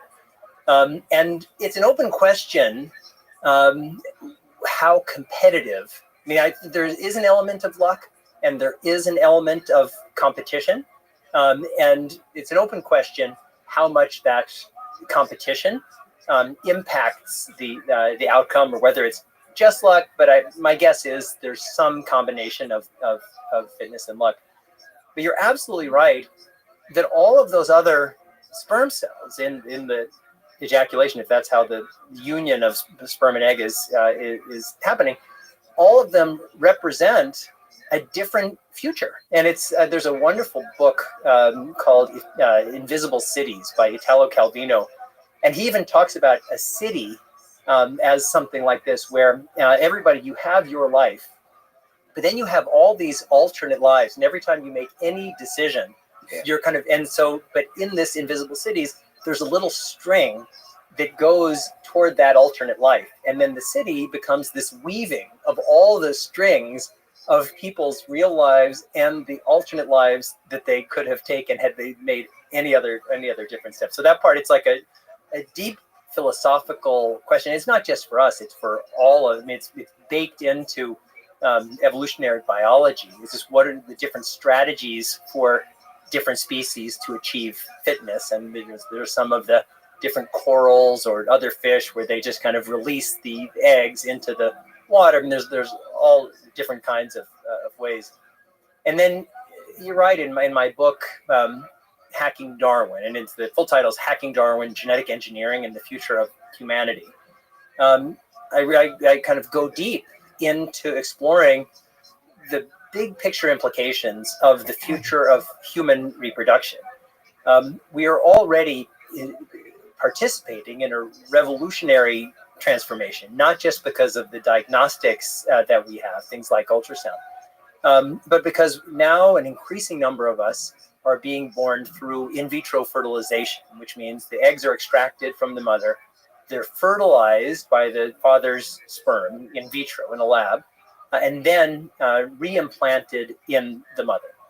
On top of that, there's a somewhat newer, but still now older technology called pre-implantation genetic testing.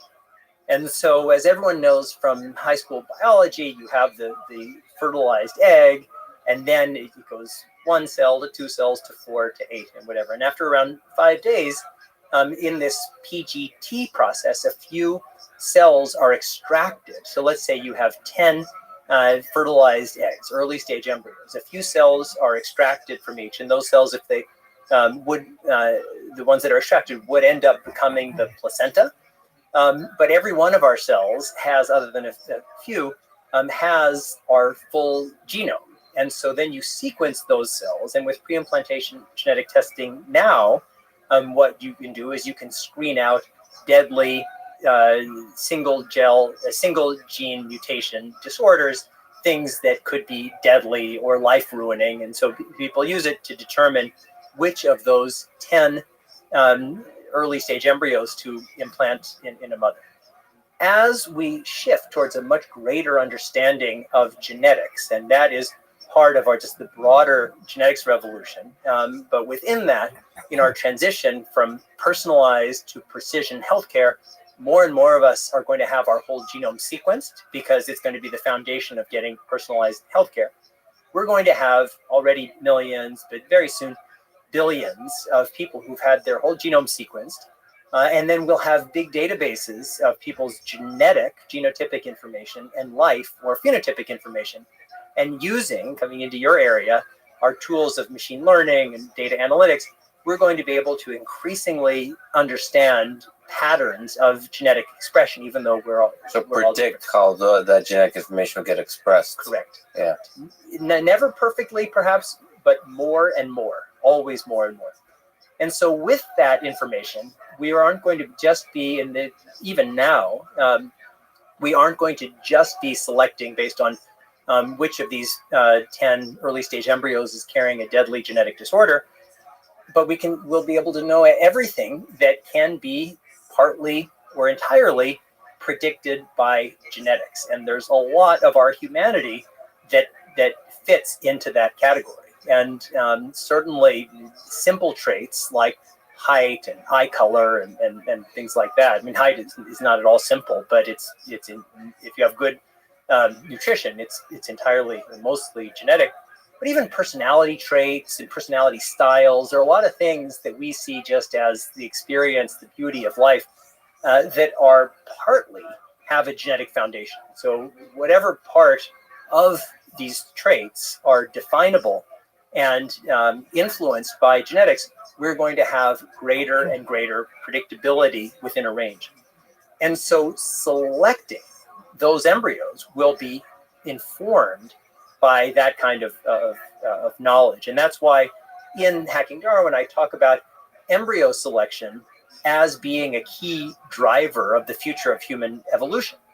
But then on top of that, there is, in 2012, Shinya Yamanaka, a Japanese, amazing Japanese scientist, won the Nobel Prize for developing a process for creating what are called induced pluripotent stem cells, iPS cells. And what iPS cells are is you can induce an adult cell to go back in evolutionary time and become a stem cell. And a stem cell is like when we're a fertilized egg, like our entire blueprint is in that one cell, and that cell can be anything. But then our cells start to specialize, and that's why we have skin cells and blood cells and all the different types of things. So with the Yamanaka process, we can induce an adult cell to become a stem cell.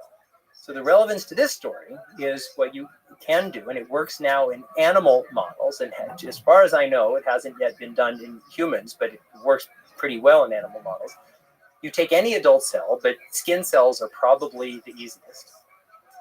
You induce this skin cell into a stem cell. And if you just take a little skin graft, it would have millions of cells. So you induce those skin cells into stem cells. Then you induce those stem cells into egg precursor cells. Then you induce those egg precursor cells into egg cells. Then, because we have this massive overabundance of male sperm, then you could fertilize, let's call it 10,000 of the mother's eggs. So you have 10,000 eggs which are fertilized. Sounds like a party. Yeah. Then you have an automated process for what I mentioned before in pre-implantation genetic testing. You grow them all for 5 days. You extract a few cells from each. You test them, and that's why I had a piece in the New York Times a couple of years ago imagining what it would be like to go to a fertility clinic in the year 2050, and the choice is not humans involved. Yeah, well, no, there are, but the choice is not: do you want a kid who does or doesn't have, let's call it Tay-Sachs? It's a whole range of possibilities, including very intimate traits like height, IQ, personality style. It doesn't mean you can predict everything, but it means there will be increasing predictability. So if you're choosing from 10,000 eggs, fertilized eggs, early stage embryos, that's a lot of choice. And on top of that, then we have the new technology of human genome editing. Many people have heard of CRISPR, but what I say is, if you think of human genome editing as a pie, human genome engineering as a pie, genome editing is a slice, and CRISPR is just a sliver of that slice. It's just one of our tools for genome editing, and then things are getting better and better. Then you can go in and change, let's say, I mean, again, it starts simple. A small number of genes, let's say you've selected from among the 1 of 10 or the 1 of 10,000, but there are a number of changes that you would like to make to achieve some kind of outcome. And biology is incredibly complex, and it's not that one gene does one thing. One gene does probably a lot of things simultaneously, which is why the decision about changing one gene if it's causing deathly harm is easier than when we think about the complexity of biology. But that the machine learning gets better and better predicting Yes. the full complexity of biology. So it's like as one gets better, then you're editing your ability to reliably edit such that the conclusions are predictable gets better and better. So those two are coupled together. Okay. Exactly. And then so that's why, and people would say, well, that, I mean, I wrote about that in my 2 science fiction novels, Genesis Code and Eternal Sonata, years ago, especially with Genesis Code. I wrote about that, and as a sci-fi, and I had actually testified before Congress now 15 years ago saying, here's what the future looks like. But even and in my first edition of Hacking Darwin, when it was already in production, and then in November 2018, this scientist, Hujong Hui, announced in Hong Kong that the world's first 2 and later 3 CRISPR babies had been born, which he had genetically altered in a misguided, in my view, and dangerous goal of making it so they would have increased resistance to HIV. And so I called my publisher and I said, I've got good news and bad news. I'll start with the bad news, is that the world's first CRISPR babies have been born, and so we need to pull my book out of production because you can't have a book on the future of human genetic engineering and have it not mention the first CRISPR babies that have been born. But the good news is, in the book, I had predicted that it's going to happen, and it's going to happen in China, and here's why. And all we need to do is add a few more sentences. And that was the hardback, and then I updated it more in the paperback, saying, and it happened, and it was announced on this day. Yeah. Well, then let's fast forward. Given your predictions are slowly becoming reality, let's talk about some philosophy and ethics, I suppose. So I'm not being too self-deprecating here, saying if my parents had the choice, I would be probably less likely to come out the winner. We're all weird, and I'm certainly a very distinctly weird specimen of the human species. I can give the full long list of flaws, and we can be very poetic of saying like those are features and so on, but they're not. If you look at the menu, again, for these women who are listening, apropos of your thing, they're all kind of charming individualities. Yeah, so it's beautiful. That's one. Yes, thank you. But anyway, on the full sort of individual, let's say IQ alone, right? That what do we do about a world where IQ could be selected on a menu when you're having children? What concerns you about that world? What excites you about that world? Are there certain metrics that excite you more than others? IQ has been a source of, I don't know. I'm not sure IQ as a measure, flawed as it is, has been used to celebrate the successes of the human species nearly as much as has been used to divide people, to say negative things about people, to make negative claims about people. And in that same way, it seems like when there's a selection, a genetic selection based on IQ, you can start now having classes of citizenry, like further divide. The rich get richer.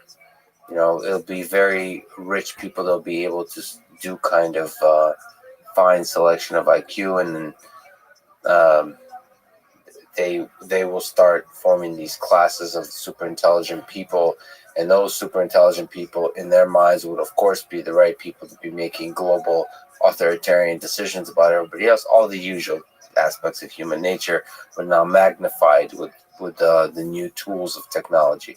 Anyway, all that to say is, what's exciting to you? What's concerning to you? It's a great question. And just stepping into the IQ, we'll call it a quagmire for now. It raises a lot of big issues, which are complicated. Maybe you've listened to Sam Harris's interview with Charles Murray, and then that spawned out kind of a whole industry of debate.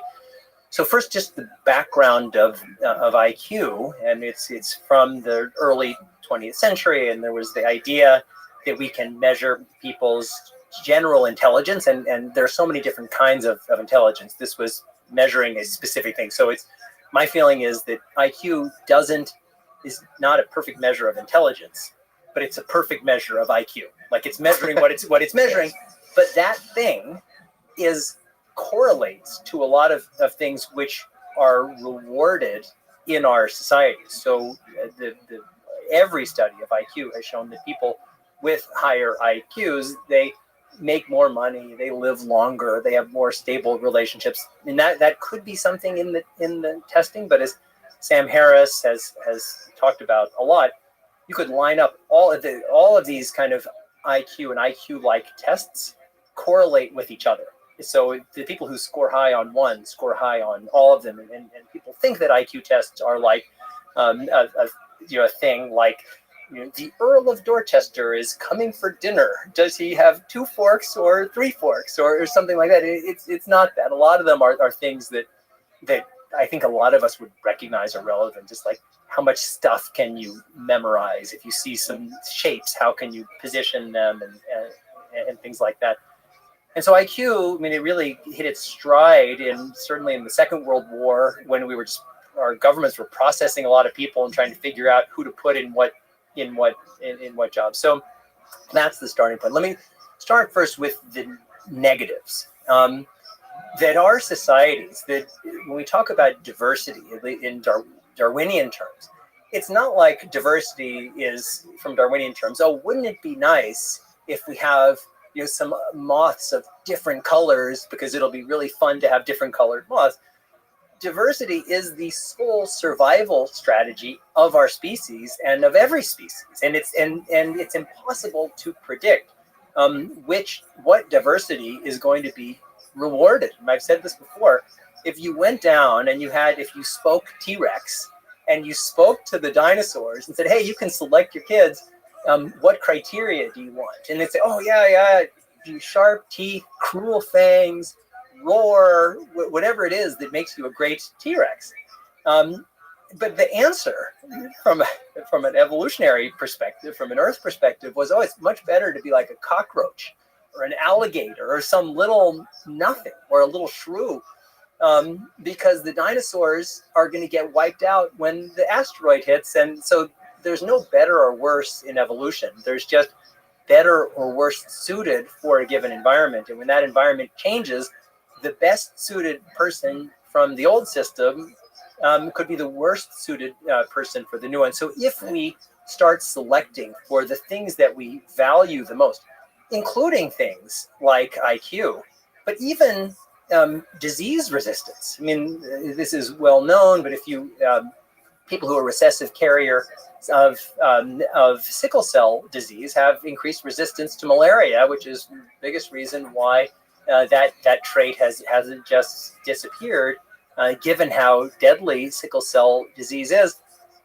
Biology is incredibly complex. We understand such a tiny percentage of it that we need to have, in your words, just a level of humility. There are huge equity issues, as you've articulated. Let's just say that it is the case that in our society, IQ and IQ-like traits are highly rewarded. There is an equity issue, but it works in both ways. Because my guess, let's just say that we had a society where we were doing genome sequencing of everybody who was born, and we had some predictive model to predict IQ, and we had decided as a society that IQ was going to be what we were going to select for. We were going to put the highest IQ people in these different roles. I guarantee you the people in those roles would not be the people who are legacy admissions to Harvard. They would very likely be people who are born in slums, people who are born with no opportunity, or in refugee camps, who are just wasting away because we've thrown them away. And so it's an easy, like it's the idea of just being able to look under the hood of our humanity is really scary for everybody, and it should be. I mean, I'm also an Ashkenazi Jew. My father was born in Austria. My father and grandparents came here as refugees after the war. Most of that side of the family was killed. So I get what it means to be on the other, I mean, you said you're reading Mein Kampf, on the other side of the story. When someone said, oh, here's what's good, and you're not good. And therefore so I totally get that. Having said that, I do believe that we're moving toward a new way of procreating. And we're going to have to decide what are the values that we would like to realize through that process. Is it randomness, which is what we currently have now, which is not totally random because we have assorted mating through colleges and other things.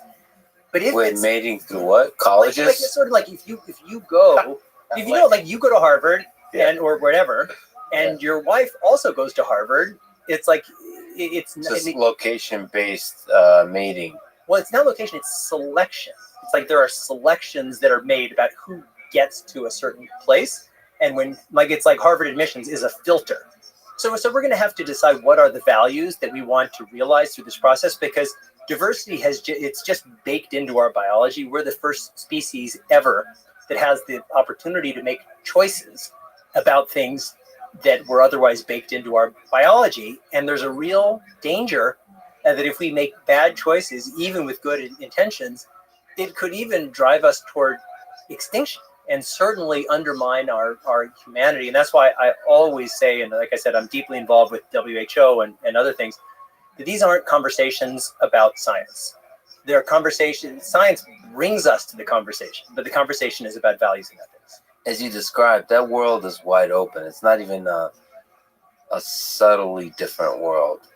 That world is fundamentally different from anything we understand about life on Earth, because natural selection, this random process, is so fundamental how we think about life.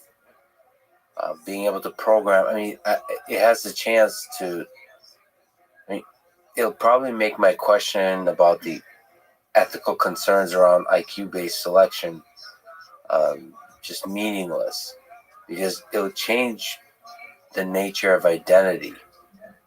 Like, it's possible it will dissolve identity, because we take so much pride in all the different characteristics that make us who we are. Whenever you have some control over those characteristics start losing meaning. And what may start gaining meaning is the ideas inside our heads, for example, versus like the details of like, is it a Commodore 64? Is it a PC? Is it a Mac? It's going to be less important than the software that runs on it. So we can more and more be operating in the digital space, and the identity could be something that borrows multiple bodies. Like, the legacy of our ideas may become more important than the details of our physical embodiment. Like I mean, I'm saying perhaps ridiculous sounding things, but the point is, it will bring up so many new ethical concerns that our narrow-minded thinking about the current ethical concerns will not apply. So but it's important to think about all this kind of stuff, like actively.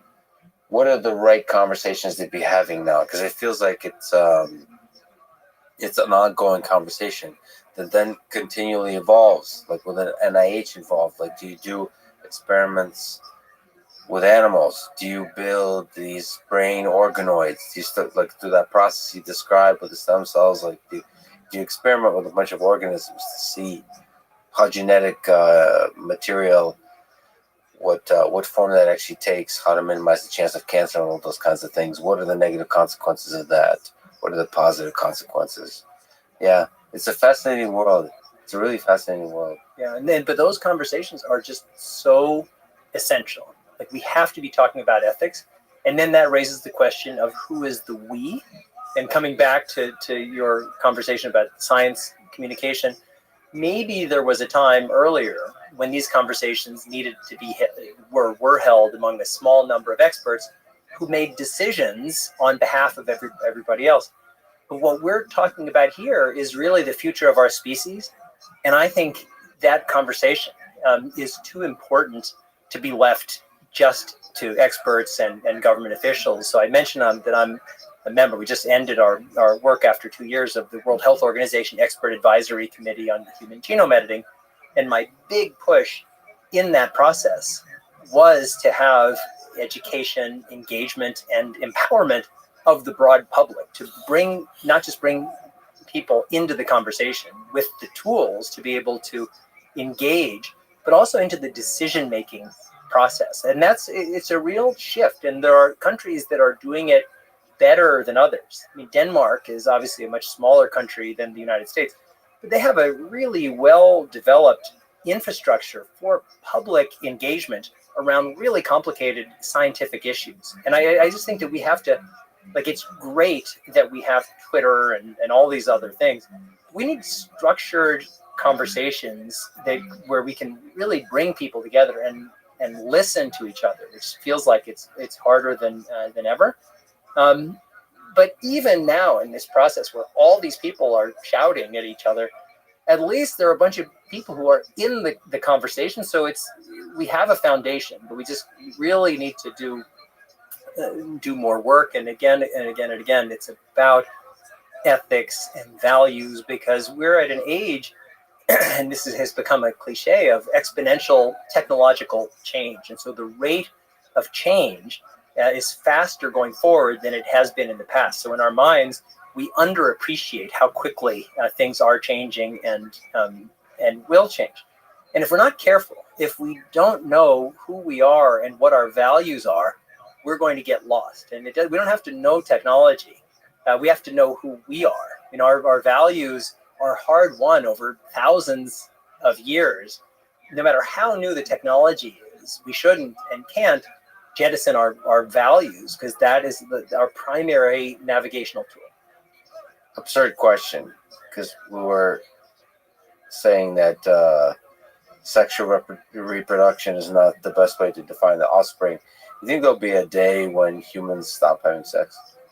I don't think we'll stop having sex because it's so enjoyable, but we may significantly stop having sex for reproduction. Even today, most human sex is not for making babies. It's for other things, whether it's pleasure or love or pair bonding or whatever. The intimacy. It means some people do it for intimacy. Some people do it for pleasure with strangers. I feel like the people that do it for pleasure, I feel like there would be better ways to achieve that same chemical pleasure, right? You know, there's just so many different kinds of people. I just saw this on television, but there are people who put on those big bunny outfits and go and have sex with other people. I mean, there's just like an unlimited number of different kinds of people. And I think they're called, so I remember hearing about this, I think Dan Savage is a podcast.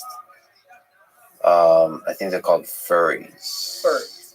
Like furry parties. Yeah, exactly. So they're I just love people. yeah. But it's that's like the thing. It's like whenever you hear these words, like humans, Yeah, I what know. will they think of next?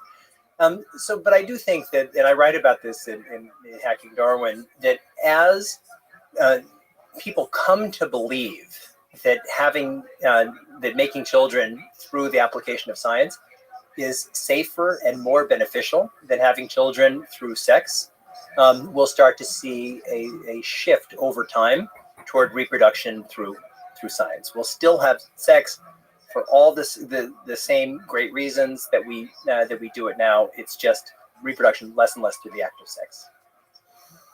Man, it's such a fascinating future. Because as somebody, I value flaws. I think it's the Goodwill Hunting. Mm-hmm. That's the good stuff. The flaws, the weird quirks of humans, that's what makes us who we are. The weird.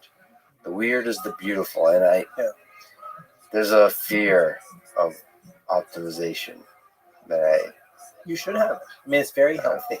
I mean, and I think that's the danger of all of this selection, is that we make selections just based on social norms that are so deeply internal that they feel like they're eternal truths. And so we talked about selecting for IQ. What about selecting for a kind heart? Like, there are lots of you talked about Hitler and Mein Kampf. Hitler had certainly had a high IQ. I mean, I guess it's higher than average IQ.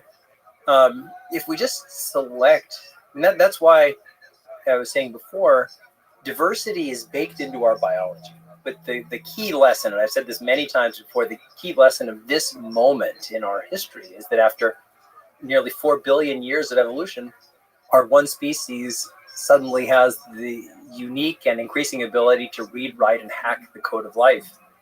And so as we apply these godlike powers that we've now assumed for ourselves, we better be pretty careful, because it's so easy to make mistakes, particularly mistakes that are guided by our best intentions.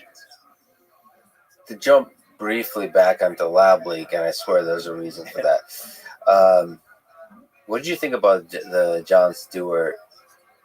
This moment, I forget when it was, maybe a few months ago, in the summer, I think, of 2021, where he went on Colbert Report, or not the Colbert Report, sorry, Stephen Colbert's, whatever his show is. But again, Jon Stewart reminded us how valuable his wit and brilliance within the humor was for our culture. And so he did this whole bit that highlighted the common sense nature about, what was the metaphor he used about the Hershey factory in Pennsylvania? So what'd you think about that whole bit? I loved it. And so, not to be overly self-referential, but it's hard not to be overly self-referential when you're doing however long we are, 5-hour interview about yourself, which reminds, like, when you had Brett Weinstein on, he said, "I have no ego, but these 57 people have screwed me over, and I deserve credit." So it's hard. So I am a person, I will confess, it's enjoyable. Some people feel different. I kind of like talking about all this stuff and talking, period. So for me, I remember those early days of when the pandemic started. I was just sitting down. It was late January or early February 2020, and I just was laying out all of the evidence just that I could collect, trying to make sense of where does this come from. And it was just logic. I mean, it was all of the things that Jon Stewart said, which in some overly wordy form were all at that time on my website. Like, what are the odds of having this outbreak of a bad coronavirus more than 1,000 miles away from where these bats have their natural habitat, where they have this largest collection of these bad coronaviruses in the world, and they're doing all these very aggressive research projects to make them more aggressive, and then you have the outbreak of a virus that's primed for human-to-human transmission. It was just logic was my first step, and I kept gathering the information. But Jon Stewart distilled that in a way that just everybody got. And I think that like I loved it, and I just think that there's a way of reaching people. It's the reason why I write science fiction in addition to thinking and writing about the science, is that we kind of have to reach people where they are. And I just thought it was just, there was a lot of depth, I thought, in maybe that's too self-serving, but like in the analysis, but he captured that into the into those things about, it's like the outbreak of chewy goodness near the Hershey factory. I wonder where that came from. Yeah, there's the humor, there's metaphor, also the like sticking with the joke when the audience is in the audience is Stephen Colbert. He was like resisting it. He was very uncomfortable with it. Maybe that was part of the bit. I'm not sure, but it didn't look like it. So Stephen in that moment kind of represented the discomfort of the scientific community. I think it's kind of interesting, that whole dynamic, and I think that was a pivotal moment. And that just like highlights the value of comedy, the value of like when Joe Rogan says, "I'm just a comedian." I mean, that's such a funny thing to say. It's like saying I'm just a podcaster or I'm just a writer. How are you, Bellevue Star?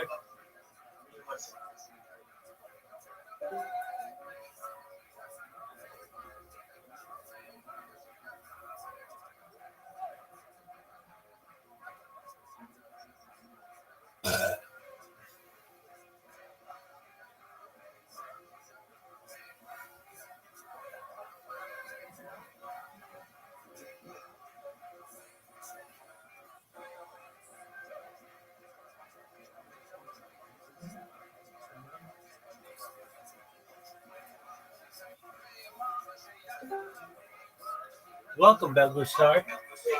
Yeah, thank you. One of my friends got banned from your server. I'm not sure why, but he wondering if he can get unbanned. I'm not, because I made a ticket before about him. You're telling me that he wasn't banned. He joined famous. Yeah, I sort of remember this. What is his username? Is five, like the number 5, and then IBE. Yeah, I remember him. I'm not sure, but I'll do everything I can to make sure that if he is banned still, that he's unbanned. But I know when I looked previously, he wasn't banned. At least he wasn't on my ban list. So just one moment. We're taking a look right now. Bans. 5.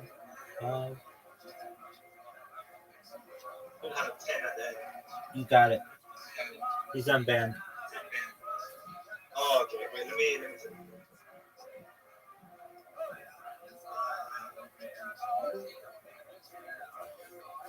How are you guys today? Good, how are you? Well, just watching AI podcast. What's on your agenda? What are you guys up to? Nothing much, man. Just chill. Very well. Pardon me? Just relaxing a little bit. Excellent. What are your hobbies? A little bit of gaming. What games? What about you, Materials? Oh, yeah, same. Very cool. What kind of anime do you like?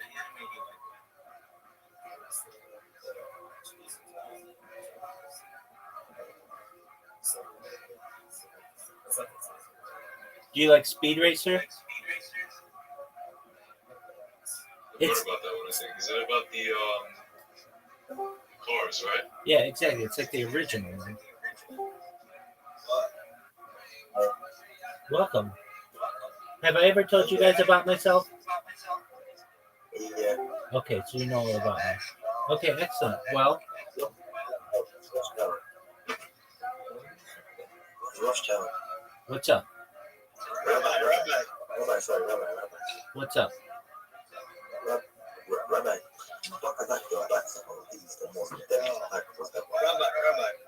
Oh, Dog, that's why your friend gets banned. I have a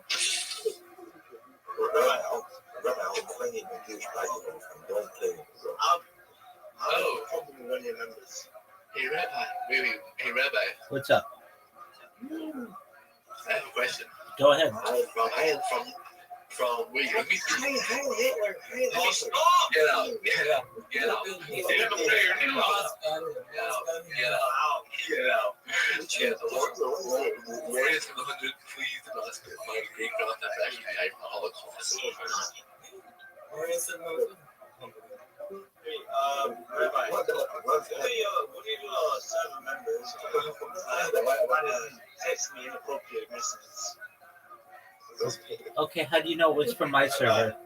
How do you know what's from my server? On God, it wasn't me. Because it's one of the members in your server. I told him that I pretended to be underage, and he still asked me how long my dick is. So I sent screenshots. That's inappropriate. You should have asked for permission to take that. Yeah, you should take that up with Discord. I already did. Okay, good. He's still in the server. Okay, who is it? Screenshots, dude. Who is it? Who is it? Chassis 11. That's who. Okay, I'll ban him too. Thank you. Yeah, thank you. You're making me pretty uncomfortable, you know. 5, I have no plan. What's up?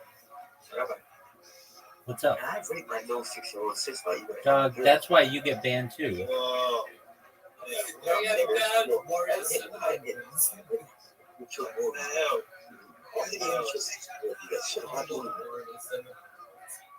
Yo. Must have coffee roller. No, I think it was a 6 months college behavior. Whoa.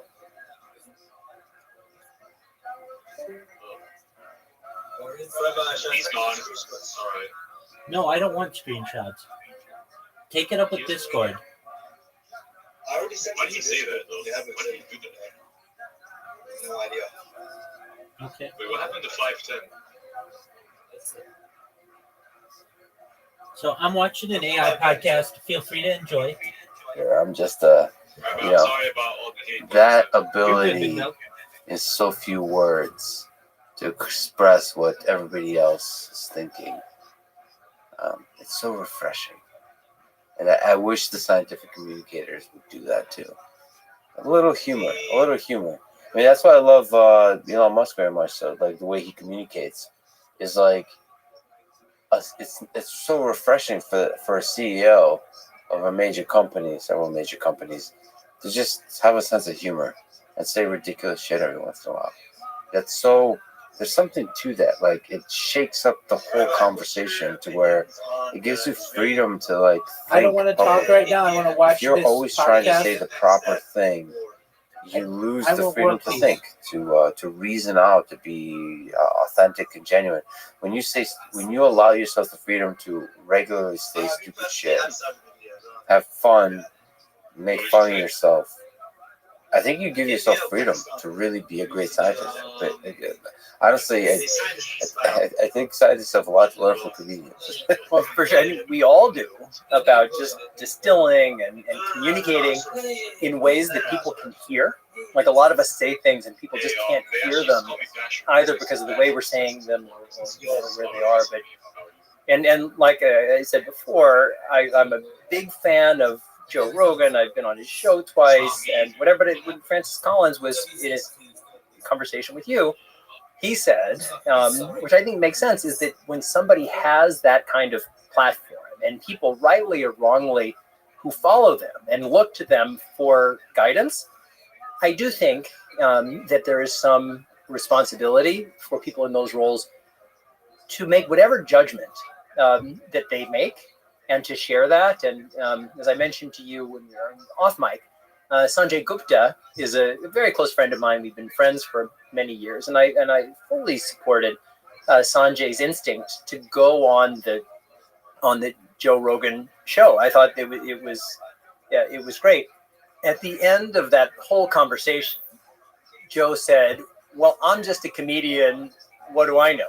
And I just felt that Yes, Joe Rogan is a comedian. I wouldn't say just a comedian, among other things. But I also felt that he had a responsibility for just saying whatever he believed, even if he believed or believes, as I think is the case, that ivermectin should be studied more, which I certainly agree, and that healthy people shouldn't get vaccinated, healthy young people, which I don't agree. I just felt at the end of that conversation to say, well, I'm just a comedian. What do I know? I feel like it didn't fully integrate the power that a person like Joe Rogan has to set the agenda. So I think the reason he says I'm just a comedian is the same reason I say I'm an idiot, which I truly believe. I can explain exactly what I mean by that, but like it's more for him, or in this case for me, just keep yourself humble, because I think it's a slippery slope when you think you have a responsibility to then think you actually have an authority, because a lot of people listen to you. You think you have an authority to actually like speak to those people, and you have enough authority to know what the hell you're talking about. And I think there's just a humility to just kind of making fun of yourself that's extremely valuable. And saying I'm just a comedian, I think is a reminder to himself that he's often full of shit. So are all of us, and so that's a really powerful way for himself to keep himself humble. I mean, I think that's really useful in some kind of way for people in general to, make fun of themselves a little bit in whatever way that means. And saying I'm just a comedian is just one way to do that.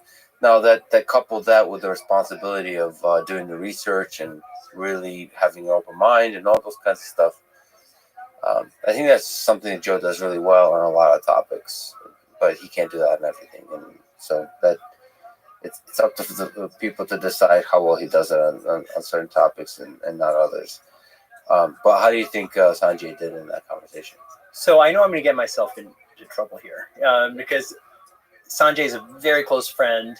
Joe, my personal interaction with him has been our 2 interviews, but it's like my interview with now. You sit down with somebody for 4 hours. It's a lot and great, and then private communication. So I am personally more sympathetic to the arguments that Sanjay was making or trying to make. I believe that the threat of the virus is greater than the threat of the vaccine.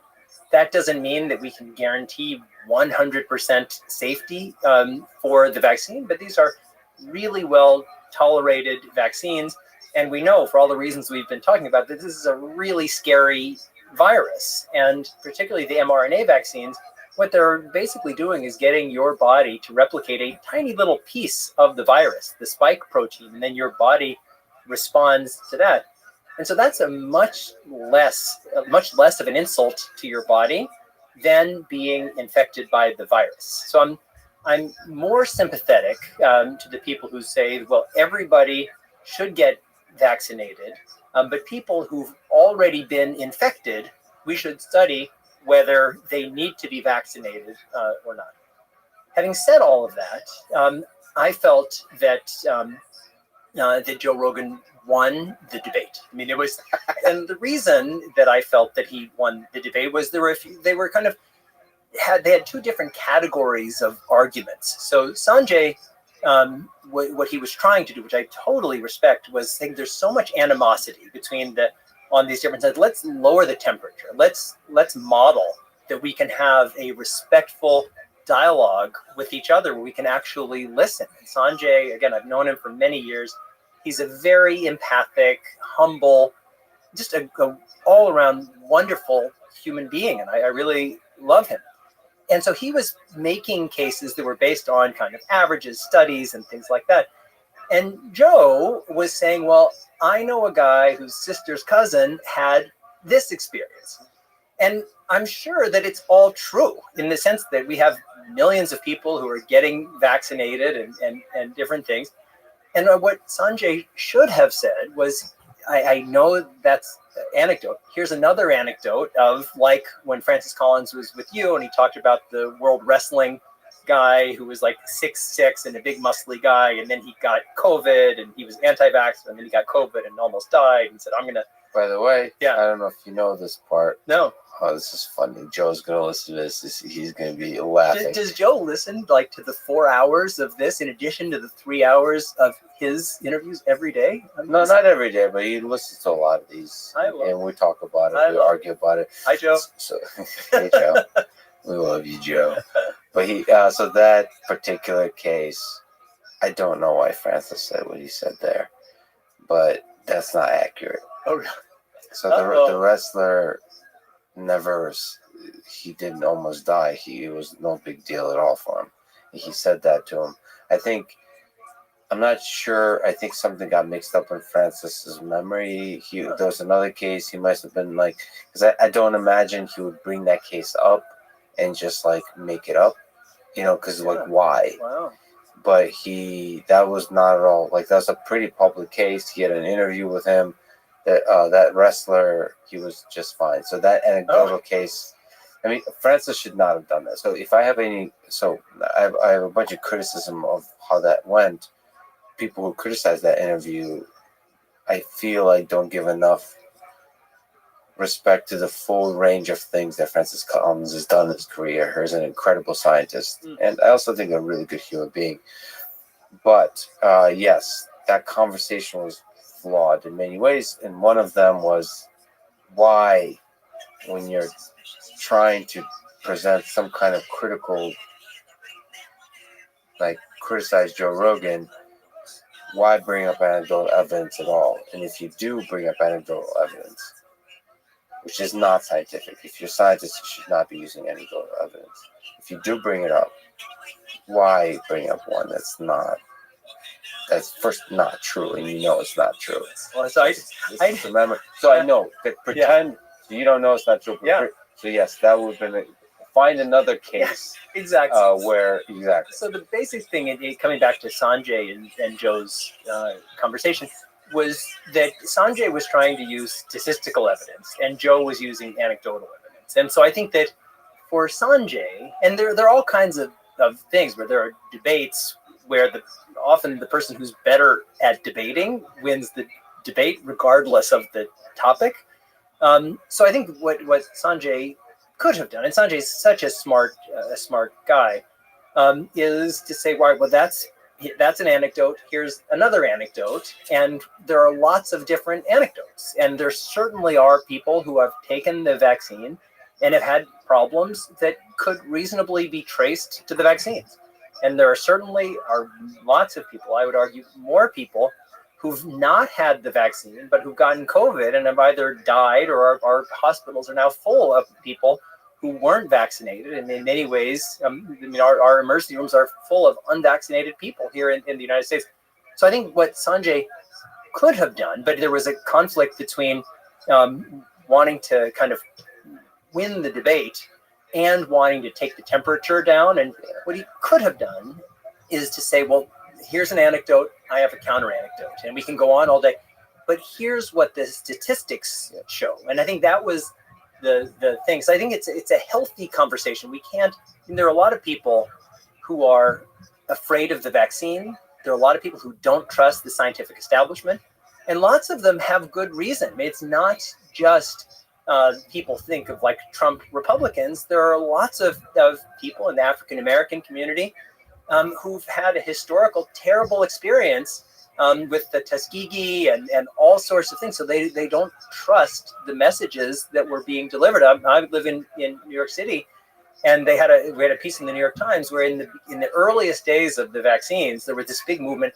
Let's make sure that the poorest people in the city have first access to the vaccines, because they're the ones, they have higher density in their homes, they're relying on public transport. So there's this whole liberal effort. And then in the Black community in New York, according to the New York Times, there was very low acceptance of the vaccines. And they interviewed people in that article, and they said, well, if the white people want us to have it first, there must be something wrong with it. They must be doing some right. And so we have to listen to each other. I would never... I have a disrespect for everybody. And if somebody is cautious about the vaccine for themselves or for their children, we have to listen to that. At the same time, public health is about creating public health. And there's no doubt, I think Joe was absolutely right that older people, obese people are at greater risk for being harmed or killed by COVID-19 than young, healthy people. But by everybody getting vaccinated, we reduce the risk to everybody else. And so I feel like with everything, there's the individual benefit argument, and then there's the community argument. And I absolutely think. But expressing that clearly, that there's a difference between the individual health and freedoms and the community health and freedoms, and steel manning each side of this. This is one of the problems that people don't do enough of, is be able to. So how do you steel man an argument? You describe that argument in the best possible way. You have to first understand that argument. Let's go to the non-controversial thing, like flat Earth. Like most people, most colleagues of mine at MIT don't even read about like the full argument that the flat earthers make. I feel it's disingenuous for people in the physics community to roll their eyes at flat earthers if they haven't read their arguments. You should feel badly to read their arguments. And it's the rolling of the eyes that's a big problem. You haven't read it.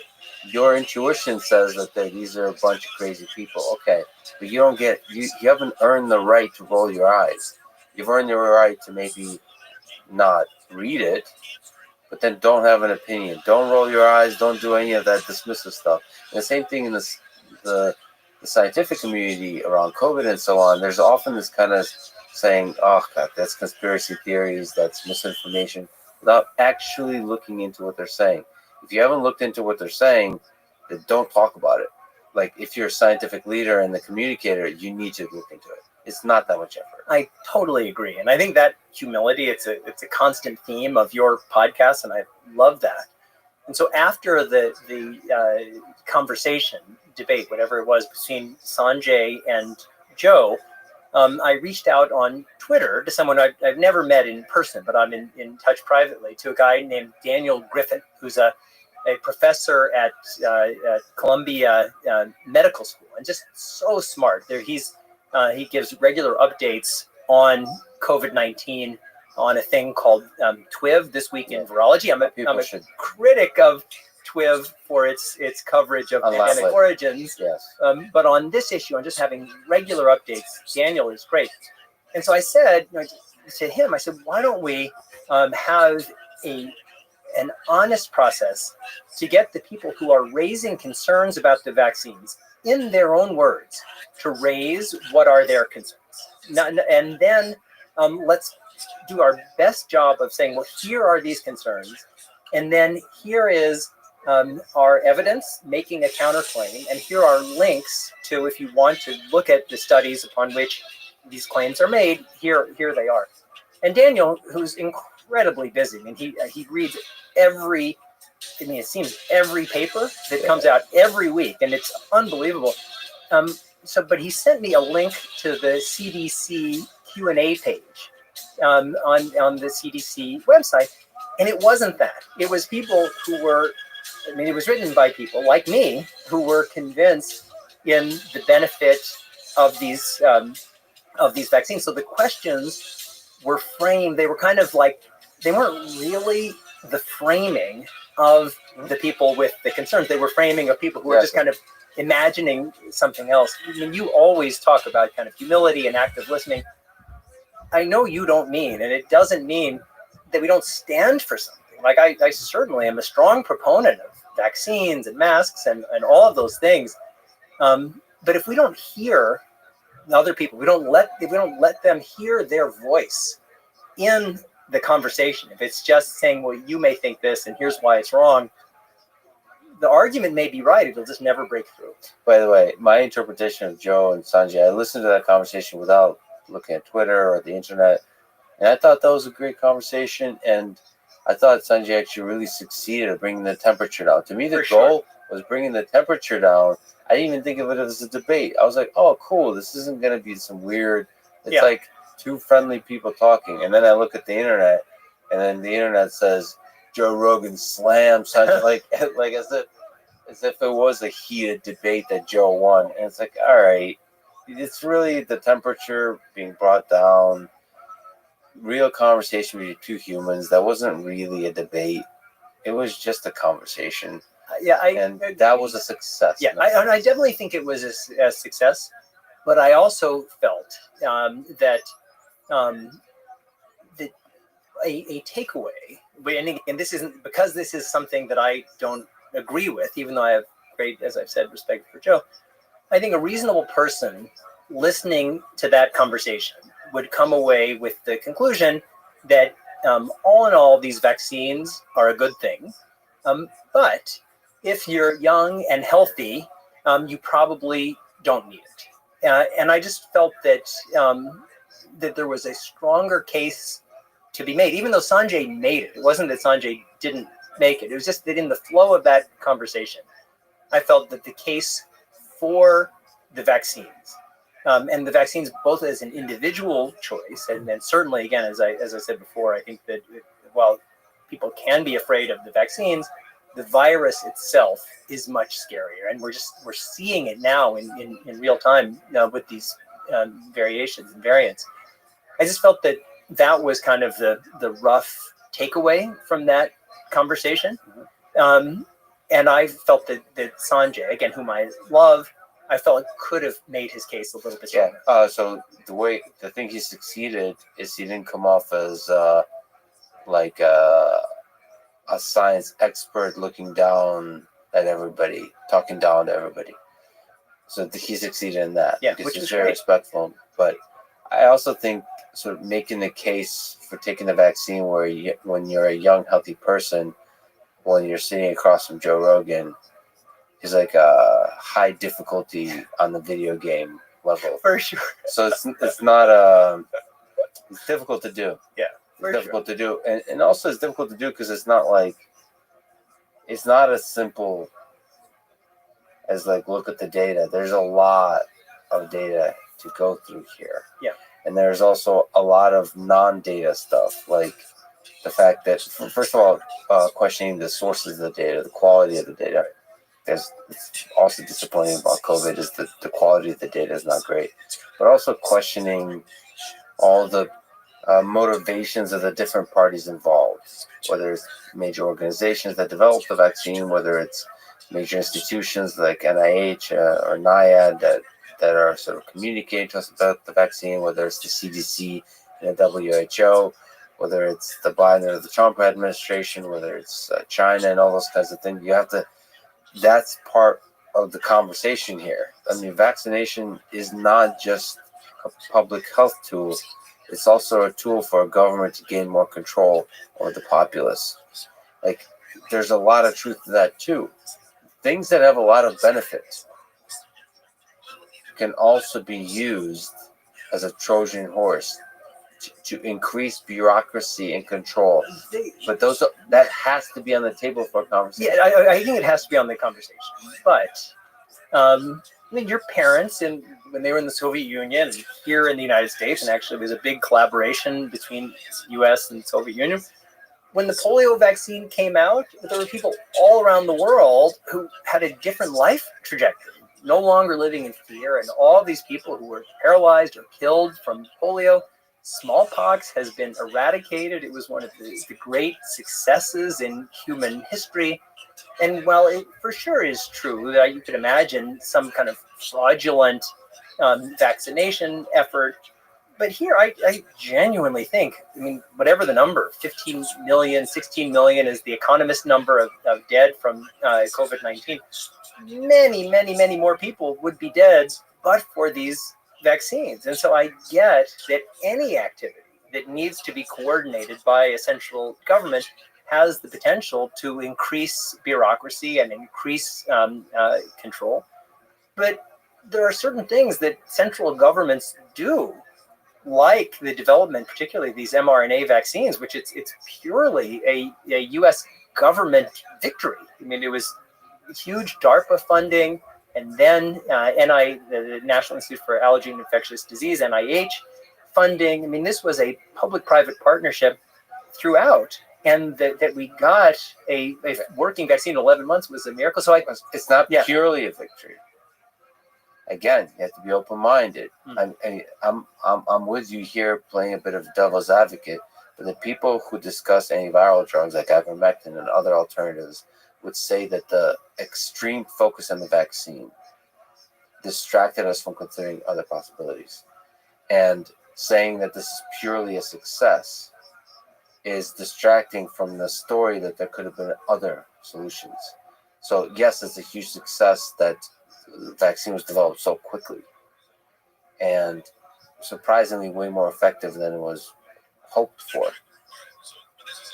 But there could have been other solutions, and they completely distracted from us from that. In fact, it distracted us from looking into a bunch of things like the lab leak. And so it's not a pure victory. And, Fair enough. And there's a lot of people that criticize the overreach of government in all of this. One of the things that makes the United States great is the individualism and the hesitancy to ideas of mandates. Even if the mandates en masse will have a positive, even strongly positive result, many Americans will still say no.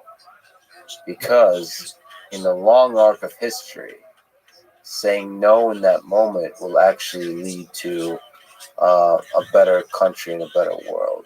So that's a messed up aspect of America, but it's also a beautiful part. We're skeptical even about good things. I agree, and certainly we should all be cautious about government overreach. Absolutely, and it happens in all kinds of scenarios, with incarceration, with 1,000 things.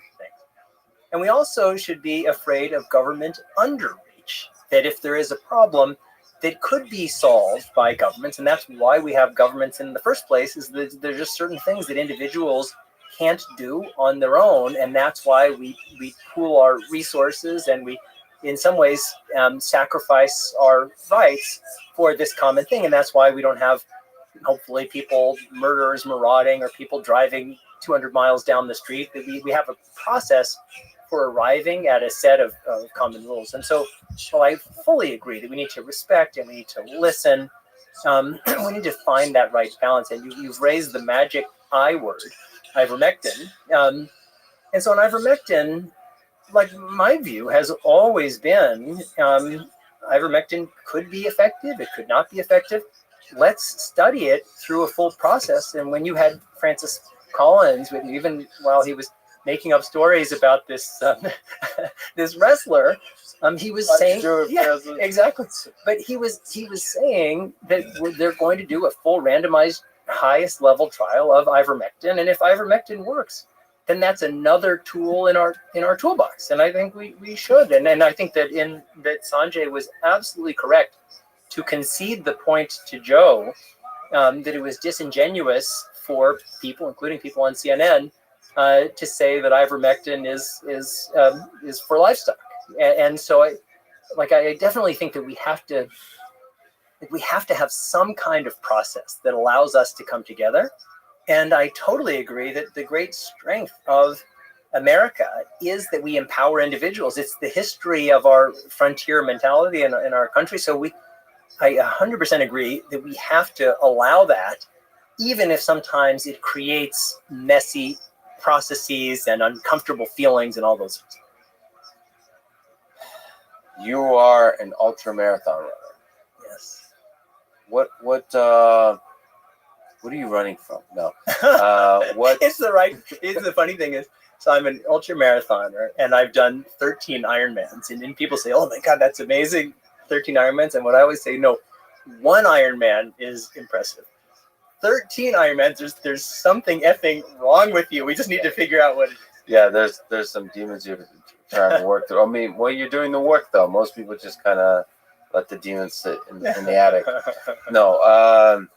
what have you learned about yourself, about your mind, about your body, about life from taking your body to the limit in that kind of way, to running those kinds of distances? Well, it's a great question. I know that you are also kind of exploring the limits of the physical. And so for me, in doing the Ironmans and the ultra marathons, it's always the same kind of lesson, which is just when you think you have nothing left, you actually have a ton left. There are a lot of resources that are there if you call on them.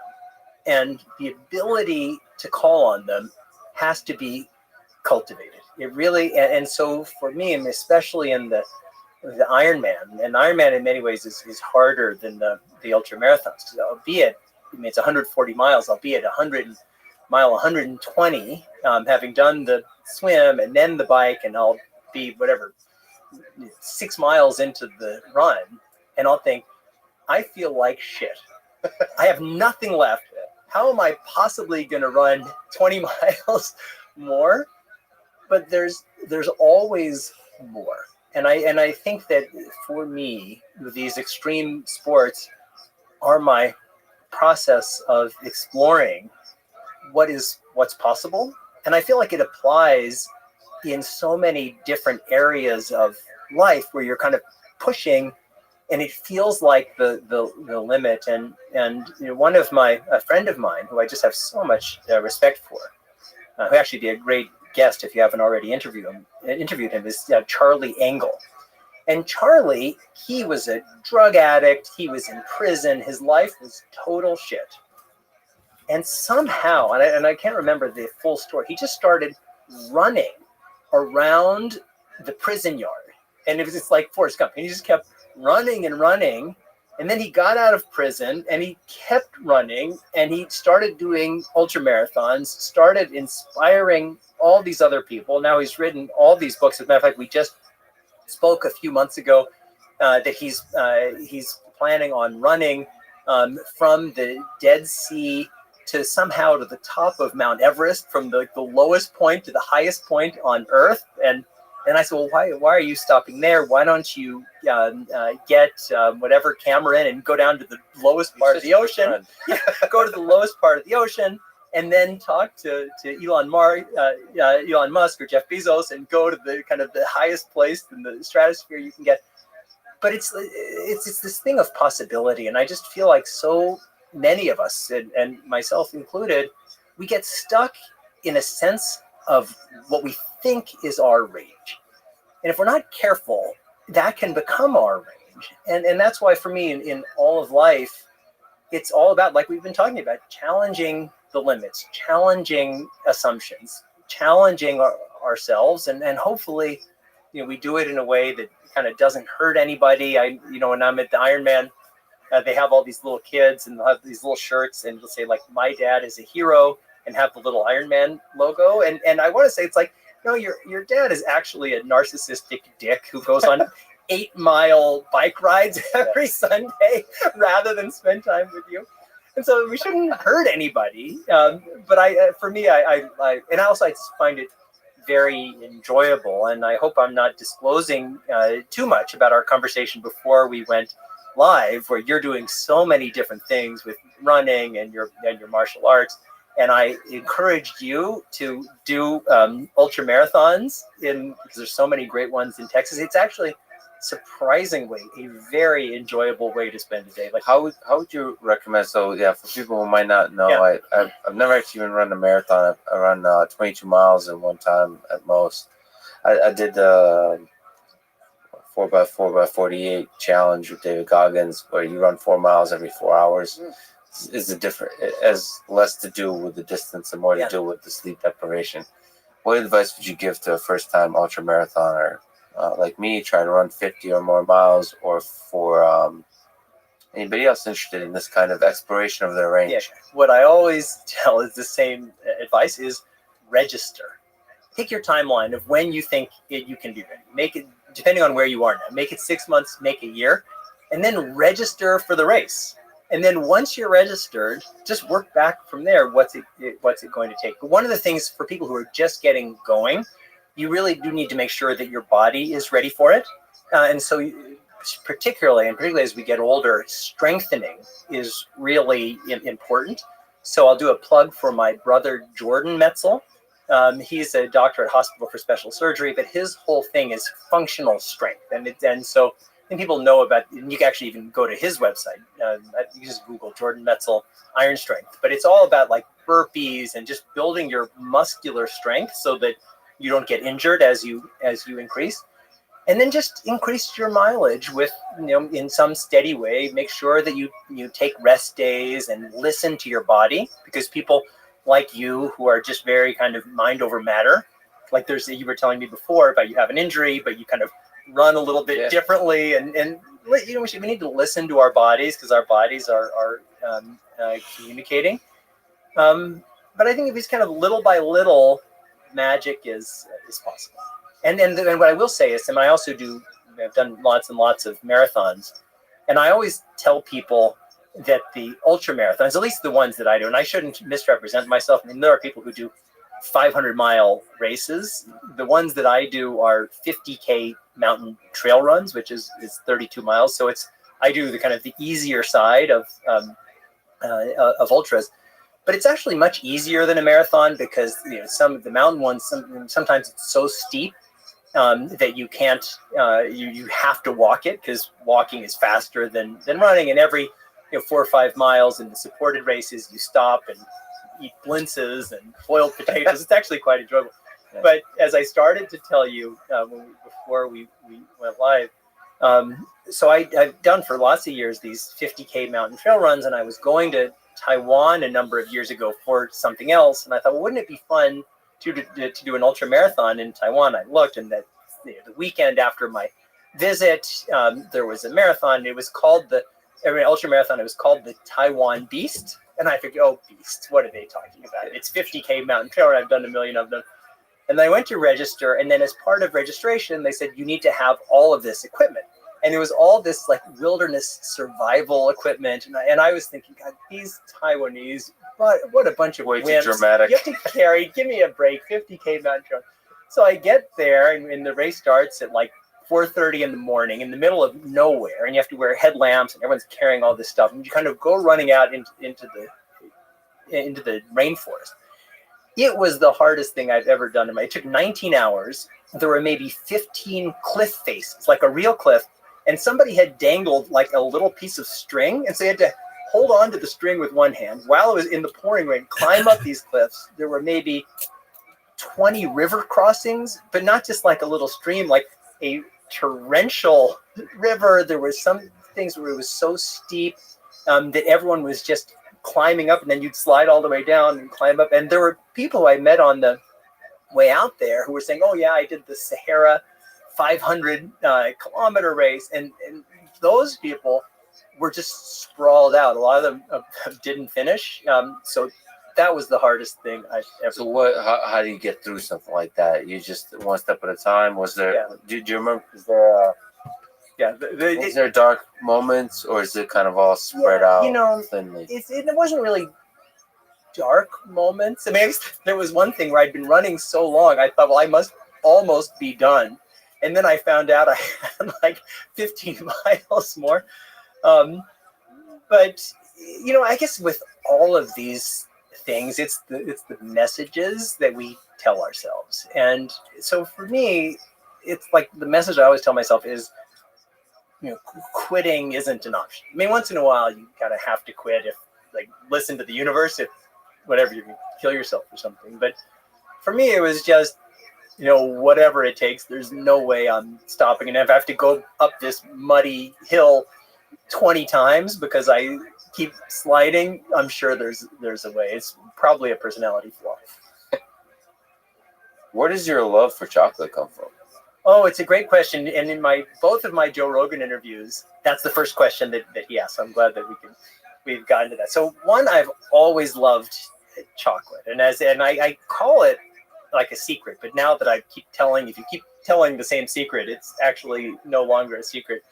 But I have a secret, which is not secret because I'm telling you on a podcast, life as a chocolate shaman. And so when I give keynotes at tech conference. So I said, I'm happy to give a keynote, but I want to lead a sacred cacao ceremony in the night. I'm actually, believe it or not, the official chocolate shaman of what used to be called exponential medicine, which is part of Singularity University. Now, my friend Daniel Kraft, who runs it, it's going to be called Next Med. And so, but I'll have to go back because I was going to Berlin a lot of years ago, and I've always loved chocolate, but I was going to Berlin to give a keynote at a big conference called TOA, Tech Open Air. And so when I got there, the first night I was supposed to give a talk, but there had been some mix-up. They'd forgotten to reserve the room, and so the talk got canceled. And in the brochure, they had all these different events around Berlin that you could go to, and one of them was a cacao ceremony. And so I went there and actually met somebody, Viviana, who is still a friend. I met going in there, and there was this cacao ceremony. There were these kind of hippie dudes, and then everybody got the cacao, and then they said, all right, as they talked a little bit about the process, and then they said, all right, everyone just stand and kind of, we're going to spin around in a circle for 45 minutes. And so I spun around in the circle for like 10 minutes, but then I had to leave because I had to go to something else. And so that I thought that was that. But then I saw Viviana the next day, and I said, well, how did the cacao ceremony go? And she showed me these pictures of all of these people, mostly naked, like it turned into chaos. That's awesome. And it was like, oh, and so let me get this straight. People drank chocolate, then they spun around in a circle, and something else happened. And anyway, so then 2 days later, I was invited to another cacao ceremony, which was also actually part of this TOA. And that was kind of more structured, and it was more sane because it was part of this thing. And at the end of that, I had this, I thought, how the greatest thing ever, a sacred cacao ceremony, like you drink chocolate milk and everybody's free. And I love that idea because I've never done drugs, I don't drink, but just part of it is I think whatever, like I was saying with the ultra running, all of the possibilities are within us if we can get out of our own way. And then I thought, well, I think I can do a better job than what I experienced in Berlin. So I came back and I thought, all right, I'm going to get accredited as a cacao shaman. And this will shock you because I know if you're going to be like a rabbi or a priest or something, there's some process. But shockingly, there's no official process to become a chocolate shaman. And so I thought, all right, well, I'm just going to train myself. And when I'm ready, I'm going to declare my chocolate shamanism. So I started studying different things. And when I was ready, I just said, now I'm a chocolate shaman, self-declared. Self-declared. And so, but I do these ceremonies, and I've done them at tech conferences. I did one in Soho House in New York. I've done it at a place, Rancho La Puerta in Mexico.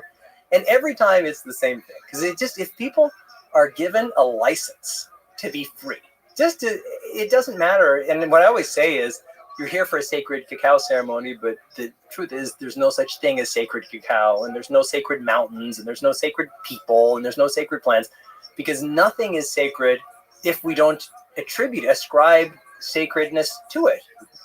But if we recognize that everything is sacred, then we'll live different lives. And for the purpose of this ceremony, we're just going to say, all right, we're going to focus on this cacao, which actually has been used ceremonially for 5,000 years. It has all these wonderful properties.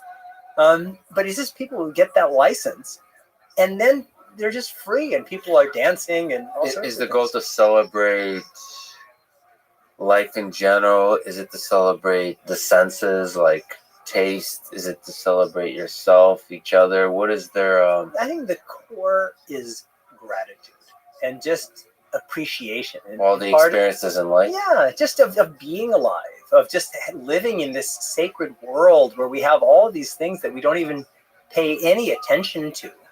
My friend AJ Jacobs, he had a wonderful book that I used the spirit of it in the ceremonies, not the exactly, but he was in a restaurant in New York, coffee shop, and his child said, hey, where does the coffee come from? And he's like a wonderful big thinker. And he started really answering that question. Well, here's where the beans come from, but how did the beans get here? And who painted the yellow line on the street so the truck didn't crash? And who made the cup? And he spent a year making a full spreadsheet of all of the people who in one way or another played some role in that one cup of coffee. And he traveled all around the world thanking them. It's like, thank you for painting a yellow line on the road. Yeah. And so for me, with the cacao, part Look of who when it I do is. these ceremonies is It's just to my say, favorite you're, Utah Mammoth fan. I thought you were asleep. No, baby, I'm ready to whoop your ass in whatever game you want. Hopefully, it's literati.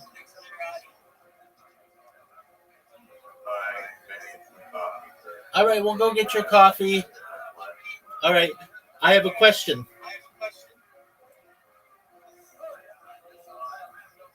What are your thoughts on the Utah Mammoth? I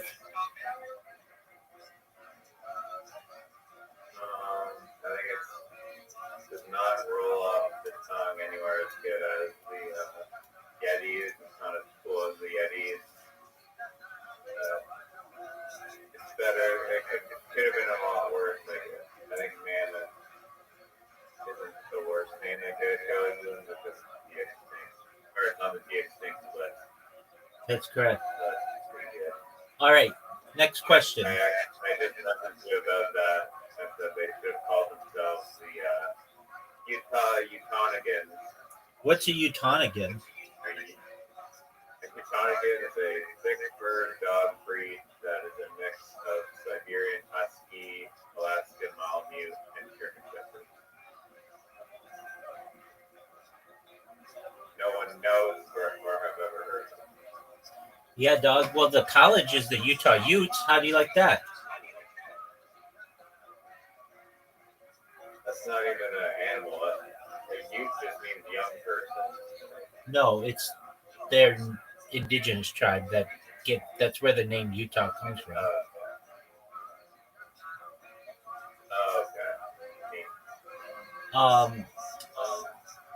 Do you have any other? You're starting to look like a Yeti. Oh yeah, we're going deep dive. You look like I was looking at those like wood carvings of like earths and stuff because I want to learn a little bit of wood carving and make these little totem poles. And you look exactly like the first basic guy that they teach you in wood carving. They cut out of the chunk of wood with like the big hat drooping over your eyes, the gnome. And then you got like the nose and like the big beard. And a huge flaccid dick.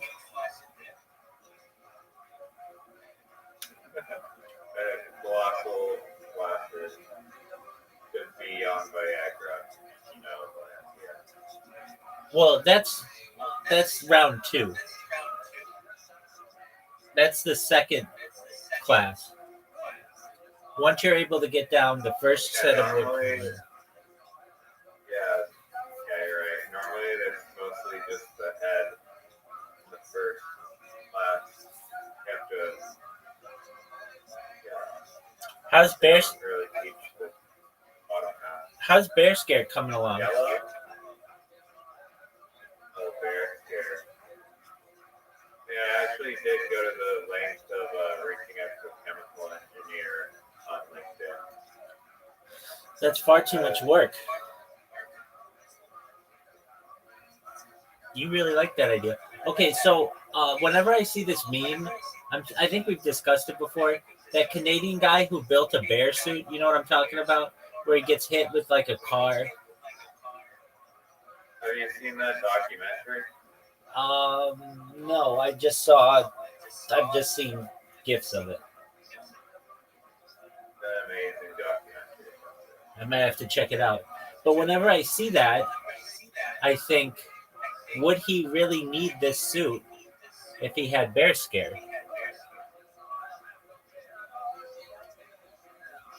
Do you think that he would?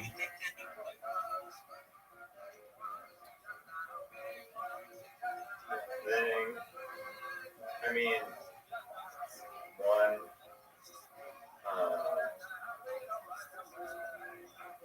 don't know if I'm being honest. I mean, this is embarrassing to admit as the CEO of Bear Scare. Whoa. I don't even know the effects of, like the true effects of bear spray on bears.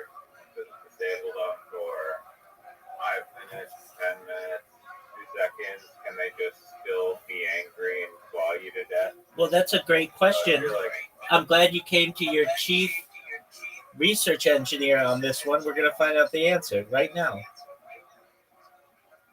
what up, Jamie? Jamie, look that up. Yo, dog. What effect does bear spray have? Does it blind them? Does it burn their senses? For how long does it usually mess them up? Is it for like seconds, minutes, hours? Do they always run away from it? Are there any cases where like they run at people still, like polar bears and stuff?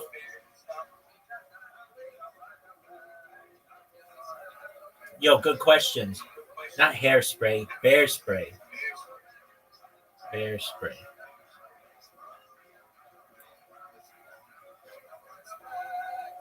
Bear spray is serious business, a specialized deterrent made specifically for stopping large aggressive animals like bears.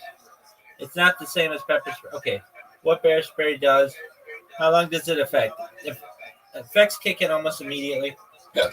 Disorientation and pain usually 15 to 45 minutes. Bear spray is over 90% effective. That doesn't seem that good. More effective than guns in most field situations because it doesn't require precision. Even if a bear is charging, a face full of bear spray is will almost always stop or turn them. Do bears ever push through it? Very rarely. Some bears, especially grizzlies, might keep coming if they're extremely hungry or stressed, protecting cubs already attacking and enraged. But even then, bear spray dramatically reduces injuries compared to people who try to fight or run. Does that answer your question?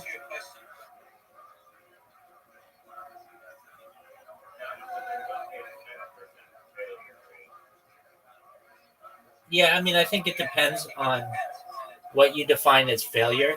I can tell you this right now. 0% of the people who have ever contemplated using a bear scare have ever died from a bear.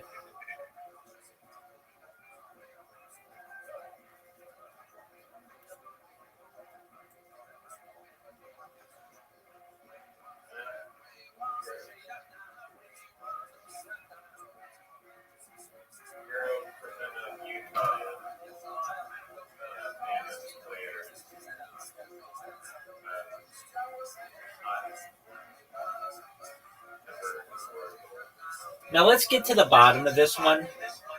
What do you think bear scare would work against Yetis?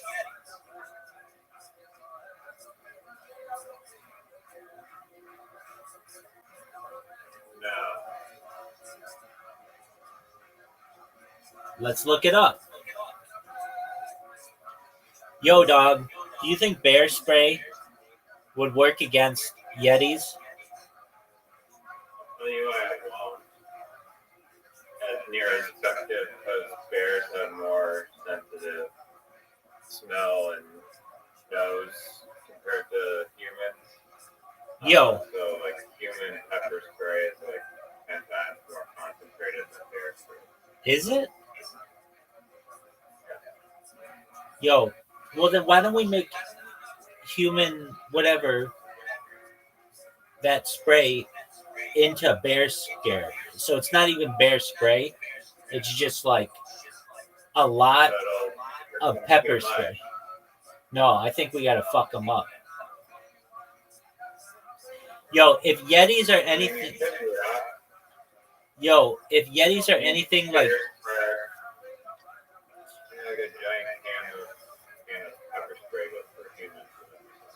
now how about this one? Do you think bear scare would work against a mammoth?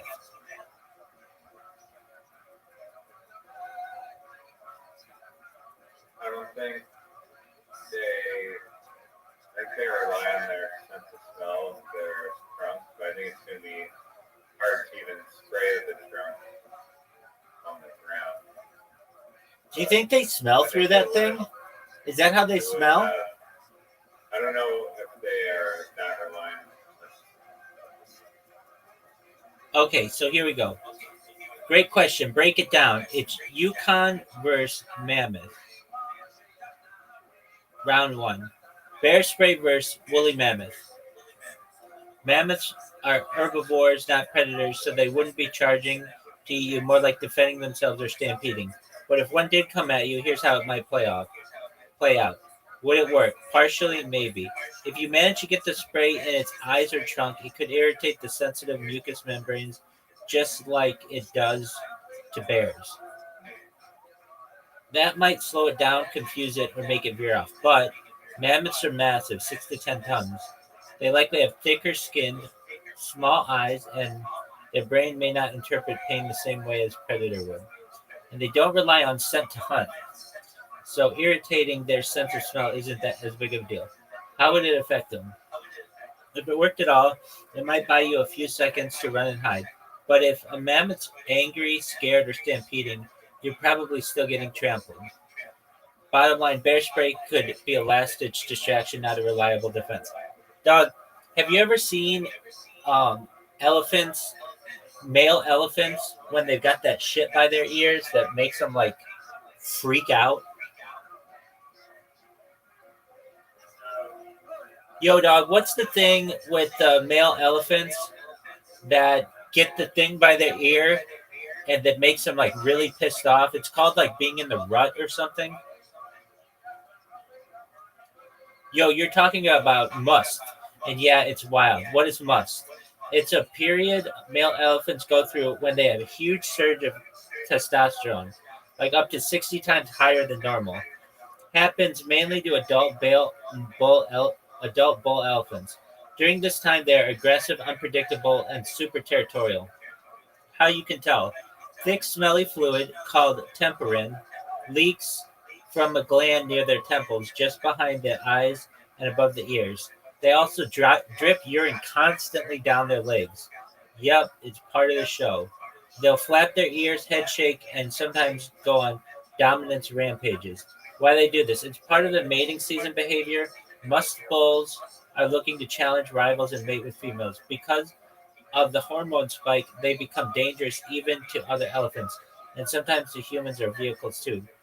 Would bear spray help against a bull and musk? Honestly, probably not. A bull and musk is basically like a 10,000-pound hormone-fueled tank. Pain, irritation, even some physical injury might not stop it. Your best move, don't get close. So now here's the question. Do mammoths go through this? Do mammoths go through this type of hormonal period? Great question. And yeah, based on what we know, male woolly mammoths almost certainly would go through something like musk. So that'll be something to see. Just like modern elephants. Why we think so, woolly mammoths are very close. Okay, what's the difference between a mammoth and a mastodon? What's the difference between a mammoth and a mastodon? Solid question. Mammoths and mastodons don't lump together, but they're actually very different animals with separate evolutionary paths. Species and lineage. Mammoths, part of Elephantidae family, closely related to modern elephants. Mastodons belong to the Mammachidae family, an older, more distant cousin of elephants. Think of them as a separate branch of the elephant tree. So mammoths are taller, up to 13 feet at the shoulder. Mastodons are shorter and stockier. Body, dome shaped with the head and shoulder. Okay, tusks, long, curved, spiraling. Shorter, straighter, less twisted for mastodons. Woolly mammoths have thick fur. Mastodons. Where did the mastodons live? Great question. Hold on. Mammoths roamed Europe, Asia, and North America, especially in the Ice Age. Some survived still to about 4,000 years ago.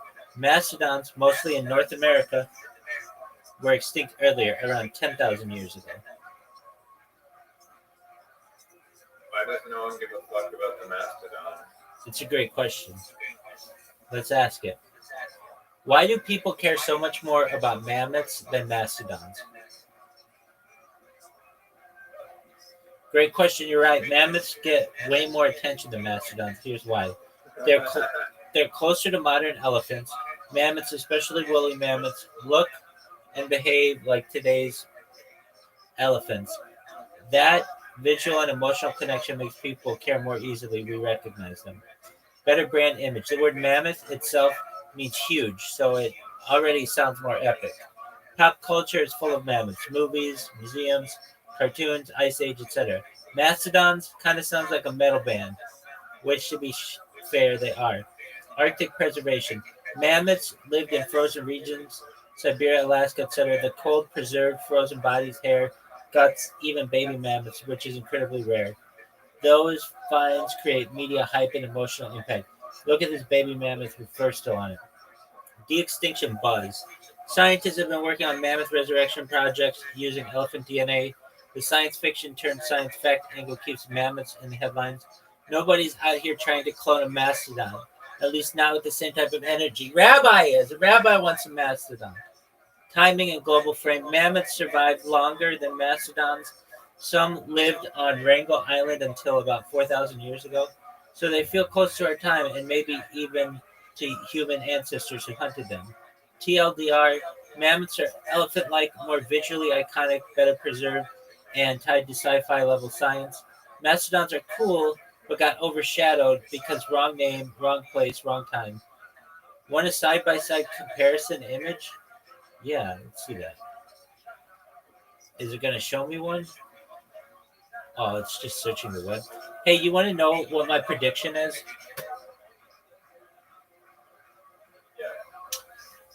So the European Union has basically said to Google that you have a monopoly on a lot of different things, specifically like advertising, but also like the browser, and you may have to divest yourself of the Chrome browser because it's just like it's a monopoly. You just have too much of a market share on this stuff, and so Google may sell their browser. I really think long term,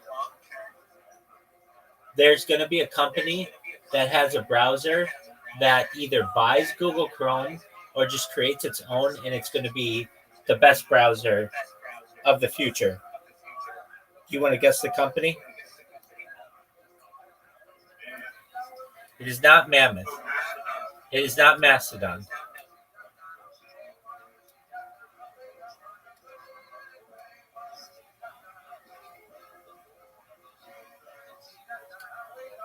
Guess again.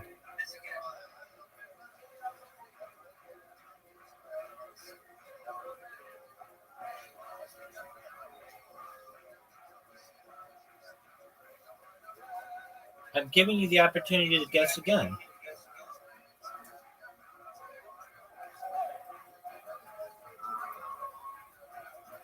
Does the company exist today or no? Yes. Is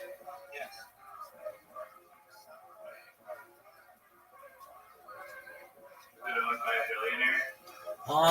I don't think he's a billionaire yet. It has a market cap of like close to $100 billion. So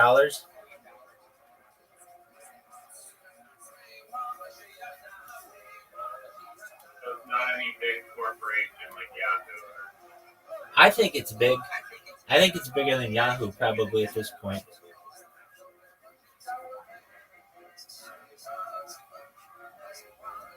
it big? Bing is Microsoft. No, Bing is the best pornography and search engine available. I don't know what genius taught you that, but they're very smart. It's not Bing. I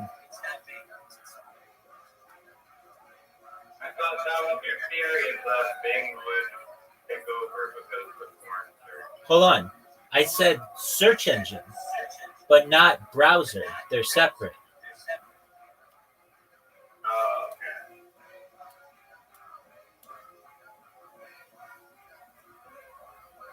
Though eventually I can see this company having a better search engine too.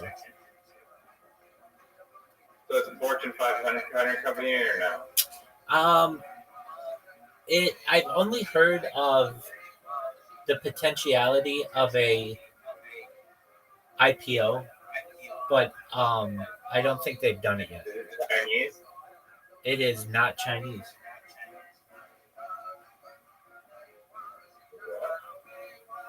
you name a product of theirs, you can narrow it down. I use it every day.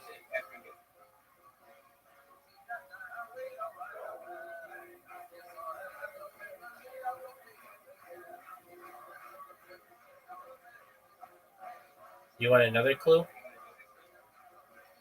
Yeah.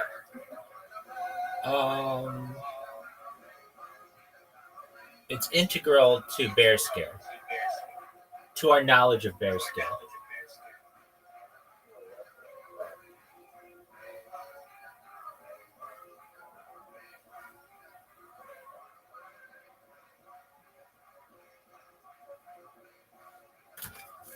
I have no idea.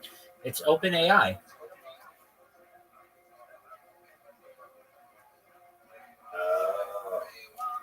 So they've said that they want to come out with their own browser. But then they said, you know what? I don't know, but I think they're pushing. I mean, I know the European Union basically says to Google, you're a monopoly, and especially in terms of their AdWords. And so they've said you can't have the number one website Google, the number two website YouTube, and the number one browser, and the number one ad revenue platform. That's too much, which it totally is. The United States government should have never let it get this big, but they have, because basically politicians don't want to go against Google. Is it okay, like when you have all three of those working together, like it's terrible. Google, use your Gmail to sign in to like every single website now. There's no competition. Why? Tell me why it's terrible. Because even if you get rid of the monopoly, okay, some other YouTube search engine and browser comes along, some other corporation is making money. Does that solve the problem? It limits innovation. It also allows for more corruption. YouTube is limiting innovation. Oh, totally, absolutely. So, in what regard, other than filtering you and your penis from streaming 24/7? Yeah, well, that's a big one. But in terms of justice for Rabbi, absolutely. Okay, so in terms of what information is available to the public. So if you want to learn something on, okay, here's a perfect example. I think it's not a perfect example, but it's an okay example. I like to watch podcasts, right? And so when I watch them, I like to watch podcasts. Okay? No, it's podcast, like, without the S. It's William, it's Tony, and maybe Lex Friedman, and maybe Joe Rogan. Okay, just combine them. Okay, so, but I like to watch podcasts. Okay, this is like a really, this is just There's more like different types of woolly mammoths than podcasts that you. This is just a personal complaint, but it works. All right, so YouTube, when you watch a podcast and you put it on a playlist, it does not have a feature that allows you to watch them from the beginning. You have to watch the most recent one and work your way backwards. Why is that?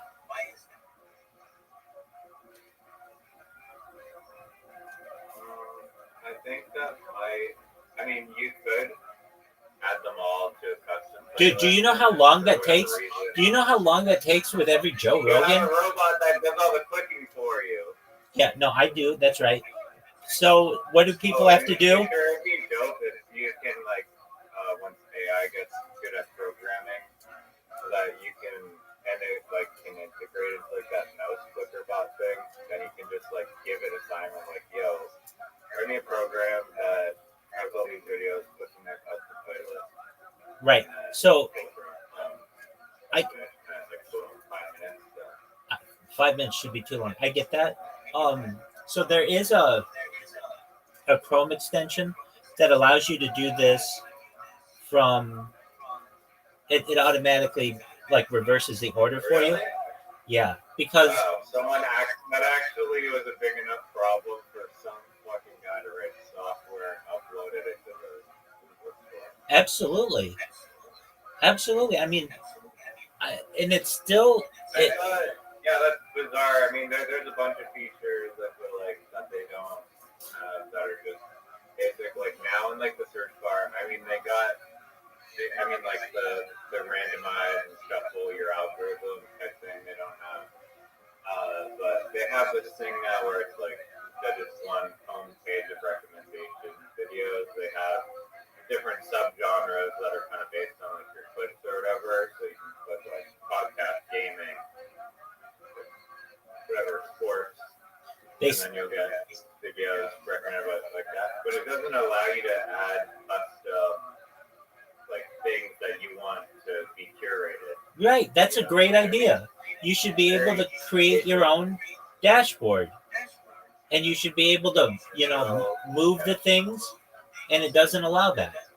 And it's really amazing how well they do at stifling anything that makes YouTube like more. I mean, it's kind of like Windows versus Linux in terms of like the customizability war between those different operating software systems. that's true. So they've made it. The ideal user experience is very customizable. They've made it so expensive to host video that very few people want to go up against them. Host what? Video. So basically, why is YouTube creating the data centers that are stored and like setting the price for that? No, but Google is, and so in order to, like, let's say you want to start. Google owns the data centers? Yes. They own the servers. I thought it would be some other. No, it's Google. They can't be the only people that own data centers. No, Amazon's the other big one, but those are the big two. It's very expensive to run these data centers, and then the other one is Meta. But like okay, let's just hypothetically, we want to start Riser's video service. Okay, so let's say you want to do it. Okay, well, you either have to go to Meta, which doesn't really allow their servers to be used for these purposes, Amazon, which does, Amazon Web Services, but it's very expensive, or Google, which is expensive. Now, there are some others. There's Microsoft's,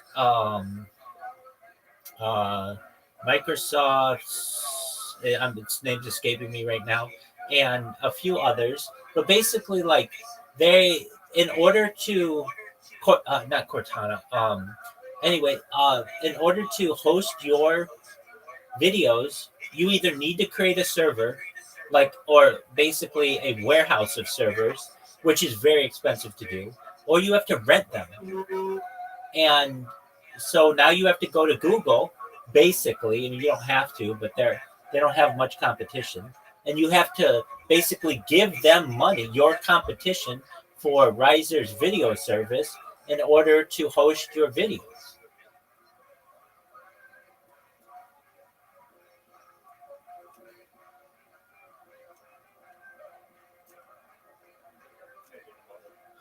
To some extent, yeah. I mean, I'm in agreement with you. I think that's a good way to put it. So, how does a company like, let's say, Twitch do it? Well, they have Amazon, so they don't have to pay Google. But how does a company like BitChute do it? Well, they have an issue where I'm not sure where they're hosted, but they're not growing that well because, well, they're for probably a few reasons, but because of the expense. They're always showing ads. I can tell you, Rumble, if you use Rumble without an ad blocker, there are a lot of ads. And it's just not the same for some of these other platforms. So basically, we have riser. YouTube's brutal for that too, though. It's like now every time, like on my phone, I don't have the ad blocker, and it's like every single video. Like doesn't matter. Like I listen to music a lot, and it's so annoying because I'm going through an album. Like, oh, this song sucks. Next song. Yeah. Boom, it makes me watch another 30-second ad. Yeah, that sucks. So here's what you do. Just use Brave browser on your iPhone, and you don't get any ads. You get ads using Brave on YouTube. It used to work on Brave, but they updated it, and now I get threat. It's like I don't want to bend the knee, but I think for okay, so the YouTube premium. Oh, fuck you, man! Don't even. We're not friends if you do that. That's the biggest fucking scam of all time. No, what you do is then go to Firefox, download uBlock Origin for Firefox, and you won't get ads. So you can download. No, I have uBlock on my computer. Yeah, but when I try to get there's no extension. Yes, there are. People don't know it, but yes, there are. Do you have your phone right now? I'm opening up Brave. Yeah. No, don't open up Brave. Open up Mozilla Firefox. Oh, so there is no extension store on Brave? Correct. Not to my knowledge. That's so. Yeah, isn't it? Okay, so I need to download. Right. So it's Firefox. Once you download Firefox, they have add-ons and extensions, and it's the number one extension that they have. And you don't even need to use the code or anything. No, and there's no sign-in. You don't need an account of any kind.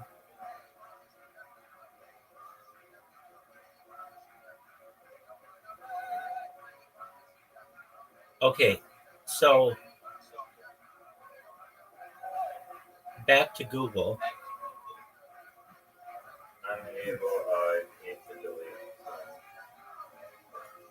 So back to Google. They don't delete Telegram. You can delete something else with Telegram. No, I don't. It's just on my phone. I use it on my computer.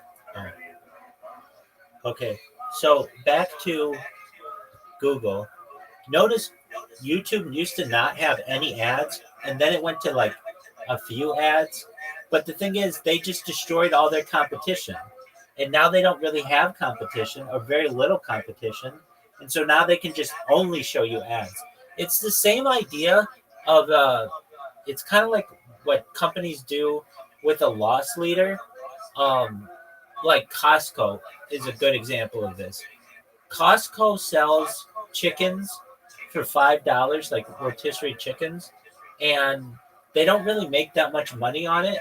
Same with like their hot dog. They don't make a lot of. They make it's like $1.50 or something. I don't know. I just read this in the Costco subreddit, but it's to get people in the door so that you come in the door. Another example of this.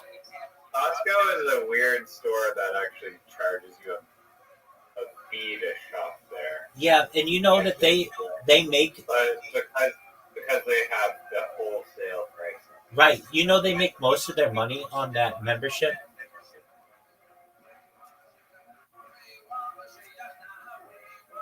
Their margins are that. Yeah. Agreed. Now here's another interesting thing. That means like that they're only their profit is less than like $150 per person per year. Exactly. Here's another weird thing about it. Because it's a membership, you know, like when you're done shopping at a place and the people are like, hey, let me see your receipt. There's like some kind of, at least in the United States, you don't have to show them your receipt. You can just keep walking and you're fine. It's just like, let me look that up. Let me look that up because I heard somebody on the radio talking about this the other day, and they're like, yeah, whenever anybody asks for my receipt, I already bought the thing. This is between the store and it's done. Like now I own it, and you don't get to. Okay, so let me see this. Yo, dog, what's the law that you don't have to show your receipt when you're leaving a business like Walmart, but you do at Costco, or vice versa? You don't at Costco, but you do at Walmart because there's like it's like a membership club. There's like It's some like their, yeah, no, it's weird that like the difference. Walmart, it isn't their public, or it's more of like public space or something. It doesn't have like a membership private barrier. Right. The difference in receipt checking policies between stores like Costco and Walmart stems from the distinct business models and the legal frameworks that apply to each. Costco and Sam's Club membership-based prop. Okay, so Costco and Sam's Club. At Costco and Sam's Club, receipt checks are a standard part of the shopping experience, so you do have to do it at those. These warehouses clubs operate on a membership model, meaning customers agree to certain terms and conditions upon joining. These terms explicitly state that the store reserves the right to inspect people's receipts and merchandise upon exit. This practice helps ensure that members are correctly charged and inventory remains accurate. Refusing to comply with receipt checks at these stores can lead to consequences, including potential revocation of membership privileges. Walmart store versus legal rights. Walmart, as a traditional retailer, does not have a membership agreement that includes consent for receipt checks. Therefore, customers are not legally obligated to show their receipt upon exiting. However, Walmart employees may request to check receipts as part of the store policy to prevent theft and ensure accurate transactions. Legally, under the principle of shopkeeper's privilege, a store can detain a customer if there's a reasonable suspicion of theft. Not showing a receipt alone isn't sufficient grounds for detention, but it could contribute to such suspicion. So I guess like when they're asking you for a receipt at Walmart, you can just be like, no, and just go. I had the. And then, I mean, are they going to use physical force? I mean, they could have you on camera shoplifting, and then are they going to use physical force? I don't know. I had this. Is the Walmart, are like 6 like Walmart greeters going to come out and just like WWE slam you on the ground? I don't know. I had this incident that happened with the same. I've never had any like no Walmart greeter or any of those people who check IDs or whatever, check things, have ever stuck out in my mind except one guy. He's this guy and there are 2 Walmarts in Irvine, and it was at the Walmart where I normally don't go. And the only reason why I went there is I think it was like open later than the other one, or they had something that I needed. That's what it was. And the other Walmart didn't. And I just checked online to see which one had it. So anyway, I got this like shelving or something in my cart, and I was walking out, and right before I was leaving though, I saw that they had these kosher pies, these like little personal pies that you could buy, and they were like $1 each. And so I'm like, oh, okay. And a lot of times if something's kosher, it catches my attention and I'll buy more of it. And so I'm like, okay, I'll buy like a dozen of these things. They're just like little snack pies. And I put them at the bottom of my cart. And it was like right before the store was going to close. And as I was walking out, the guy who's like as I paid for them, he goes something like, and I think it had to do with how I was dressed because I was just in like pajamas, and he said something like, you didn't pay for all of those pies. And I'm like, yeah, I did. Here's my receipt. And he's like, oh yeah, you did. Okay. And he counts and he's like, oh, well, 2 of them aren't on here. I'm like, yeah, there are 12. I counted them. There are 12 on my receipt. And he's like, oh yeah, no, you're right. And he let me go. Okay. So like a week or 2 later, this was really weird though, that he was like pressing me on these pies. This was really weird though. A week or 2 later, I'm at that same Walmart, which is the one I normally don't go to. And this was so weird, Riser. So I went and I was buying shelving. I know I was buying shelving this time. And I went in to buy it, and it was so weird what happened. Okay, so I needed like these big shelving units, and I went and I put them in the cart, and I went to go check out. And when I went to check out, like I went to the self scanner, and they were really big, and so I needed to use the like handheld gun to scan them. And when I used that gun to scan them, the thing did not show up. It like didn't register. And so I asked for help, and the lady or the gentleman comes up. It was a lady though. Came up and was like, um, "Can I help you?" I'm like, "Yeah, it's not scanning." And she's like, "Oh, okay." And there was like a sticker on a sticker. I still don't really understand the whole situation, but she's like, "All right, well, let me just tear this one sticker off, and we'll use the sticker underneath." And I'm like, "Okay."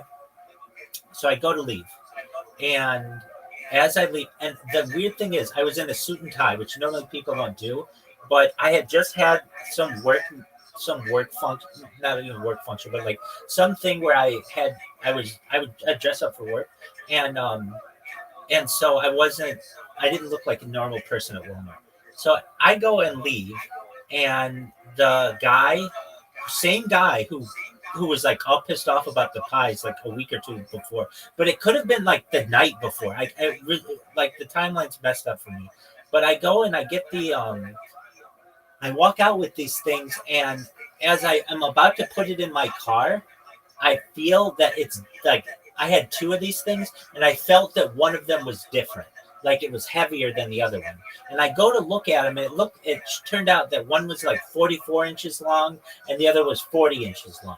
So I'm like, shoot, I got the wrong kind. I thought they were exactly the same kind. They just were just a little off. So I go back in, I go to customer service, and they're like, they say, I like give them my receipt. I'm like, yeah, I have to return this one. I just bought it. And they're like, you just bought it, went to the parking lot and came right back. And I said, yeah, I didn't notice that they were different. So I want to go get the one that's 44 inches long, not the one that's 40 inches long. So they're like, okay, that's fine. I get the other one, I switch it out. They have to call the lady who originally checked me out, because they're like, well, you just put it to me. You just put another sticker on this one and like ripped the old one off. I'm like, no, I did not. This is all on camera. Go ask that lady. And she's like, no, I did it because it wasn't scanning or whatever. Anyway, I get the stuff that I need as I'm going. Oh, I know what it was. So it turned out that the thing that normally if like you had checked my receipt, it would have like the guy would have caught it, but he this time was like, go ahead or whatever. So as I'm leaving, I hear this old man, the guy at the door, say to the other guy, that's a rabbi. And I was kind of caught off guard, like, that's true, but what is it of your business? Like, why are you telling this other guy? And the other guy just didn't care at all. He was like, okay, fine. It's a rabbi shopping at Walmart. And then I put my stuff in my car and whatever. All this being said, I didn't know until just recently that I didn't even have to stop at the door. I could have just fucking told this guy to go pound sand and left. Anyway, of all the times that I've ever had any kind of interaction with those people, this one guy sticks out in my mind. And I just thought, this guy is weird that he's like, you wouldn't be like, hey, that's an electrical worker, or like wouldn't normally for a customer say what their occupation is. And this guy did. And I just thought that was really weird. Anyway, with that being said, are there a lot of no, there are 4 in the city. Perhaps a few more who may. You guys are. It's like spotting like a ginger, also like wearing a dragon costume. Yeah, I mean, Yeah, Light it's, anomaly. Wow.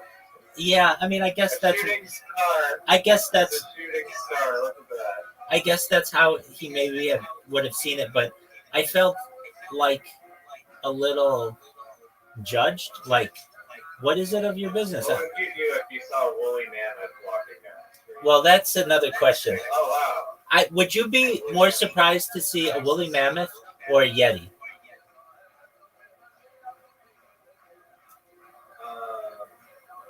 With Yeti because they're like a urban legend. Oh, Woolly mammoth is a documented scientific thing. There's no, you can't point to any bones or anything that identifies them as a species.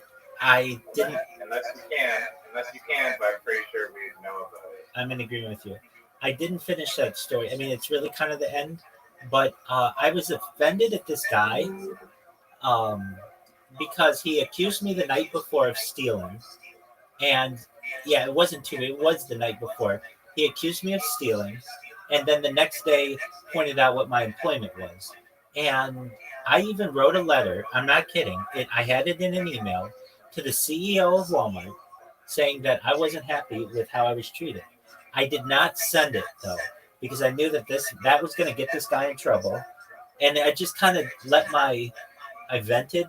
But I remember almost sending it to the guy. I remember the CEO of Walmart has his last name's like McDaniel or something like that because I was going to send it just to be like, look, the night before when I'm in shorts and like a t-shirt or whatever.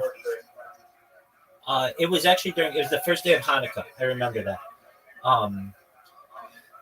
Yeah, it was just a weird. I didn't send it though, and because I thought. It sounds like if I had, it's strange to me. Like, I mean, possibly his boss or whatever was like, I mean, you would best that you don't go to that Walmart very often, if ever. It was just like It was a fluke. had to go there type thing. Yeah. So possibly his boss was like, oh, they see unfamiliar people, just ask if they have receipts, and if they don't, we can just check the camera, follow through security type to make sure. And that way, if we see them again in the future and they were shoplifting, we can't learn ever. But some people, it could have been like just this guy like craving to be a hero or something and taking his minimum wage job way too seriously, and he's like a all cop with a false sense of like authority. That's basically what it was. And I didn't send the email, but I was very close. I mean, I remember writing it and taking some time, but just thinking, just sometimes you got to let bygones be bygones. Anyway, do you think Yetis exist? Yes or no? Do you think Yetis exist? No, I don't, for the reason that I just stated before. There's no, like, you're telling me we know woolly mammoths existed 2,000 years old, whatever, bones and museums and shit, but there's no, like, physical evidence that they exist, correct? So let's talk this out. Like from actual like bones perspective. Yeah. Do you know what the Smithsonian Institute is? I've heard of it. I think it's some very famous museum. Yeah, it's in Washington, D.C. And the reason why it was started was to document. Smithsonian giant skeleton. Yeah. Jesus Christ. Well, there are pictures of it.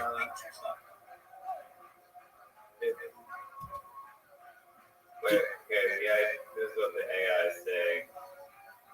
That the idea that the Smithsonian Institution has ever had a collection of giant skeletons and destroyed them is a hoax. Hold on, not what I'm saying. That's not what I'm saying. Satirical website has been debunked. That's not what I'm saying. Type in giants North America skeletons. Pretty great hoax if you can rank a museum. No, So, giant human skeletons. This is Wikipedia. Giant skeletons reported in the United States until the early 20th century were combinations of hoaxes, scams, fabrications, and misidentifications of extinct megafauna. Many were reported to have been found at Native American burial mounds. Examples from 7 feet to 20 feet tall were reported in many parts of the United States. The claims of giant skeletons were debunked by 1934. Hold on. Whenever I hear the word debunked, I never think anything is debunked. Nothing is debunked. That's not how science works. Okay. Hold this thought. I need 5 minutes.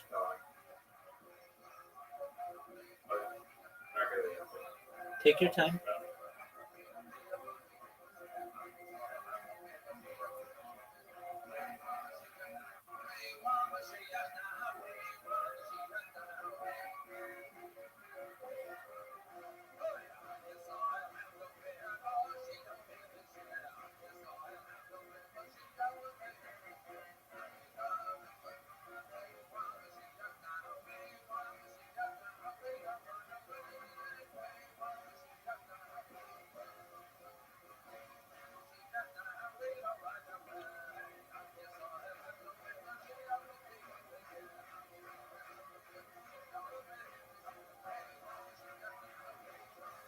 What evidence is there for giants in North America?